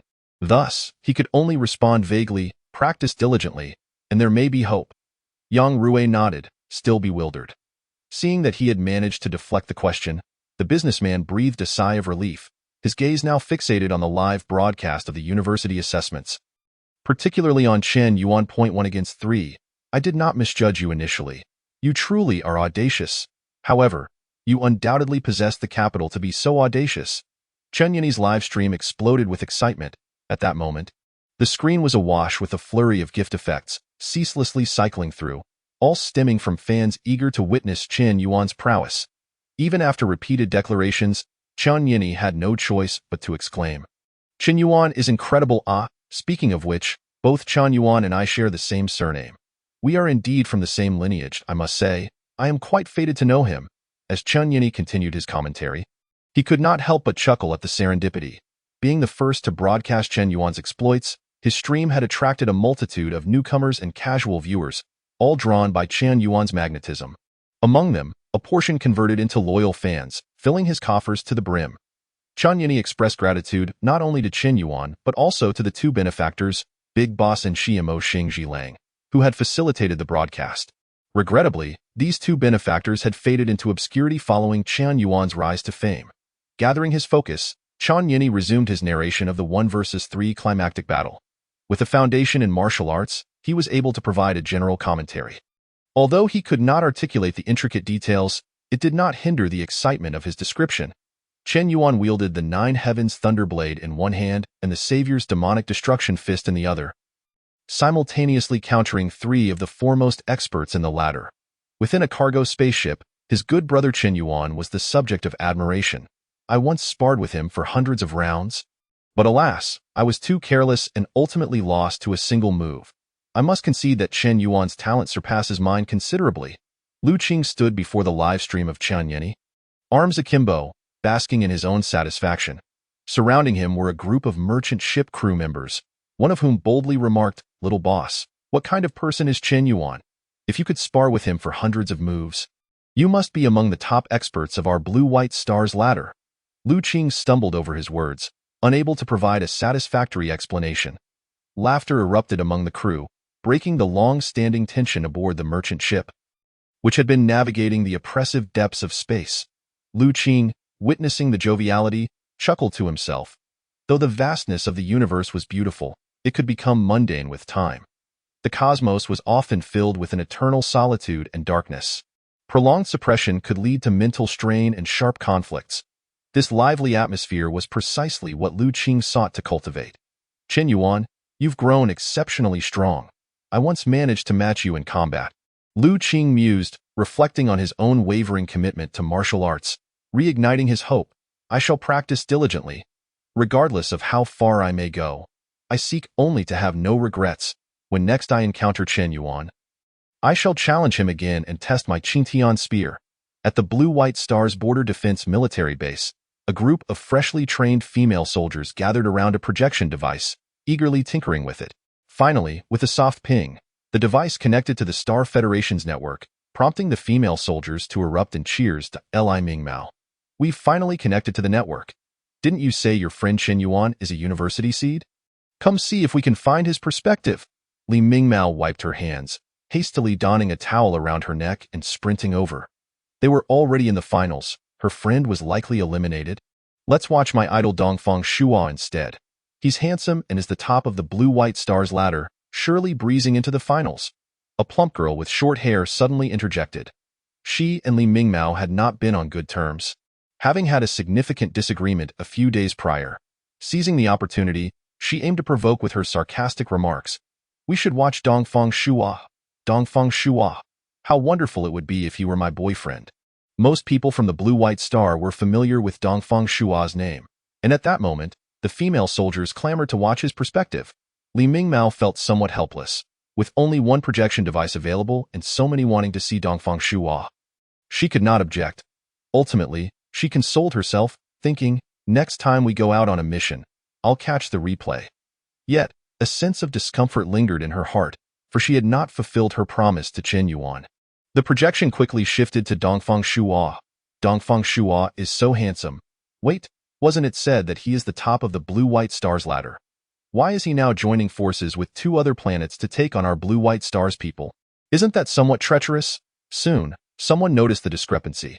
As the first of the ladder, Dongfang Shua was engaging in a 3-on-1 battle. From the personal introductions, The female soldiers realized that Dongfang Shua was indeed collaborating with experts from 2 other planets against those from the Blue-White Star. Complaints began to surface. 3 against 1. Winning like this is hardly honorable, but Dongfang Shua's opponents are formidable. Even a 3-on-1 seems effortless. Let me see who this person is. Qin Yuan? Qin Yuan? Isn't that the name of Li Mingmao's friend? Ah Mao, come look. Is that your friend Qin Yuan? Li Mingmao had initially shown little interest, but upon hearing her comrade mention Chen Yuan's name, she rushed to the projection. Indeed, she saw Qin Yuan single-handedly battling 3 top experts. It truly was Qin Yuan. Li Mingmao stared, utterly astonished, whispering in disbelief, "What? This is really your friend Qin Yuan, and his opponents are Dongfang Shua along with 2 other top experts from different planets. Does this mean that your friend is even more formidable than Dongfang Shua?" In an instant, everyone crowded around Li Mingmao, eager for her to introduce them to Qin Yuan. Some sought his terminal number. Others wanted to arrange a date, and many requested autographs. It descended into chaos. Li Mingmao found herself overwhelmed, hastily concocting a vague response before returning her focus to the university assessment livestream. Qin Yuan has truly become remarkable. Chapter 62. The Battle on the Snowy Mountain. Part 5. Boom. Hells felt an overwhelming surge of power coursing through his arm, as he was once again sent staggering back several meters by a single punch from Qin Yuan. What is happening? How could Qin Yuan possess such strength, surpassing even the elite body refinement masters? Hells, now composed, recognized that without cooperation from Dongfang Shua and Mo Hua, he alone would inevitably succumb to defeat at Chen Yuan's hands. He was acutely aware of the gravity of the situation.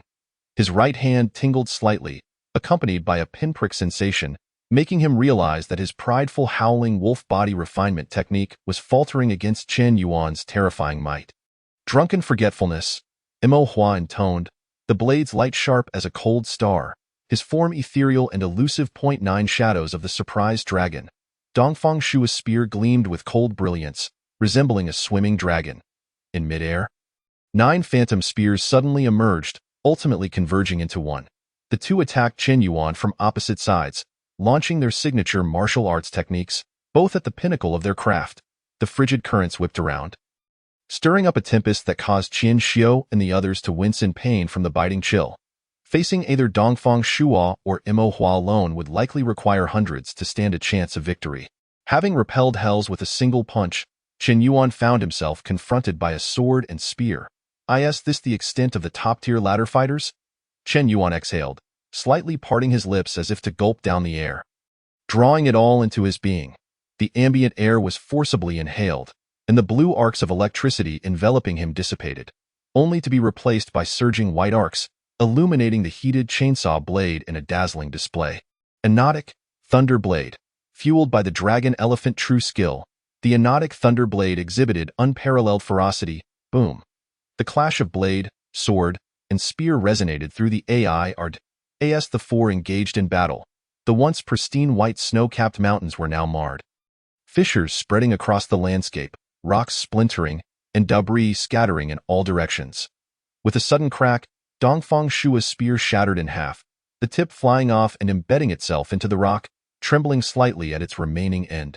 2 figures were sent flying backward. Dongfang Shua and Mo Hua.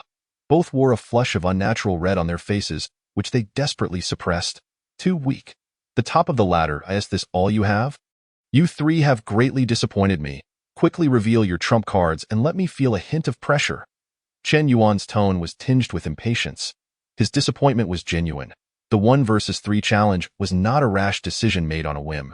If the sole aim were to secure the first position in the university assessment, it would be exceedingly simple. One merely needs to wait for Dongfang Shua, Mo Hua, and He Ersi to engage in a fierce battle to the death, allowing Qin Yuan to emerge triumphantly at the end. However, Qin Yuan's ultimate goal is not merely to attain the top spot in the university assessment. Why does it seem as though the muscular man is so arrogant that even I feel an impulse to strike him down? Qianxiu couldn't help but ponder. Clearly, he has the upper hand. All he needs to do is maintain the pressure. So what is Qin Yuan truly thinking? Song Hao furrowed his brow, unable to comprehend. Though their interaction was brief, Song Hao would never consider Qin Yuan a person who relishes idle chatter with his adversaries. Don't you think our boss Qin Yuan resembles the kind of villainous boss from movies? You know, the type that loves to monologue at critical moments, only to be brutally countered by the protagonists. Carl muttered softly. He had invested considerable resources in Chen Yuan's training, eagerly awaiting his domination of the arena to secure a commendable ranking for himself. What nonsense are you spouting? Boss Chen Yuan is far too formidable to ever face defeat. Imo Sang shot Carl a glare. At this moment, as Chen Yuan single-handedly subdued the three top-tier competitors. Most spectators began to believe in his ability to control the situation, ultimately determining their final rankings. Thus, they all looked forward to Chen Yuan's victory. Bang! Just before the gunshot rang out, Chen Yuan abruptly turned around. Drawing his blade, a dark metallic bullet, or perhaps a shell, was severed in half, grazing both sides of Chen Yuan's body before embedding itself into the rock, sending up clouds of dust. The group led by Dongfang Shua and an electromagnetic sniper rifle. Chen Yuan focused his gaze, recognizing the weapon and its wielder. Due to the prohibition on carrying weapons during the university assessment, it was evident that this electromagnetic sniper rifle was either scavenged or provided by the force field airdrop. He had previously obtained a similar weapon from the airdrop, a laser gun, which he had given to Carl. Why didn't Chen Yuan use it? Because it was entirely unnecessary. Seeking death, in a flash, Chen Yuan appeared before the shooter, slashing with his blade, the force field swiftly following to seize the gunman. The strike hadn't even made contact yet, and one individual was easily eliminated. The warrior, in and of itself, was already an exceedingly powerful weapon. Dongfang Shua had brought 28 formidable fighters, and Chen Yuan had already dispatched one in an instant. Yet the remaining 27 showed no signs of retreat, charging toward Chen Yuan in unison. At that moment, Dongfang Shua bellowed angrily to the crowd. What are you waiting for? Don't forget Chen Yuan's promise to the weaker ones. Should he prevail, you will all be subjugated by a horde of weaklings. Do you truly wish for that? Are you content with such a fate? I, Dongfang Shua, certainly refuse to accept it. The onlookers suddenly awakened to the reality. Indeed, if he Ersi, Dongfang Shua, and Imo Hua, the three top competitors, were to lose, they would stand no chance against Chen Yuan. At that point, they would be nothing more than lambs to the slaughter, entirely at Chen Yuan's mercy. They had all heard of Chen Yuan's prior proclamations. Soon, they would be overwhelmed by a throng of weaklings. Would they accept such a fate? Undoubtedly not. It must be said, Dongfang Shua was remarkably astute. With just a few simple words, he ignited the flames of discontent and dissatisfaction within the hearts of the crowd. However, despite stirring their anger, none dared to take action. After all, Chen Yuan could eliminate them with ease, even without a single strike. If Chen Yuan were to win, wouldn't he handing over their training resources to him mean they could buy a favorable ranking? Some minds undoubtedly pondered this notion. After all, the three top competitors had also ensured the advancement of numerous weaker individuals into the finals. Chen Yuan merely had a larger share of protection. It truly wasn't a significant matter. Come on, if you all possess any means, now is the time to employ them, or we three shall face elimination. Dongfang Shua, witnessing several of his elite fighters being dispatched in a matter of moments, grew increasingly anxious. Those had been his trump cards for claiming victory, but there was no time to dwell on that now. Defeating Chen Yuan was the paramount objective. Chapter 63. The Battle on the Snowy Mountain, Part 6, Dongfang, Imo Hua, and he Ersi exchanged glances, a hint of bitterness reflected in their eyes. They had initially believed that the finals would determine the strongest among them, only to be blindsided by the emergence of Chen Yuan. It felt as though they were in a game, collaboratively battling against a formidable boss. It appeared that without a glimmer of hope for victory, they were unwilling to gamble on a preemptive strike. He Ersi had long since abandoned the idea of challenging Chen Yuan in a one-on-one duel. Now, he only desired to win. Let it be me, he Ersi, who provides them with hope. Thus, he Ersi produced a dark red pill and swallowed it whole without chewing. The Blood Fury Pill. Dongfang Shua's pupils constricted. The Blood Fury Pill could forcibly unleash one's vital energy. Though it bore potential side effects, there was no time to worry about that now. If necessary, he could simply recuperate later. It was the perfect remedy for the current situation. Not only that, burning blood's secret art? He Ersi roared in a low voice, his already surging vital energy now breaking through its limits once more. The overwhelming vitality stirred the winds and clouds, an invisible force coiling around he Ersi. The intangible essence of blood had transcended the confines of flesh, and faint crimson particles erupted from he Ersi's pores. swirling around him. His stature swelled dramatically, reaching nearly 5 meters in height, radiating an aura of sheer power and ferocity. A true humanoid blood beast. I am now capable of rivaling a body-refining realm expert for a brief period. If you possess any abilities, now is the time to employ them. Don't wait until it's too late. Then I shall take the lead, Ursi declared, his voice booming. With each step he took, massive footprints were left behind in the rock, reverberating ominously. Even Chen Yuan couldn't help but glance over as Ursi's presence, his size and aura, was simply too striking. Chen Yuan, come forth. Allow me to test the limits of your strength. His fists, the size of cauldrons, were no longer mere hyperbole, but an understatement in the context of Ursi's current form. The punch, imbued with the force of a tempest, thundered down toward Chen Yuan's head. White arcs of electricity crackled violently as Chen Yuan, not daring to underestimate the assault, raised his blade and struck with all his might. Boom. A few drops of blood spattered forth. Chen Yuan took a step back, while Ursi staggered back 3 steps. Not bad, Chen Yuan remarked slowly. Ursi glanced at his hands, astonished to see a gash in his once impenetrable dark energy gauntlet, revealing blood beneath and even the glimmer of bone. Ha ha ha! Ursi tensed his muscles, laughing instead of fuming. For although Chen Yuan still maintained a slight advantage, it was no longer as pronounced as before. It was as if a majestic mountain hidden among the clouds had now revealed its peak to Ursi. He had glimpsed the possibility of victory. What are you all waiting for? Combine your strengths, and we shall prevail. Ursi raised both fists high, his face alight with unfiltered excitement, roaring at those surrounding him. What is there to fear? Chen Yuan is human. He can be injured. He can be defeated. Why still cower? Follow me. I will shield you from the front. With that, Ursi charged once more at Chen Yuan, throwing his fist with all his might, genuinely managing to impede Chen Yuan's progress. Boss Ursi, we are here to assist you. What Boss Ursi said is absolutely right. What is there to fear from Chen Yuan? Let us stand together. Ursi's comrades became fervent, brandishing their weapons and rushing to join the fray. Even many of the powerful observers were stirred by Ursi's rousing words, and with his ability to hold Chen Yuan at bay. They too stepped forward at Ursi.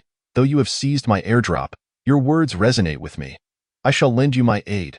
A man with a spiky hairstyle rushed in, brandishing a spear and lunging at Chen Yuan. Chen Yuan swept his blade horizontally, easily blocking the strike.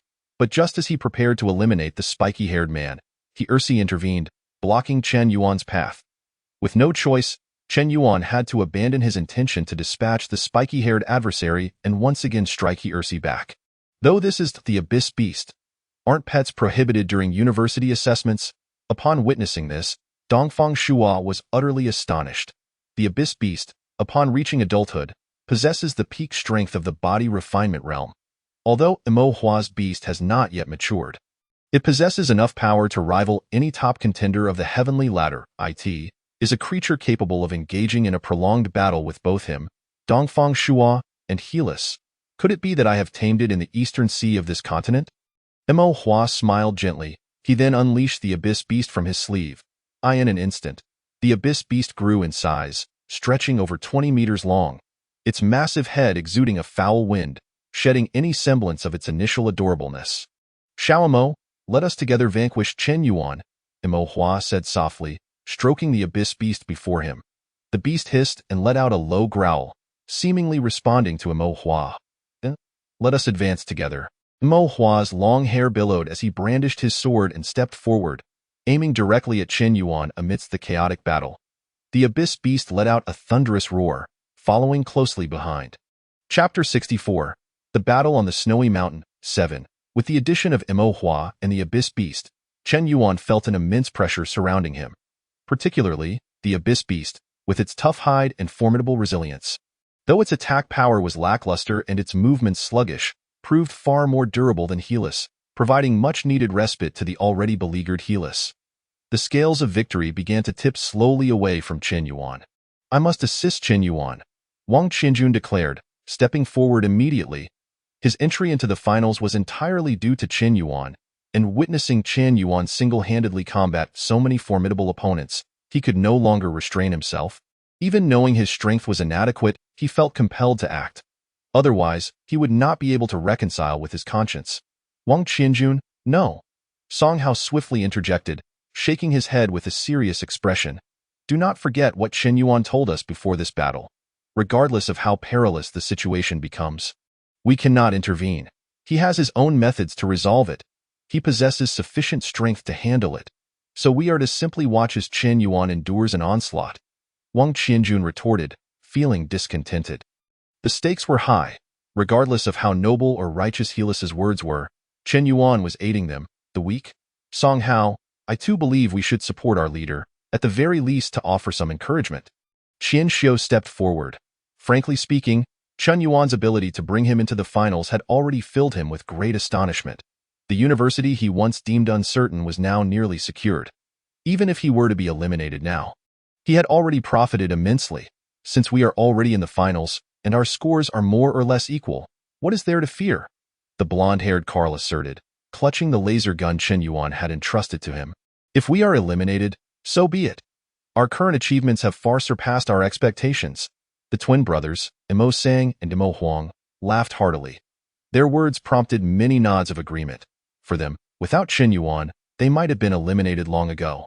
Never even getting a glimpse of the finals, they had already secured a significant gain. What was there to fear about elimination? I dare anyone to make a move. Unexpectedly, Song Hao remained unfazed, drawing his sword and pointing it at the crowd. Do you think I, Song Hao, am one who fears for my life? If it were of any use, I would have taken my sword to assist long ago. You worthless fools would only cause Chen Yuan more trouble if you intervened. Song Hao unleashed a tirade, disregarding the feelings of those present. Anyone plucked from that battlefield would not be weaker than me by much. If you wish to aid Chen Yuan, then first defeat me. If you cannot best me, what right do you have to assist Chen Yuan? Only with a head full of reckless fervor. Song Hao's gaze swept across the crowd, and no one dared meet his eyes. Let alone engage him in combat. Who was he? The 13th ranked on the blue-white star heavenly ladder, the illustrious meteor swordmaster. Even Dongfang Shuo had once suffered an injury at his hands due to carelessness. I will not hesitate to inform you, Chen Yuan and I had conspired earlier.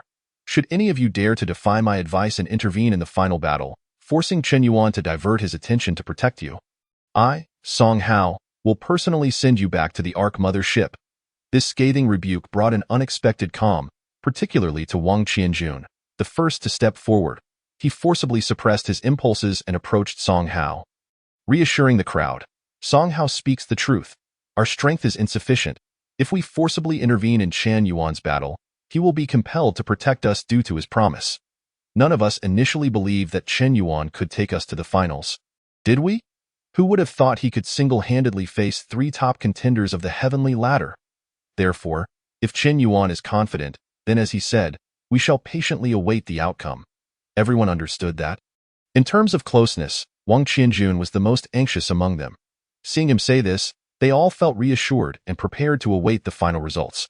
Regardless of whether Chen Yuan won or lost, they had already gained immensely. At worst, after a loss, they would seek revenge for Chen Yuan, though it may not hold much significance. However, at that moment, the group suddenly sensed an unusual aura emerging on the battlefield. It was a mech, a dark red mech. Initially, the Star Alliance did not possess warriors, nor did it have mechs. The Star Alliance's exploration and expansion relied entirely on vast fleets of cosmic warships, adhering to the principle of overwhelming firepower to suppress all enemies. Caliber is truth. In the early days of the Star Alliance, the fleets of cosmic warships achieved remarkable results. It was not until the fleets, previously invincible, encountered the first cosmic behemoth, the true phoenix of the sun, that they faced a grave challenge. This creature fed on stars, its wings resembling clouds descending from the heavens, capable of overshadowing entire planets, unleashing energy far exceeding that of a planet-destroying cannon. In the past, the Star Alliance took pride in their planet-destroying cannon, capable of penetrating entire planets and shattering continental plates. Yet when it struck the true phoenix of the sun, it had no effect whatsoever. In that battle, the fleets of the Star Alliance were left in tatters, suffering over half their losses, and they fled in disarray without inflicting a single wound upon the true phoenix. It was then that the Star Alliance first witnessed the terrifying power of individual biological entities. Subsequently, the warrior program was formally adopted, and in the same year, the warrior mech program emerged. Only the robust physique of a warrior could withstand the immense pressure generated by mech operations. Coupled with a compatible warrior, even one newly entering the awakening realm could contend with the peak of that realm. At this moment, amidst the university assessment on this continent, a mech had emerged. It was Dongfang Shuo. Dongfang Shuo actually possessed a set of mechs. Where did he acquire it? Moreover, it was perfectly suited for awakening realm warriors, seemingly designed with intent, likely obtained by Dongfang Shuo from a force field airdrop. The mech, entirely dark red, exuded a strong mechanical aura, its joints faintly shimmering with a cold metallic luster. 8 small floating cannons hovered around the mech, their barrels emitting a faint blue glow, indicating they had completed charging. What in the world? A mech has appeared in this battle royale mode. Did the designers of this university assessment lose their minds? This is disastrous. At this moment, Dongfang Shuo, the mech, and his strength, speed, and defense would all receive terrifying enhancements, allowing him to bridge the chasm between the awakening and body refinement realms. Chen Yuan's defeat seemed inevitable. Chen Yuan was already struggling. With the unexpected addition of Dongfang Shuo, it appeared the outcome was no longer in doubt. At that moment, everyone shared the same thought. Chen Yuan was doomed. Chapter 65. The Battle on the Snowy Mountain. 8. A mech? In an instant, a surge of polarized lightning blades eliminated 3 of the experts attacking him, and Chen Yuan suddenly sensed an unusual presence. Turning his head, he was taken aback to see Dongfang Shuo clad in a dark red mech. The 8 floating cannons surrounding Dongfang Shuo were now glowing with deep blue light. Chen Yuan, you are defeated. Before his voice could reach him, 8 beams of deep blue light surged forth, crossing a 100-meter distance in an instant. Exploding before Chen Yuan, boom, boom, boom. The series of terrifying explosions forced those who had been assaulting Chen Yuan to scatter, lest they be caught in the blast's aftermath. Chen Yuan, I admit you are strong, but you fell due to your own arrogance. In a fully powered state, even with a mech, I would likely struggle to contend with you. Alas, there is no what if in this world. Dongfang approached slowly, his voice slightly distorted, emanating from the dark red mech. Echoing throughout the area, Chen Yuan, defeated. At that moment, all the candidates' gazes converged on the dissipating aftermath. Had the once mighty Chen Yuan, akin to a final boss in a game, truly been defeated by their combined efforts? Truth be told, many felt a mix of astonishment and regret. The pressure Chen Yuan had exerted was overwhelmingly intense, effortlessly handling 3 top contenders of the heavenly ladder while maintaining the upper hand. It was only after the arrival of a cadre of experts, with 3 top contenders of the heavenly ladder revealing their hidden strengths, that they glimpsed a glimmer of hope in defeating Chen Yuan. The struggle had indeed been arduous. As the aftermath settled, they beheld a massive pit over 10 meters deep where Chen Yuan had stood, the edges of the crater showing signs of melting, coated with a layer of dark red, scorched rock. Cough. A sudden cough echoed from the depths of the pit. The force field had yet to manifest, and Chen Yuan had not been defeated. In an instant, someone reacted, loudly alerting the others. He's still standing. This isn't over, is it? In truth, no reminder was needed.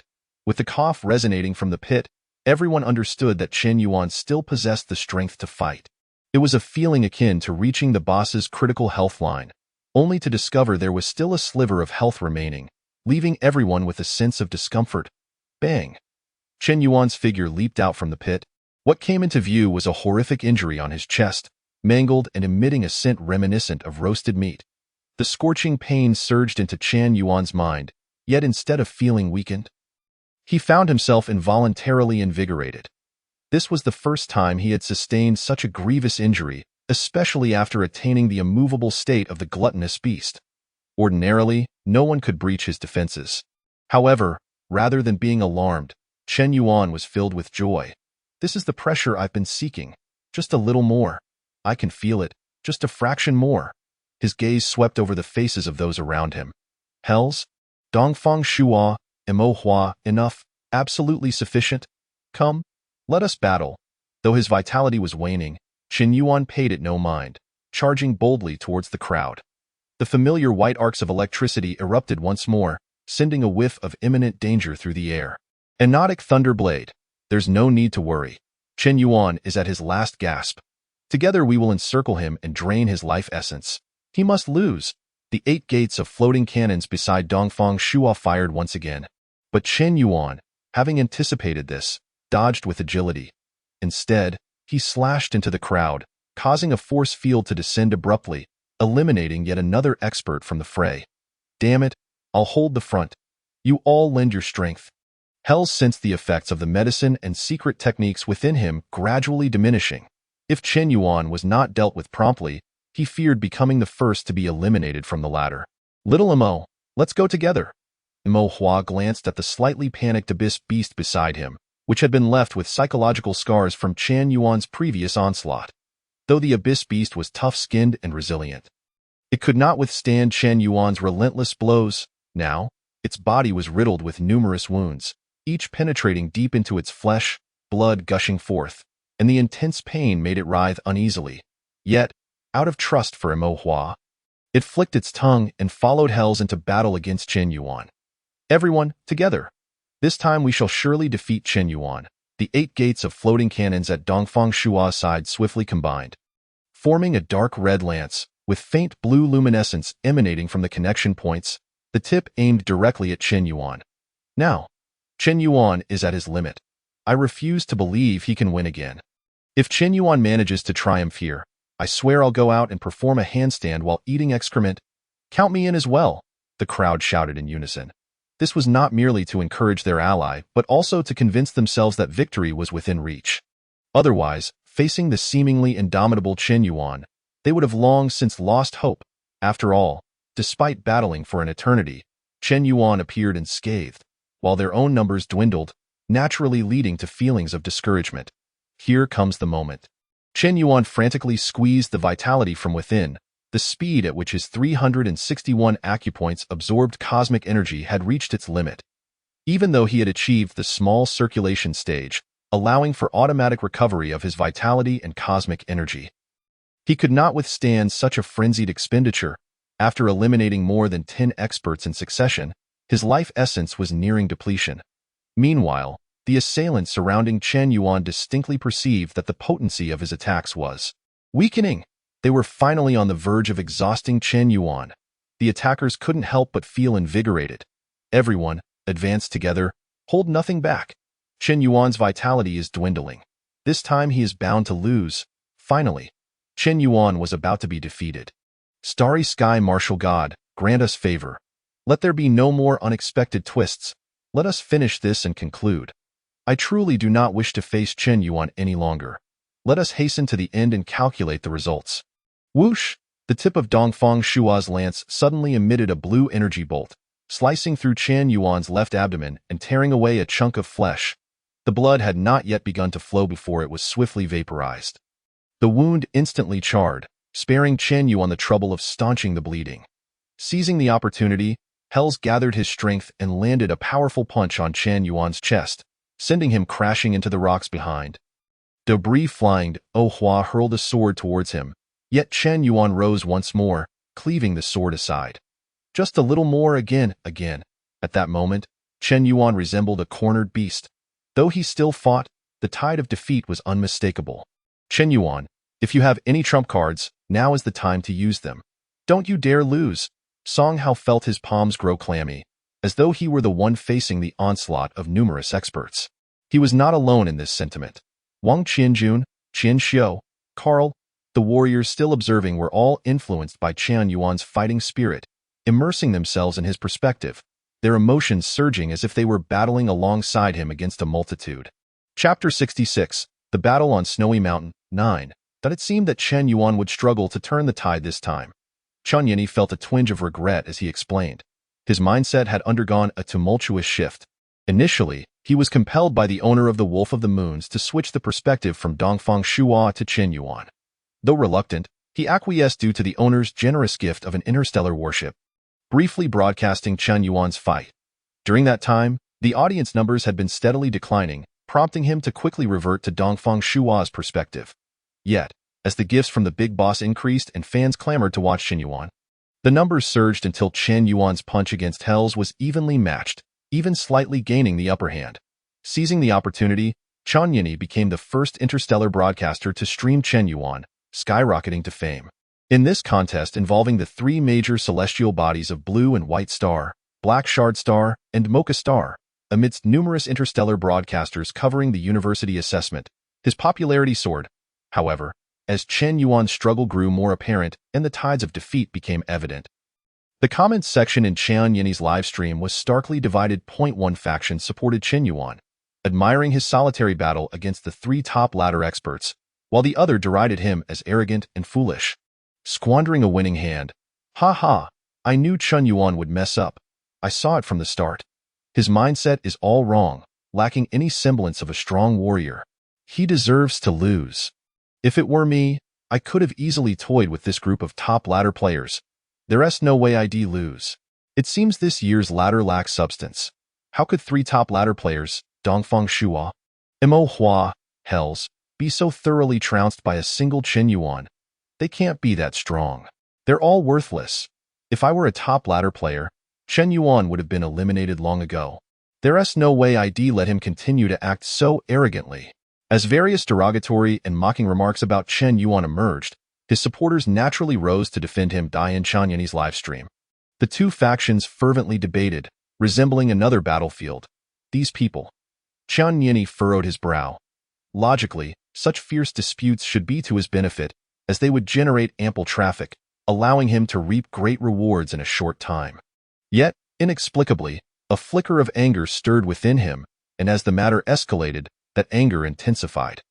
Perhaps it was due to sharing the same identity as a citizen of Blue and White Star, or perhaps it was simply respect for a strong warrior.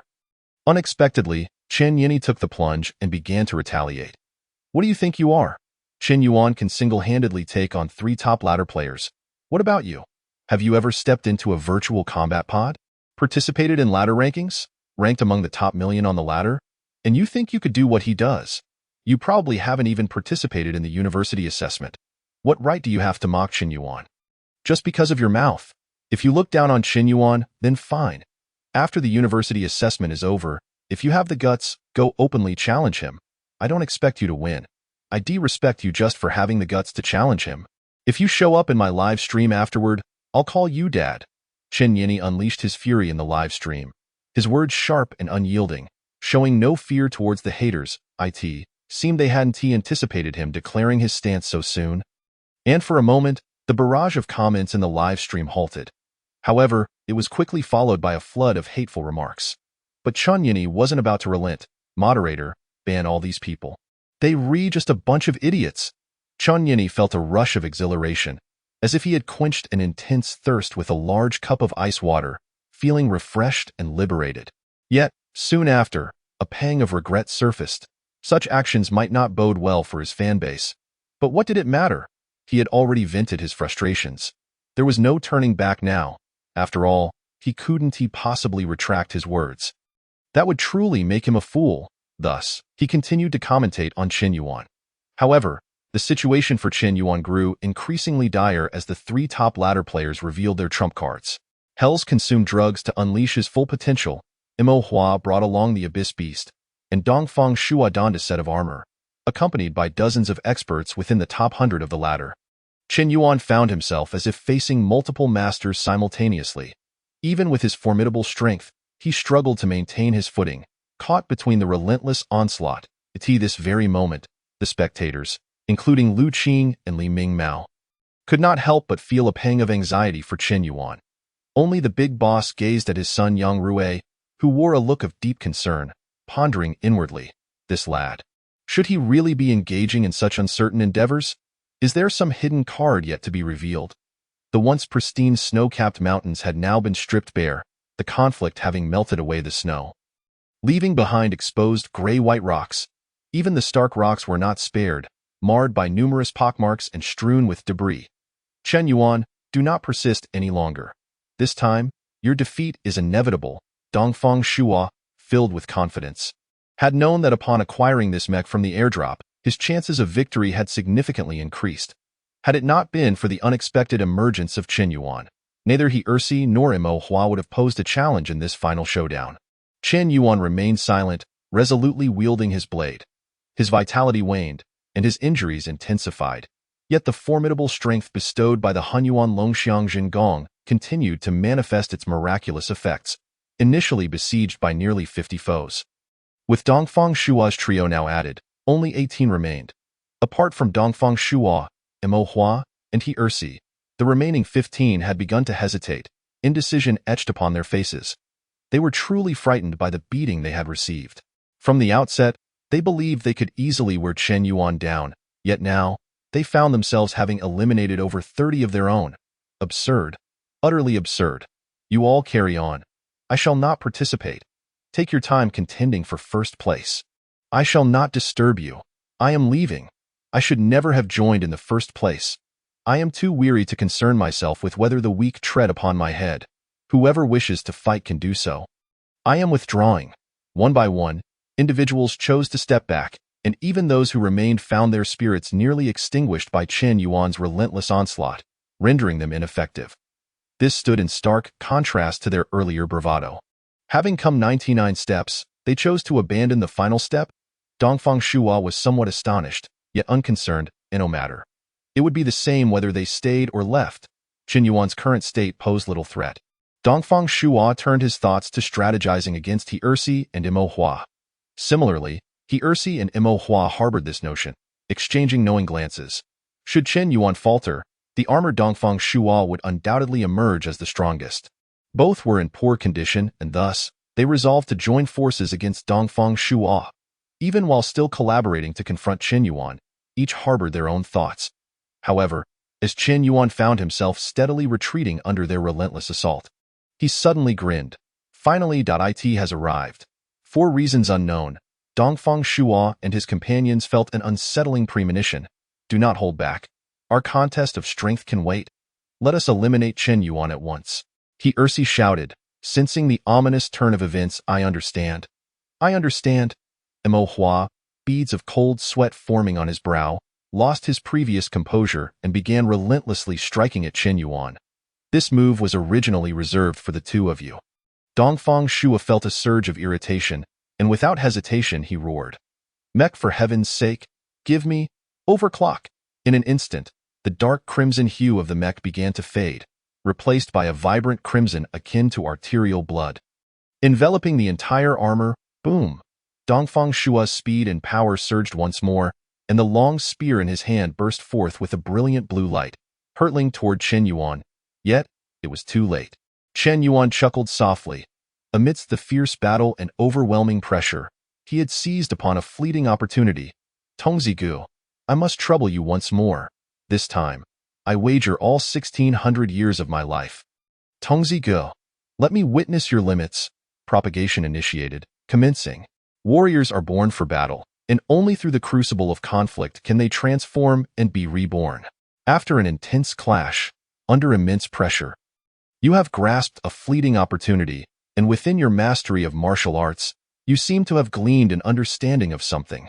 Holding firmly to this elusive and ephemeral inspiration, you endeavor to comprehend what exactly you have realized.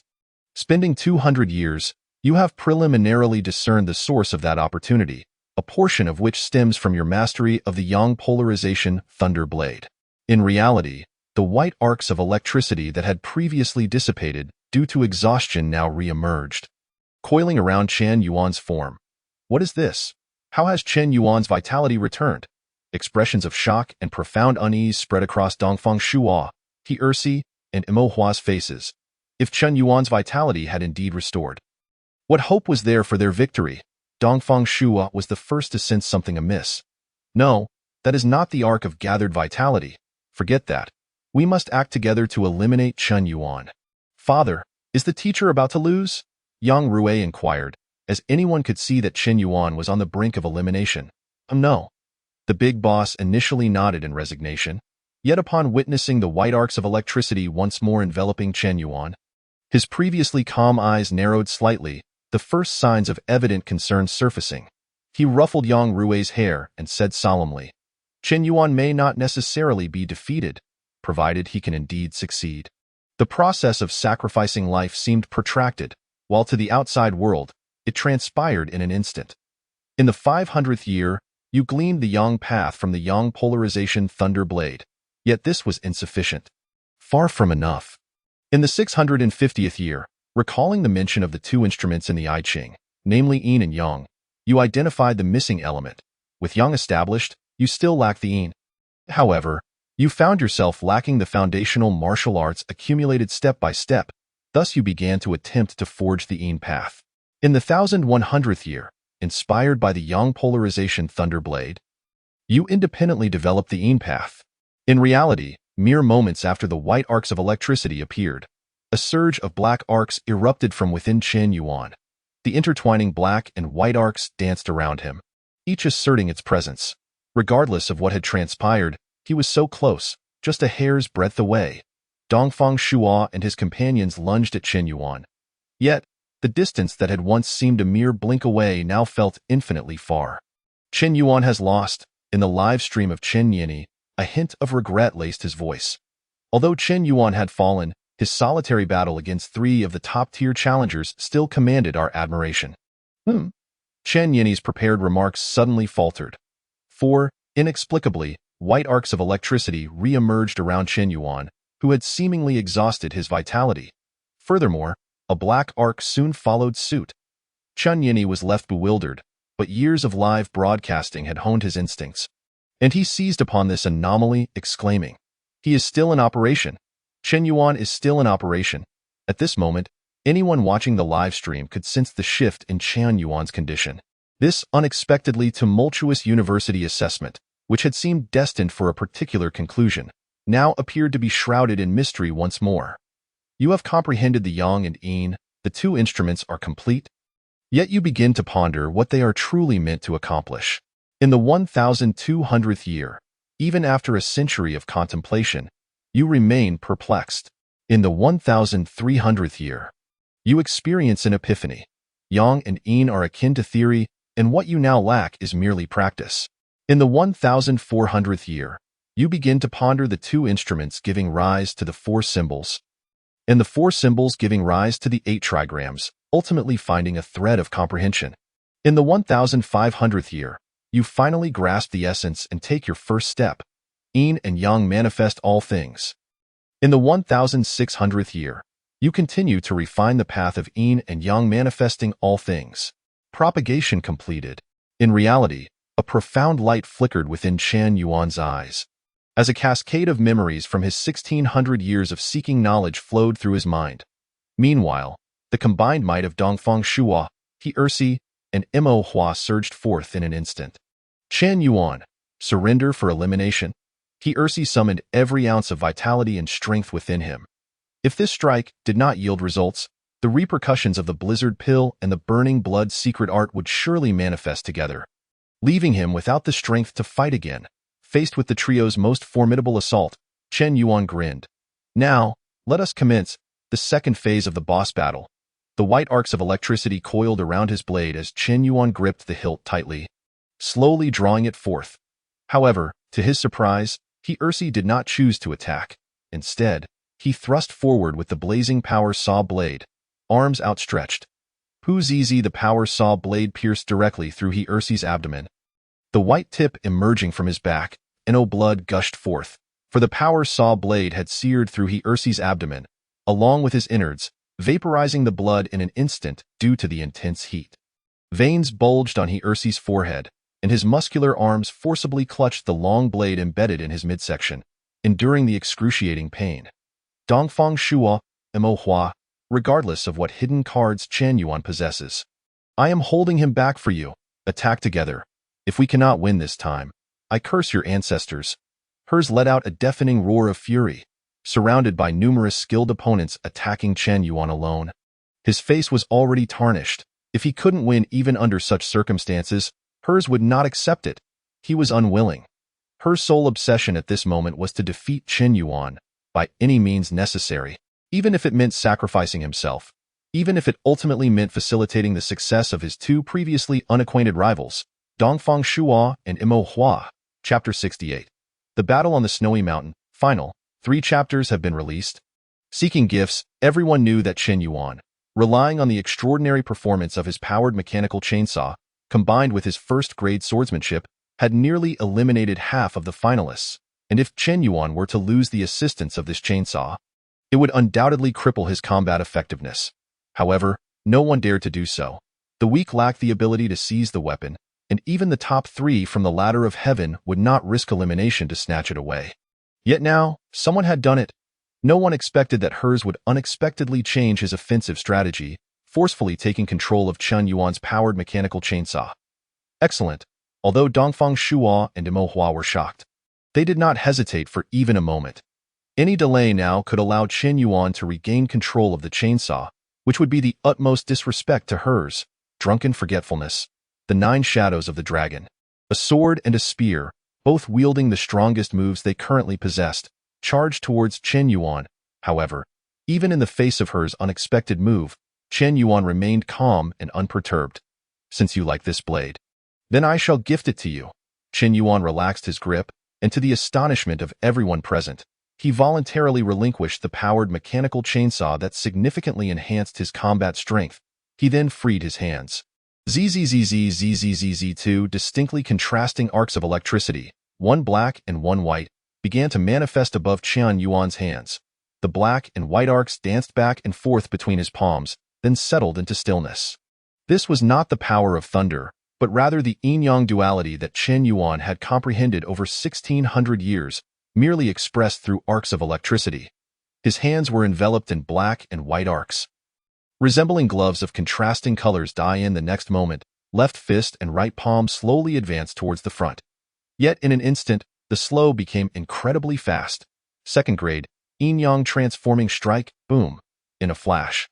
A fist and a palm met the full force of Dongfang Shuo and Imo Hua, a spear and a sword. A fist and a palm collided explosively. Crack, with a sharp sound. There was no grand spectacle, nor was there a surge of overwhelming momentum. The audience merely heard a subtle muffled sound. Dongfang Shuo's spear shattered, and Imo Hua's sword broke. Yet, the power of the fist and palm remained undiminished, with the left fist crashing heavily into Dongfang Shuo's chest and the right palm striking fiercely against Imo Hua's face. Buzz buzz, 3 force fields descended powerfully. Point 1 shielded Imo Hua, and as Chen Yuan's palm struck this force field, it rippled in circles but ultimately could not break through. This also signified that, in the realm of intelligent judgment, Imo Hua could not withstand Chen Yuan's palm. If it connected, Imo Hua would undoubtedly perish. Imo Hua, eliminated. The second force field landed upon the abyss beast, forcibly dragging it alongside Imo Hua, leaving the snowy mountain in tandem. The final force field swiftly descended above her head. Despite his immense reluctance, how could he withstand Chen Yuan's strike?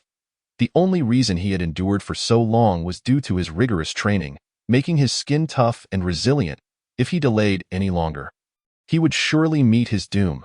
Hence, the intelligent judgment ultimately declared hers eliminated. However, Dongfang Shuo was left without the protection of a force field. As his spear suddenly shattered, he could not fathom such a scenario unfolding, leaving him no time to evade as Chen Yuan's fist struck him squarely in the chest. Crack! The armor enveloping him shattered under Chen Yuan's blow, resembling a piece of substandard glass, suddenly riddled with countless cracks. My armor! It actually cracked? Dongfang Shuo's eyes widened in disbelief. Had he not been wearing armor, that punch would have surely sent him back to the mothership. There was no other possible outcome. The armor truly exceeded my expectations in durability. Chen Yuan retracted his fist, letting out a faint sigh. Armor, when paired with a warrior, could elevate a warrior's strength by several tiers across the board. From the initial summit of battle to the pinnacle of cross-boundary reversal. It was precisely because of the warriors and armor of the Star Alliance that the Alliance thrived. And even though the myriad races of the galaxy harbored grievances, they could not help but submit. Under this starry sky, the Star Alliance was the absolute sovereign. Given this, let us see if this blade can shatter your shell. Chen Yuan took a deep breath, and a white arc of electricity flickered, shooting forth. Due to hers elimination, the powered mechanical chainsaw was now repelled by the force field, slowly descending. Yet before it could fall, it was ensnared by the white arc mid-air, returning to Chen Yuan's hand. With the blade raised above his head, the black and white arcs reappeared, this time not manifesting on Chen Yuan's hands, but entwining around the blade's sides. Ultimately, He swung it down powerfully towards the armored figure before him. Second grade, Yin-Yang Transforming Thunderblade. This was Chen Yuan's self-modified version of the polarized Thunderblade, better suited to his martial arts, and could be deemed his original creation. This strike, too, made no earth-shattering noise. As the blade descended, the armor before him exploded, revealing the astonished face of Dongfang Shuo, who gazed in disbelief at the blade slowly descending towards him. The force field appeared just in time. The blade ultimately halted half an inch above Dongfang Shuo's head. Unable to advance further, Dongfang Shuo eliminated. Thus, the three top-tier competitors from the Ladder of Heaven, Mo Hua, Hers, and Dongfang Shuo, were consecutively eliminated by Chen Yuan. At this moment, the outcome was settled. What? The muscular man actually won. Am I dreaming? This is simply too intense. Qian Xiu rubbed his eyes vigorously, still feeling that this scene was beyond belief. So unreal. 1 against 3.0, 1 against over 50. Among them were three top-tier competitors. The value of this victory is astonishing. Chen Yuan, I shall be your staunch supporter from now on. Carl, Mo Sang, Mo Huang, and others felt an overwhelming surge of excitement, as if they were experiencing it themselves. Chen Yuan's trump card was actually second-grade martial arts. Moreover, it was at least at the level of subtlety or even transformation. Wang Qianjun murmured softly. Mastering second-grade martial arts at the enlightenment stage, such martial talent is truly terrifying. Wang Qianjun finally understood why the principal, Fan Yaosheng, had advised him to heed Chen Yuan's guidance during the university assessment. It turned out, the principal had foreseen this moment. He must have known that Chen Yuan had mastered second-grade martial arts. On the other hand, Song Hao was equally astonished. His shock did not stem from Chen Yuan's consecutive victories over three top-tier competitors, but from the revelation of the latter's hidden card. Hearing Wang Qianjuan's murmurs, Song Hao couldn't help but roll his eyes, unable to restrain himself from explaining. You clearly came from the same high school as Chen Yuan. How can there be such a disparity? Subtlety? Transformation? Those are the classifications we students need. Chen Yuan no longer requires them, because he has embarked on his own path of martial arts. Chapter 69. The Ripple of Reactions. Self-created martial arts? Yang Rui asked with curiosity. Indeed. The big boss nodded, his tone tinged with a hint of admiration. Chen Yuan truly managed to break through his limits at the last moment, driven by the immense pressure from his surroundings. He must have already been on the verge of breaking through, and this rare opportunity compelled him to create external pressure for himself, thereby fostering an environment for his breakthrough. Though somewhat risky, he ultimately succeeded. Your teacher's future is boundless. Is self-created martial arts truly that powerful? Then I wish to create my own martial arts too, Yang Rui declared confidently. The big boss remained silent. He did not wish to dampen his son's enthusiasm for training. The path of self-created martial arts is a journey that every formidable warrior must undertake. However, his son was still far from this goal. Essentially, all available martial arts only reach the 6th grade, which marks the distinction between whether a warrior can become a true powerhouse. It is not that there are no 7th, 8th, or even 9th grade martial arts. On the contrary, they exist in abundance. However, starting from 6th grade martial arts, if a warrior continues to study the martial arts left behind by others without forging their own path, their potential is effectively locked. Forget about becoming a celestial martial deity. Even attaining the status of an earthly martial sage would be impossible. Thus, most ambitious warriors prepare early and begin to explore their own martial paths. What Chen Yuan demonstrated this time was uniquely his own martial way. Dad, my teacher's 2 moves are incredibly powerful. Is every self-created martial art this strong? What level are these 2 moves? Subtlety or transformation? Yang Rui asked again.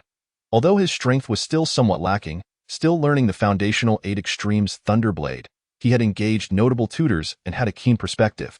He was well aware of the 4 fundamental levels of first-grade martial arts: initial stage, enlightenment, subtlety, and transformation. The big boss patiently explained. The so-called initial stage, enlightenment, subtlety, and transformation refer to your mastery level of the martial art. The initial stage represents a 20 grasp, enlightenment 40, subtlety 60, and transformation 80. Regardless of how diligently one practices, achieving mastery at a level of 100 remains an unattainable feat, for such martial arts are ultimately creations of others, forever suited to their creators rather than the learners themselves. However, upon employing one's own self-developed martial arts, Mastery can be naturally attained at a perfect level of 100, uniquely tailored to suit the individual. Without exception, even Yang Rui, despite his lack of understanding, grasped the formidable power of self-created martial arts, prompting him to part his lips in awe. My teacher is truly remarkable. Indeed, quite impressive, the big boss concurred. But I shall surpass him, Yang Rui declared, rising to his feet with his hands placed defiantly on his hips.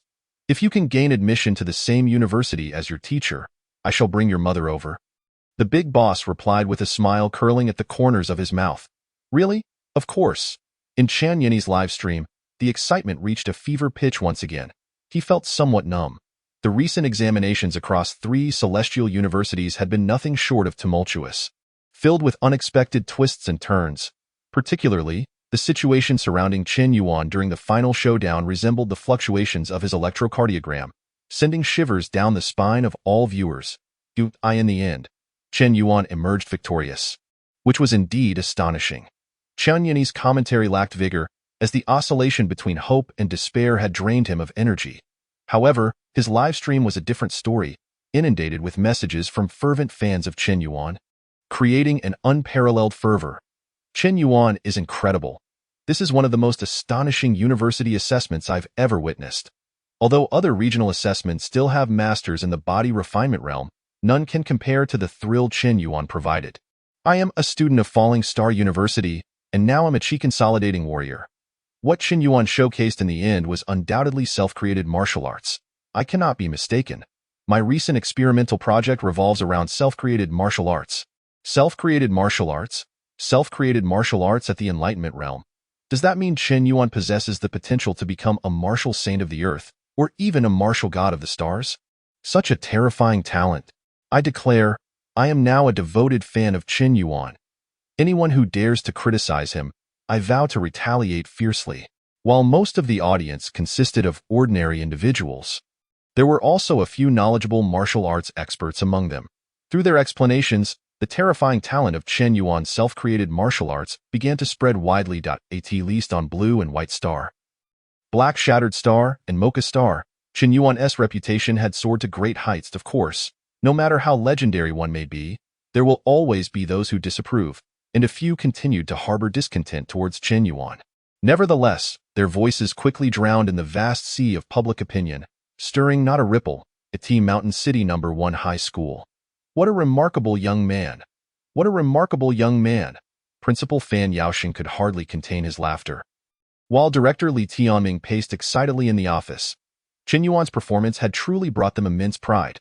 With Chen Yuan alone, their prospects for promotion next year seemed effortlessly attainable. As for Lu Qing, Li Mingmao, and others, owing to their friendship with Chen Yuan, they were now surrounded by those who had watched the live stream, all inquiring about the details of Chen Yuan's past. Mao, when Chen Yuan returns to Blue and White Star to see you, remember to bring me along, or at least get me an autograph, alright, little brother? I always knew you had an eye for talent.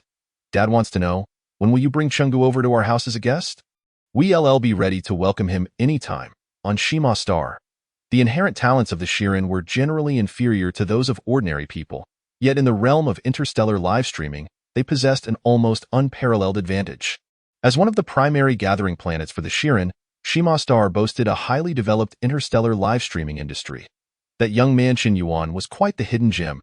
Huang Su recalled defeating Chen Yuan in the ladder ranking not too long ago. How was it that he had become so strong in such a short span of time?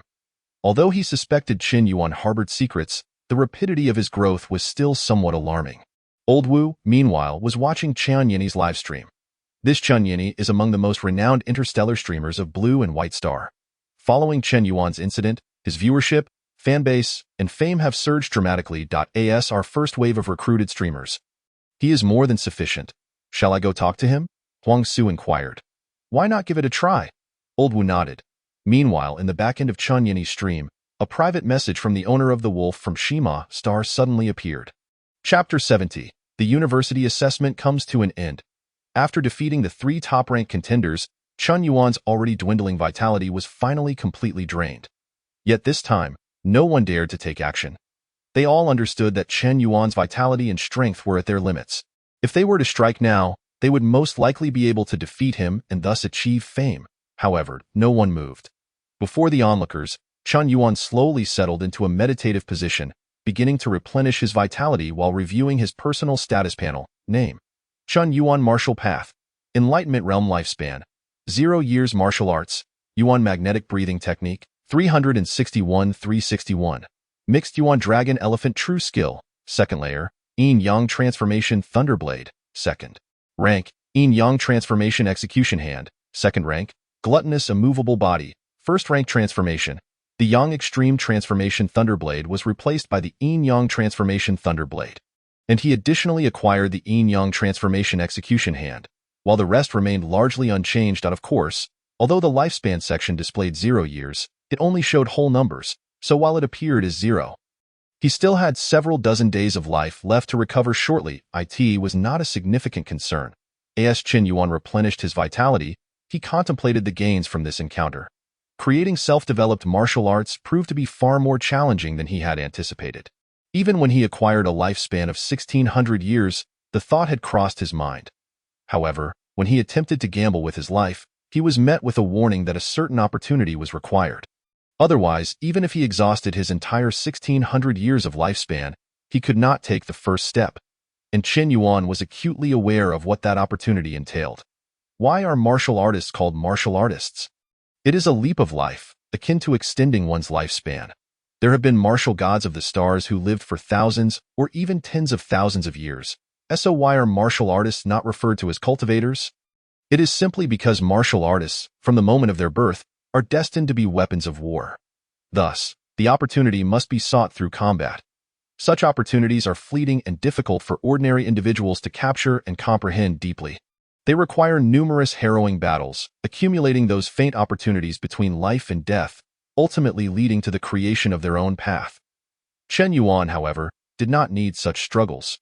He merely had to distinctly sense that opportunity, allowing him to expend 100 or even 1,000 years of lifespan in an instant to complete the process of forging a path. Beyond establishing my unique martial arts, this time, I, Chen Yuan, shall undoubtedly earn a modicum of renown beneath the vast expanse of the stars. Chen Yuan required cultivation resources. The more, the better, and fame. Honor and profit are often intertwined. If Chen Yuan desires profit, he must inevitably associate himself with fame. This time, his extraordinary talent displayed during the university assessment would be the primary source of that fame. Before the university assessment, Chen Yuan's name was known only within a small mountain town on Blue and White Star. Yet after the assessment, most individuals beneath this starry sky, whether knowingly or unknowingly, had likely heard of Chen Yuan's reputation for self-created martial arts in the Enlightenment realm. Thus, Chen Yuan emerged as the greatest victor of the university assessment. Chen Yuan, regarding the matter of your final ranking, is it still valid? Just as Chen Yuan closed his eyes to rest, a distant voice suddenly interrupted him. Chen Yuan opened his eyes and turned towards a stone nearby, where a figure from among the many who had remained neutral and refrained from taking action inquired. If you still possess cultivation resources, then it certainly stands. However, the price for the same ranking has changed. Chen Yuan nodded slightly. He certainly did not disdain additional cultivation resources. After addressing that query, another voice inquired. I do not possess many cultivation resources, but if I assist you in eliminating those who previously attacked you, can that count as part of it? Of course. Chen Yuan had not forgotten that among those who previously besieged him, a good number had managed to escape. He was not magnanimous. Rather, he held a grudge. However, he was also too lazy to take action now. Given the unreliability of those who had previously attacked him, he welcomed the assistance. Excellent. It's a deal. The final arena was not large, encompassing only a few snowy mountains. The remaining experts dared not confront Chen Yuan, but if they could eliminate those who had previously attacked him and secure an easy victory, they felt invigorated. A group of them aggressively began to scour for the candidates who had participated in the earlier attack. And within mere minutes, all those individuals were eliminated. Chen Yuan thus reaped the last batch of cultivation resources from this university assessment, all sourced from this group of neutral experts. Although the quantity was modest, the remaining resources were certainly of high quality, as these individuals had no interest in ordinary resources.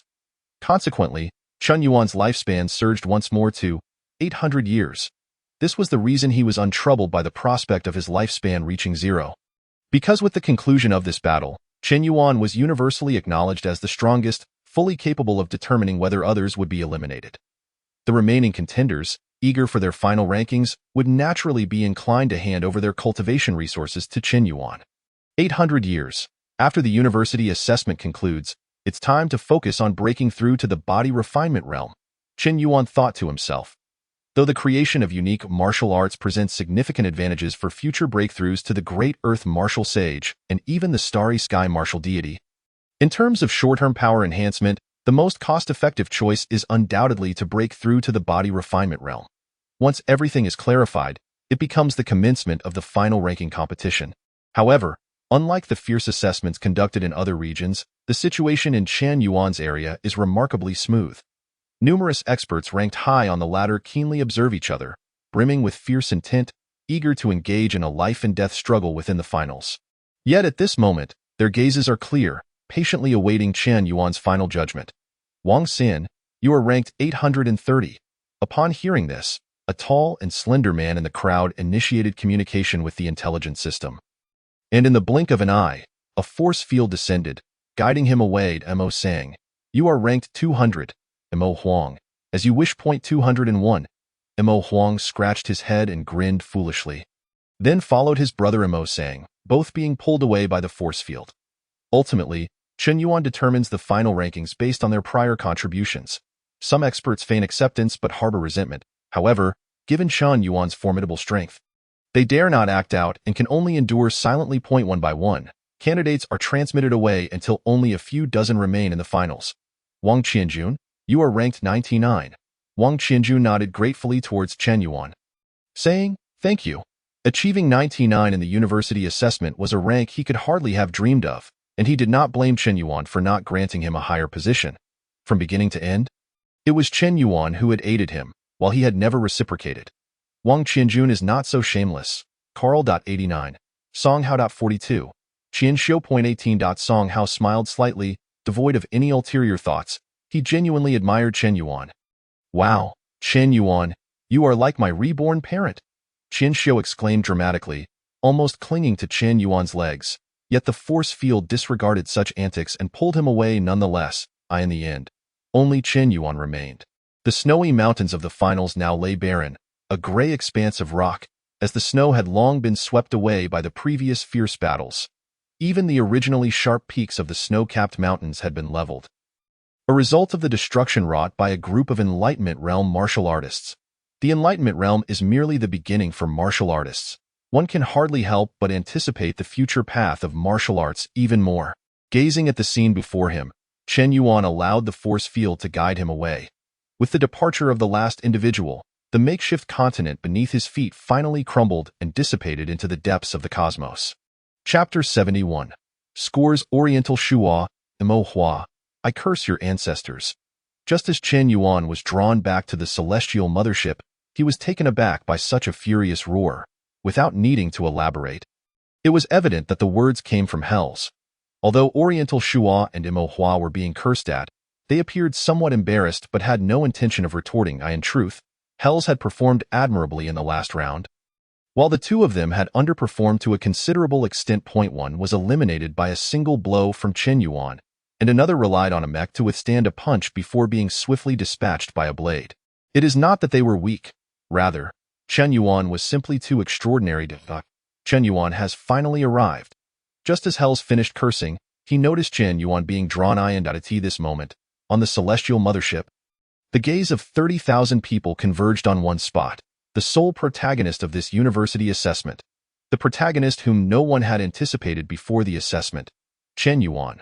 Was that last move a self-created martial art? Such formidable power. What is its name? Hells inquired, quite familiar and unreserved. Oriental Shua and Mo Hua also curiously leaned into second-grade martial art, Yin-Yang Transformation Strike. Chen Yuan did not hesitate to disclose this to the three. Your martial talent is truly extraordinary. You must have planned from the outset to utilize us to hone your own martial path. Oriental Shua unmasked Chen Yuan's intent on the spot. In a wonder, he had always felt that Chen Yuan's arrogance was outrageous and exceedingly foolish. Yet, how could such a foolish person have reached this level? Self-created martial arts. With the potential of a great earth martial sage, the three major universities will likely be vying for you. Mo Hua remarked with a smile. From within his long sleeves, the abyssal beast cautiously peeked out. Upon seeing Chen Yuan, its pupils constricted, and it hurriedly retracted, genuinely frightened by Chen Yuan, leaving it with an indelible psychological shadow. The three major universities naturally referred to the imperial capital university, Dongyao University and Xingyuan University, abbreviated as the three majors. You are not to be underestimated either. Barring any unforeseen circumstances, you should have no issues with the three majors, Chen Yuan replied in kind. Of course, we originally aimed for the three majors. It's a pity that all the limelight has been stolen by you. We become mere supporting characters. Hells laughed heartily. Hells and the others held Chen Yuan in considerable esteem. For he had single-handedly fought against numerous foes, breaking through his bottleneck at the last moment and achieving first place with his self-created martial art. A legendary experience. He clapped Chen Yuan on the shoulder. Let us exchange contact information. Next time you visit Imoka Star, feel free to reach out. Whether for business or leisure, I will extend my hospitality. At Black Shattered Star, my Imo family is no slouch either. I'll treat you to plum blossom wine. Imo Hua nodded. Oriental Shua scratched his nose and said helplessly, I want to say much more. We are all from the Blue and White Star, and you are always welcome to visit my Oriental family. I'll show you around Kyoto. Certainly. Chen Yuan nodded in agreement. The four of them, now gathered on the celestial mothership, no longer harbored the intense competitive spirit that had characterized the university assessment. After all, they were not mortal enemies. During the assessment, they were merely competitors employing all means to secure better results. Now that the university assessment was concluded, back aboard the celestial mothership, they could indeed remain friends. Among strong individuals, there exists mutual respect. Should they find themselves on another's planet, future collaboration is a possibility. Moreover, Chen Yuan had already demonstrated remarkable martial talent. If he continued on this trajectory, he might even reach the realm of the great Earth martial sage. Hells and the others were not foolish. Why would they not actively seek to befriend him instead of creating enmity? After their conversation, Qian Xiao, Carl, Mo Sang, Song Hao, and others also approached Chen Yuan to exchange a few words, largely revolving around sharing contact information. Should Chen Yuan be interested, they invited him to join them for activities. Chen Yuan readily agreed to each. Buzz as a gentle hum resonated. Everyone's gaze fell upon the central area of the celestial mothership, where a massive screen awaited. All eyes were ardently focused, as they understood that the final scores were about to be revealed. The final scores for this university assessment are as follows. Chen Yuan, 1000, full score, Hells, 950. Oriental Shua, 948. Mo Hua, 945. There were no surprises, and no one felt astonished. Chen Yuan's name prominently topped the list, achieving a perfect score of 1000. The scores of Hells and the others were also commendable, trailing Chen Yuan by only a few points. This cannot be attributed to a fault in the intelligence system, as the university assessment has a ceiling of 1000 points. Chen Yuan couldn't score any higher. Furthermore, despite Chen Yuan's assistance in reaching the finals and determining the final rankings, many still did not meet the university's minimum standards. The assessment scoring criteria encompassed not only survival time but also elimination points, strength points, realm points, and various other factors. Truly strong individuals can still achieve high scores even if they encounter the top-ranked competitor early on and are eliminated. The scores sufficient for university admission were simply lower than expected. Conversely, weaker candidates, even with Chen Yuan's assistance to the finals, found their scores far exceeding their anticipations. With these scores, they could return to their home planets and have more options available to them. The true impact of Chen Yuan lies with those in the middle tier, those who hover around the minimum admission line, uncertain of their fates, candidates like Qian Xiao, Wang Qianjun, Mo Sang, and others. With their high scores from the finals, their total evaluations just surpassed the minimum admission score, leading to jubilant congratulations exchanged among them. Simultaneously, Chen Yuan's personal terminal buzzed incessantly. Not only him, but among the candidates present, others began to check their personal terminals as well. This was the university reaching out, inviting them to choose a school based on their scores. If uncertain, they could take some time to decide. Oriental Shua, standing beside Chen Yuan, kindly reminded him, check your personal terminal. Chen Yuan perused his terminal, which was filled with a series of admission invitations from universities. Unlike the universities of the past, the Star Union now employs intelligent processing for most affairs, including university admissions. The system instantaneously evaluates whether a candidate meets the standards of a particular school. If so, it proactively issues an invitation for admission, allowing candidates to choose. Naturally, with a perfect score, Qin Yuan received offers from virtually all universities, many of which included additional conditions. Unfortunately, in Qin Yuan's eyes, these conditions were far from appealing and often accompanied stringent requirements, which would only complicate matters. Ultimately, his gaze settled upon the three major universities. However, Chen Yuan did not rush to make a choice. Instead, he intended to gather more information before making a final decision on which university to attend. Chapter 72. The three major universities. Chen Yuan glanced at Hells and the others, who seemed to have already decided on their preferred universities without hesitation. He thus directly inquired, "Which universities have you chosen?" Hells replied, "Dongyao University." Mo Hua chimed in, "Daidu University." Dongfang Shua added, "Daidu University," with two mentions of Daidu and one of Dongyao. It was hardly surprising to Chen Yuan. Just a friendly reminder, regardless of how other universities may entice you, if you can choose between the three great institutions, select them with closed eyes. These three are universally acknowledged as the strongest. Without exception, Hells asserted. Could you elaborate on the distinctions among the three? Chen Yuan inquired once more, still somewhat unfamiliar with the intricacies due to the brevity of his time in this realm. It was Dongfang Shua who provided the explanation. In simple terms, Daidu excels in political resources, Dongyao is strong in military connections, and Xingyuan is renowned for its academic prowess. After Dongfang Shua's concise introduction, Chen Yuan acquired a preliminary understanding of the three institutions. Daidu University, situated at the political heart of the Star Alliance, would be the unequivocal choice for those aspiring to a political career. Dongyao University, being a military academy, was worth considering for those inclined to enlist. As for Xingyuan University, it was said to be home to many academic eccentrics, with numerous alchemical formulas and martial arts techniques originating from its halls. The founder of Xingyuan University was none other than the proponent of the Mecha Warrior system. Although Chen Yuan had yet to make an immediate decision, he found himself leaning towards Xingyuan University. He had little interest in politics and found military life too regimented, thus Xingyuan seemed the most fitting for him. Nevertheless, he resolved to consult others' opinions, as there was still a week to finalize his choice.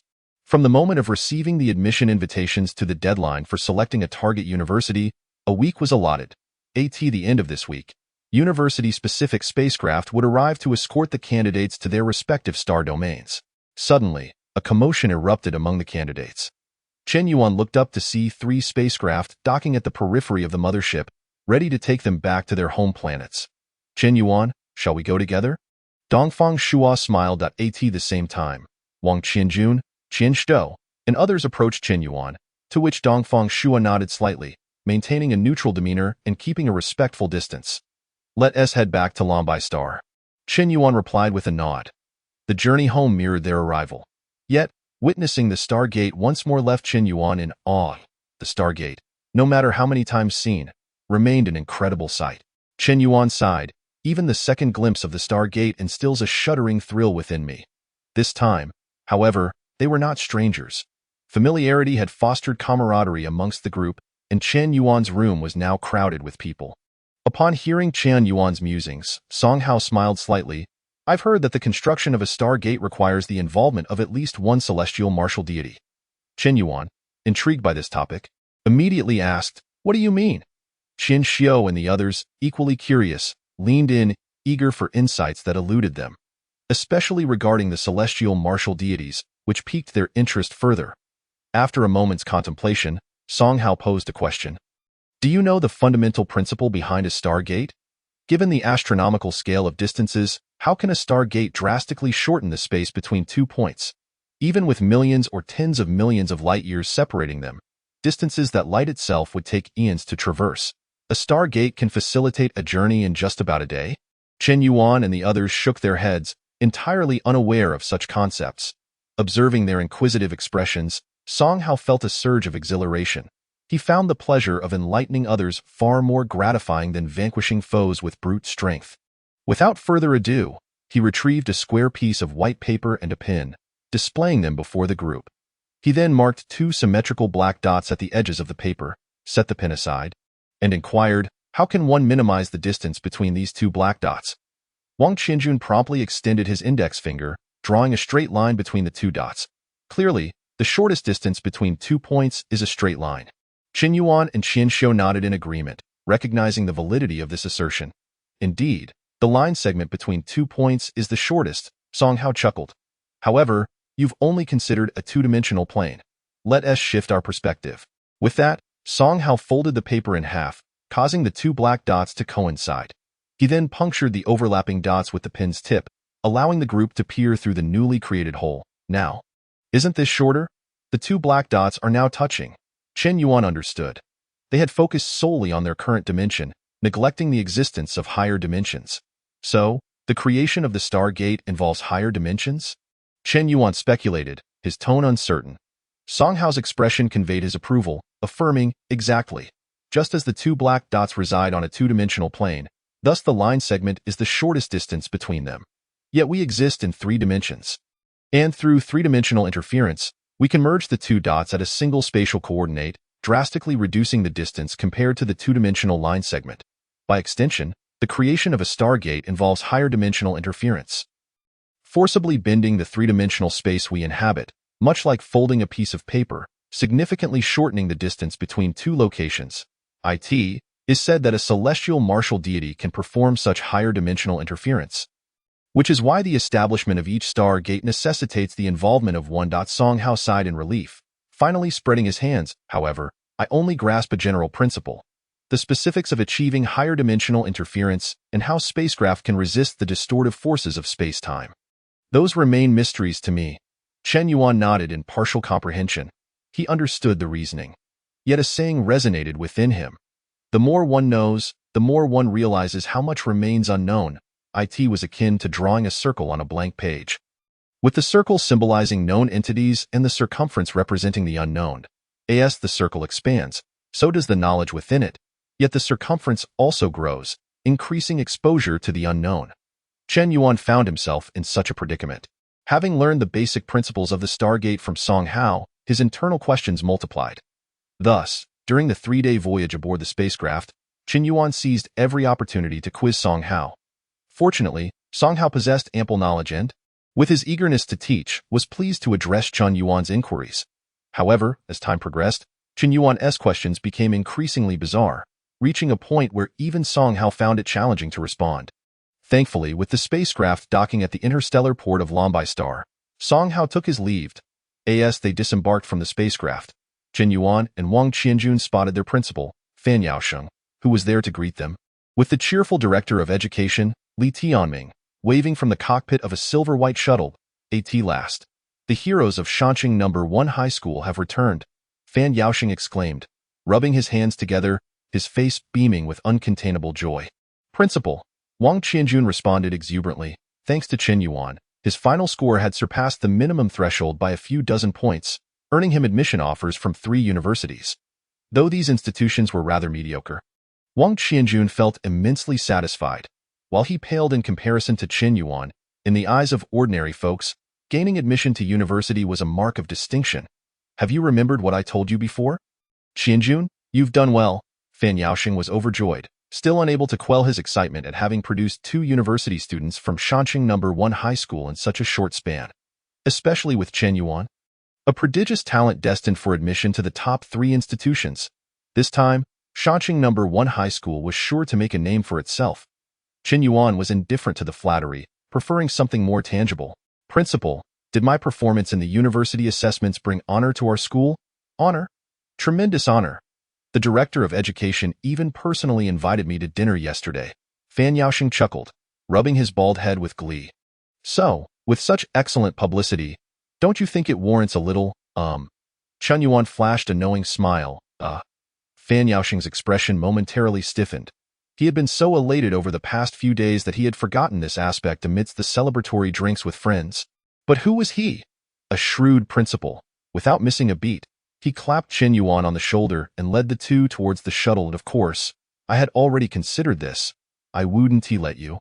Our great contributor feel unappreciated. You will receive it before heading off to university, he continued. However, the school is still awaiting approval from the Education Bureau, so we'll need to wait a bit. Once the approval comes through, I'll personally add a little something from my own pocket to ensure you're pleasantly surprised. I shall await the surprise you speak of, Principal, Qin Yuan replied with a smile. Yet, he held little hope for the school's surprise. Even if the Education Bureau granted him 100,000 star coins as a reward, it would only equate to the value of a few dozen life-enhancing pills, far less than the earnings he anticipated from the university assessments. Regardless of whether the school offered rewards, Qin Yuan was not disheartened, considering any unexpected gains along the way a pleasant bonus, however modest. After all, one should seize the opportunity when fortune presents itself. Aboard the shuttle, Qin Yuan once again queried the principal about which of the three great institutions he should choose. He had deliberately refrained from making a hasty decision, intending to seek the insights of a professional. As the choice of a university was a significant step for a martial artist, Fan Yaoxing seemed to have anticipated Qin Yuan's inquiry long before, responding without a moment's hesitation. If it were you, you would undoubtedly choose Xingyuan University. It is the most suitable institution for your talents. The rationale? A smile played on Fan Yaoxing's lips as he continued. This university assessment was live-streamed in its entirety. And you, my young friend, made no attempt to conceal anything. I dare say your unique constitution has likely become common knowledge by now. As for the peculiarities of your condition, Xingyuan University delves deeply into such research. Those research enthusiasts there are bold enough to study remnants of extraterritorial malevolent deities. You would find no better place to thrive. Of course, there is another unspoken thought lingering in Fan Yaoxing's mind. Given Qin Yuan's temperament, should he find himself at Imperial Capital University or Dongyao University, he would inevitably attract significant trouble, and one can only hope it does not lead to unforeseen consequences. In these increasingly tumultuous times, the Stellar Alliance, though appearing formidable, is rife with internal strife and chaos among various factions.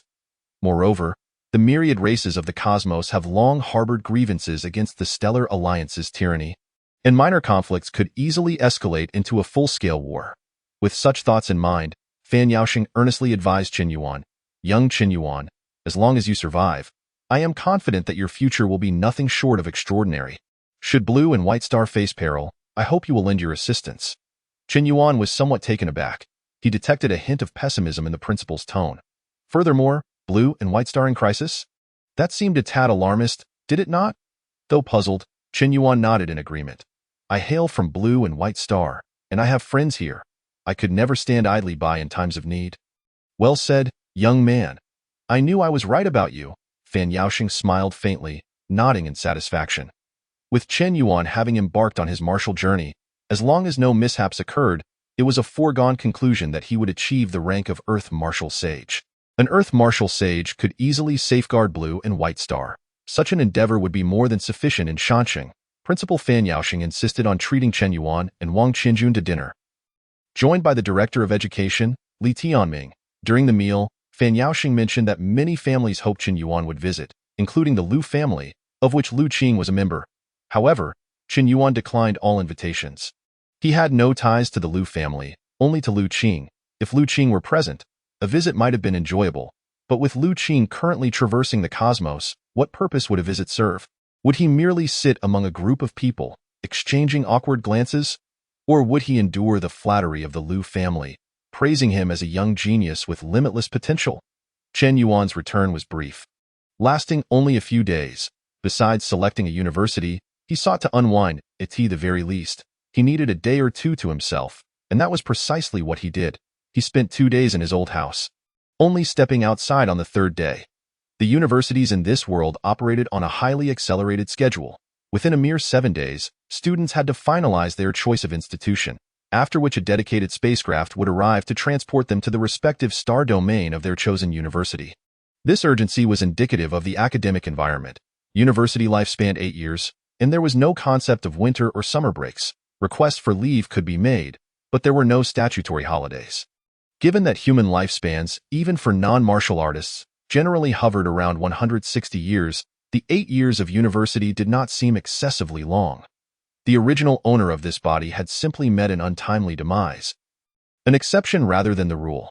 Should Qin Yuan depart Blue and White Star this time, it could be years before he returned. After all, he had no family or relatives left on Blue and White Star.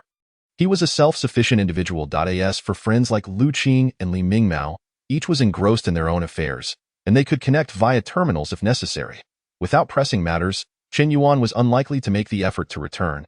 Now that it was time to pay a visit to that individual, with renewed determination, Chen Yuan stepped out of his home.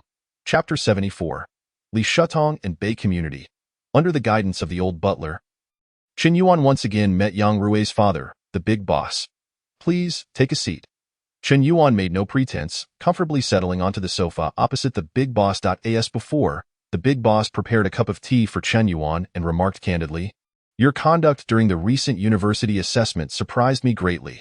It truly lived up to your prior performance. You flatter me." Chen Yuan savored a small sip, found it reminiscent of his last visit, and decided to finish the cup in one go. Delicious. The big boss regarded Chen Yuan's unceremonious behavior with indifference before inquiring, "Have you decided on which university you wish to attend? Imperial Capital University, Dongyao University, or Xingyuan University?" Although Chen Yuan had reached a decision in his heart, he still asked, "Do you have any recommendations, big boss?" "Indeed," the big boss replied without hesitation, "given your temperament, you would undoubtedly struggle with the rules at either Imperial Capital University or Dongyao University. And over time, it could lead to significant trouble. Only Xingyuan University is sufficiently accommodating. You can be yourself without major repercussions." Another endorsement for Xingyuan University? Both the principal and the big boss seemed to suggest the same institution. Chen Yuan, increasingly intrigued by Xingyuan University, candidly expressed his thoughts. "That aligns with my own expectations. I too had envisioned attending Xingyuan University." "Excellent," the big boss responded, handing Chen Yuan a note, continuing, "Upon entering university, all students must choose a mentor, a decision of paramount importance. Your university mentor will effectively be your lifelong guide, shaping your connections and relationships. Selecting the right mentor is the first step of your university journey." Chen Yuan opened the note to find a name inscribed, Li Shutong. Li Shutong, he murmured softly. "Trust me, if your family has not already arranged for a mentor, then you should choose Li Shutong. He is a research prodigy whose talents in martial arts are on par with your own. He will undoubtedly provide you with ample support," the big boss assured him with a smile. "Of course, this is merely a suggestion. Once you enter Xingyuan University, you may want to meet Li Shutong first, as I have not been in contact with him for over a decade." "Understood. I will make a note of that." Chen Yuan nodded, recognizing the big boss's endorsement as a testament to Li Shutong's exceptional nature, compelling him to seek a meeting. "Lastly, let me impart this wisdom. Wherever there are people, there will be conflict. No place beneath the stars is entirely secure. University life is no different, rife with factional disputes and deceptions, where casualties are not uncommon. If you encounter insurmountable challenges, exercise patience. Once you achieve the rank of Earth Martial Sage, the so-called challenges will dissolve effortlessly." The big boss spoke earnestly. University. From the big boss's words, Chen Yuan gleaned that university was not merely an academic institution. It bore little resemblance to the universities of his past life. "Well, actually, I sought you out for no other reason than my son misses you. Given that our next meeting may be years away, I wanted to convey that," the big boss remarked. "That lad Yang Rui." Chen Yuan smiled as he bid farewell to the big boss, opting to find Yang Rui's room without the butler's assistance. "Drink?" Yang Rui, wielding a blade, practiced the 8 Extremes Thunder Blade tirelessly in his room. Upon hearing the door open, he called out, "Just a moment, let me finish this set before I eat." Has he already achieved minor success in the 8 Extremes Thunder Blade? Quite impressive. Yang Rui suddenly sensed something was amiss. The voice was not that of the butler, and it was somewhat familiar. He turned to see a face he could hardly believe. "Teacher?" "It is I," Chen Yuan replied with a smile and a nod. Yang Rui's talent far surpassed his own.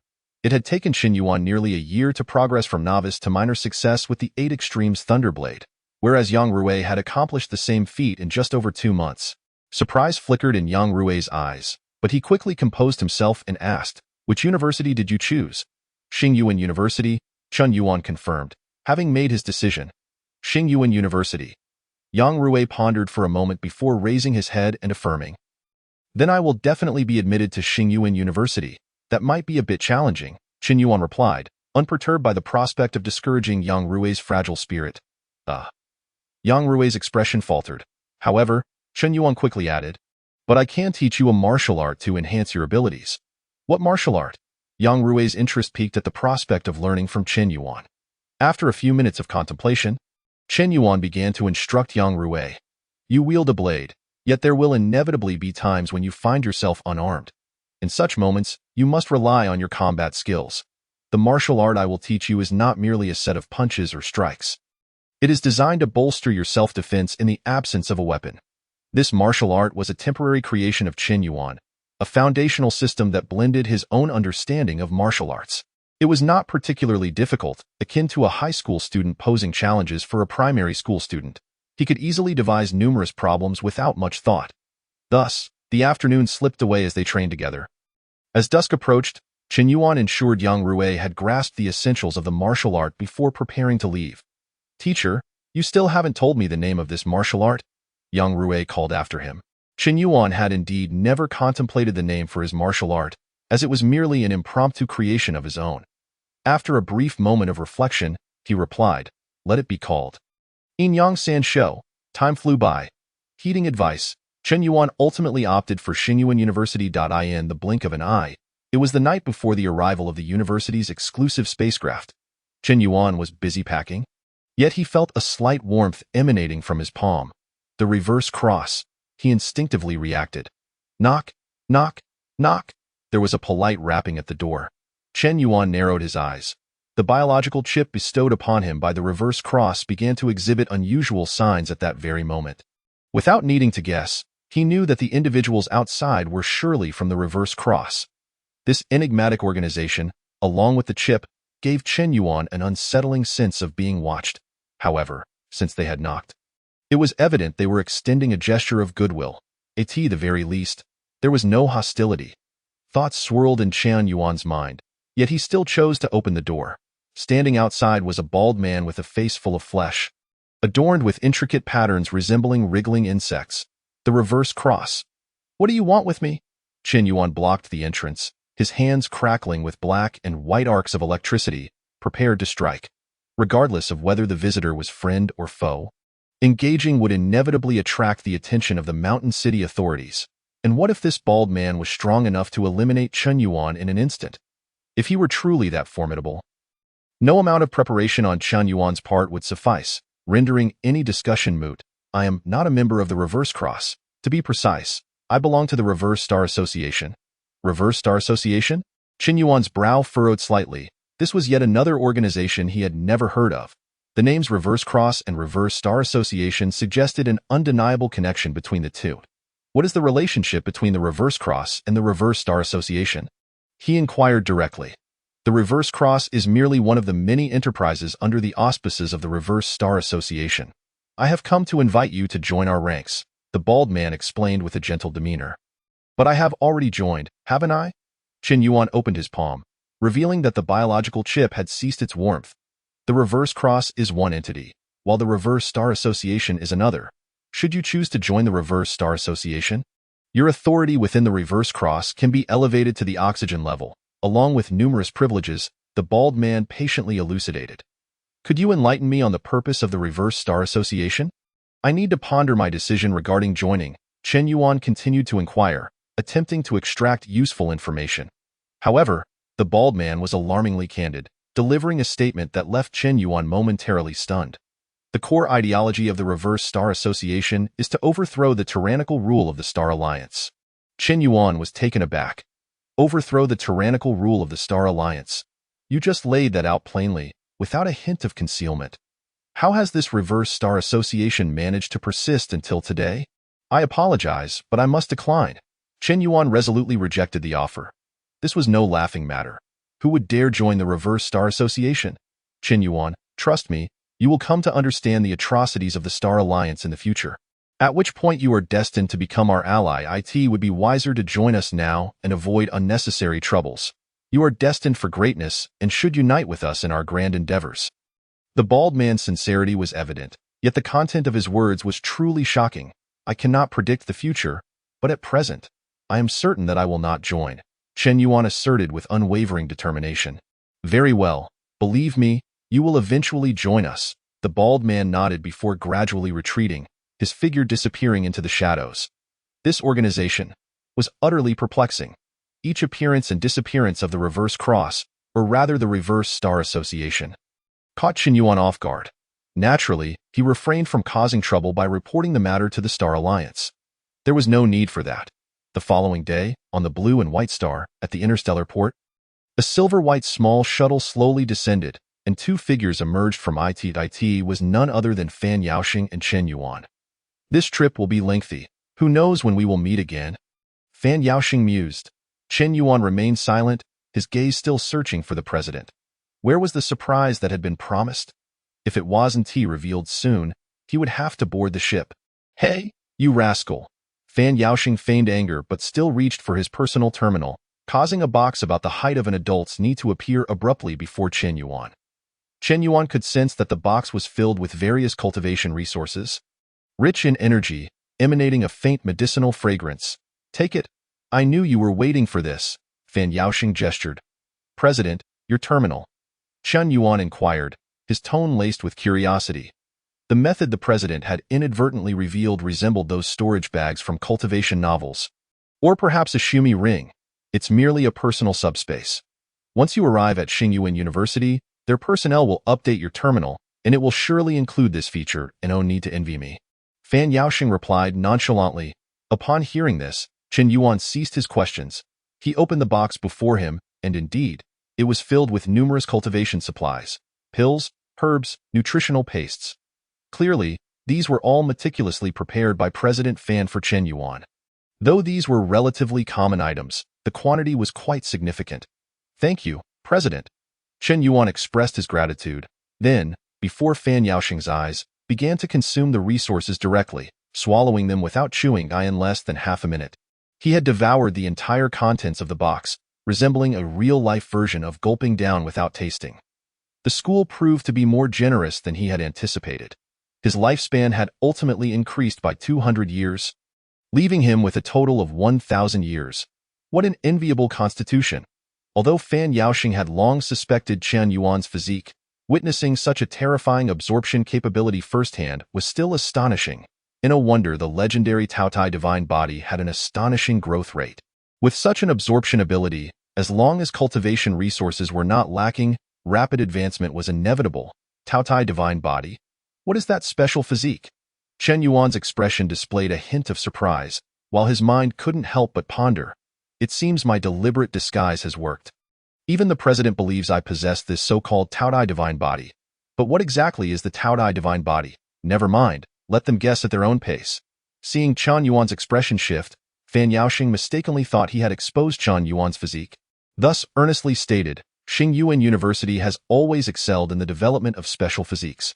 Your choice to attend there is indeed wise, as it will allow you to maximize the potential of your Taotai divine body. You need not worry about your unique physique being exposed. If others were to capture you for research, that rare Taotai divine body would be cherished by the scientific madmen at Xingyuan University. I understand, President, Chen Yuan replied, no longer troubled. The Taotai divine body it would be. From now on, he would embrace his identity as a genuine Taotai divine body. Xingyuan University was not like the small locale of Blue and White Star. He should strive to avoid trouble there and focus on steady development. Fan Yaoxing waved, signaling that Chen Yuan could board the ship. So, I'm leaving. Chen Yuan turned to confirm. Go ahead. This time, I expect you to leave the world in awe. Focus on your martial arts. Staying alive is the most crucial thing. Fan Yaoxing nodded. Staying alive is the most crucial thing? Even the big boss harbored such concerns. It seemed that universities in the interstellar era were not guaranteed to be absolutely safe. Chen Yuan sighed, then approached to board his interstellar spacecraft. The journey through the stars was still somewhat dull. Aside from the initial view of a myriad of stars, most of the time was spent engulfed in endless darkness. Only upon witnessing the majestic stargates that span the cosmos, resembling a cosmic spectacle, did Chen Yuan feel a slight surge of excitement. After passing through 2 stargates, a dazzling cluster of stars suddenly illuminated the boundless dark expanse of space. A gentle female voice emanated from the cabin of the interstellar ship. Attention, dear passengers, we have arrived at the Xingyuan Star Domain. Chapter 76. Xingyuan University. The Xingyuan Star Domain is named after Xingyuan, primarily because it houses one of the most renowned universities under the Star Alliance, Xingyuan University. The martial artist mechasystem, the earliest proponent of stargates, and numerous innovative pill formulas and hybrid herbs all originate from Xingyuan University. Its prestige rivals that of the other 2 illustrious institutions, the Imperial Capital University and Dongyao University. Unlike other universities situated on a specific planet, Xingyuan University exists within a uniquely vast subspace specifically created by the Star Alliance. At this moment, Qian Yuan beheld a resplendent dark purple halo, remarkably suspended amidst the cosmic depths. Against the backdrop of the endless black universe, it appeared profoundly mysterious. Simultaneously, countless interstellar ships and shuttles traversed back and forth within the halo, resembling a miniature stargate. The vessel carrying Qian Yuan likewise plunged into the dark purple halo.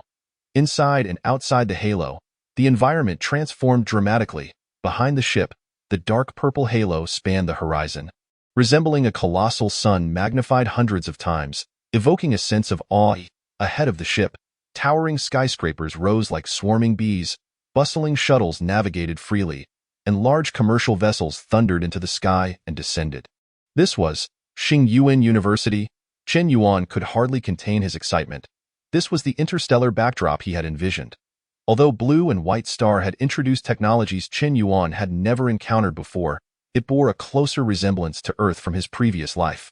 Compared to Xingyuan University, the interstellar ambience here falls significantly short.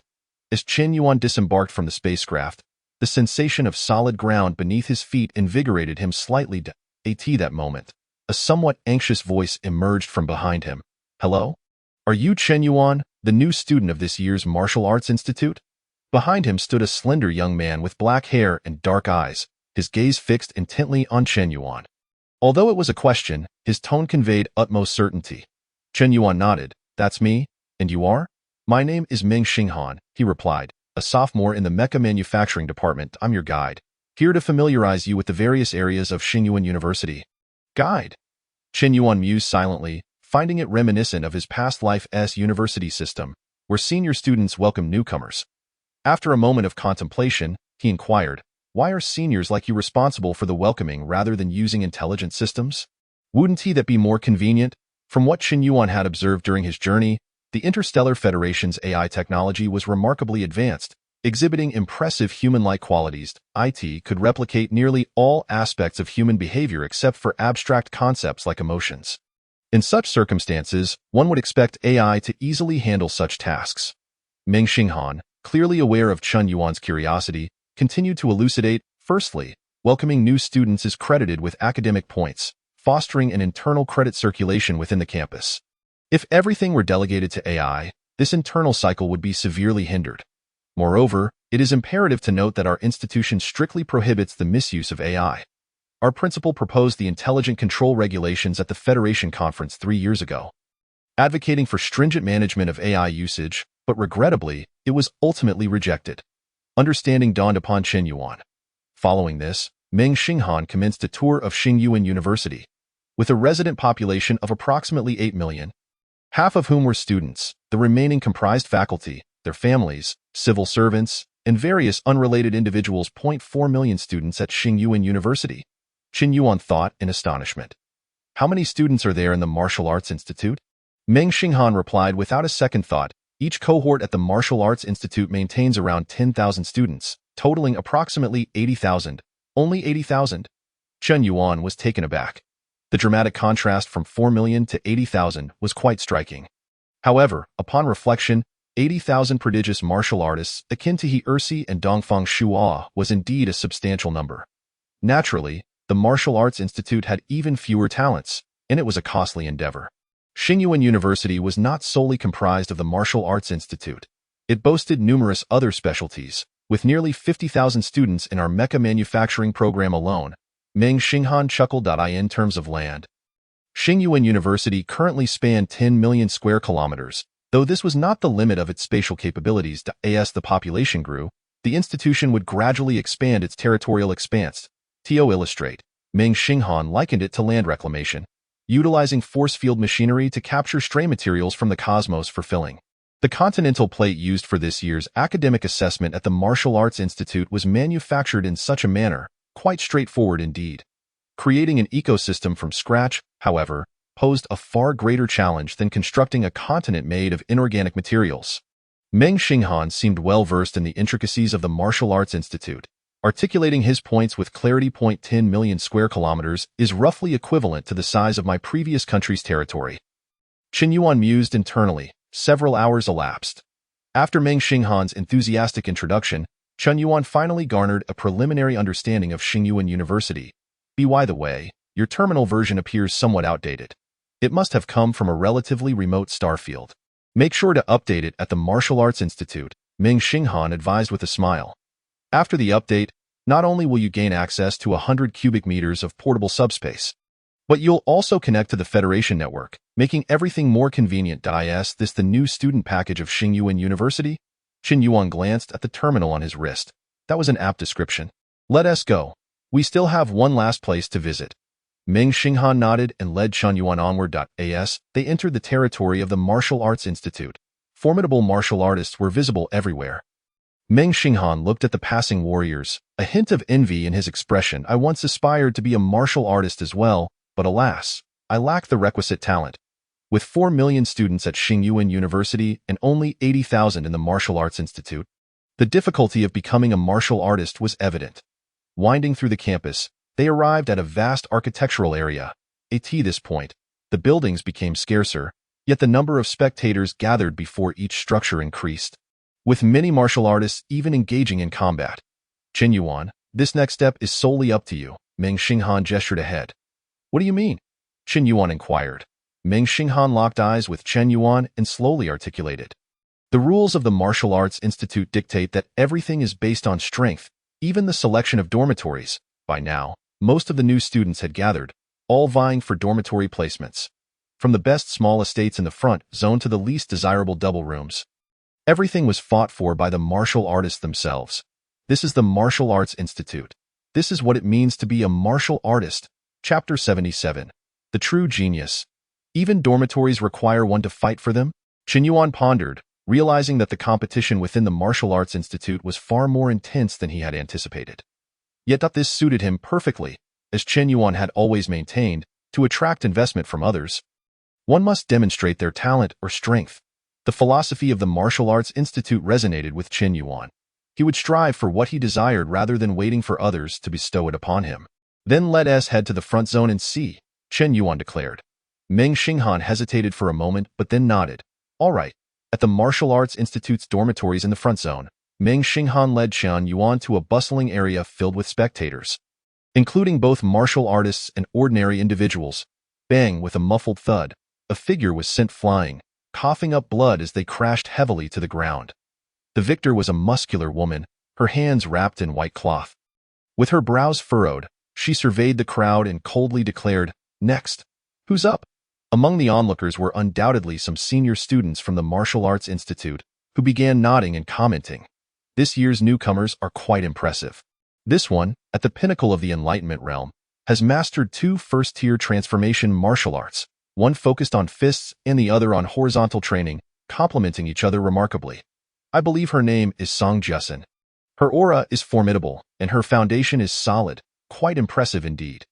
With her peak Enlightenment realm cultivation and mastery of 2 transformation martial arts, she is a true expert among the newcomers, in the dormitory competition for the first zone. She stands a good chance. At this moment, Meng Xinghan glanced at Chen Yuan, fully aware of his intentions for venturing into the front zone. Perhaps every individual who gained admission to Xingyuan University's Martial Arts Institute was not one to fall behind. Yet reality often proved to be unforgiving, as this world was never short of geniuses. Chen Yuan, I am uncertain of your strength, but I must caution you that beneath this starry sky, geniuses among martial artists abound like countless stars, far too many to count. You may have just entered Xingyuan University, still brimming with pride, but every cohort of the Martial Arts Institute is filled with what the common populace refers to as martial arts prodigies. Each year, the Martial Arts Institute has its share of casualties. In the midst of conflicts, there are often martial artists who lose their lives, and they are all undeniable geniuses from their respective planets. Meng Xinghan understood Chen Yuan's desire to compete. He would likely share the same ambition if he were a martial artist. However, Chen Yuan countered, have you ever encountered a true genius? The Martial Arts Institute at Xingyuan University is filled with geniuses. Meng Xinghan replied, but they are all inferior to me.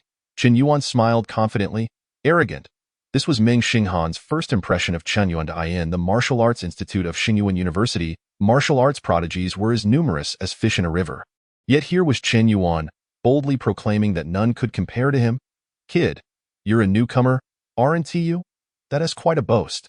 Should you have the ability, don't hide in the back and talk big. Go up and defeat all the new students. I'll respect you as a man." The two were not alone. Many keen-eared martial artists present overheard Qian Yuan's brazen words. Most of those gathered were either new or senior students of the Martial Arts Institute, each of whom harbored a certain pride. How could they tolerate a mere newcomer boasting so audaciously? Ignoring them, Qin Yuan bypassed the crowd and strode forward. Although Song Jusin had just finished a match, she had not exhausted much of her energy or vitality. Upon noticing another challenger approach, she raised an eyebrow and said, "You wish to challenge me?" "Indeed." Chen Yuan nodded slightly, having just defeated 3 opponents. Song Jusin was in high spirits. "Don't say I didn't warn you. In the martial arts realm, strength reigns supreme. The defeated, and no need to waste time. Let us get straight to the fight." Chen Yuan interrupted her. "Arrogant, extremely arrogant. Not only Meng Xinghan, but all the students in attendance couldn't help but think this." Upon hearing Chen Yuan's words, Song Jusin narrowed her eyes, a flicker of anger igniting within her. However, this anger did not drive her to recklessness. Those who gained admission to Xingyuan University were far from foolish. The person before her was either putting on a show to make her let her guard down or genuinely possessed the strength to back up such arrogance. Regardless of which scenario it was, a sense of caution began to rise within Song Jusin. "As you wish, let the battle commence." Song Jusin positioned her fists before her, adopting a defensive stance.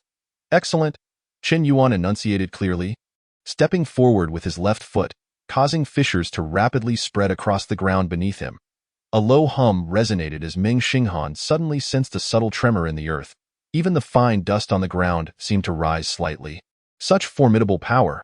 It was evident that Chen Yuan had mastered a martial art focused on strength, though one could not dismiss the possibility of innate divine strength or a unique physique. Meng Xinghan marveled inwardly. It is worth noting that the land upon which the Martial Arts Institute of Xingyuan University was constructed had been specifically reinforced to withstand the extraordinary physical capabilities and terrifying destructive force of martial artists.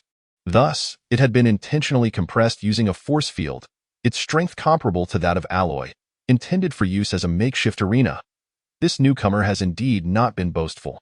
Merely the power demonstrated by that single kick rivals that of a body refinement practitioner.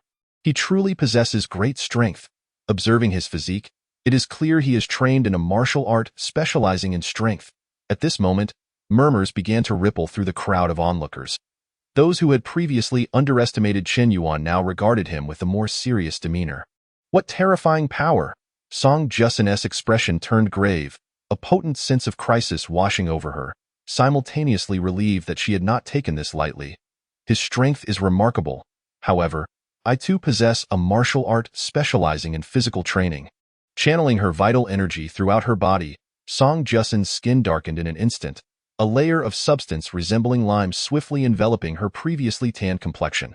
Feeling the overwhelming physical prowess brought forth by her first-tier martial art, she resolved within herself, regardless of what happens next, I will certainly withstand this strike. Whoosh! Chen Yuan made his move. An immense force surged from his legs, coursing through his entire being, culminating in an unadorned yet powerful punch. The mysterious dragon elephant true skill. This punch embodies 823 years of mastery. Can it be blocked? Boom! The colossal force tilted the very mountains. Song Jusin, with her hands raised in defense, felt her earlier confidence evaporate. Block? Impossible! The formidable physicality she had prided herself on crumbled like dry twigs upon contact with this tremendous force. What kind of physical training is this?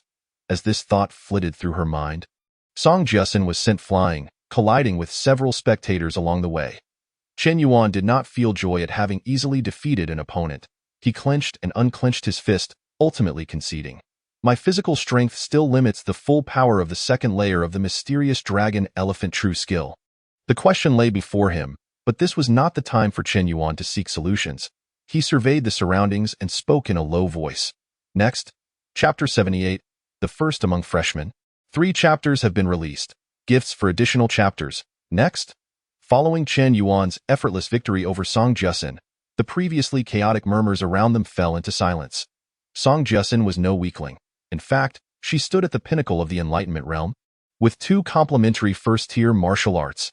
Even among this cohort of freshmen at Xingyuan University, she could be considered elite.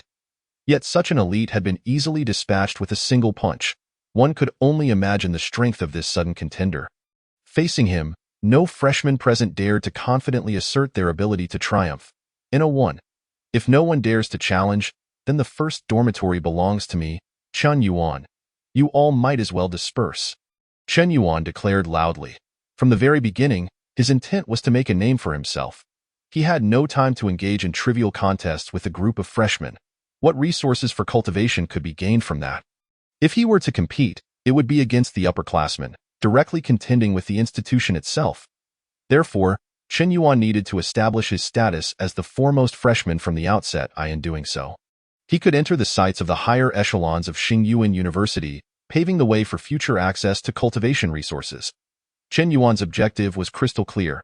He had but one purpose for coming to Xingyuan University: resources. Resources and yet more resources. Chen Yuan, you must be underestimating the world at large. Allow me, Jiang Jin, to challenge you. A man with a buzz cut slowly emerged from the crowd of onlookers. Jiang Jin appeared quite ordinary, with a dark complexion, and behind him rested a nearly 2-meter-long dark staff. Both his demeanor and appearance were unremarkable, yet not a single person dared to underestimate him. Jiang Jin, a practitioner of the body refinement realm. Chen Yuan had not heard of this individual, but there were those among the onlookers who recognized him. The first of the ladder of the Mo Yun star, Jiang Jin, a body refinement realm practitioner, who had secured first place through overwhelming force, achieving a perfect score of 1,000 in the university assessment. His strength was terrifying. I once faced Jiang Jin in the finals, and after exchanging 10 moves, I was defeated. His prowess is indeed formidable. To reach the body refinement realm at such a young age, this individual's martial arts foundation is truly astonishing. Among this year's freshmen, he is undoubtedly among the best. At this moment, the appearance of Jiang Jin, a practitioner of the body refinement realm, sparked considerable commotion among the freshmen. A practitioner of the body refinement realm. Now this is intriguing. Chen Yuan's gaze flickered. He was in need of a worthy opponent, and perhaps Jiang Jin could suffice. Chen Yuan, let us battle. Very well. Neither party wasted words. After a brief exchange of gestures, they engaged in combat. Chen Yuan struck out with the familiar, unembellished punch, yet it contained the elusive power of the dragon elephant. Jiang Jin, confident in his body refinement realm cultivation, sought to match Chen Yuan's strength, meeting his fist head-on. However, he was overconfident. Boom! Their fists collided. Chen Yuan remained steadfast, while Jiang Jin's expression shifted to one of astonishment, the tremendous force compelling him to retreat several steps. Chen Yuan withdrew his hand, a flicker of disappointment in his eyes. Just newly entered into the body refinement realm? Jiang Jin nodded solemnly, drawing forth the dark staff from behind him. After their earlier exchange, he recognized that in terms of sheer strength, he, as a newcomer to the body refinement realm, was not a match for Chen Yuan. However, the body refinement realm boasts advantages beyond mere strength. It is a comprehensive dominance. At this moment, Jiang Jin regarded Chen Yuan as a formidable opponent worthy of his full effort. Receiving Jiang Jin's acknowledgement, Chen Yuan let out a sigh. The strength of a newcomer to the body refinement realm is still insufficient. In that case, I shall defeat you with a single strike. Chen Yuan drew his power saw, a weapon that had accompanied him through the university assessment finals, now nearing the end of its service life. The blade reflected a pure white sheen, radiating terrifying heat as it approached its limits. On the brink of overdrive, the two men launched themselves into battle once again. First-tier martial arts, caged prison staff. Jiang Jin's veins bulged as the dark staff emanated a dark red hue, striking downward toward Chen Yuan's head. First-tier martial arts, not even second-tier. Chen Yuan's expression remained unchanged. Had it been a second-tier martial art, he might have taken it more seriously. However, even with the augmentation of the body refinement realm, a first-tier martial art would hardly compel him to exert his utmost. The combat effectiveness of a martial artist is not solely reliant on their realm. Otherwise, why would martial artists toil so hard in battle? Merely to compare realms? Whoosh, white arcs of electricity appeared around Chen Yuan, propelling his long knife in a horizontal slash. Striking first, boom, clang. A sharp pain surged through his abdomen, and Jiang Jin's staff slipped from his grasp. crashing to the ground. His face contorted slightly as he coughed involuntarily. "I have lost," Jiang Jin said hoarsely. He understood that Chen Yuan had held back with that strike. Otherwise, he could have easily cleaved him in two. "Losing to me is no disgrace." Chen Yuan sheathed his knife, his gaze drifting once more to the crowd of onlookers. Still insufficient. Jiang Jin's strength is still lacking, yet, this time, no one stepped forward. If even the body refinement realm Jiang Jin had been defeated, what could this group of enlightenment realm practitioners hope to achieve? No one spoke. An unsettling silence prevailed. Is there no one stronger? Someone stronger than Jiang Jin? Chen Yuan spoke slowly, and no one responded. Observing this, Chen Yuan shook his head. "I have come from a rather remote planet, having long heard of the illustrious reputation of the three great powers of the Stellar Federation, and I have always yearned to be part of it. But now that I have truly entered Xingyuan University, I find it somewhat lacking in substance. In this vast institution, with nearly 10,000 new martial arts students, is there truly not a single worthy opponent to be found?" Upon uttering these words, both new and old students alike wore expressions of indignation. Yet, martial prowess reigns supreme. A group of Enlightenment Realm newcomers could not possibly contend with Chen Yuan. The upperclassmen, while strong, had no incentive to engage with a freshman like Chen Yuan. Should they lose, it would be an immense loss of face. Just as the crowd found themselves in a dilemma, a robust man with piercing eyes stepped forward. Arms crossed. "Chen Yuan, I have heard of your exploits in the university assessment, where you single-handedly battled numerous opponents, and I am aware of your illustrious self-created martial arts. I even know of your aspiration to be the top freshman. I had no intention of competing with you, nor did I wish to engage in combat, but your words have gone a bit too far. An invisible aura began to radiate from this individual, revealing the presence of a body refinement realm practitioner. Chen Yuan instantly perked up. He could sense that this man was undeniably a master, his strength formidable, stronger than Jiang Jin, much stronger, but not stronger than him. From the Imperial Capital Star Domain, Zhou Yuan, the second layer of the body refinement realm. Without waiting for Chen Yuan to inquire, Zhou Yuan introduced himself. Using the name of a star domain as an introduction, Chen Yuan recognized that Zhou Yuan was no ordinary individual. Typically, people introduce themselves using the name of their home planet, but those who utilize the name of a star domain are invariably scions of illustrious families within the Stellar Federation. "Defeat me, and you shall be the undisputed champion among the new students," Zhou Yuan proclaimed with unwavering confidence. With these words, he clearly conveyed to Chen Yuan that he considered himself the strongest among the freshmen. Should Chen Yuan conquer him, he would rightfully claim the title of first. Furthermore, no one dared to challenge this assertion. "Very well. Let us engage in battle." Chen Yuan laughed heartily, recognizing that Zhou Yuan's prowess was more than adequate. He was certain that within Xingyuan University existed formidable opponents capable of elevating his reputation. Both were individuals averse to idle chatter. Boom. The surge of vitality erupted explosively. An invisible aura began to emanate from Zhou Yuan, then suddenly condensed, swiftly converging entirely upon his right fist. Second-grade martial art. Qing Shi Tian Quan. Ha! The second layer of body refining, second-grade Mingli fist technique. Now this feels like a worthy challenge. Chen Yuan erupted into joyous laughter. Between his palms, arcs of black and white electricity danced, leaping back and forth before ultimately transforming into a driving force behind his strike, transitioning from a leisurely pace to an astonishingly swift attack. Second grade, Yin Yang Huaji Shou. Neither of them held back nor engaged in any tentative exchanges, determined to conclude the match with a single decisive blow. Boom.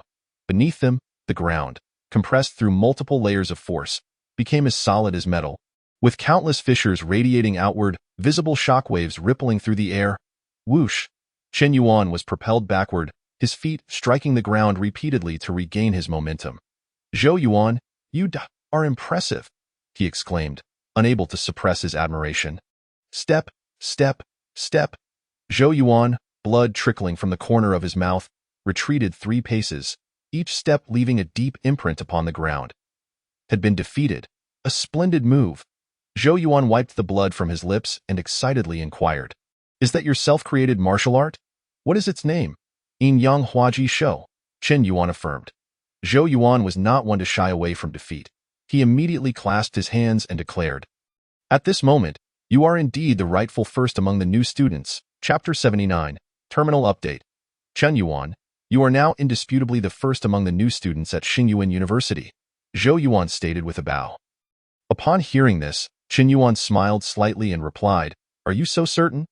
Perhaps there are hidden talents among the newcomers, stronger than I. Aside from you, no one among the new students can rival me," Zhou Yuan asserted with remarkable confidence. The entirety of their encounter transpired in less than 10 seconds, so swiftly that observers hardly had time to comprehend the unfolding events before they concluded.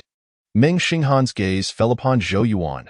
Being an ordinary person, he could not discern the intensity of their clash, nor did he understand why Zhou Yuan had suddenly faltered.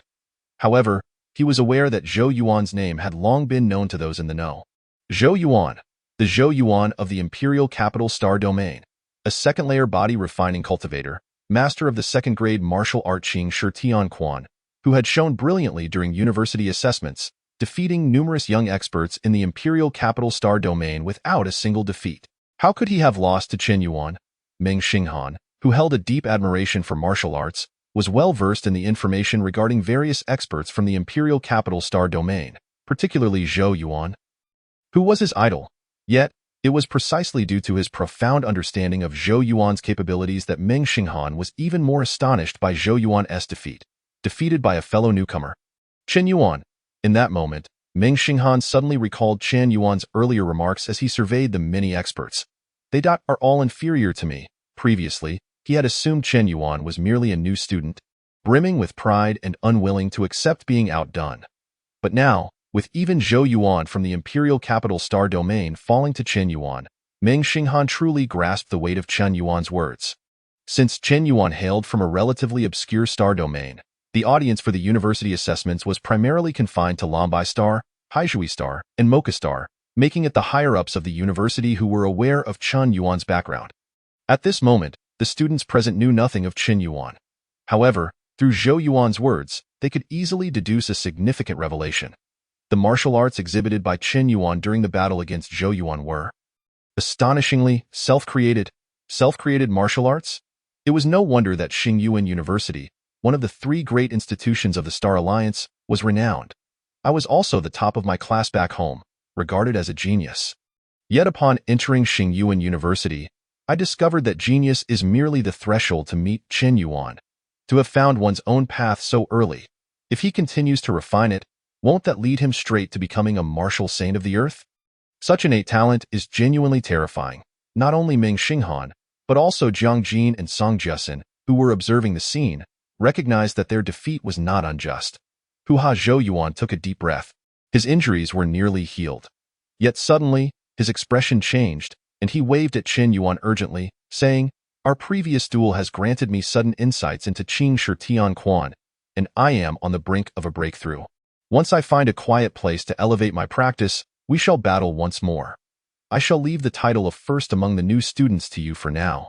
I shall return in a few days to reclaim it." Without waiting for Chen Yuan's response, Zhou Yuan's figure swiftly disappeared from view. He's breaking through already? Chen Yuan mused, momentarily taken aback. To gain such insight from a single battle. Zhou Yuan truly lived up to his self-proclaimed title of first among the new students. His martial arts talent was indeed fitting of Zhou Yuan's capabilities. Watching Zhou Yuan's departing figure, Chen Yuan silently reflected.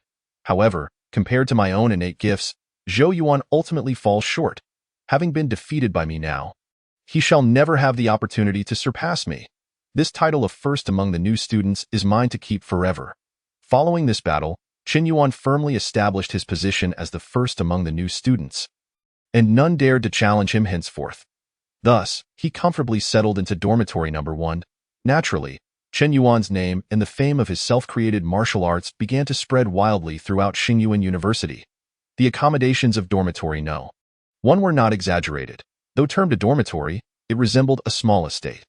Given that Xingyuan University possessed ample land, even more could be acquired, rendering such space insignificant.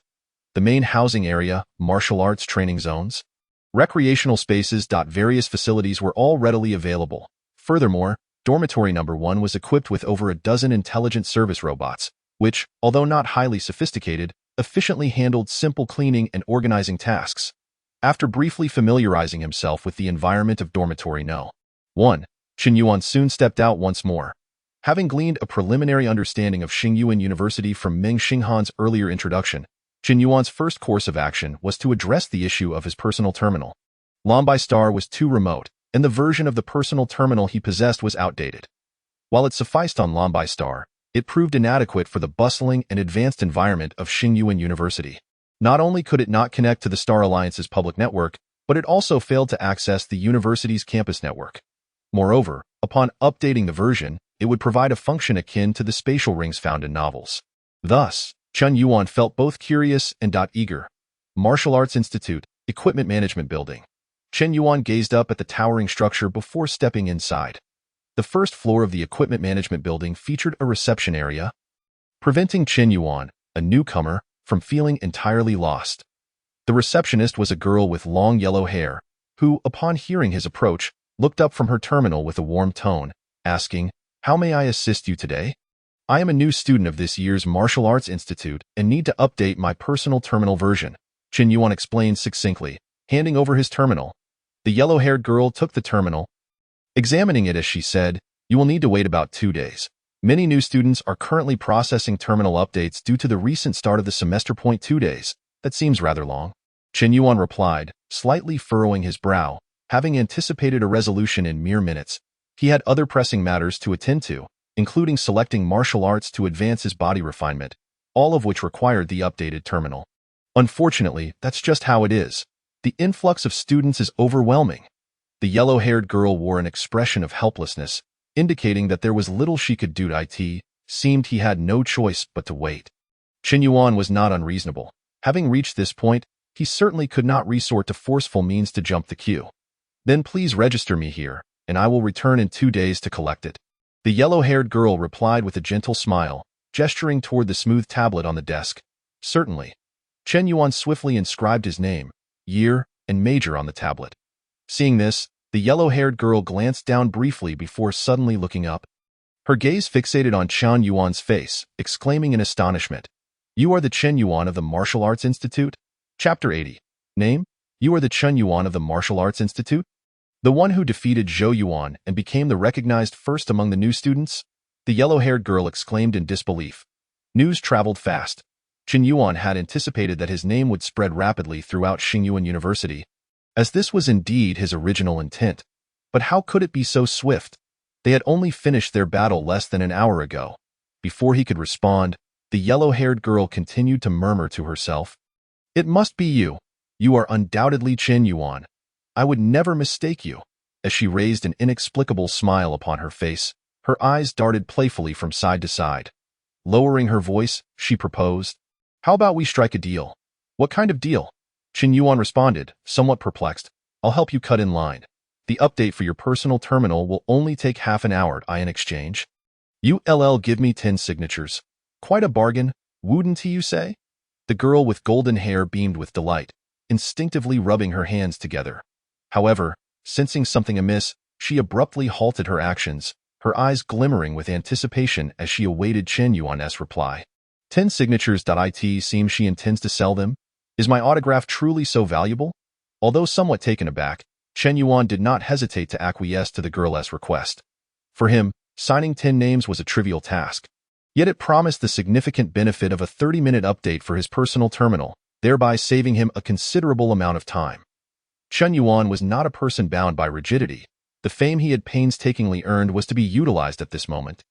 If he were to fail in surpassing Zhou Yuan and attain first place in the new student rankings, he would have no choice but to endure a lengthy wait in line, delaying the update of his personal terminal by 2 days. But now, 30 minutes was all it would take. You agree? Then please sign here first, and I will be the first to assist you with the update. The girl with golden hair pulled out various items from beneath the table, a wooden sword, a book, and an extraordinarily abstract painting. Finally, she handed Chen Yuan a pen, saying, "Just these, sign each of them. It's quite simple, right?" "No problem." In mere seconds, Chen Yuan completed the 10 signatures, watching as the girl excitedly gathered the items from the table and tucked them away again. With a swift motion, the girl seized Chen Yuan's personal terminal and turned to walk away, flashing him a grin as she said, "Hey, A hand for cash, a hand for goods. Wait there for a moment. I'll have your update ready in no time. Half an hour was a mere trifle for Chen Yuan. He casually found a seat and let his thoughts surge like waves. Once the terminal update is complete, I can begin focusing on breaking through to the body refinement stage. With a remaining lifespan of 1,000 years, achieving this breakthrough would be more than sufficient. Moreover, I must find a solution to the shortcomings of the mixed element dragon elephant true art. Logically, the immense power provided by the second layer should not differ greatly from the pinnacle of the body refinement stage. Yet the strength I currently exhibit barely reaches the initial level of body refinement. At best, slightly exceeding it.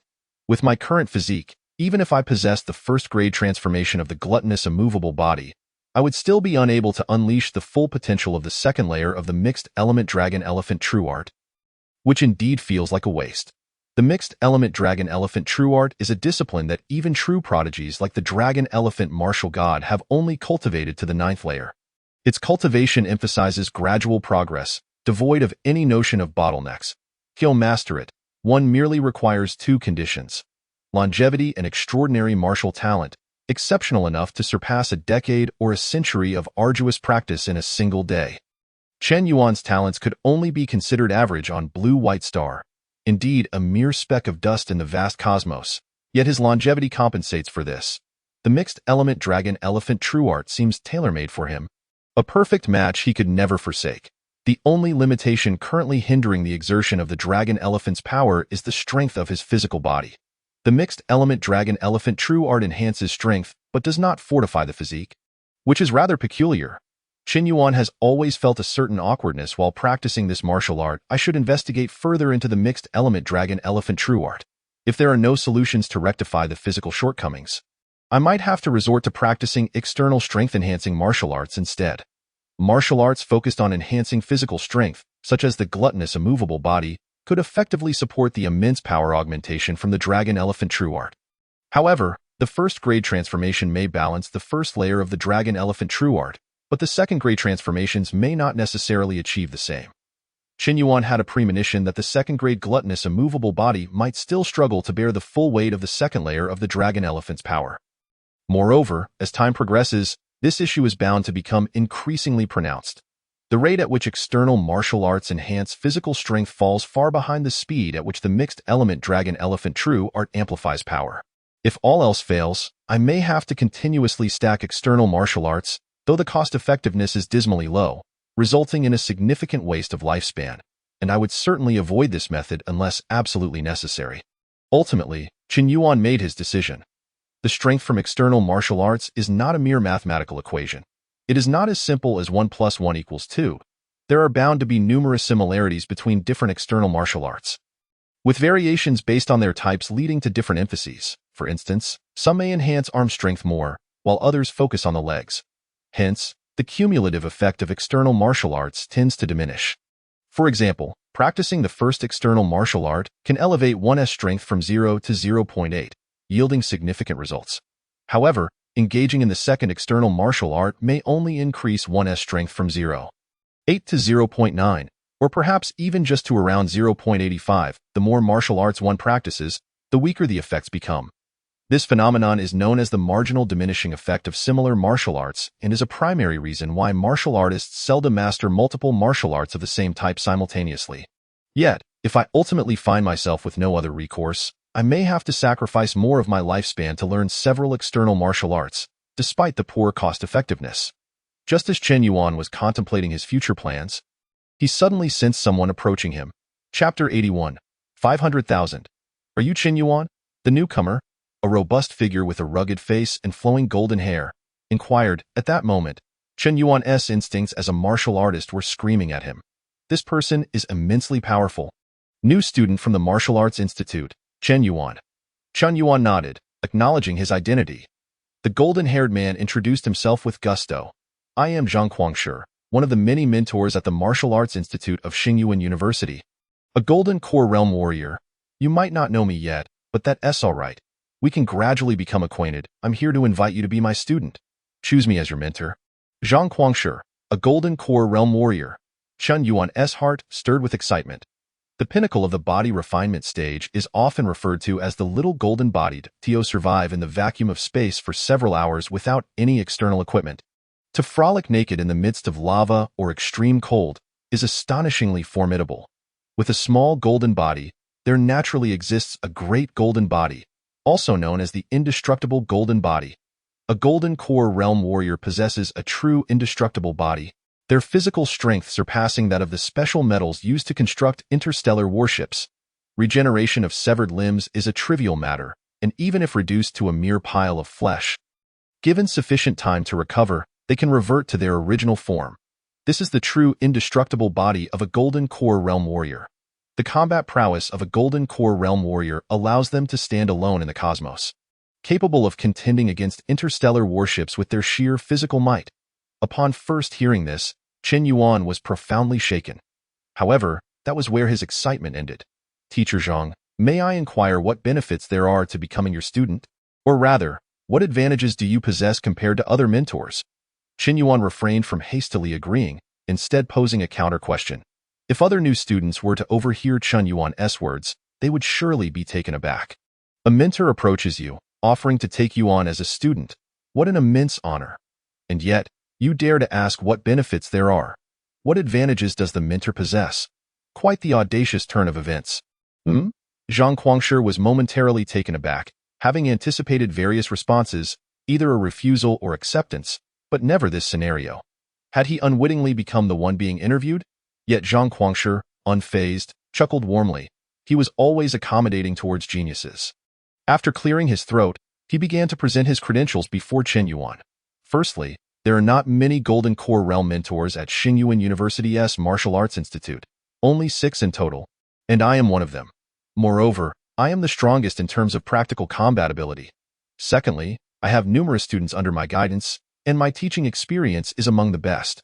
You will learn a great deal, especially regarding practical combat skills, which are my absolute forte.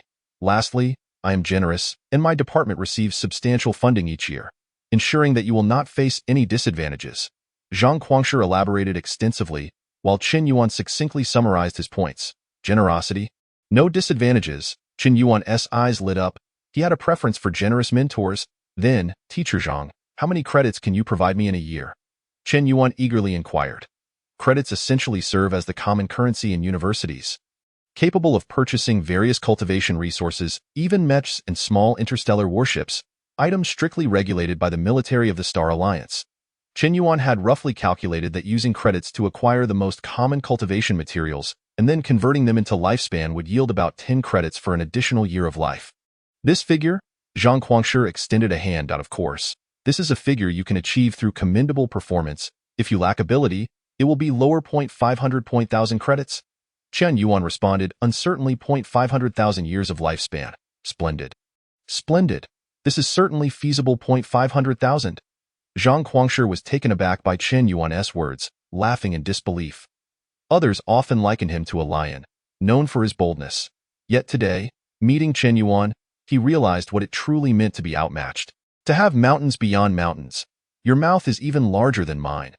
I only receive an annual allocation of 5 million credits, which includes my own training needs, along with the sustenance for hundreds of my students. Not to mention various research investments, and you dare to ask for 1/10 of that. It is evident that when Chen Yuan casually mentioned 500,000, it left Zhang Guangshi utterly infuriated, to the point where he lost all semblance of composure. Well then, 500,000. Chen Yuan scratched his head awkwardly. 500,000. You must perform exceptionally well to earn this. My senior students receive only slightly more than this each year. If you do not achieve any notable results, they certainly will not be pleased. I will be labeled as biased, Zhang Guangshi said irritably. 500,000 credits. And a mere 5,000 years of lifespan seems rather meager. Chen Yuan felt a twinge of disappointment, yet it was clear that Zhang Guangshi's offer was indeed generous. His expectations were simply a tad higher. Ultimately, Chen Yuan sighed, Teacher Zhang, may I take a few days to consider this before providing you with a response? Young man, having lofty aspirations is commendable, but be cautious not to overextend yourself. Zhang Guangshi was not overly angry, more so rendered speechless. He decided to remind Chen Yuan once more.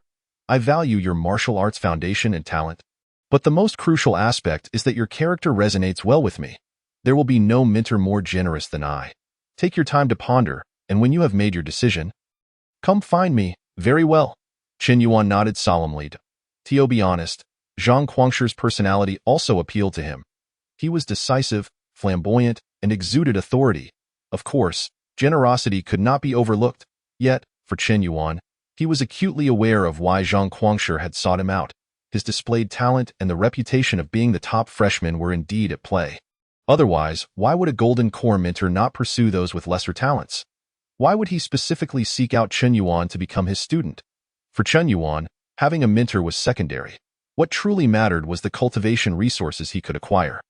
As the mentor's role diminished significantly in importance, how to obtain more cultivation resources and extend his lifespan was what Chen Yuan prioritized most. Otherwise, relying solely on a mentor's instruction without adequate resources.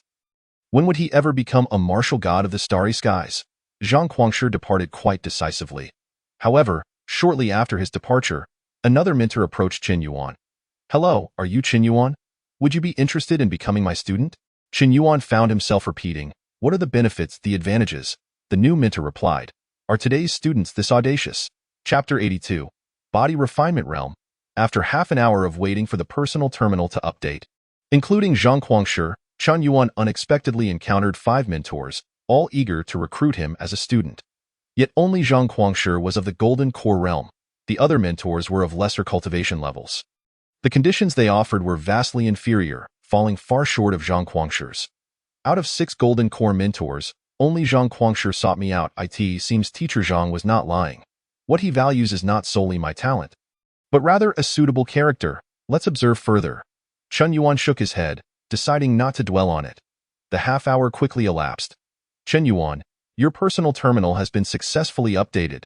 The updated terminal appeared unchanged on the surface, but its functionalities had significantly expanded, automatically connecting to the campus network of Xingyuan University. At first glance, Chen Yuan noticed the top 10 trending posts on the campus forum, one of which read, shocking. Martial Arts Institute's Chen Yuan defeats Zhou Yuan, officially claiming the title of top freshman. Additionally, there were other posts trailing just outside the top 10. Chen Yuan, a self-created martial art in the Enlightenment realm, stepping into his unique martial path, a little-known secret about Chen Yuan. Another identity of Chen Yuan, the illegitimate child of the martial god of the starry skies. Chen Yuan, he finally understood why his name spread so rapidly. These sensational posts were undoubtedly a contributing factor. Not wishing to waste time on this, Chen Yuan began testing another vital function. His 100 cubic meters of personal subspace. He casually picked up a stone from the roadside and tossed it into the subspace, then retrieved it, repeating the process several times until the novelty wore off. It was quite practical, akin to the spatial equipment found in fantasy novels. However, it was now time to break through to the body refinement realm. Xingyuan University, Library. Among the many buzzwords representing Xingyuan University, Research Fanatic undoubtedly ranks among the top 3. There are countless volumes of various works, to the extent that the library alone cannot contain them all. More so, it relies on network storage, complemented by intelligent assistance for selection. However, it is said that martial arts inherently carry the martial will of the practitioner. Directly engaging with the original texts resonates with the martial will of the original authors, thereby enhancing learning efficiency. Unfortunately, the original martial texts are scarce and labor-intensive to produce. Once the martial will they embody is depleted, they are no different from ordinary books, making the network replicas more convenient. Chen Yuan gazed at the bustling library and could not help but murmur softly. Subsequently, he stepped into the library. With the update of his personal terminal, Chen Yuan could finally select suitable martial arts for breaking through to the body refinement realm. In the high school he attended, there was only one martial art for breaking through, which was the principal's unique practice called the copper skin refinement method, entirely unsuitable for Chen Yuan. This led to his prolonged wait until entering Xingyuan University to begin his breakthrough. The personal terminal directly linked to the library's intelligent assistants, and Chen Yuan began his selection without delay. Heart Ape Refinement Method, upon completion, can shape the heart ape physique with blood surging like a spring, significantly enhancing overall physical quality. Southern Wood Refinement Method, upon completion, can shape the wood flex physique, prolonging life and preserving appearance. The body refinement methods at Xingyuan University are naturally comprehensive and dazzling, leaving Chen Yuan in a state of wonder. The body refinement realm is divided into 6 heavens, each corresponding to a minor realm of body refinement: skin polishing, flesh refinement, bone tempering, muscle changing, organ nurturing, and marrow washing, with the 6th level representing the pinnacle of body refinement, often referred to as the minor golden body of martial artists. The body refinement realm is also the most crucial stage for martial artists in their early development, as it allows for the reshaping of one's constitution, with varying effects depending on the cultivation method. The heart ape physique and the wood flex physique are 2 of these types. The former enhances physical attributes across the board, which is not particularly useful for Chen Yuan, given his strong physique from his cross-training in martial arts. The latter, the wood flex physique, offers longevity but, upon closer inspection, only extends life by 2 to 3 decades. Not nearly enough for him. It would be wiser to select the Thunder Radiant Martial Goddess body refinement method, incorporating his own insights later on, which would also be a commendable choice. Chen Yuan did not hesitate much. In fact, he had already set a clear goal before arriving. After a simple search through the intelligent assistants, the Thunder Radiant Martial Goddess body refinement method soon appeared before Chen Yuan. Thunder Refinement Body Method, upon completion, can shape the Thunder Extreme physique, boasting astonishing explosive power and speed akin to thunder. This is the one. Chen Yuan decisively made his selection. The university offers numerous benefits. The martial arts of the Starry Skies martial gods and earthly martial saints have already been compensated with adequate copyright fees. This allows students like Chen Yuan to learn freely without spending a single credit. After finalizing his selection of body refinement methods, Chen Yuan swiftly departed back to Dormitory 1. Name: Chen Yuan Martial Path. Enlightenment Realm Lifespan: 1,000 years Martial Arts.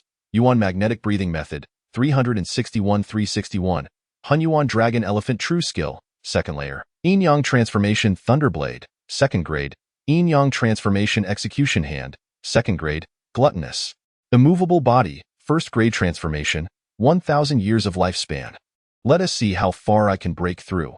Sitting cross-legged on the ground, Chen Yuan murmured to himself, "Brother Tongzi, let us begin the life expenditure.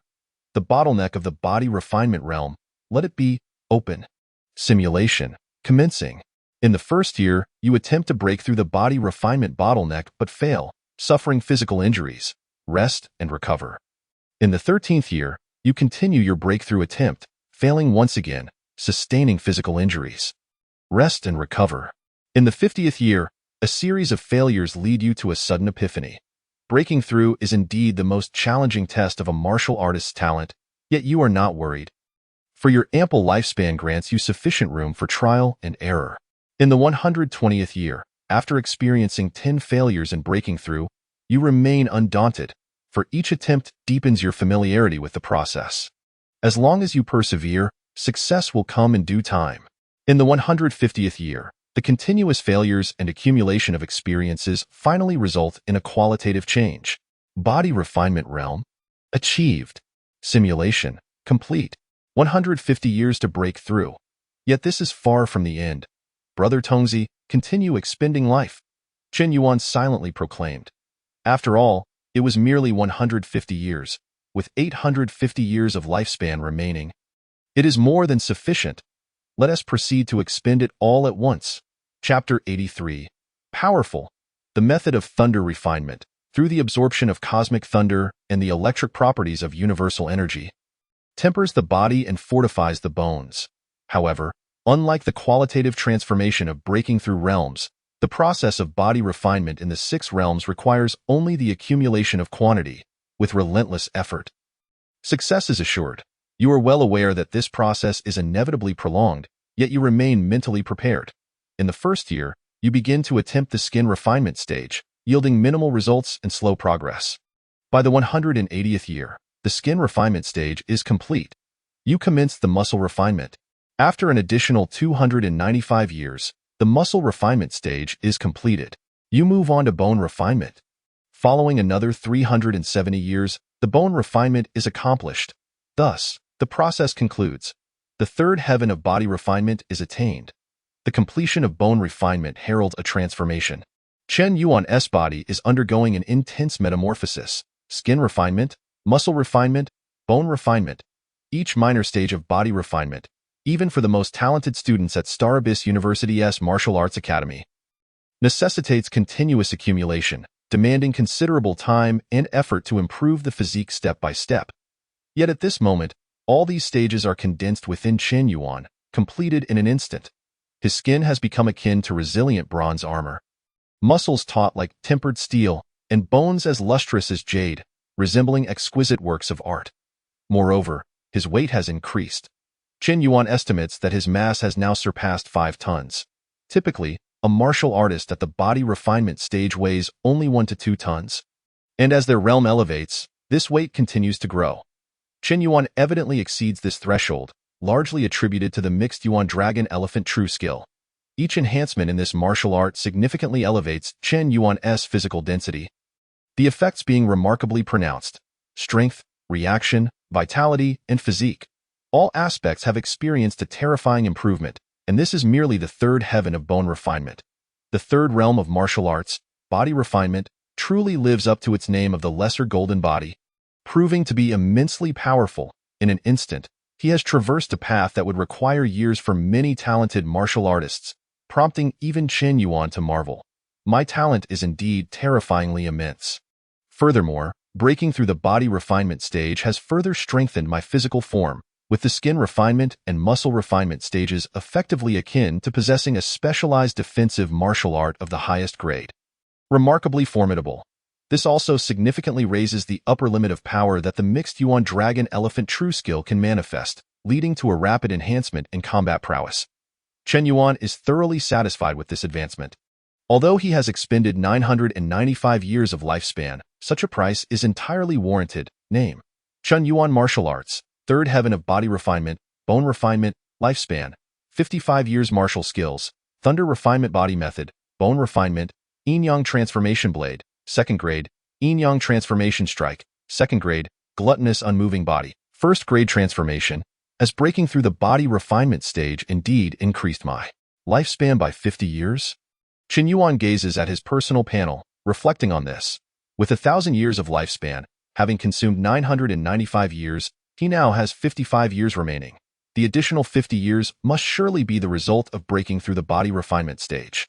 One could say it is better than nothing. If previously Zhou Yuan was only slightly inferior to me, now even 10 Zhou Yuans combined would not be my match. My goals cannot merely involve dominating among a group of freshmen. With such astonishing talent, my aspirations must extend further. First, I shall strive for the position of the top in the Martial Arts Academy of Star Abyss University. Chen Yuan resolves to compete with the senior students, aiming to claim the title of the best in the Martial Arts Academy. After all, what are a few credits gained from competing among freshmen? Chen Yuan regards them with disdain. The following day, Chen Yuan is enjoying breakfast in the dining hall. At Star Abyss University, accommodations and meals are free of charge. Students in the Martial Arts Academy vie for dormitory placements based on their strength. Those with greater prowess reside in single villas or even in the small estate where Chen Yuan currently lives. Weaker students are guaranteed shared dormitories, albeit less comfortable. The basic meal plan ensures sufficient sustenance without requiring additional credits, even allowing for unlimited free refills. However, should one desire to order something more exquisite, such as particularly rare ingredients, credits are necessary, with prices ranging from hundreds to tens of thousands of credits. Although expensive, many students opt to spend their credits on a taste of luxury. This meat is from the fearsome beast, the azure-horned beetle of the cosmos. Consuming a piece boosts vitality. A meal can elevate one's realm. It is a must-try. You cannot compare. While the azure-horned beetle possesses the bloodline of a cosmic giant beast, the distance is too great, rendering it ineffective, far inferior to my deep abyss fish. Someone boasts while eating. Within the universe, the Star Alliance, myriad races, cosmic giant beasts, and otherworldly malevolent deities are all remarkably active. Yet, the number of cosmic giant beasts is exceedingly scarce. Why, then, are they considered active? It is because the numerous offspring they produce are also referred to as ferocious beasts. Ferocious beasts carry the bloodline of the cosmic giant beasts, and the purer the bloodline, the greater their strength and intelligence. However, ferocious beasts tend to proliferate, and with each generation, the bloodline of the cosmic giant beasts weakens. This results in most ferocious beasts wandering the cosmos being low in intelligence, relying primarily on instinct, characterized by their impulsive and savage nature. The name ferocious beast is derived from this. Many merchant vessels hire martial artists for protection, not only to guard against interstellar pirates but also to defend against ferocious beasts, which are a significant headache for many trade caravans. Chen Yuan, having no credits, naturally settles for the basic meal plan, which is ample and filling. Just then, a figure suddenly appears outside the dining hall, surveying the surroundings before fixing their gaze on Chen Yuan, who is eating, and loudly exclaims, Chen Yuan! Chen Yuan looks up. Zhou Yuan? The one approaching Chen Yuan is none other than Zhou Yuan, who had previously suffered defeat at his hands. At this moment, Zhou Yuan rushes towards Chen Yuan, excitement evident on his face, and exclaims, Chen Yuan, let us have another match. Chen Yuan? He then shakes his head. No match? Why not? Zhou Yuan tilts his head in confusion. Martial artists are born for battle. It is through combat that one can achieve true growth. Those who have not endured numerous life and death battles cannot hope to enter the realm of cosmic martial deities. Chen Yuan realizes that Zhou Yuan is clearly a martial arts fanatic.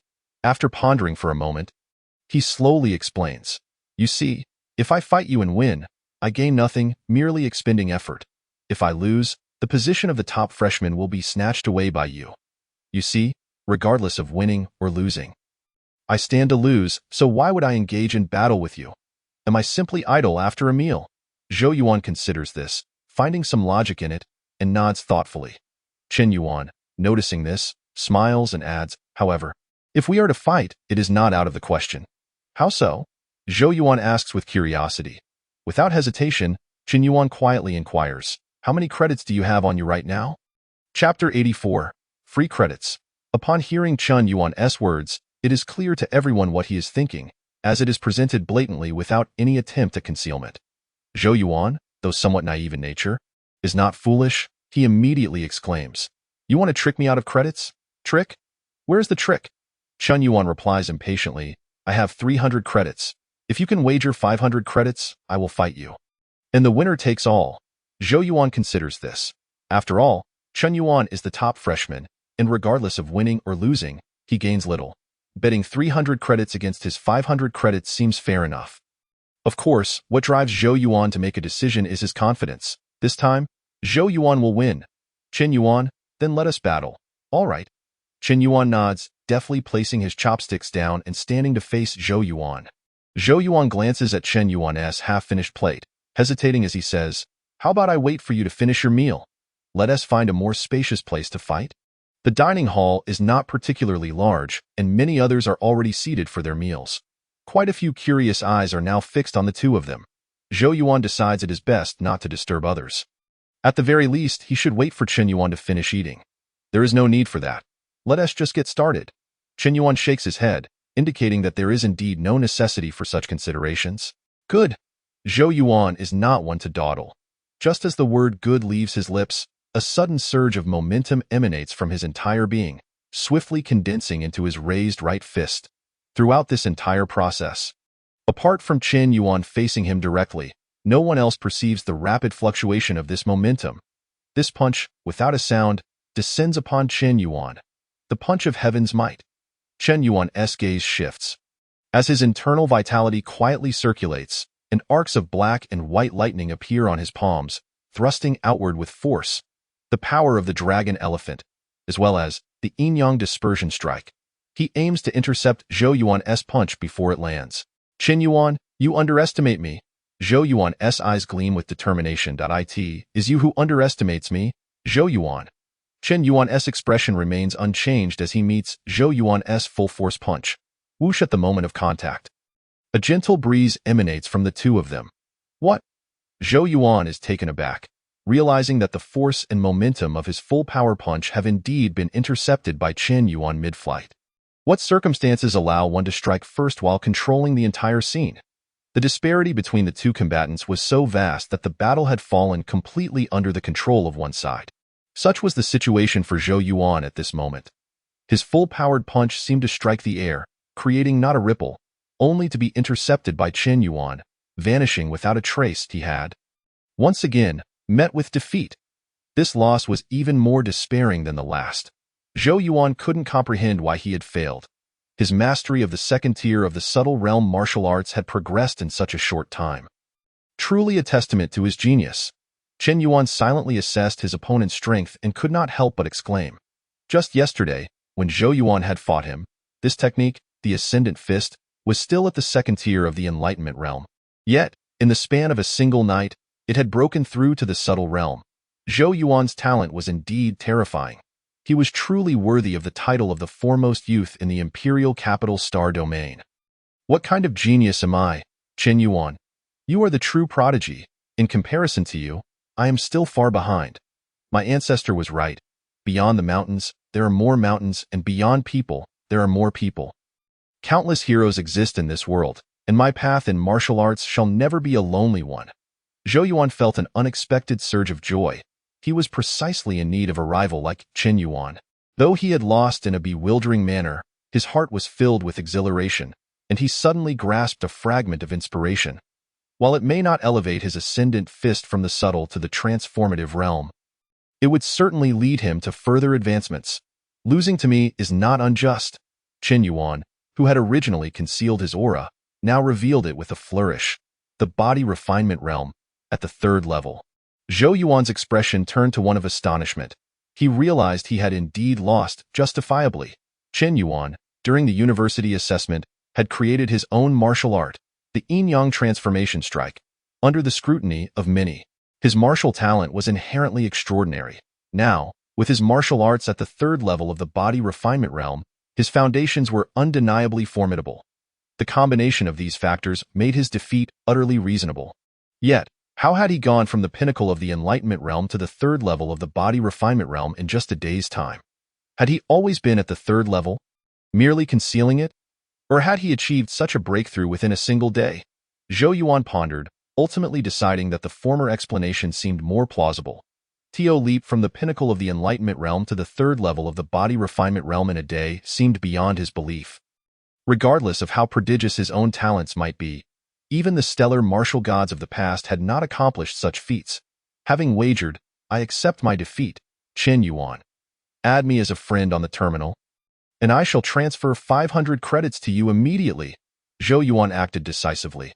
Since he had lost, he would acknowledge it. Thank you for your patronage. Should you wish to fight again, you may seek me out. Chen Yuan chuckled, adding Zhou Yuan as a friend. A brief sparring match, lasting no more than 3 seconds, had netted him an effortless 50 years of lifespan.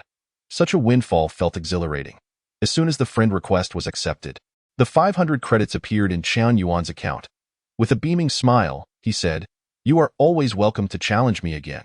At this moment, Zhou Yuan, belatedly realizing, stared at Chen Yuan and asked, "Do you truly possess 300 credits?" "Who knows? Perhaps I do, or perhaps I do not." Chen Yuan replied ambiguously. In truth, he had none. The Star Abyss University offered no beginner's package. One started with 0 credits. As for how Zhou Yuan had credits, it was worth noting that the university allowed students to exchange star coins for credits. However, the exchange rate increased exponentially. Initially, the rate was 1-to-1, but once one surpassed 100 credits, it escalated to 1-to-10. Thereafter, for every additional 100 credits exchanged, the multiplier would continue to double, leading to rates of 1-to-100, 1-to-1000, and even 1-to-10,000. No matter how substantial one's resources, they could not withstand such a drain, which is why few would exchange star coins for credits. The cost-effectiveness was simply too low. Of course, Zhou Yuan might not have used star coins to obtain his credits. After all, he was backed by a significant force, and Star Abyss University was not lacking in acquaintances. Securing some credits to tide him over would be a breeze. Yet he felt deceived. Although Chen Yuan did not explicitly state it, Zhou Yuan could tell that Chen Yuan had no credits whatsoever. He had been swindled, defeated, and vanquished. Zhou Yuan felt no anger, but the deception irked him somewhat. However, unable to best Chen Yuan, he could only sulk in silence. Chen Yuan, wait for me to break through, and we shall duel again. Zhou Yuan resolved that once he advanced to the third level of the bone refinement realm and his ascendant fist reached the transformative realm, he would challenge Chen Yuan once more to reclaim his 500 credits. I shall await you. Among all the newcomers at Star Abyss University, only you are worthy to be my opponent, Chen Yuan remarked with a serious expression, nodding slightly. Be a bit more flattering. Credits that come without effort should not be squandered. Agreed. It is settled. This scene, reminiscent of a fated duel, ignited Zhou Yuan's fervor. This was the battle he yearned for, a clash with a destined rival. Countless inspirations surged within Zhou Yuan's mind, compelling him to desire another match with Qin Yuan at that very moment. Yet, he was not yet strong enough. The timing was not right. Qin Yuan, until next time. Zhou Yuan left behind those words.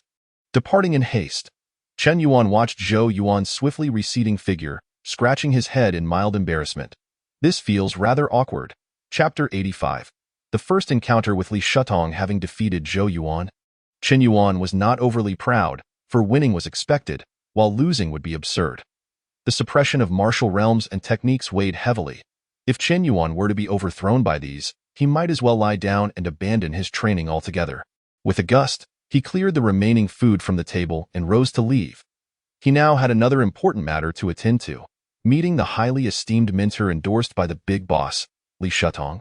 Prior to his departure, Qin Yuan had already conducted a search for information on Li Shutong on the terminal. While the details were scant, he gleaned some insights. Li Shutong was a Golden Core realm martial artist and one of the 6 Golden Core mentors at Starbis University.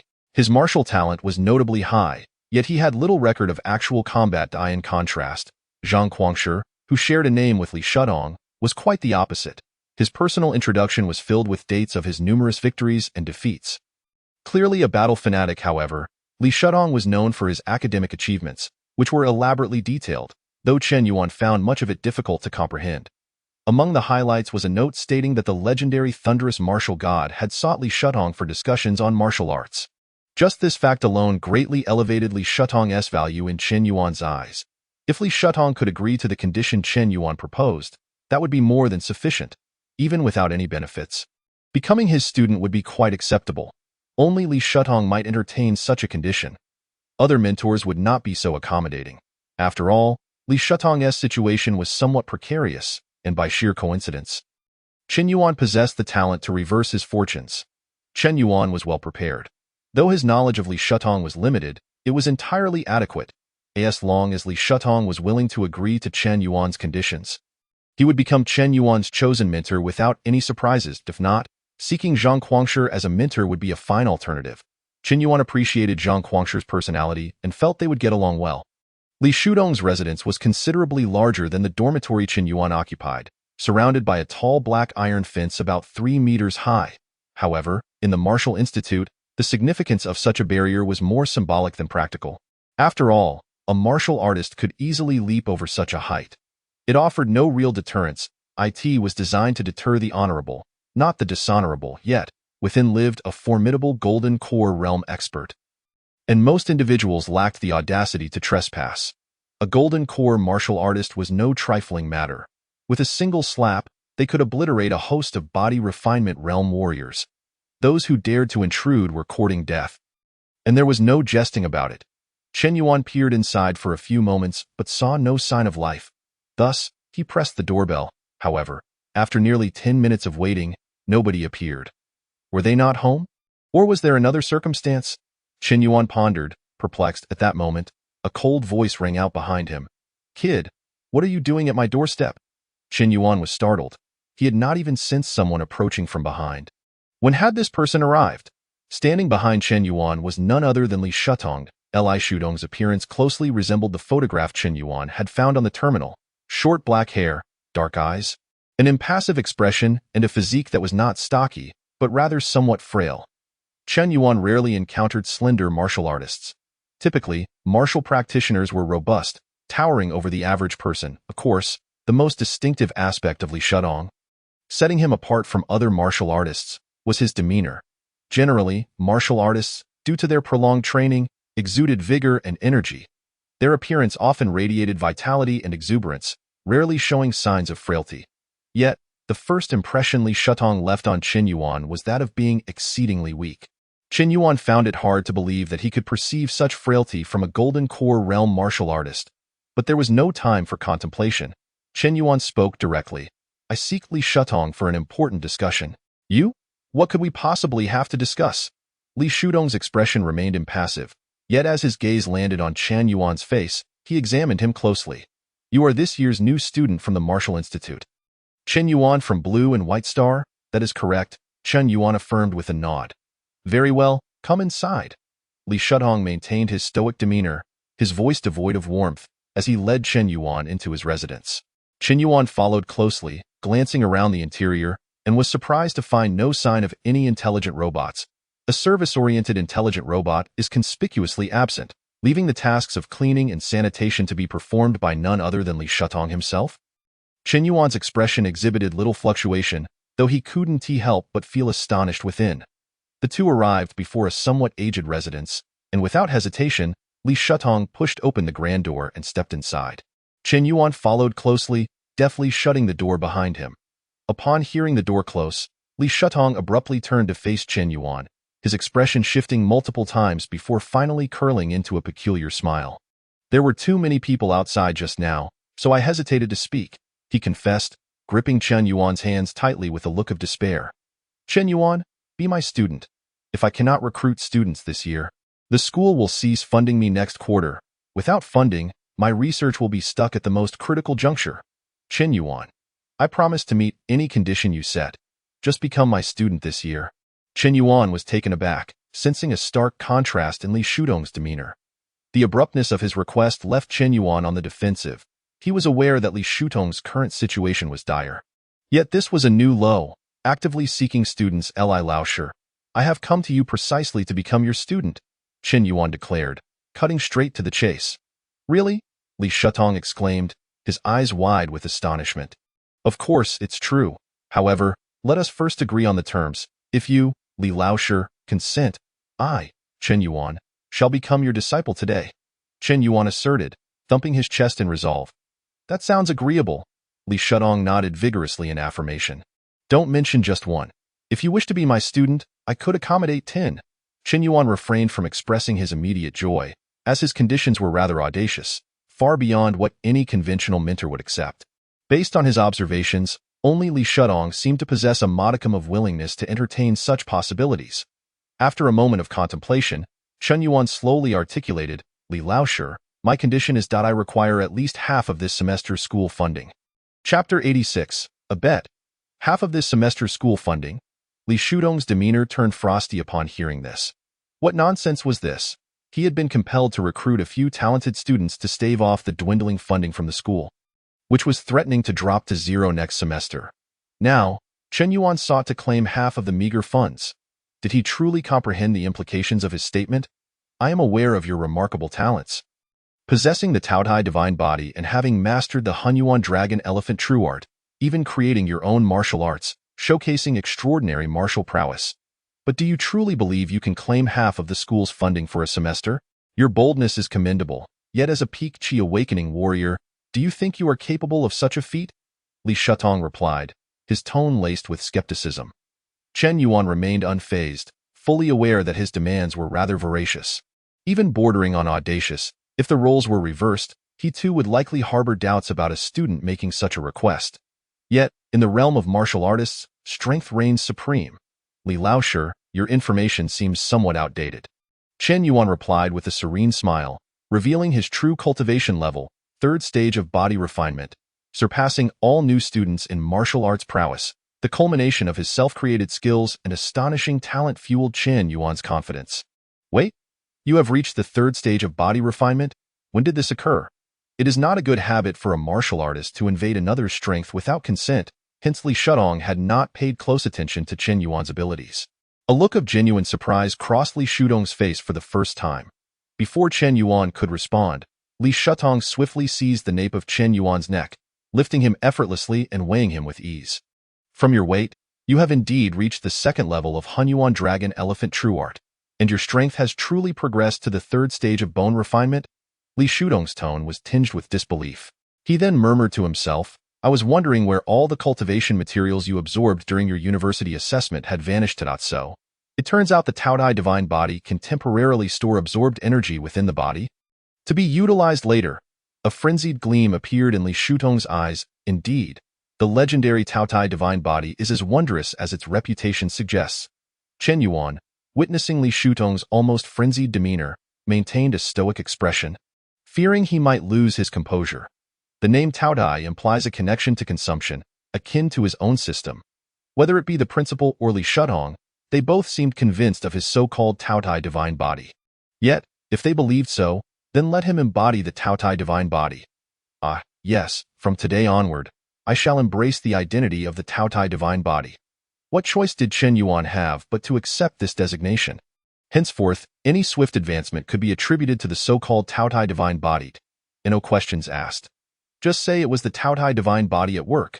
Meanwhile, Li Shutong scrutinized Chen Yuan as if he were a rare treasure, sending chills down Chen Yuan's spine. However, Li Shutong shook his head. Chen Yuan, your strength is commendable, but seeking half is still insufficient. From the moment Chen Yuan showcased his third stage of body refinement, Li Shutong's tone softened considerably, an advantage of displaying one's talent. Should one possess strength and talent, the world would surely treat them kindly. But those who feign weakness must not lament when the world shows them hostility. Li Laoshi, how about we make a wager? Chen Yuan had long since formulated a rationale to persuade Li Shutong. Oh? Do enlighten me. Li Shutong crossed his arms, intrigued. As far as I know, the school funding you received last semester was a mere 200,000 credits. Correct? Chen Yuan inquired. Indeed, Star Abyss University allocates funding quarterly, with each year encompassing 2 quarters, somewhat akin to traditional summer and winter breaks. However, unlike other universities, there are no holidays here. The school determines a mentor's funding based on comprehensive performance within a given quarter. Correct, it was 200,000 credits, Li Shutong admitted without a hint of embarrassment, adding, the funding amount is tied to comprehensive performance, which is divided into 2 components, teaching achievements and mentor contributions. I had barely made any contributions to the school last year, and the few students I managed to recruit ended up transferring to other mentors due to my lack of oversight and insufficient resources. Consequently, my teaching achievements and mentor contributions amounted to nothing, resulting in my funding being meager compared to that of other mentors. This is precisely why I am so eager to recruit students this year. If I do not bring in a few to serve as a facade, my funding will be wiped clean next quarter. Moreover, I am at a critical juncture in my research, and I cannot afford to falter now. Chen Yuan, abandon any thoughts of splitting the funding with me and simply be my student. When my research succeeds, your name will be immortalized alongside mine beneath the stars. Li Shutong's words were undeniably enticing. Yet Chen Yuan, too, possessed his own compelling arguments to entice Li Shutong. Li Laoshi, 200,000 credits is ultimately too paltry. What is the point in squabbling over such a trivial amount? Let us wager. Chen Yuan suggested with a smile. What wager? Li Shutong had begun to anticipate Chen Yuan's intentions. As expected, Chen Yuan's next statement confirmed his suspicions. I shall take charge of the teaching achievement portion. I alone can maximize that performance. As for the mentor contribution part, I leave that to you, Li Laoshi. If we split the semester's 2,500,000 credits, that gives us 1,250,000 each. I find that far more satisfying than a mere 200,000 credits. If I fail, I shall take not a single credit. If I succeed, then we shall split this substantial sum. This was Chen Yuan's meticulously crafted plan after a night of contemplation. What was the point in contending for a few hundred or thousand credits? If one were to play, they should play for high stakes, rolling the dice for a bountiful return. Star Abyss University allocates a maximum of 5 million credits each year. 2,500,000 per semester. Zhang Guangshi indeed receives the full amount. Li Shutong's expression turned grave. Chen Yuan, you must consider this carefully. Other mentors can achieve full teaching performance because they have hundreds of students under their tutelage. I do not have the time to manage so many students. The so-called teaching achievement is the cumulative accomplishments of a mentor's students, including task completion and contributions to the school. Naturally, having more students provides a distinct advantage. Yet Chen Yuan's proposition implied that he would single-handedly fulfill the workload of hundreds of students. How could Li Shutong trust such a claim? Talent is merely talent. It cannot be immediately converted into strength. It requires time to manifest. Just me alone is sufficient, Chen Yuan asserted with confidence. Chapter 87. The Mystery of the Dragon and Elephant. In the end, Li Shutong acquiesced. For him, whether Chen Yuan could deliver on his promise was inconsequential. If Chen Yuan failed, Li Shutong would not have to share the school's funding, while still gaining a remarkably gifted student. If Chen Yuan truly succeeds, even if he shares the achievements with Chen Yuan, he would amass a staggering 2,500,000 credits in a single semester, resulting in a distribution of 1,250,000. This is significantly better than the previous quarter, and he would actually profit from it. Hence, I shall wager with you. From now on, You shall be my student, Li Shutong. Li Shutong smiled stiffly as he spoke. Teaching a single Chen Yuan is far simpler than instructing a multitude of students, as he does not have the luxury of time to squander. Thus, from this day forth, you shall be my teacher. Chen Yuan. Chen Yuan replied with a smile as well. Just as he had anticipated, the only mentor capable of accepting his unreasonable condition was none other than Li Shutong. 1,250,000 credits equate to a lifespan of 125,000 years. Chen Yuan was determined. Even the celestial martial god could not impede him. At that moment, Li Shutong rubbed his hands together and said, Chen Yuan, now that you are my student, how about lending me your Taodai divine body for research? Research? You once require me to part with some flesh, will you? Chen Yuan did not see any issue with it. Just a bit of skin and flesh, no need. No need. Li Shutong quickly waved his hands. A few drops of blood and a bit of hair will suffice. I have never encountered a Taodai divine body before. This opportunity must be thoroughly examined. Simple enough.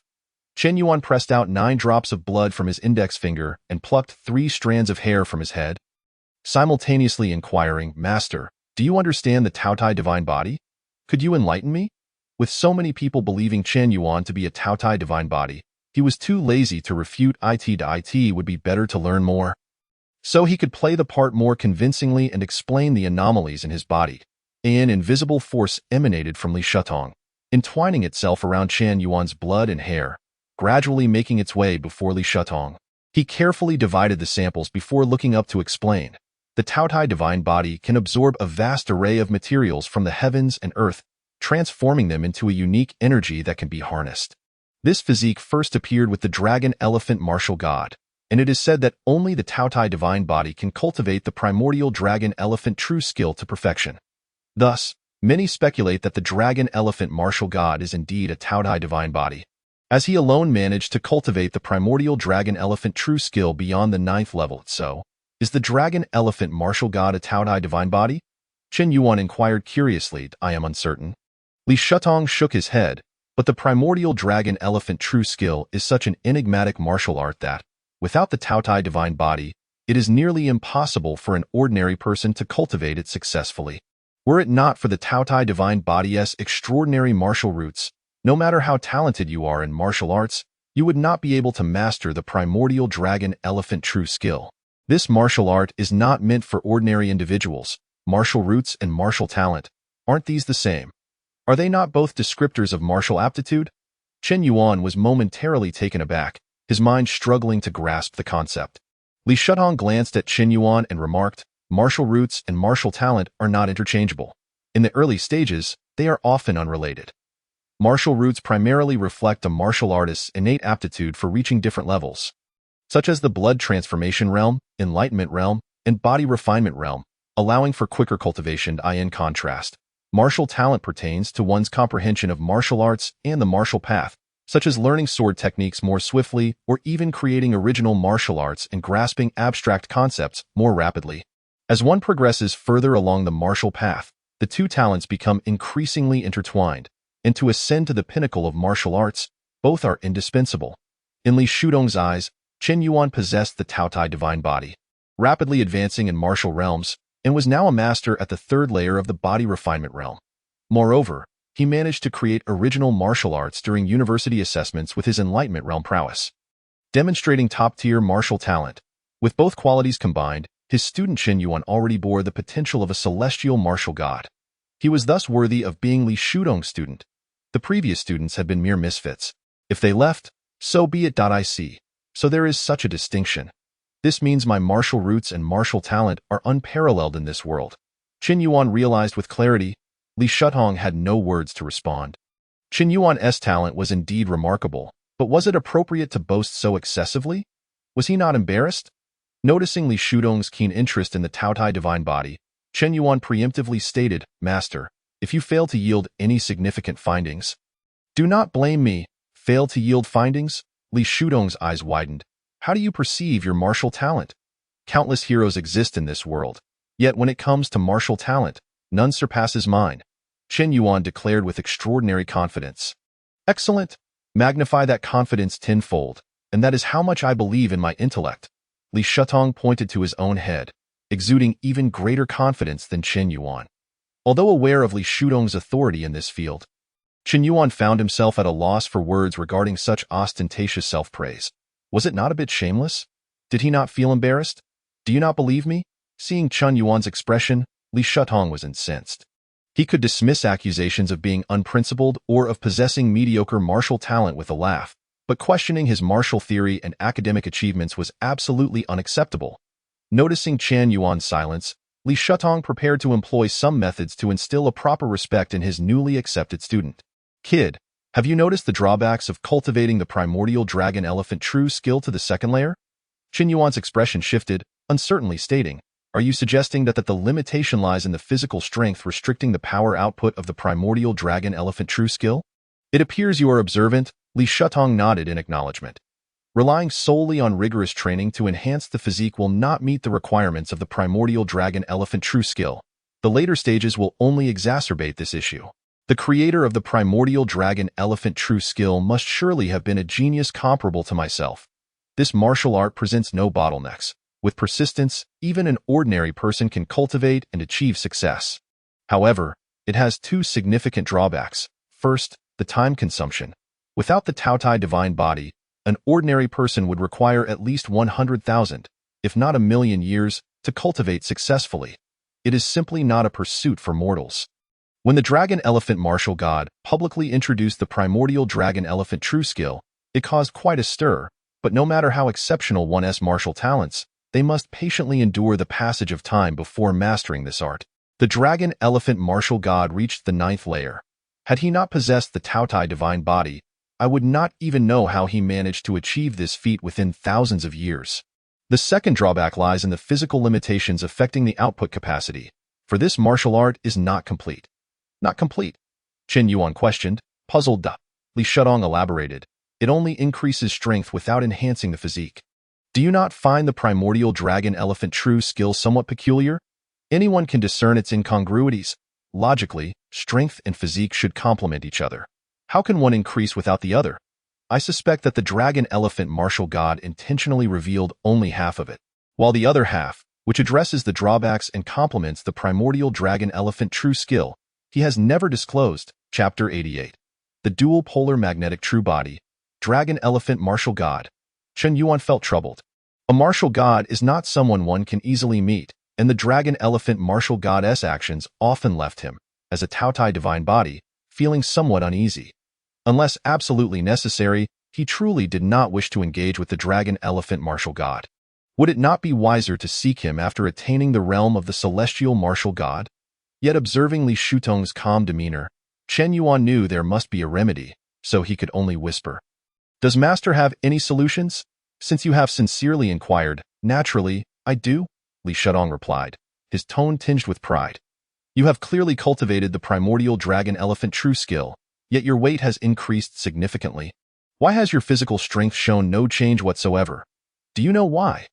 Chen Yuan had come to understand his teacher's temperament, so he continued to play along with the question. Why? Because the increase in weight does not rest upon your physical body. Li Shutong explained without riddles, the strength of the primordial dragon elephant true skill does not derive from the traditional method of relentlessly tempering the physique. Rather, it is akin to an abstract exoskeleton, cleverly circumventing the limitations of the practitioner's innate talent and adding immense power to the practitioner. The weight you have gained is essentially this invisible and intangible exoskeleton. Should you break through to the golden core realm, you will comprehend this. Li Shutong elucidated. An exoskeleton? Chen Yuan grasped the principle behind the primordial dragon elephant true skill and subsequently asked, then what is the method you propose to resolve the drawbacks? The method is quite simple. Since the primordial dragon elephant true skill has bestowed upon you an exoskeleton, we shall add another layer outside this exoskeleton to stabilize the physique, which I shall call the outer exoskeleton. Li Shutong smiled slightly. If I am not mistaken, the technique you devised during the university assessment was the yin-yang path. I will assist you in modifying the thunder refining body technique, ultimately abandoning the thunder extreme body and instead achieving the dual polar magnetic true body, with the dual polarities of yin and yang as the stabilizing core, complemented by the magnetic force to restrain it. You will undoubtedly unleash the full potential of the primordial dragon elephant true skill, the dual polar magnetic true body.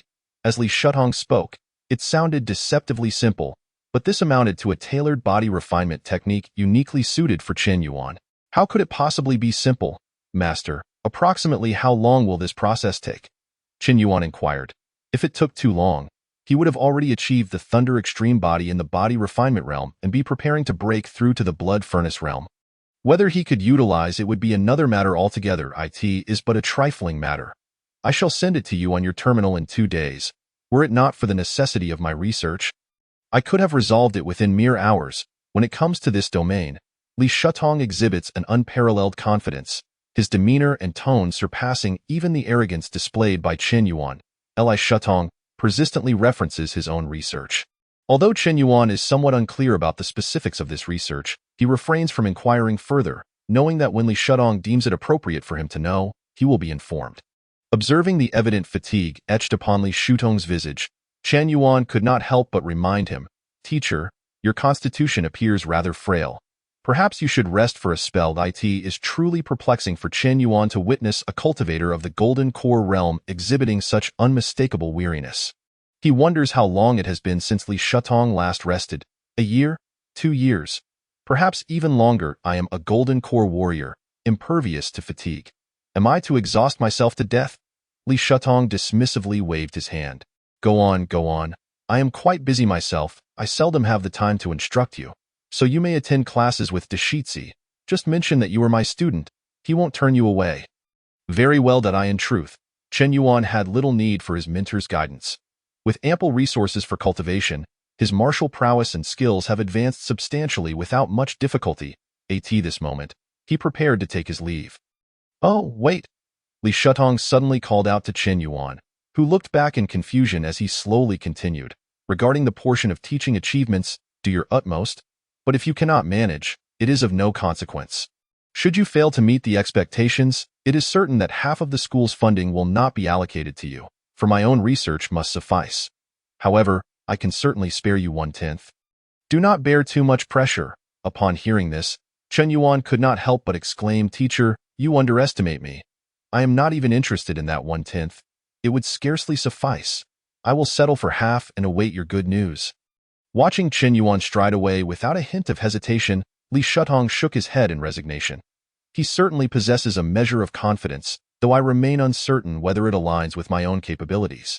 The so-called 6 stages of body refinement encompass skin polishing, flesh tempering, bone forging, muscle shifting, organ nurturing, and marrow cleansing, culminating in the attainment of the lesser golden body. Following this, warriors begin to delve into the realm of martial will. Martial will is a distillation of a warrior's spirit, philosophy, and perseverance. A sufficiently potent martial will can instill terror in countless beings, capable of distorting the very fabric of reality. After the stage of body refinement comes the blood furnace realm. To transition from body refinement to the blood furnace, one must forge a furnace of qi and blood within the body, igniting the warrior's fire with martial will as the catalyst and qi and blood as fuel. The primary objective for a peak body refinement warrior is to discover their own martial will. Zhang Guangshi was currently elucidating the primary tasks required for his students to break through. Many of them remained stuck at the peak of body refinement, unable to progress further, lacking direction for their breakthroughs. Just then, his gaze caught an unexpected figure outside the classroom. What brings this fellow here? Has he finally come to his senses? With this thought, Zhang Guangshi's lips curled into a slight smile as he briefly addressed his students before stepping out of the classroom. The moment he exited, the previously silent classroom erupted into a low buzz of conversation, gradually escalating in volume. What on earth? Why did Deshitsi suddenly smile? It's giving me the creeps. Aren't you afraid of getting punched? The teacher isn't far off, and you're calling him by his nickname. Don't you worry he'll come looking for trouble? Did the teacher just spot someone familiar outside? It's unusual for him to interrupt his teaching like that. Chapter 89. Attending Classes, Part 3. After departing from Li Shutong, Chen Yuan's first course of action was to seek out Zhang Guangshi. There were 2 reasons. First, to inform Zhang Guangshi that he had chosen a mentor, and second, because Li Shutong had suggested he could attend classes with Deshitsi, simply stating his name. Naturally, Deshitsi referred to Zhang Guangshi, and it was indeed an apt moniker, for Zhang Guangshi bore a striking resemblance to a golden-haired lion. Zhang Guangshi exited the classroom with great enthusiasm and approached Chen Yuan, exclaiming, Chen Yuan, have you finally come to your senses? Become my student, and I assure you a life of luxury. You'll be surrounded by a host of senior students to protect you. Striding through Xingyuan University with ease, no one would dare to provoke you, however. A single statement from Chen Yuan rendered Zhang Guangshi speechless. Teacher Zhang, I have already chosen another mentor, Chen Yuan stated candidly. Zhang Guangshi. After a brief silence, Zhang Guangshi slowly inquired. So, you have found a mentor, and it is not me, indeed. Chen Yuan nodded. Then what brings you here? Seeking punishment? Zhang Guangshi's tone was laced with disbelief. He found it perplexing. What did Chen Yuan mean by this? Did he come specifically to say, I've chosen a mentor, but it's not you? Was he merely attempting to irritate Zhang Guangshi? I came to audit your classes. Chen Yuan answered honestly. Zhang Guangshi, this lad isn't intentionally seeking a beating to extort me, is he? Zhang Guangshi speculated. After all, he had heard Chen Yuan was a so-called gluttonous divine body, a veritable bottomless pit, ravenous for cultivation resources. If he were to lose his temper and inadvertently injure Chen Yuan, it wouldn't be out of the question for Chen Yuan to extort a sum from him afterward. Thus, Zhang Guangshi asked uncertainly, so, you mean to say you've chosen another mentor, yet you still wish to audit my class? Chen Yuan nodded. Seeing Zhang Guangshi's expression shift, his fur bristling with agitation, Chen Yuan hastily added, my teacher is Li Shutong. It was he who encouraged me to attend your classes. Upon hearing this, Zhang Guangshi's demeanor softened, and he inquired, Li Shutong. In the past, that was tolerable, but now, with only you as his student, does he truly lack the time to instruct? He mentioned he is quite busy, as his research has reached a critical juncture, Chen Yuan explained on behalf of his mentor. Upon hearing the word research, Zhang Guangshi's brow furrowed as he scrutinized Chen Yuan from head to toe. Chen Yuan, what conditions did Li Shutong offer you that made you willing to be his student? I could offer you double. Come and be my student instead, as I will likely be the one teaching you in the future. Double? It was evident that Zhang Guangshi held a genuine fondness for Chen Yuan, even wishing to poach him from Li Shutong. However, Chen Yuan knew that such a proposition was impossible. Teacher Zhang, you would not agree to my terms. Chen Yuan shook his head and proceeded to recount the wager he had made with Li Shutong in detail. A wager agreement? You intend to stake a claim on half of the school's funding in the next quarter? To demand half, amounting to 125,000 academic credits, was indeed audacious.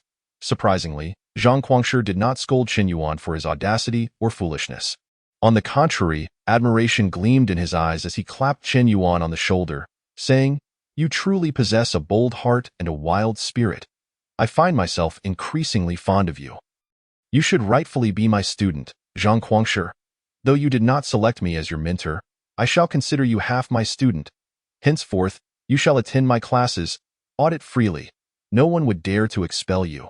Do not blame Li Shutong for neglecting you.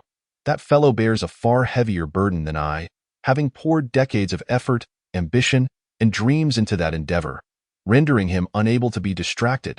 I can understand. Chen Yuan did not overly concern himself with whether Li Shutong had time to teach him. After all, the most significant factor for him was the availability of cultivation resources. As long as those were sufficient, everything else would fall into place. Furthermore, it was evident that whatever research had driven Li Shutong, a cultivator of the Golden Core realm, to such exhaustion that he could not spare a moment's rest must be of great significance. Moreover, Li Shutong had indeed not neglected to provide him with guidance. In just a few days, the polar magnetic truebody would be one of Chen Yuan's most pressing needs. For this alone, it surpassed many other forms of instruction. That being the case, let us proceed. Starting today, attend one class first. Zhang Guangshi laughed heartily as he led Chen Yuan into the classroom. He generously introduced Chen Yuan to the students below. This is Chen Yuan, your little junior apprentice from now on. Be sure to recognize him, and do not mistake him for someone else. The students below responded in unison. Oh, another little junior apprentice has arrived. But why does that name sound so familiar? Chen Yuan, the one who created martial arts during the university assessment, the undisputed rookie king of this cohort. How could you not know him? I knew it. Given this kid's temperament, the teacher was bound to take him as a student. It is just as I predicted. Zhang Guangshi refrained from informing his students that Chen Yuan was not his pupil, but rather Li Shutong's. Naturally, Chen Yuan would not spoil the mood by revealing this relationship. The senior students were quite enthusiastic about Chen Yuan, as a gifted junior apprentice warranted early camaraderie and good relations. Moreover, Zhang Guangshi's evident protectiveness over Chen Yuan stirred a twinge of jealousy among those who had served under him for several years. The theme of this lesson revolves around the breakthrough from the body refinement realm to the blood furnace realm, and Chen Yuan is not far from it. He has indeed gained something from it. After the class concluded, Zhang Guangshi pointedly remarked, "Chen Yuan, aren't you striving to achieve the teaching accomplishments of Li Shudong on your own? Remember to perform well at tomorrow's freshman assembly." Upon hearing this, Chen Yuan's gaze flickered. Zhang Guangshi had almost explicitly stated that as long as he performed well tomorrow, he could earn a significant boost to his teaching achievements. This was precisely what Chen Yuan needed. Hence, he nodded and said, "Teacher, I understand." The next day dawned bright and sunny. Chen Yuan lifted his gaze to the sky above this continent, where a man-made miniature sun loomed high, suspended in the air. Its actual size could not compare to the stars in the universe, and it was far inferior. However, for humans dwelling in subspace, its effect was nearly indistinguishable from that of a genuine star. The heavens were round, and the myriad stars seemed like a backdrop, controlling the cycle of day and night, reminiscent of scenes from primordial mythology. Sometimes, as Chen Yuan gazed at this spectacle, he could not help but ponder whether the figures in those myths were simply a group of extraterrestrial beings wielding advanced interstellar technology. After all, with Chen Yuan's current prowess at the body refinement realm, being impervious to physical and elemental harm was trivial. Should he encounter a civilization unfamiliar with the Star Alliance, he might well be regarded as a transcendent figure akin to an immortal. Conventional firearms and projectiles could hardly harm a practitioner of the body refinement realm, and if one were to don suitable mechanized armor, they could transform into an instrument of slaughter, rendering the conventional weaponry of ordinary civilizations utterly ineffective against such terrifying combat prowess. Yet, as for immortal beings, if I so desired, my pursuit of longevity might not yield a lifespan greater than mine. However, I do not seek immortality. Warriors do not pursue longevity but the consolidation of myriad formidable powers within themselves. Firmly grasping their destinies in their own hands, for now, I shall proceed to witness the so-called freshman assembly of the Martial Academy. Just as Zhang Guangshi had mentioned the previous day, early this morning, Chen Yuan received a message from the school, summoning the current batch of freshmen to participate in the Martial Academy's freshman assembly. The venue was the Martial Academy Assembly Hall, situated in the heart of the Martial Academy district. Even from a distance of several kilometers away, Chen Yuan could clearly discern the general outline of the Martial Academy Assembly Hall. Rather than a mere building, it resembled a man-made mountain, towering majestically, piercing the clouds. The structure was pyramid-shaped, crafted entirely from a unique silver-white alloy, shining brilliantly under the illumination of the artificial miniature sun. Not only could it easily accommodate the influx of 10,000 freshmen, but it could also comfortably host all 8 grades of the Martial Academy, totaling 80,000 students. At this moment, many freshmen had already arrived early, curiously surveying their surroundings. Is this the Martial Academy Assembly Hall? Truly magnificent. It could easily fit all of us newcomers without a hint of crowding. I was worried about it being cramped. Speaking of which, coming from a remote planet, what is the purpose of this freshman assembly? Are we to endure a speech from the leaders of Xinglan University? That sounds rather dull. Sigh, there are just too many geniuses at Xinglan University. I barely managed to secure a single-person dormitory. While only those in the body refinement realm can claim the luxurious accommodations among the top few, meanwhile, at the edge of the Martial Academy Assembly Hall, a number of upperclassmen had gathered, exchanging soft laughter and whispers, observing the unruly yet somewhat bewildered expressions on the faces of the freshmen below. Some upperclassmen could not help but sigh. This is the youth we once lost. Looking at these newcomers reminds me of my own inexperienced days just last year. They are just like I was, full of arrogance, with expressions that beg to be smacked.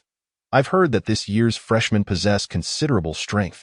There are 32 in the body refinement realm, 5 more than in my batch. This could be interesting. Among the upperclassmen, a tall man with a lean build and short hair was subtly surrounded by his peers. To his right, a man with a spiky hairstyle and a rebellious demeanor chuckled, "Zhouya, I heard your younger brother has also enrolled at Xinglan University this year. Which one is he? Show him to me." To Zhouya's left, a short-haired girl with an attractive figure immediately chimed in with mockery, "Point him out, and then you can go beat him up in a few days, right? Wang Chuanfeng, you can't even take on the president. Yet you plan to pick on his brother? Does your warrior heart not feel shame?" Wang Chuanfeng instantly retorted, "Tang Yuxiao, I couldn't care less about trying to impress Zhouya, but please don't involve me. Am I that kind of person? Don't deny it. You really are that kind of person, Zhouya interjected, arms crossed. For heaven's sake, you two are teaming up to slander me. I will report you to the school. All the way to the principal, accusing you both of embezzling student council funds. Your conscience must be utterly corrupt. Wang Chuanfeng shouted, raising his hand in protest. The other upperclassmen, witnessing this spectacle, were largely unfazed. Although they found Wang Chuanfeng rather noisy and irritating, they also recognized that they could not contend with him. In the martial world, strength reigned supreme. That was the foremost principle of the martial path. Quiet down. Don't you want to know which one is my brother? It's the one sitting at the front, Zhouya said with a hint of exasperation. Upon hearing this, Wang Chuanfeng immediately fell silent and turned his gaze in the direction Zhouya indicated. Among the 10,000 freshmen, the division of strength was strikingly apparent. Those standing toward the front were evidently more powerful. At this moment, the individual at the very front had his eyes shut, calmly seated on the ground. Remarkably, he appeared entirely undisturbed by the surrounding noise and chaos. It seemed he was cultivating. This individual was none other than Zhou Yuan. Wang Chuanfeng's teasing expression faded, replaced by a more serious demeanor as he remarked. To maintain such a pure martial heart in this environment, your brother's talent surpasses even yours, of course. My family ancestor has praised my brother's martial aptitude, Zhouya replied with a proud smile. Wang Chuanfeng, unable to tolerate Zhouya's demeanor, sought to provoke him further. How come two geniuses from the illustrious Zhou family in the imperial capital end up at Xingyuan University? Especially your brother. Missing out on the imperial capital university would have made the principal weep in despair, wouldn't it? In the upcoming university league, your brother will likely sweep all the freshmen, right? This year, isn't there anyone among the new students who could rival his talent? There are, Chuanfeng, there are. Zhouya gestured toward the entrance of the Martial Academy Assembly Hall. Isn't that him arriving now? Chen Yuan stepped slowly into the Martial Academy Assembly Hall. While some upperclassmen might not recognize him, among the freshmen, Chen Yuan's reputation needed no further elaboration. It was Chen Yuan, the one who had defeated Zhou Yuan. At the peak of the opening realm, he had blazed a trail in the university assessments. Creating his own martial arts, his martial talent was simply unparalleled. Without needing anyone's prompting, numerous freshmen stepped aside to clear a path for Chen Yuan. This was the world of martial artists, where raw strength commanded absolute respect. At the end of the path, Zhou Yuan gradually opened his eyes, his focus resting solely on his rival. Chen Yuan, you have finally arrived. From Zhou Yuan's perspective, among his peers, there had been those weaker than him and those nearly his equal, but none had surpassed him. Those stronger than him had merely lived longer. Zhou Yuan believed that given the same amount of time, he could excel beyond them, even if he aimed to become a martial god of the starry sky. Zhou Yuan harbored confidence until he arrived at Xingyuan University, where he encountered his lifelong rival, Chen Yuan. This was his first defeat in life. Moreover, it was a defeat at the hands of a peer. Yet, Zhou Yuan relished this defeat. It was precisely because he lost to a peer, lost to Chen Yuan, that he found a target to pursue. His motivation had never felt so abundant. His martial heart had never been so resolute. Chen Yuan, you have finally arrived. In Zhou Yuan's eyes, the other freshmen appeared as indistinct NPCs, while only Chen Yuan captured his attention, for he was his rival. I'm here, Chen Yuan replied, momentarily at a loss for words. He wondered if Zhou Yuan had become somewhat delusional. He certainly hadn't been like this before. Was he really that melodramatic? Of course, Chen Yuan felt a bit awkward, but in the eyes of others, the interaction between him and Zhou Yuan seemed like a mutual recognition between competitors. The atmosphere then fell into silence. After greeting Chen Yuan, Zhou Yuan closed his eyes once more, returning to his cultivation. The surrounding whispers resumed, buzzing like mosquitoes, until, slowly, the principal of Xingyuan University, a middle-aged man with graying hair and a somewhat aged appearance, ascended the stage, and everything fell silent again. All eyes were drawn to this individual. He was none other than the principal of Xingyuan University, Dai Wuxing. Dai Wuxing did not utilize amplification equipment, for he was also a martial artist. Although not particularly strong, he was sufficient. He surveyed the crowd and began to speak. I am delighted that you have chosen Xingyuan University. Regardless of whether you may regret this choice in the future, at least it is your own decision. Every advancement a martial artist makes signifies a leap in the level of life. Even the most fundamental genes undergo change, creating a reproductive isolation from ordinary people. Yet, no matter what, a martial artist remains human. I have encountered many warriors who have forgotten their humanity. They regard ordinary people as mere livestock, slaughtering indiscriminately without a second thought. Among them, the powerful can extinguish entire races with a mere wave of their hand, turning the inhabitants of a planet into tools for their amusement. I am a warrior. And so are all of you. We are acutely aware of the sensation of great power residing within ourselves, and it seems rather commonplace to gradually forget our identity as humans. However, I do not wish for such a fate to befall us. Nor does the Star Alliance. This is precisely why there exists a university for warriors, a martial academy. It is not solely to instruct you in the ways of combat, but also to attempt to establish a moral anchor for your identities as warriors. This is the paramount significance of the university. Dai Wuxing spoke for no more than 3 minutes. Subsequently, a familiar figure to Chen Yuan took the principal's place on the stage. It was Zhang Guangshi. His voice boomed like thunder. I hope you remember the principal's words. If you make mistakes in the future, do not blame us teachers for being merciless. I know you are all geniuses, but the Star Alliance is never short of talent.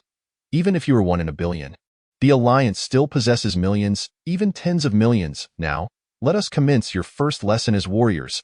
Let us temper the arrogance of this group of geniuses.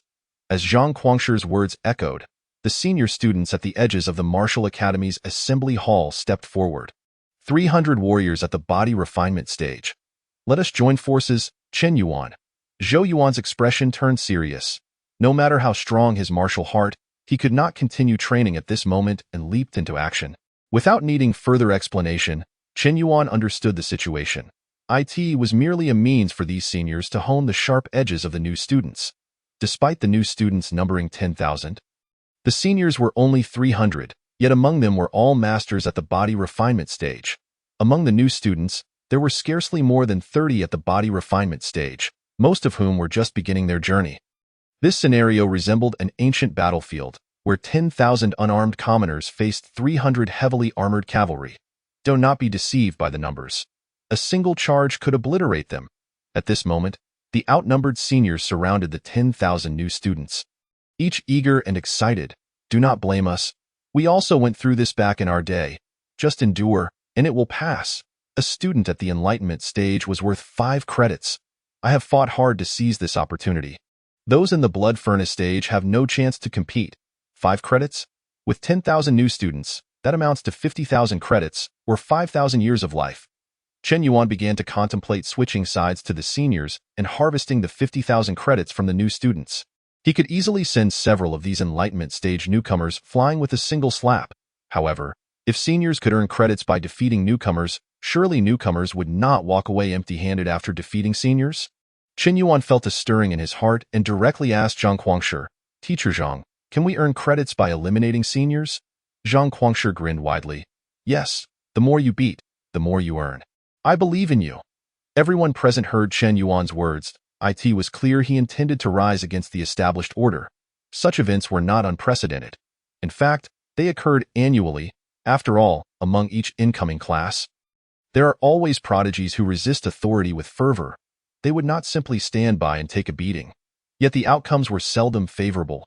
Kid, you think you can just take our credits? It won't be that simple.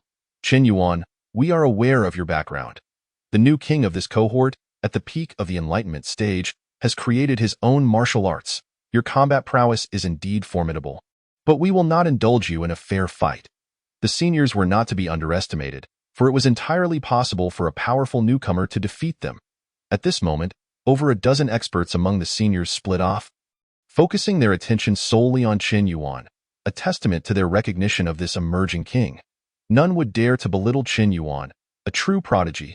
To do so would be to belittle themselves. Chapter 92. The Great Brawl, 8 points for an additional update. Meanwhile, Zhou Yuan, standing beside Chen Yuan, felt invigorated and filled with battle spirit upon hearing Chen Yuan's words. Such confidence was worthy of being his rival. Chen Yuan, let us see who can eliminate more seniors. I wager 100 credits. Zhou Yuan had only 100 credits left. As soon as he spoke, he surged forward, charging into the crowd of seniors. The seniors had investigated Chen Yuan, and they had also looked into Zhou Yuan. They too were cautious, dispatching some seniors to entangle Zhou Yuan. Thus, the battle was poised to erupt. The seniors descended upon the new students like ravenous wolves, plunging into the sea of 10,000 newcomers, akin to a massive truck crushing through a densely packed throng. Upon contact, dozens of newcomers were eliminated in an instant. A dozen seniors had already surrounded Chen Yuan, converging from all directions. Opposite him stood an older student with slightly yellow hair, whose physique suddenly swelled to twice its size, muscles bursting through his shirt, revealing an extraordinarily robust upper body. With the strength of the second level of the body refinement stage, his aura radiated menacingly. Chen Yuan, prepare to experience my thunder fist.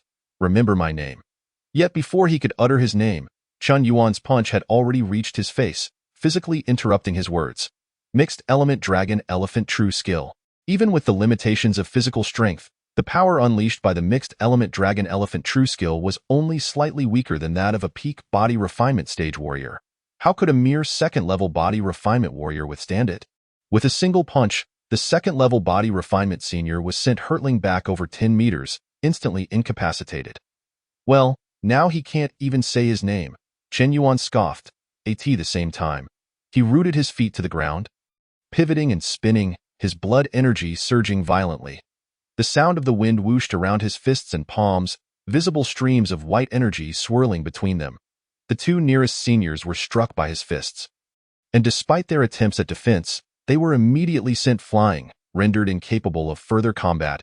Damn it, Chen Yuan is at the third level of the body refinement stage. Who collected this information? Retreat, retreat.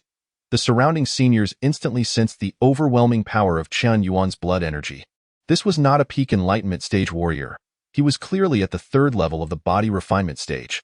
Even if they had to tread cautiously against a peak enlightenment stage Chen Yuan, how could they contend with someone who had reached the third level of the body refinement stage? They had no hope. Chen Yuan would not allow this group of walking credit bags to escape. He swiftly twisted his body and sprang forth, his arms whipping through the air like whips, leaving behind afterimages that pierced the air with a sharp sound. Crack! Another senior, unable to retreat in time, was struck in the abdomen by Chen Yuan's hand, blood vessels bursting in his eyes as he clutched his midsection and collapsed. In just 2 seconds, with 3 moves, 4 opponents had been eliminated. Chen Yuan had not even employed any advanced martial techniques.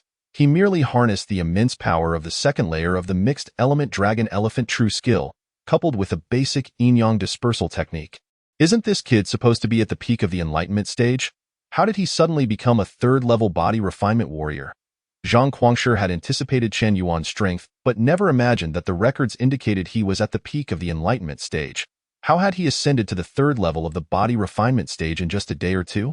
Though Golden Core stage warriors could probe the fundamentals of lower stage warriors, Zhang Guangshi had refrained from doing so with Chen Yuan, as it was a matter of fundamental respect for his students.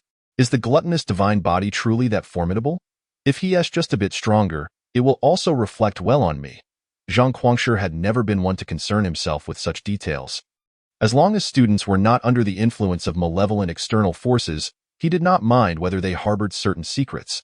When the time came, Chen Yuan would speak for himself. It was a pity that this kid had to share his tutelage with Li Shutong.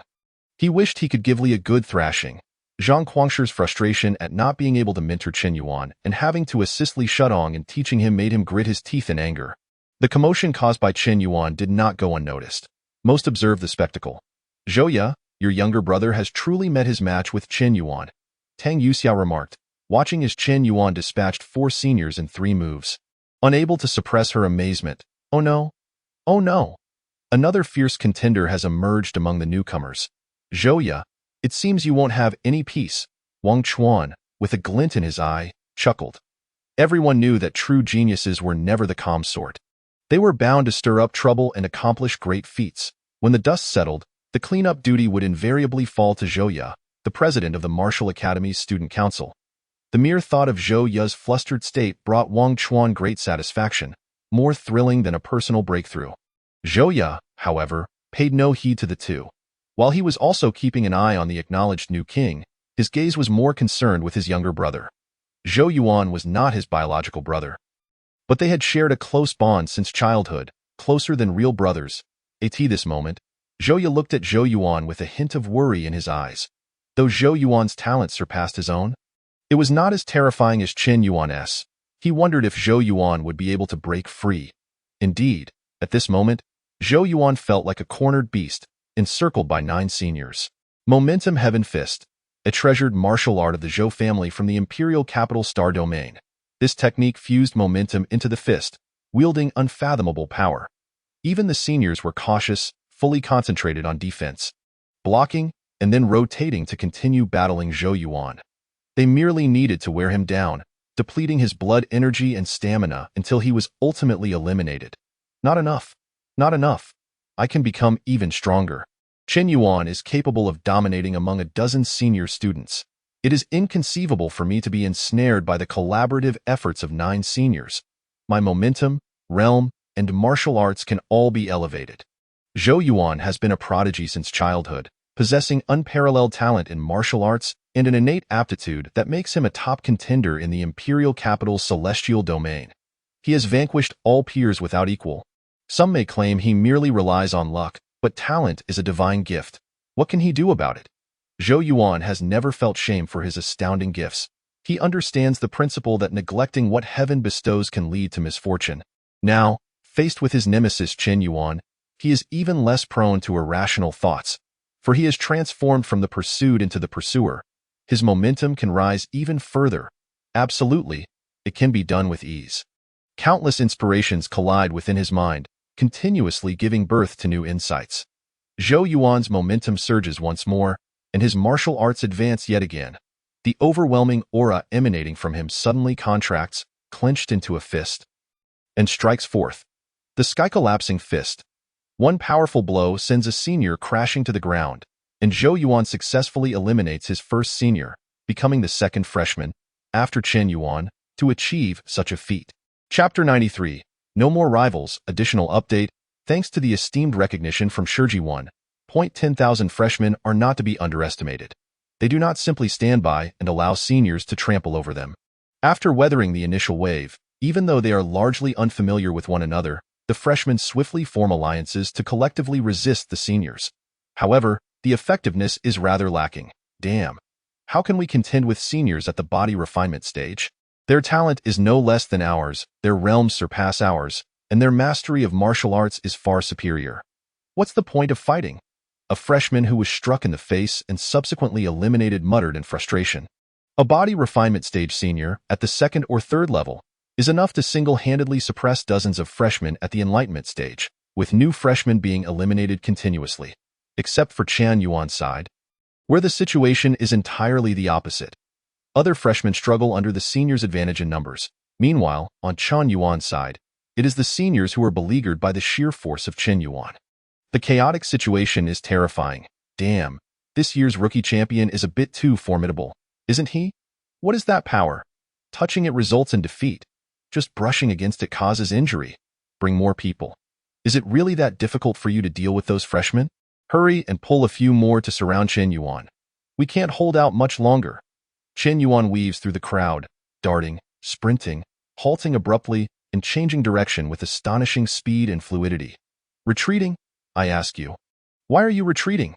I, this freshman, am worth 5 credits. Do you not desire that? Qin Yuan lashes out with a whip, sending one flying, and shouts at the retreating seniors. At this moment, there are as many as 29 seniors besieging Qin Yuan. Most at the 1st, 2nd, and 3rd levels of body refinement, with a few at the 4th level of body refinement as well. Seniors below the 3rd level of body refinement hardly dare to confront Qin Yuan head-on, as over a dozen have already proven through their own elimination the futility of direct confrontation. Only seniors at the 4th level of body refinement can withstand a few exchanges with Qin Yuan without being instantly defeated. Faced with Qin Yuan's overwhelming strength, they continuously evade battle, retreating after merely striking once, fearing to be too greedy. Are the seniors of Xingyuan University's Martial Academy so fearful of even my single strike as a freshman? Qin Yuan continues to taunt, attempting to provoke the seniors. He does not have the time to chase down each one for elimination. It would be too time-consuming. It is far more enjoyable to let the seniors attack him en masse and wait for an opportunity to capitalize. At this moment, a bald, robust man, who has been ruthlessly eliminating freshmen, sees the situation and decisively abandons the freshman in front of him, heading straight for Chen Yuan. It is Brother Guan Tian. We are saved. Brother Guan Tian is at the 5th level of body refinement, equipped with 2nd grade cross-training martial arts. He will undoubtedly suppress Chen Yuan's monstrous strength. I wonder how he will remain so arrogant. Brother Guan Tian will take the lead, while we feign attacks from the side to distract. Chen Yuan is bound to lose. Guan Tian's imposing aura radiates, each movement exuding vigor, and without uttering a single word. He delivers a powerful punch aimed at Chen Yuan's forehead. Chen Yuan, come and receive my punch. What could be wrong with that? Bring it on. Chen Yuan laughs heartily, neither dodging nor evading, fully channeling the power of the dragon elephant. His fingers spread wide, white energy coalescing in his right palm, then gradually tightening as if to crush the air, producing a deafening sound. He meets Guan Tian's advance with equal force. Boom. An astonishing shockwave erupts around the two, causing numerous freshmen to retreat to avoid being caught in the crossfire. The sheer power of these two is terrifying. As the shockwave spreads, both Chen Yuan and Guan Tian are pushed back by the other's force. Chen Yuan, you possess something remarkable. Guan Tian's entire arm tingles slightly. He had not felt much until he personally collided with Chen Yuan's punch, at which point he comprehended the horror of that immense strength. Is it a special cross-training technique? Or perhaps the true power of the mixed element dragon elephant? It is said that Chen Yuan has mastered this martial arts technique, but does anyone truly train in it? Guan Tian, possessing an exceptionally high talent for cross-training, had once attempted to cultivate the mixed element dragon elephant, but had ultimately abandoned it after years of stagnation at the 1st level. Now, he remains skeptical about whether Chen Yuan has truly succeeded in his training.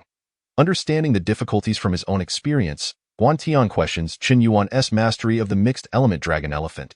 Talented individuals can achieve greater strength through other techniques. There is no need for them to practice the mixed element dragon elephant, which is rather superfluous. Only those of mediocre aptitude would invest time cultivating the dragon elephant's power. Given its lack of bottlenecks, 2nd grade transformation cross-training martial arts? Not bad. At this moment, Chen Yuan's right arm is covered in countless wounds, resembling those inflicted by numerous blades. These injuries were not caused by Guan Tian, but rather are the result of exerting the mixed element dragon elephant to its fullest. His physique could not withstand that immense power, beginning to show signs of collapse. The observing seniors, however, are unaware of these details. They see Chen Yuan injured. Chen Yuan is about to be defeated. Charge. Chen Yuan has been wounded by Brother Guan Tian, and his combat power must be significantly diminished. Hehe, the taste of defeating the rookie champion is truly delightful to seniors. Akin to starving wolves catching the scent of meat, rush towards Chen Yuan. Guan Tian, clear-headed yet unimpeded, melds into the group of seniors, waiting for the opportune moment. Let them come. This will save me the effort. Chen Yuan scoffs coldly. Having previously aimed to eliminate more seniors and earn additional credits, he deliberately conserved his vitality and energy for this moment. Black and white arcs of electricity begin to dance at his fingertips, leaping and gathering at his hands, before exploding in an instant, a punch and a palm, transitioning from slow to rapid, empowered by the dragon elephant's force, push forth, the yin-yang destruction palm. In an instant, over a dozen seniors are sent reeling, coughing up blood, and are swiftly eliminated by Chen Yuan. This is the full extent of Chen Yuan's power. This is his self-created martial arts. Guan Tian, too, finds himself at a disadvantage under the yin-yang destruction palm. Even though he is at the 5th level of body refinement and possesses protective 2nd grade cross-training martial arts, he cannot withstand Chen Yuan's full frontal assault. Only at the 6th level of body refinement, achieving a minor golden body, could one hope to defeat Chen Yuan at this moment. Guan Tian is acutely aware of this. However, a peak body refinement stage warrior would never appear here, as it would be an unwarranted suppression of these freshmen, a blatant display of bullying. Forget it, the tide has turned in Chen Yuan's favor. It is time to focus on earning credits. A thought crosses Guan Tian's mind, and he chooses not to engage Chen Yuan directly, but instead turns to rush towards the remaining freshmen.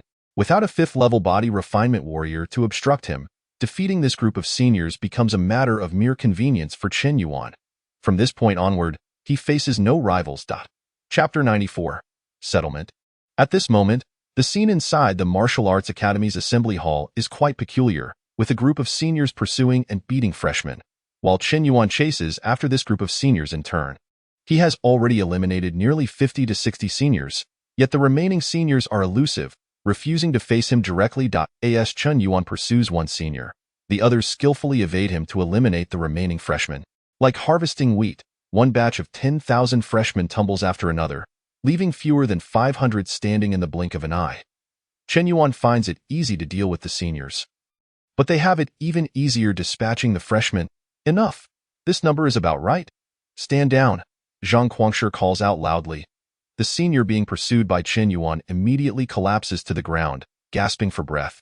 Chen Yuan too judiciously ceases his onslaught, for his own vitality and energy are nearly depleted.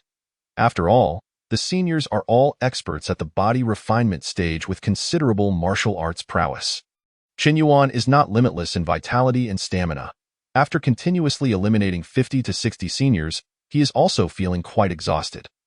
Looking back, only a few hundred freshmen remain standing, most of whom are sprawled on the ground, with quite a number rendered unconscious. However, these are minor injuries.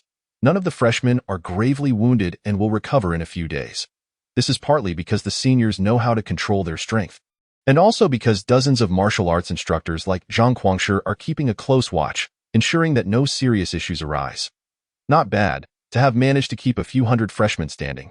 The overall quality of this cohort of martial artists is considerably better than I had anticipated. For each freshman who is not eliminated, the school will reward 200 credits, which will be credited to your personal terminal shortly. Your instructors should also be generous, so feel free to ask them for your rewards. Zhang Guangshi nods slightly at the hundreds of freshmen still standing before him. Although a portion of the situation can be attributed to Chen Yuan's elimination of many senior students, the fact that the new students have not been entirely overwhelmed also attests to the exceptional overall quality of this year's Martial Arts Academy newcomers. Among them, the one who has brought the most satisfaction to Zhang Guangshi is undoubtedly Chen Yuan, followed closely by Zhou Yuan. Chen Yuan speaks for himself, standing out distinctly as he executes a flawless underdog victory, sending a group of senior students fleeing in disarray. As for Zhou Yuan, his display of martial talent in this battle is genuinely formidable. Under immense pressure, he seems to be in a constant state of advancement, each strike surpassing the last. Alas, despite not having Chen Yuan as a student, Zhou Yuan is indeed a commendable individual, though somewhat blunt in nature. He would fit well under my tutelage. Unfortunately, he is affiliated with the Zhou family of the Imperial Capital Star region. Zhang Guangshi feels a twinge of regret that the two most gifted students he values this year have not chosen him as their mentor. However, it is not entirely fruitless. Chen Yuan is, in a sense, half a student of mine. Zhang Guangshi did not disclose how many credits Chen Yuan had earned, but everyone present understood that it was a substantial amount. The senior students eliminated by Chen Yuan were currently seeking to reconcile their credits with other seniors, causing quite a commotion. Many voiced their grievances. How could it only be 100 credits? Although it was previously agreed to limit Chen Yuan to 100 credits, you all stated he was at the peak of the Enlightenment realm, but now he is at the third level of the body refinement realm. You haven't even faced Chen Yuan. You've only been bullying those new students in the Enlightenment realm, unaware of the prowess of this year's rookie king. We must increase the credits, at least to 300. Indeed, you all enjoyed beating up the new students, while we were thoroughly thrashed by Chen Yuan. We must receive more credits. If not, we won't leave the Martial Arts Academy auditorium. If you're dissatisfied, go challenge Chen Yuan to a duel. If you can win, I might concede. In truth, these credits are not of great significance to this group of senior students. They had signed up for this event specifically to thrash the newcomers, but ended up being bested by them instead. If they do not secure a few more credits, they will feel a sense of blockage in their hearts. Chen Yuan, how many senior students have you defeated? Zhou Yuan's situation is considerably worse than Chen Yuan's. Not only is his vitality depleted, but his stamina is nearly exhausted, and he bears numerous injuries. I can't quite recall, perhaps around 50 or 60? Chen Yuan replied, uncertain. Zhou Yuan had long known he could not surpass Chen Yuan this time. So he remained undaunted and laughed heartily. I eliminated 9 senior students, certainly fewer than you. The 100 credits have already been credited to your personal terminal. This battle has yielded profound insights. In a few days, I should break through to the third level of the body refinement realm. At that time, we will be on equal footing in martial arts. Let's have another match. A mere 100 credits hold no allure for Zhou Yuan. In comparison to that sum, the experience gained from this battle represents his greatest treasure. As long as he continues to progress, he will inevitably catch up to Qin Yuan. Qin Yuan couldn't help but glance sideways. Zhou Yuan is a true prodigy of fortune. No wonder he qualifies to walk alongside me. Such talent. No problem. Feel free to seek me out for sparring anytime. Qin Yuan thought it foolish to refuse credits that could be easily acquired. At that moment, two men and one woman approached Qin Yuan and Zhou Yuan. Big brother, I saw you earlier. Zhou Yuan waved at the leading man while introducing him to Qin Yuan. This is my elder brother. Zhou Ya, just as he was about to introduce Qin Yuan to Zhou Ya, he was interrupted. Zhou Ya, with a smile, extended his hand to Qin Yuan and said, I am Zhou Ya, president of the Martial Arts Academy Student Council. Qin Yuan, I have heard much about you. I hope my brother hasn't caused you any trouble. Qin Yuan shook Zhou Ya's hand, replying, Not at all, I am Wang Chuanfeng. Next time, I'll take you out for some fun. Let's go see the Void Land. Wang Chuanfeng winked at Qin Yuan. Tang Yuxiao, vice president of the Martial Arts Academy Student Council, Tang Yuxiao nodded slightly. The trio exchanged brief self-introductions. After Zhou Ya offered Zhou Yuan a few words of advice, he departed the Martial Arts Academy auditorium with Wang Chuanfeng and Tang Yuxiao. Zhou Ya was aware of his brother's bet with Qin Yuan and the consequent loss of credits. However, with insufficient strength, one cannot blame others. Moreover, having a rival like Qin Yuan only serves to motivate his exceptionally gifted brother to train harder and progress rapidly. Compared to this advantage, the few hundred credits are inconsequential. As long as Zhou Yuan is happy, that is what matters. Qin Yuan, I must take my leave now. I will seek you out once I break through, Zhou Yuan said hurriedly before departing, for the inspiration in his mind must not be delayed. Lest that feeling dissipate. Meanwhile, Zhang Guangshi gestured for Qin Yuan to follow him. Chapter 95. Harvest Realized. Qin Yuan followed closely behind Zhang Guangshi, unable to contain his curiosity as Zhang Guangshi remained silent. Teacher, did I perform well this time? Quite well. Your displayed strength has truly astonished me. Zhang Guangshi nodded slightly. And the credits? How many will the school grant me? Qin Yuan chuckled. I can't resist asking. Can you? A smile crept onto Zhang Guangshi's face as he continued. I've already calculated it for you. You eliminated a total of 58 senior students. Among them, 12 were at the first level of the body refinement realm, 21 at the second level, 18 at the third level, and 7 at the fourth level. In total, the school will award you 3,800 credits, and I will add a little more to round it off, bringing it to a total of 4,000 credits. Are you satisfied? 4,000 credits? That means each senior student is worth roughly 68 credits. However, the credits vary based on their martial arts realm, but I won't bother to inquire further. Qin Yuan nodded. I am satisfied.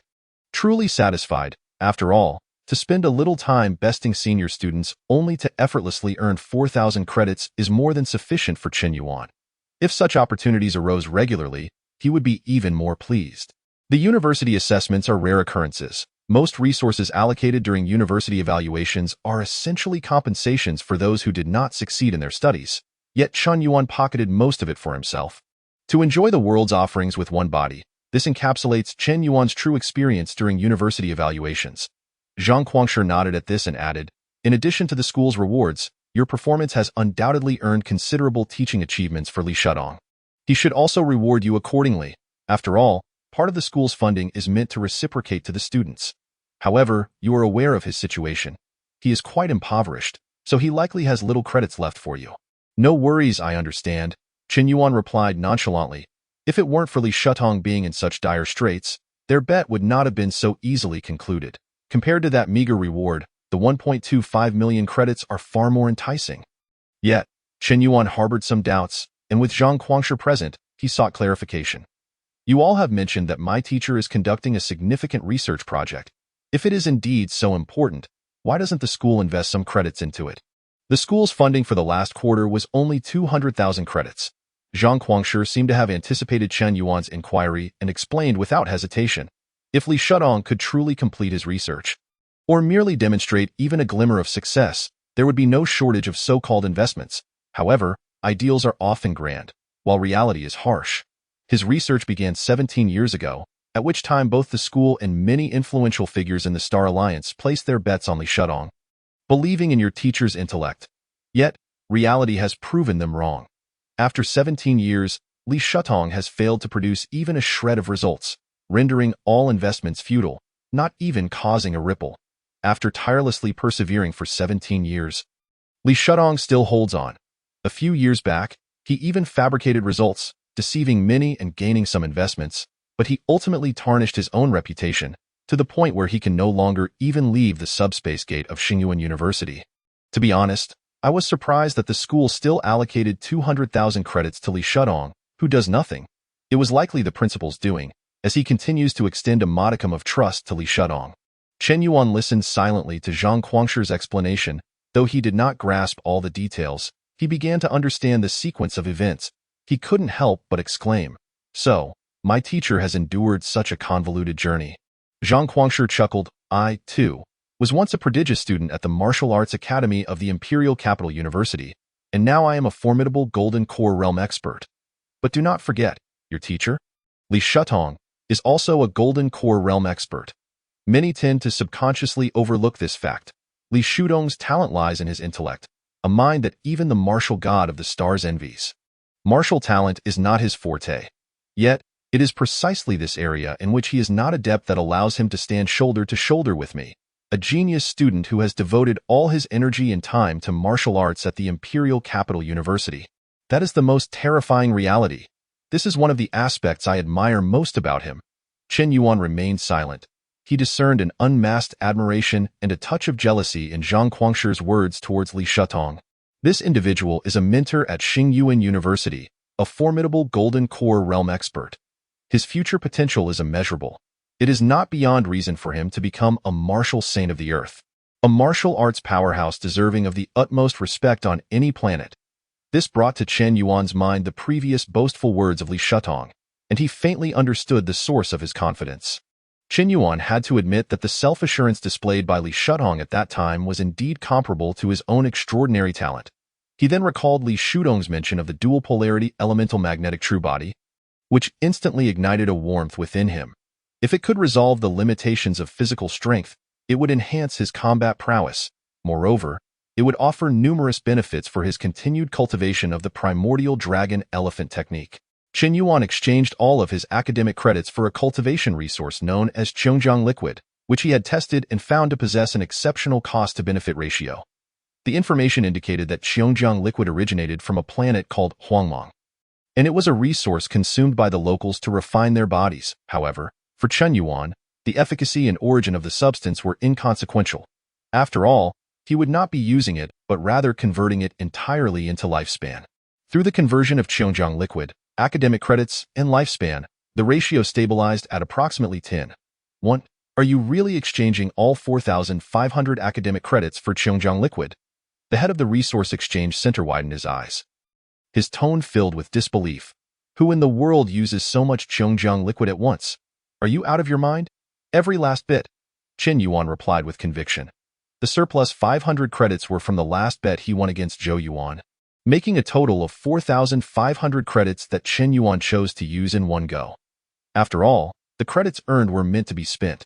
If not utilized, they would merely be a string of solitary numbers.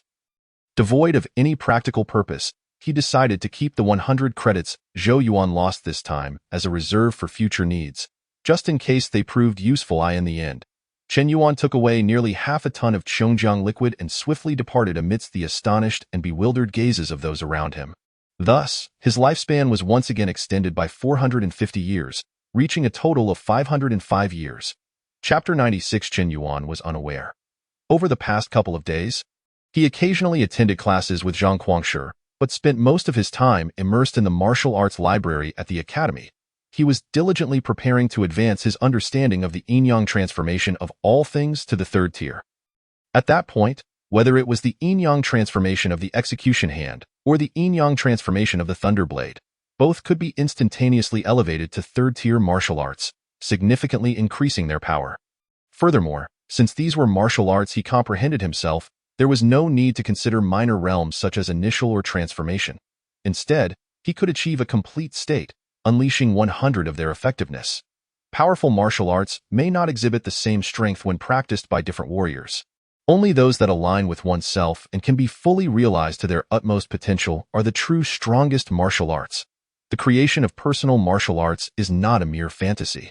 It necessitates ample accumulation to efficiently advance and refine one's own techniques. If my foundation is robust enough, coupled with the sacrifice of lifespan, it would undoubtedly minimize the consumption of my life force. Chen Yuan meticulously perused the martial arts created by other practitioners, examining foundational techniques, first-tier and second-tier martial arts. The talent for martial arts is not immutable. As accumulation increases, a martial artist's perspective broadens. Much like the difference between a high school student and an elementary student, the former has undergone a process of learning and accumulating knowledge in mathematics. The elementary math problems that once troubled them can now be solved effortlessly with a higher perspective. With my current martial arts talent, if I were to continue studying martial arts similar to the 8 Extremes Thunderblade, progressing from minor achievements to perfection would take only a few days. Since comprehending the yin-yang transformation of all things, Chen Yuan noticed an enhancement in his martial arts talent.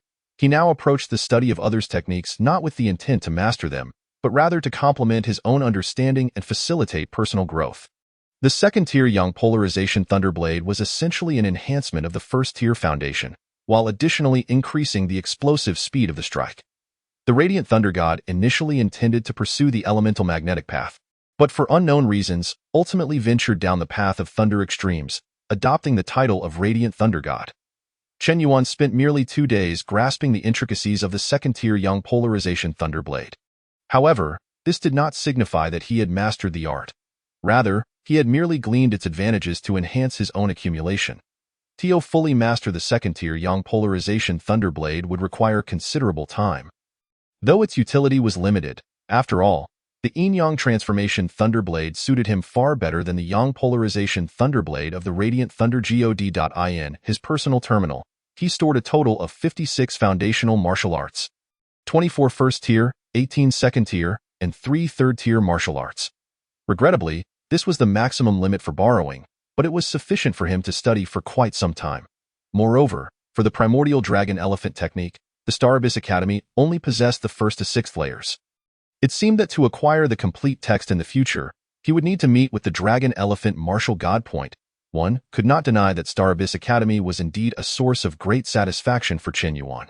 There were no copyright fees for learning all martial arts, which greatly aided his accumulation.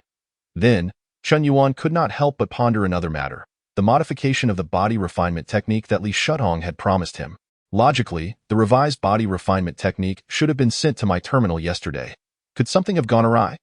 Chen Yuan understood that his teacher was quite busy, so even though he had not received the revised body refinement technique yesterday, he patiently waited an extra day. However, even now, there was still no news. Just then, Chen Yuan's terminal chimed with a voice message from Li Shutong. "Hurry over here. I need to discuss something with you." At Li Shutong's residence, Chen Yuan had long been granted access.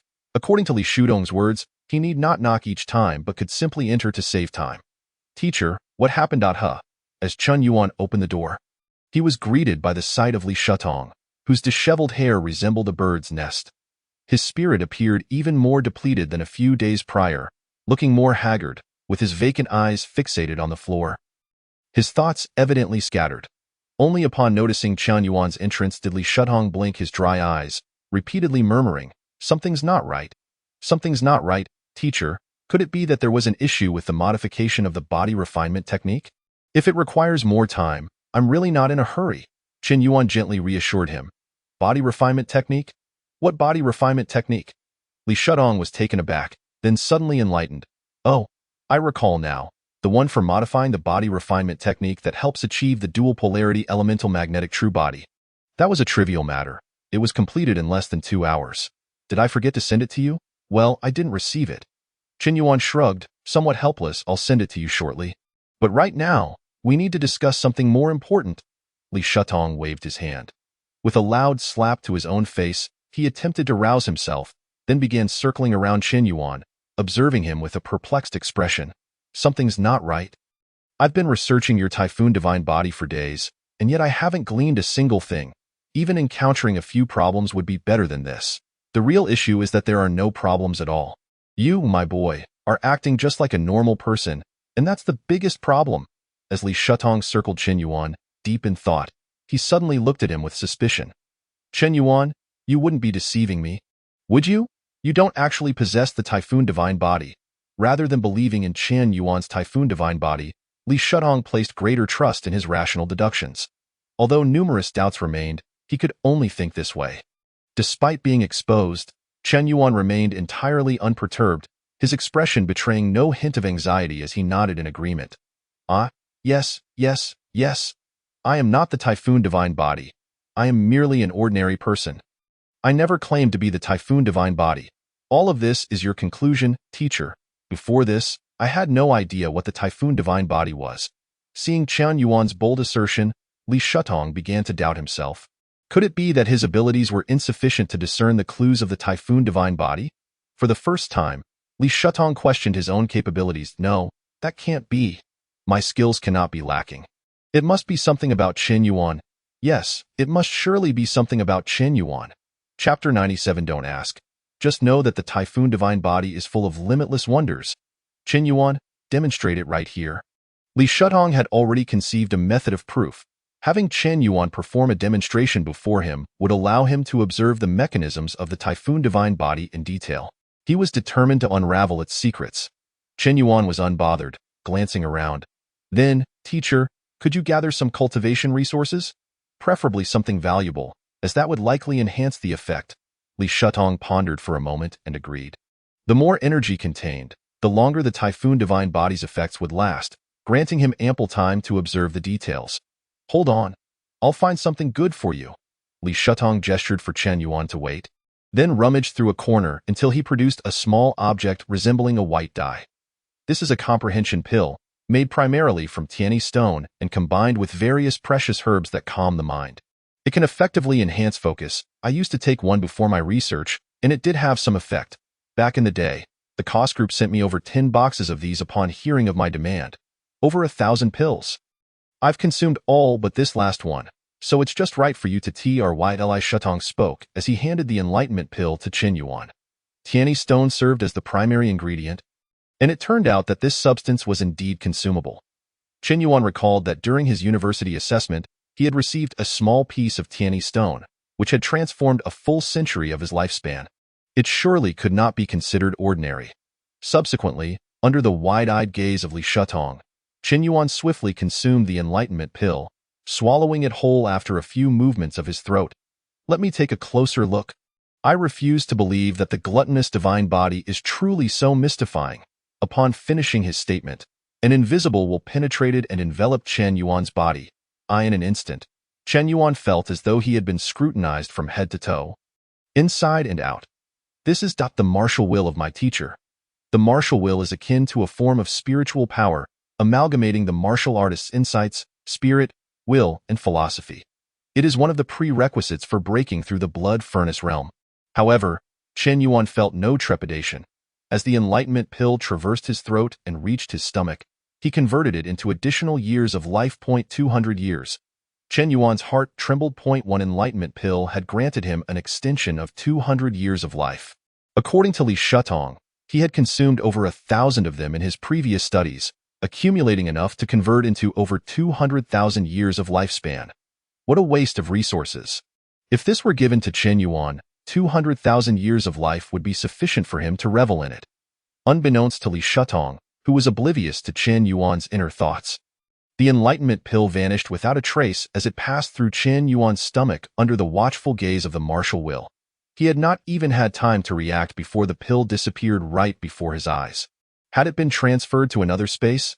How could I not sense a thing? Li Shutong furrowed his brows, puzzled. Teacher, perhaps the process was too swift.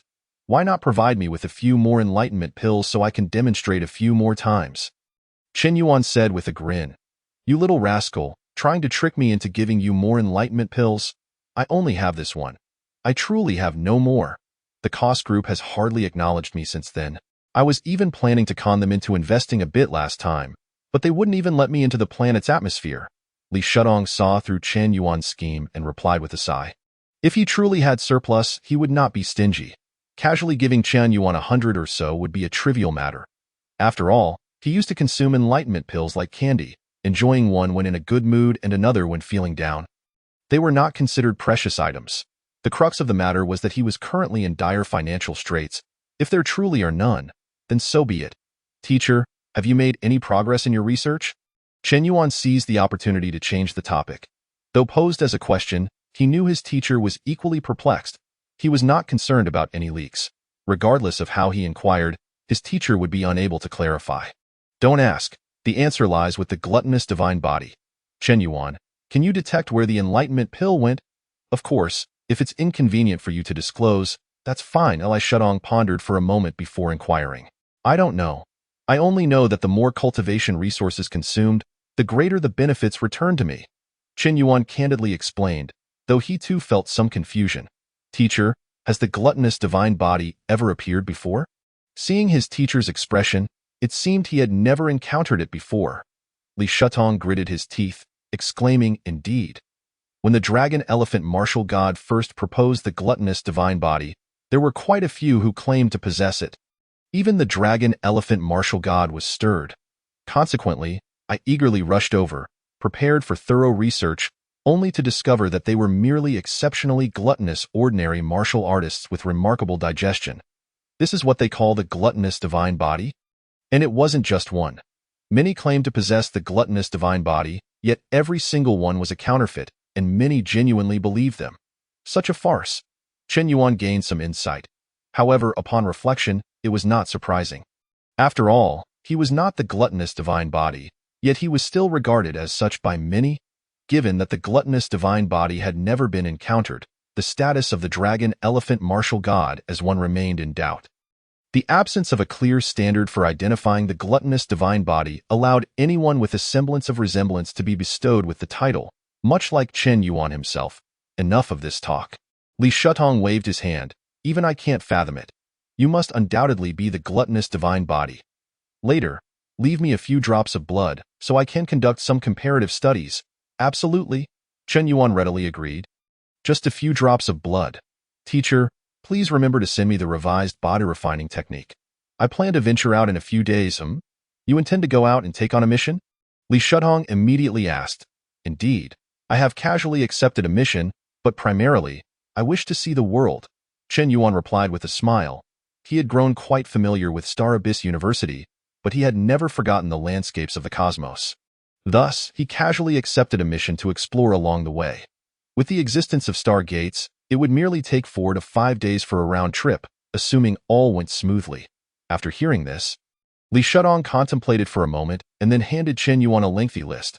When you go out, do not mention that you are my student. Remember to steer clear of the powers listed here. I once attempted to con them into investing and ended up with little to show for it. I fear they may seek revenge against you. However, I still hold some influence. They will know you are my student and may only give you a few good thrashings to vent their frustrations. But your life will not be in danger. Just be cautious. Chen Yuan gazed at the lengthy list of names in his hands. From now on, I shall declare that I am a student of Zhang Quangshi. What a splendid idea. A true man can bend and stretch. Li Shutong nodded in approval. In the freshman dormitory district of Star Abyss University, Room 1, Chen Yuan sat cross-legged on the floor, engrossed in reviewing the revised body refining technique that Li Shutong had helped him amend. The unamended version of the Thunder Refinement body refinement technique culminated in the 6th layer of body refinement, achieving the Thunder Extreme Body. In contrast, the version modified by his teacher was tailored specifically for him. Centered on the principles of yin and yang, supplemented by the binding force of primordial magnetism, resulting in the creation of the polar primordial magnetism true body, which significantly stabilized his physical state. Though it bore a semblance of merely addressing surface issues, at the very least, the initial 3 layers of the mixed Yuan Dragon Elephant True skill would no longer pose concerns regarding physical strength. He could finally unleash the full power of the Dragon Elephant. After half an hour, Chen Yuan had memorized Li Shudong's revised body refining technique, fully prepared and just awaiting enhancements. Tongzi, enhance this new body refining technique. Chen Yuan silently commanded. Reinforcement, commencing. In the 15th year, you practiced the polar primordial magnetism body refining technique, reapplying the previous stages of skin refining, muscle forging, and bone tempering from the Thunder Refinement body refinement technique, eliminating the Thunder Extreme essence and reconstructing the principles of yin, yang, and primordial magnetism.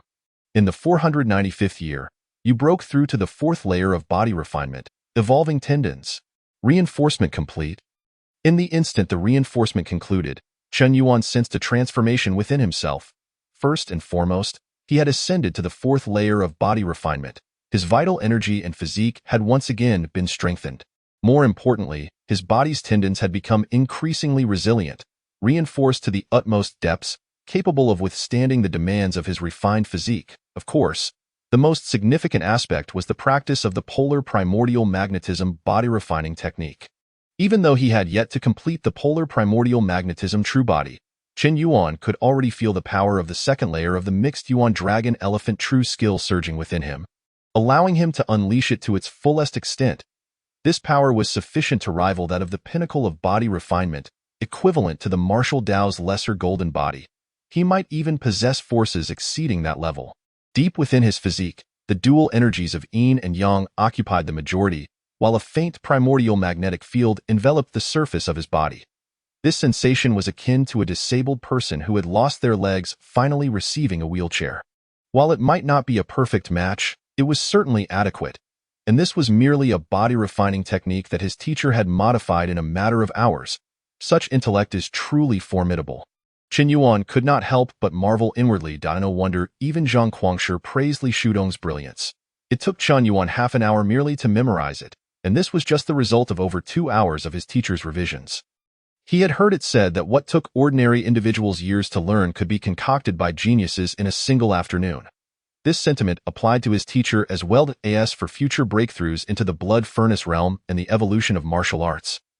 He would certainly seek guidance from his teacher, as the results would undoubtedly be exceptional and provide him with abundant inspiration. He could not help but wonder if his teacher would have the time. With such an outstanding teacher, it would be a waste not to take advantage of his expertise. The path of martial arts entails blood transformation, enlightenment, body refinement, the blood furnace, chi penetration, and spirit preservation, all leading to the realm of golden core experts. Golden core experts harbor the martial golden core within, possessing an indestructible golden body. Their physical form and mental will are at the pinnacle of existence. Even without the aid of mechs, they are formidable beings in the vastness of space. Unless faced with a massive fleet of battleships employing saturating firepower to weave a net of destruction, continuously bombarding them, it would be nearly impossible to wear down a golden core expert's golden body. Even if a few battleships were to bombard a golden core expert standing still, the repair speed of the indestructible golden body would far surpass ordinary imagination. They could hardly be killed. One must reach the golden core realm to be considered a powerhouse in the universe, capable of traversing the cosmos with merely their physical form, roaming freely without fear of unforeseen events. I aspire to reach the realm of golden core, though I am uncertain how much time it will require. However, with my extraordinary talent, it should merely take a year or two. Name: Chen Yuan. Martial path, fourth layer of body refinement realm, Yi-Jin. Lifespan, 210 years. Martial arts, polar Yuan magnetic body refinement technique, Yi-Jin. Yin-Yang Thunderblade, second rank. Yin-Yang execution hand, second rank. Chen Yuan quietly estimated the situation, but he realized that the resources needed for subsequent breakthroughs were increasingly substantial, making precise predictions challenging. The speed of his strength enhancement was ultimately influenced by the rate at which he could acquire cultivation resources. Thus, he found himself increasingly coveting the allocation of 125,000 credits from Xingyuan University for the upcoming quarter. Well, it seems I should prepare for a mission. After all, the volume of tasks can also enhance teaching achievements. Chen Yuan accepted a task escorting a scientific expedition team, reportedly heading to a planet at the edge of the Xingyuan star domain, while also transporting a considerable amount of supplies. The round trip would only take 4 or 5 days, which was not a long duration. Chen Yuan, just as he stepped outside, he heard someone calling his name. Even from the sound, he could discern who it was. Naturally, it was Zhou Yuan. Upon turning his gaze, Chen Yuan suddenly noticed a subtle change in Zhou Yuan's aura compared to before, leading him to exclaim in surprise, "Have you broken through to the third layer of body refinement realm?" Zhou Yuan, who had not concealed his strength, laughed heartily and replied, "I was already on the verge of a breakthrough.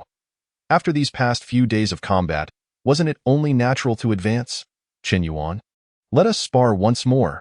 This time, I assure you that you will find it exhilarating." He assumed a fighting stance, his face alight with eagerness. This time, given their equal martial realms, He felt confident that he could engage Chen Yuan in a back-and-forth exchange. Fighting is fine, but let's not wager this time. Although Chen Yuan was quite busy, it was merely a matter of executing a single move, which wouldn't consume much time. Moreover, given that he had recently been rather relentless, Zhou Yuan's last remaining 100 credits had been completely stripped away, so Chen Yuan was disinclined to gamble credits with him again. Let's first take some time to recuperate, he concluded. All right, Zhou Yuan nodded enthusiastically. In his perspective, the credit-obsessed Chen Yuan clearly lacked confidence in his victory, hence his reluctance to gamble. He felt he had a chance to win. Let us begin. I am pressed for time. Chen Yuan slowly raised his right fist. After undergoing the refinement of the Polar Yuan magnetic body refinement technique, his physical body was now capable of harnessing the second layer of dragon elephant power. Come forth. Zhou Yuan's martial instincts suddenly alerted him, and a sense of foreboding surged within him, yet he was never one to shy away from battle. Clenching his right fist tightly, he unleashed his momentum, heavenly fist of tipping forces. This move was Zhou Yuan's signature technique. As well as his standard attack, then, their fists collided. Zhou Yuan knelt before him. I lost again. When did you break through to the fourth layer of body refinement realm? Though Zhou Yuan had been defeated once more, he felt little despondency. Defeat was merely a part of the journey, and as long as he could rise again, he would never truly lose. Chen Yuan smiled and replied, I just made the breakthrough. You happened to come along for me to practice my skills. This time, you didn't even use your self-created martial arts, did you? This strange-powered IT must be the Hunyuan Dragon Elephant true skill. Moreover, such power can only be attained at least at the second layer. It is no less than that of a peak body refinement realm warrior. Zhou Yuan couldn't help but exclaim in his earlier days. He had also practiced this martial art but found that the first layer required several years of effort, and the time needed only increased as he progressed, leading to an unacceptable imbalance in returns. So he had decisively abandoned it. Chen Yuan did not conceal the truth. He straightforwardly nodded, affirming Zhou Yuan's assumption. After all, the power enhancement provided by the second layer of Hunyuan Dragon Elephant true skill was too evident. A bit of contemplation would lead others to realize that he had indeed practiced it, and it was impossible to hide. Furthermore, as long as he progressed swiftly enough, others would always find themselves trailing behind in information, such as the timeliness of knowledge. Chapter 99. Interstellar Mercenaries. I shall return in a few days to spar again. I need to contemplate my martial arts. Zhou Yuan proclaimed in the short term, he could not hope to elevate his martial realm. So he decided to delve into his martial arts, carefully pondering how to become stronger. He had aspirations to create his own martial arts as well, but currently, he only had a faint idea and needed more time to refine it. Surely, he would be able to exchange several moves with Chen Yuan then. A few days, you say? I have accepted a task.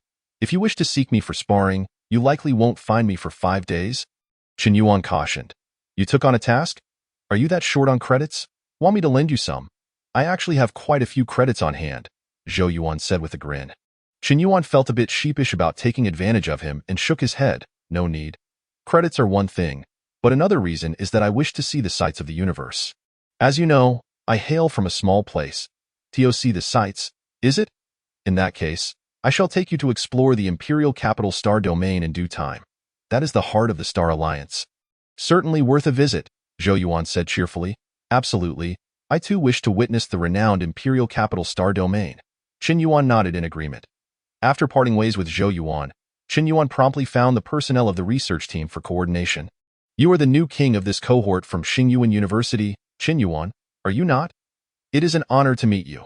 The research team comprised over 100 individuals, led by a middle-aged man named Mu Shu, whose hair was partially grayed. At this moment, he spoke with a warm demeanor, even exhibiting a hint of respect towards Chen Yuan, who in the Star Alliance is unaware of the prowess of those who emerged from the 3 great factions. After all, not a single one of them is without merit, for they are the top talents of each planet. Moreover, Chen Yuan is the new king of the Martial Institute at Xingyuan University. This cohort, truly a prodigy among prodigies, akin to having a cheat. The research team was not composed of individuals from Xingyuan University, but rather from other research institutions, so they dared not treat Chen Yuan lightly. I am Chen Yuan. There is no need for excessive introductions or flattery.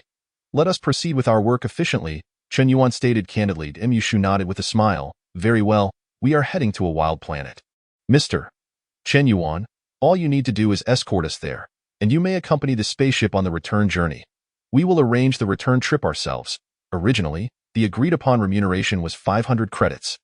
But since Mr. Chen Yuan has accepted this task, I shall take the liberty to increase it to 1,000 credits. Chen Yuan perceived that the other party was intentionally seeking to cultivate goodwill and forge a beneficial relationship. Such is the advantage of reputation. No problem. Chen Yuan readily accepted without hesitation. This hardly counted as a favor. He wouldn't regard this sum of credits as such. Not accepting might lead Mu Shu to speculate and think that Chen Yuan looked down upon him, whereas accepting might even make him feel more at ease. Then let us prepare to set out. Mu Shu's smile became even more genuine as he proceeded to lead numerous researchers, along with Chen Yuan, into the spaceship behind them. The spaceship was considerably smaller than the one designated for candidates traveling to the university for assessments, yet the interior environment was vastly superior, resembling a blend between an 8-person dormitory and a 5-star esports hotel. The leisure area of the spaceship featured a circular bar, surrounded by several groups of floating seats, with soothing music playing in the background. This aspect held little allure for Chen Yuan. He was far more intrigued by the observation deck in the front cabin. The observation deck was spacious, covered by a transparent dome that seemed almost non-existent, making it feel akin to the bow deck of a cruise ship. Compared to the previous spaceship used for university assessments, one was merely functional, while the other prioritized comfort and enjoyment. The journey aboard the interstellar spacecraft, after the initial novelty wore off, became more tedious and monotonous. Appropriate means of relaxation were necessary to maintain mental equilibrium. The majority of individuals in the Star Alliance were, in fact, ordinary people, lacking the formidable mental fortitude of martial artists. Mu Shu approached Chen Yuan and began to explain slowly. "I understand," Chen Yuan replied, fully aware. Martial artists possess strength beyond measure, excelling in all aspects.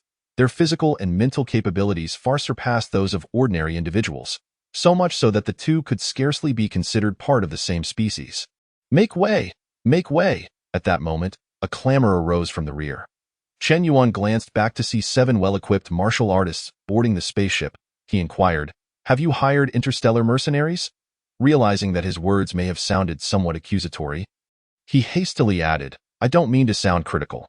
I merely wish to understand why you didn't recruit more senior students from Xingyuan University. Their strength is no less than that of these mercenaries." Mu Shu appeared somewhat embarrassed and responded, "Mercenaries charge considerably less, and in terms of experience dealing with interstellar pirates, they are equally adept. Each one is a skilled hand. To be honest, I did not anticipate a student from Xingyuan University taking on this task." Chen Yuan nodded in comprehension. Mu Shu did not linger there, but went to converse with the group of interstellar mercenaries. Shortly, Chen Yuan began to perceive a subtle humming sound, the sound of the spaceship's engine starting to operate. Simultaneously,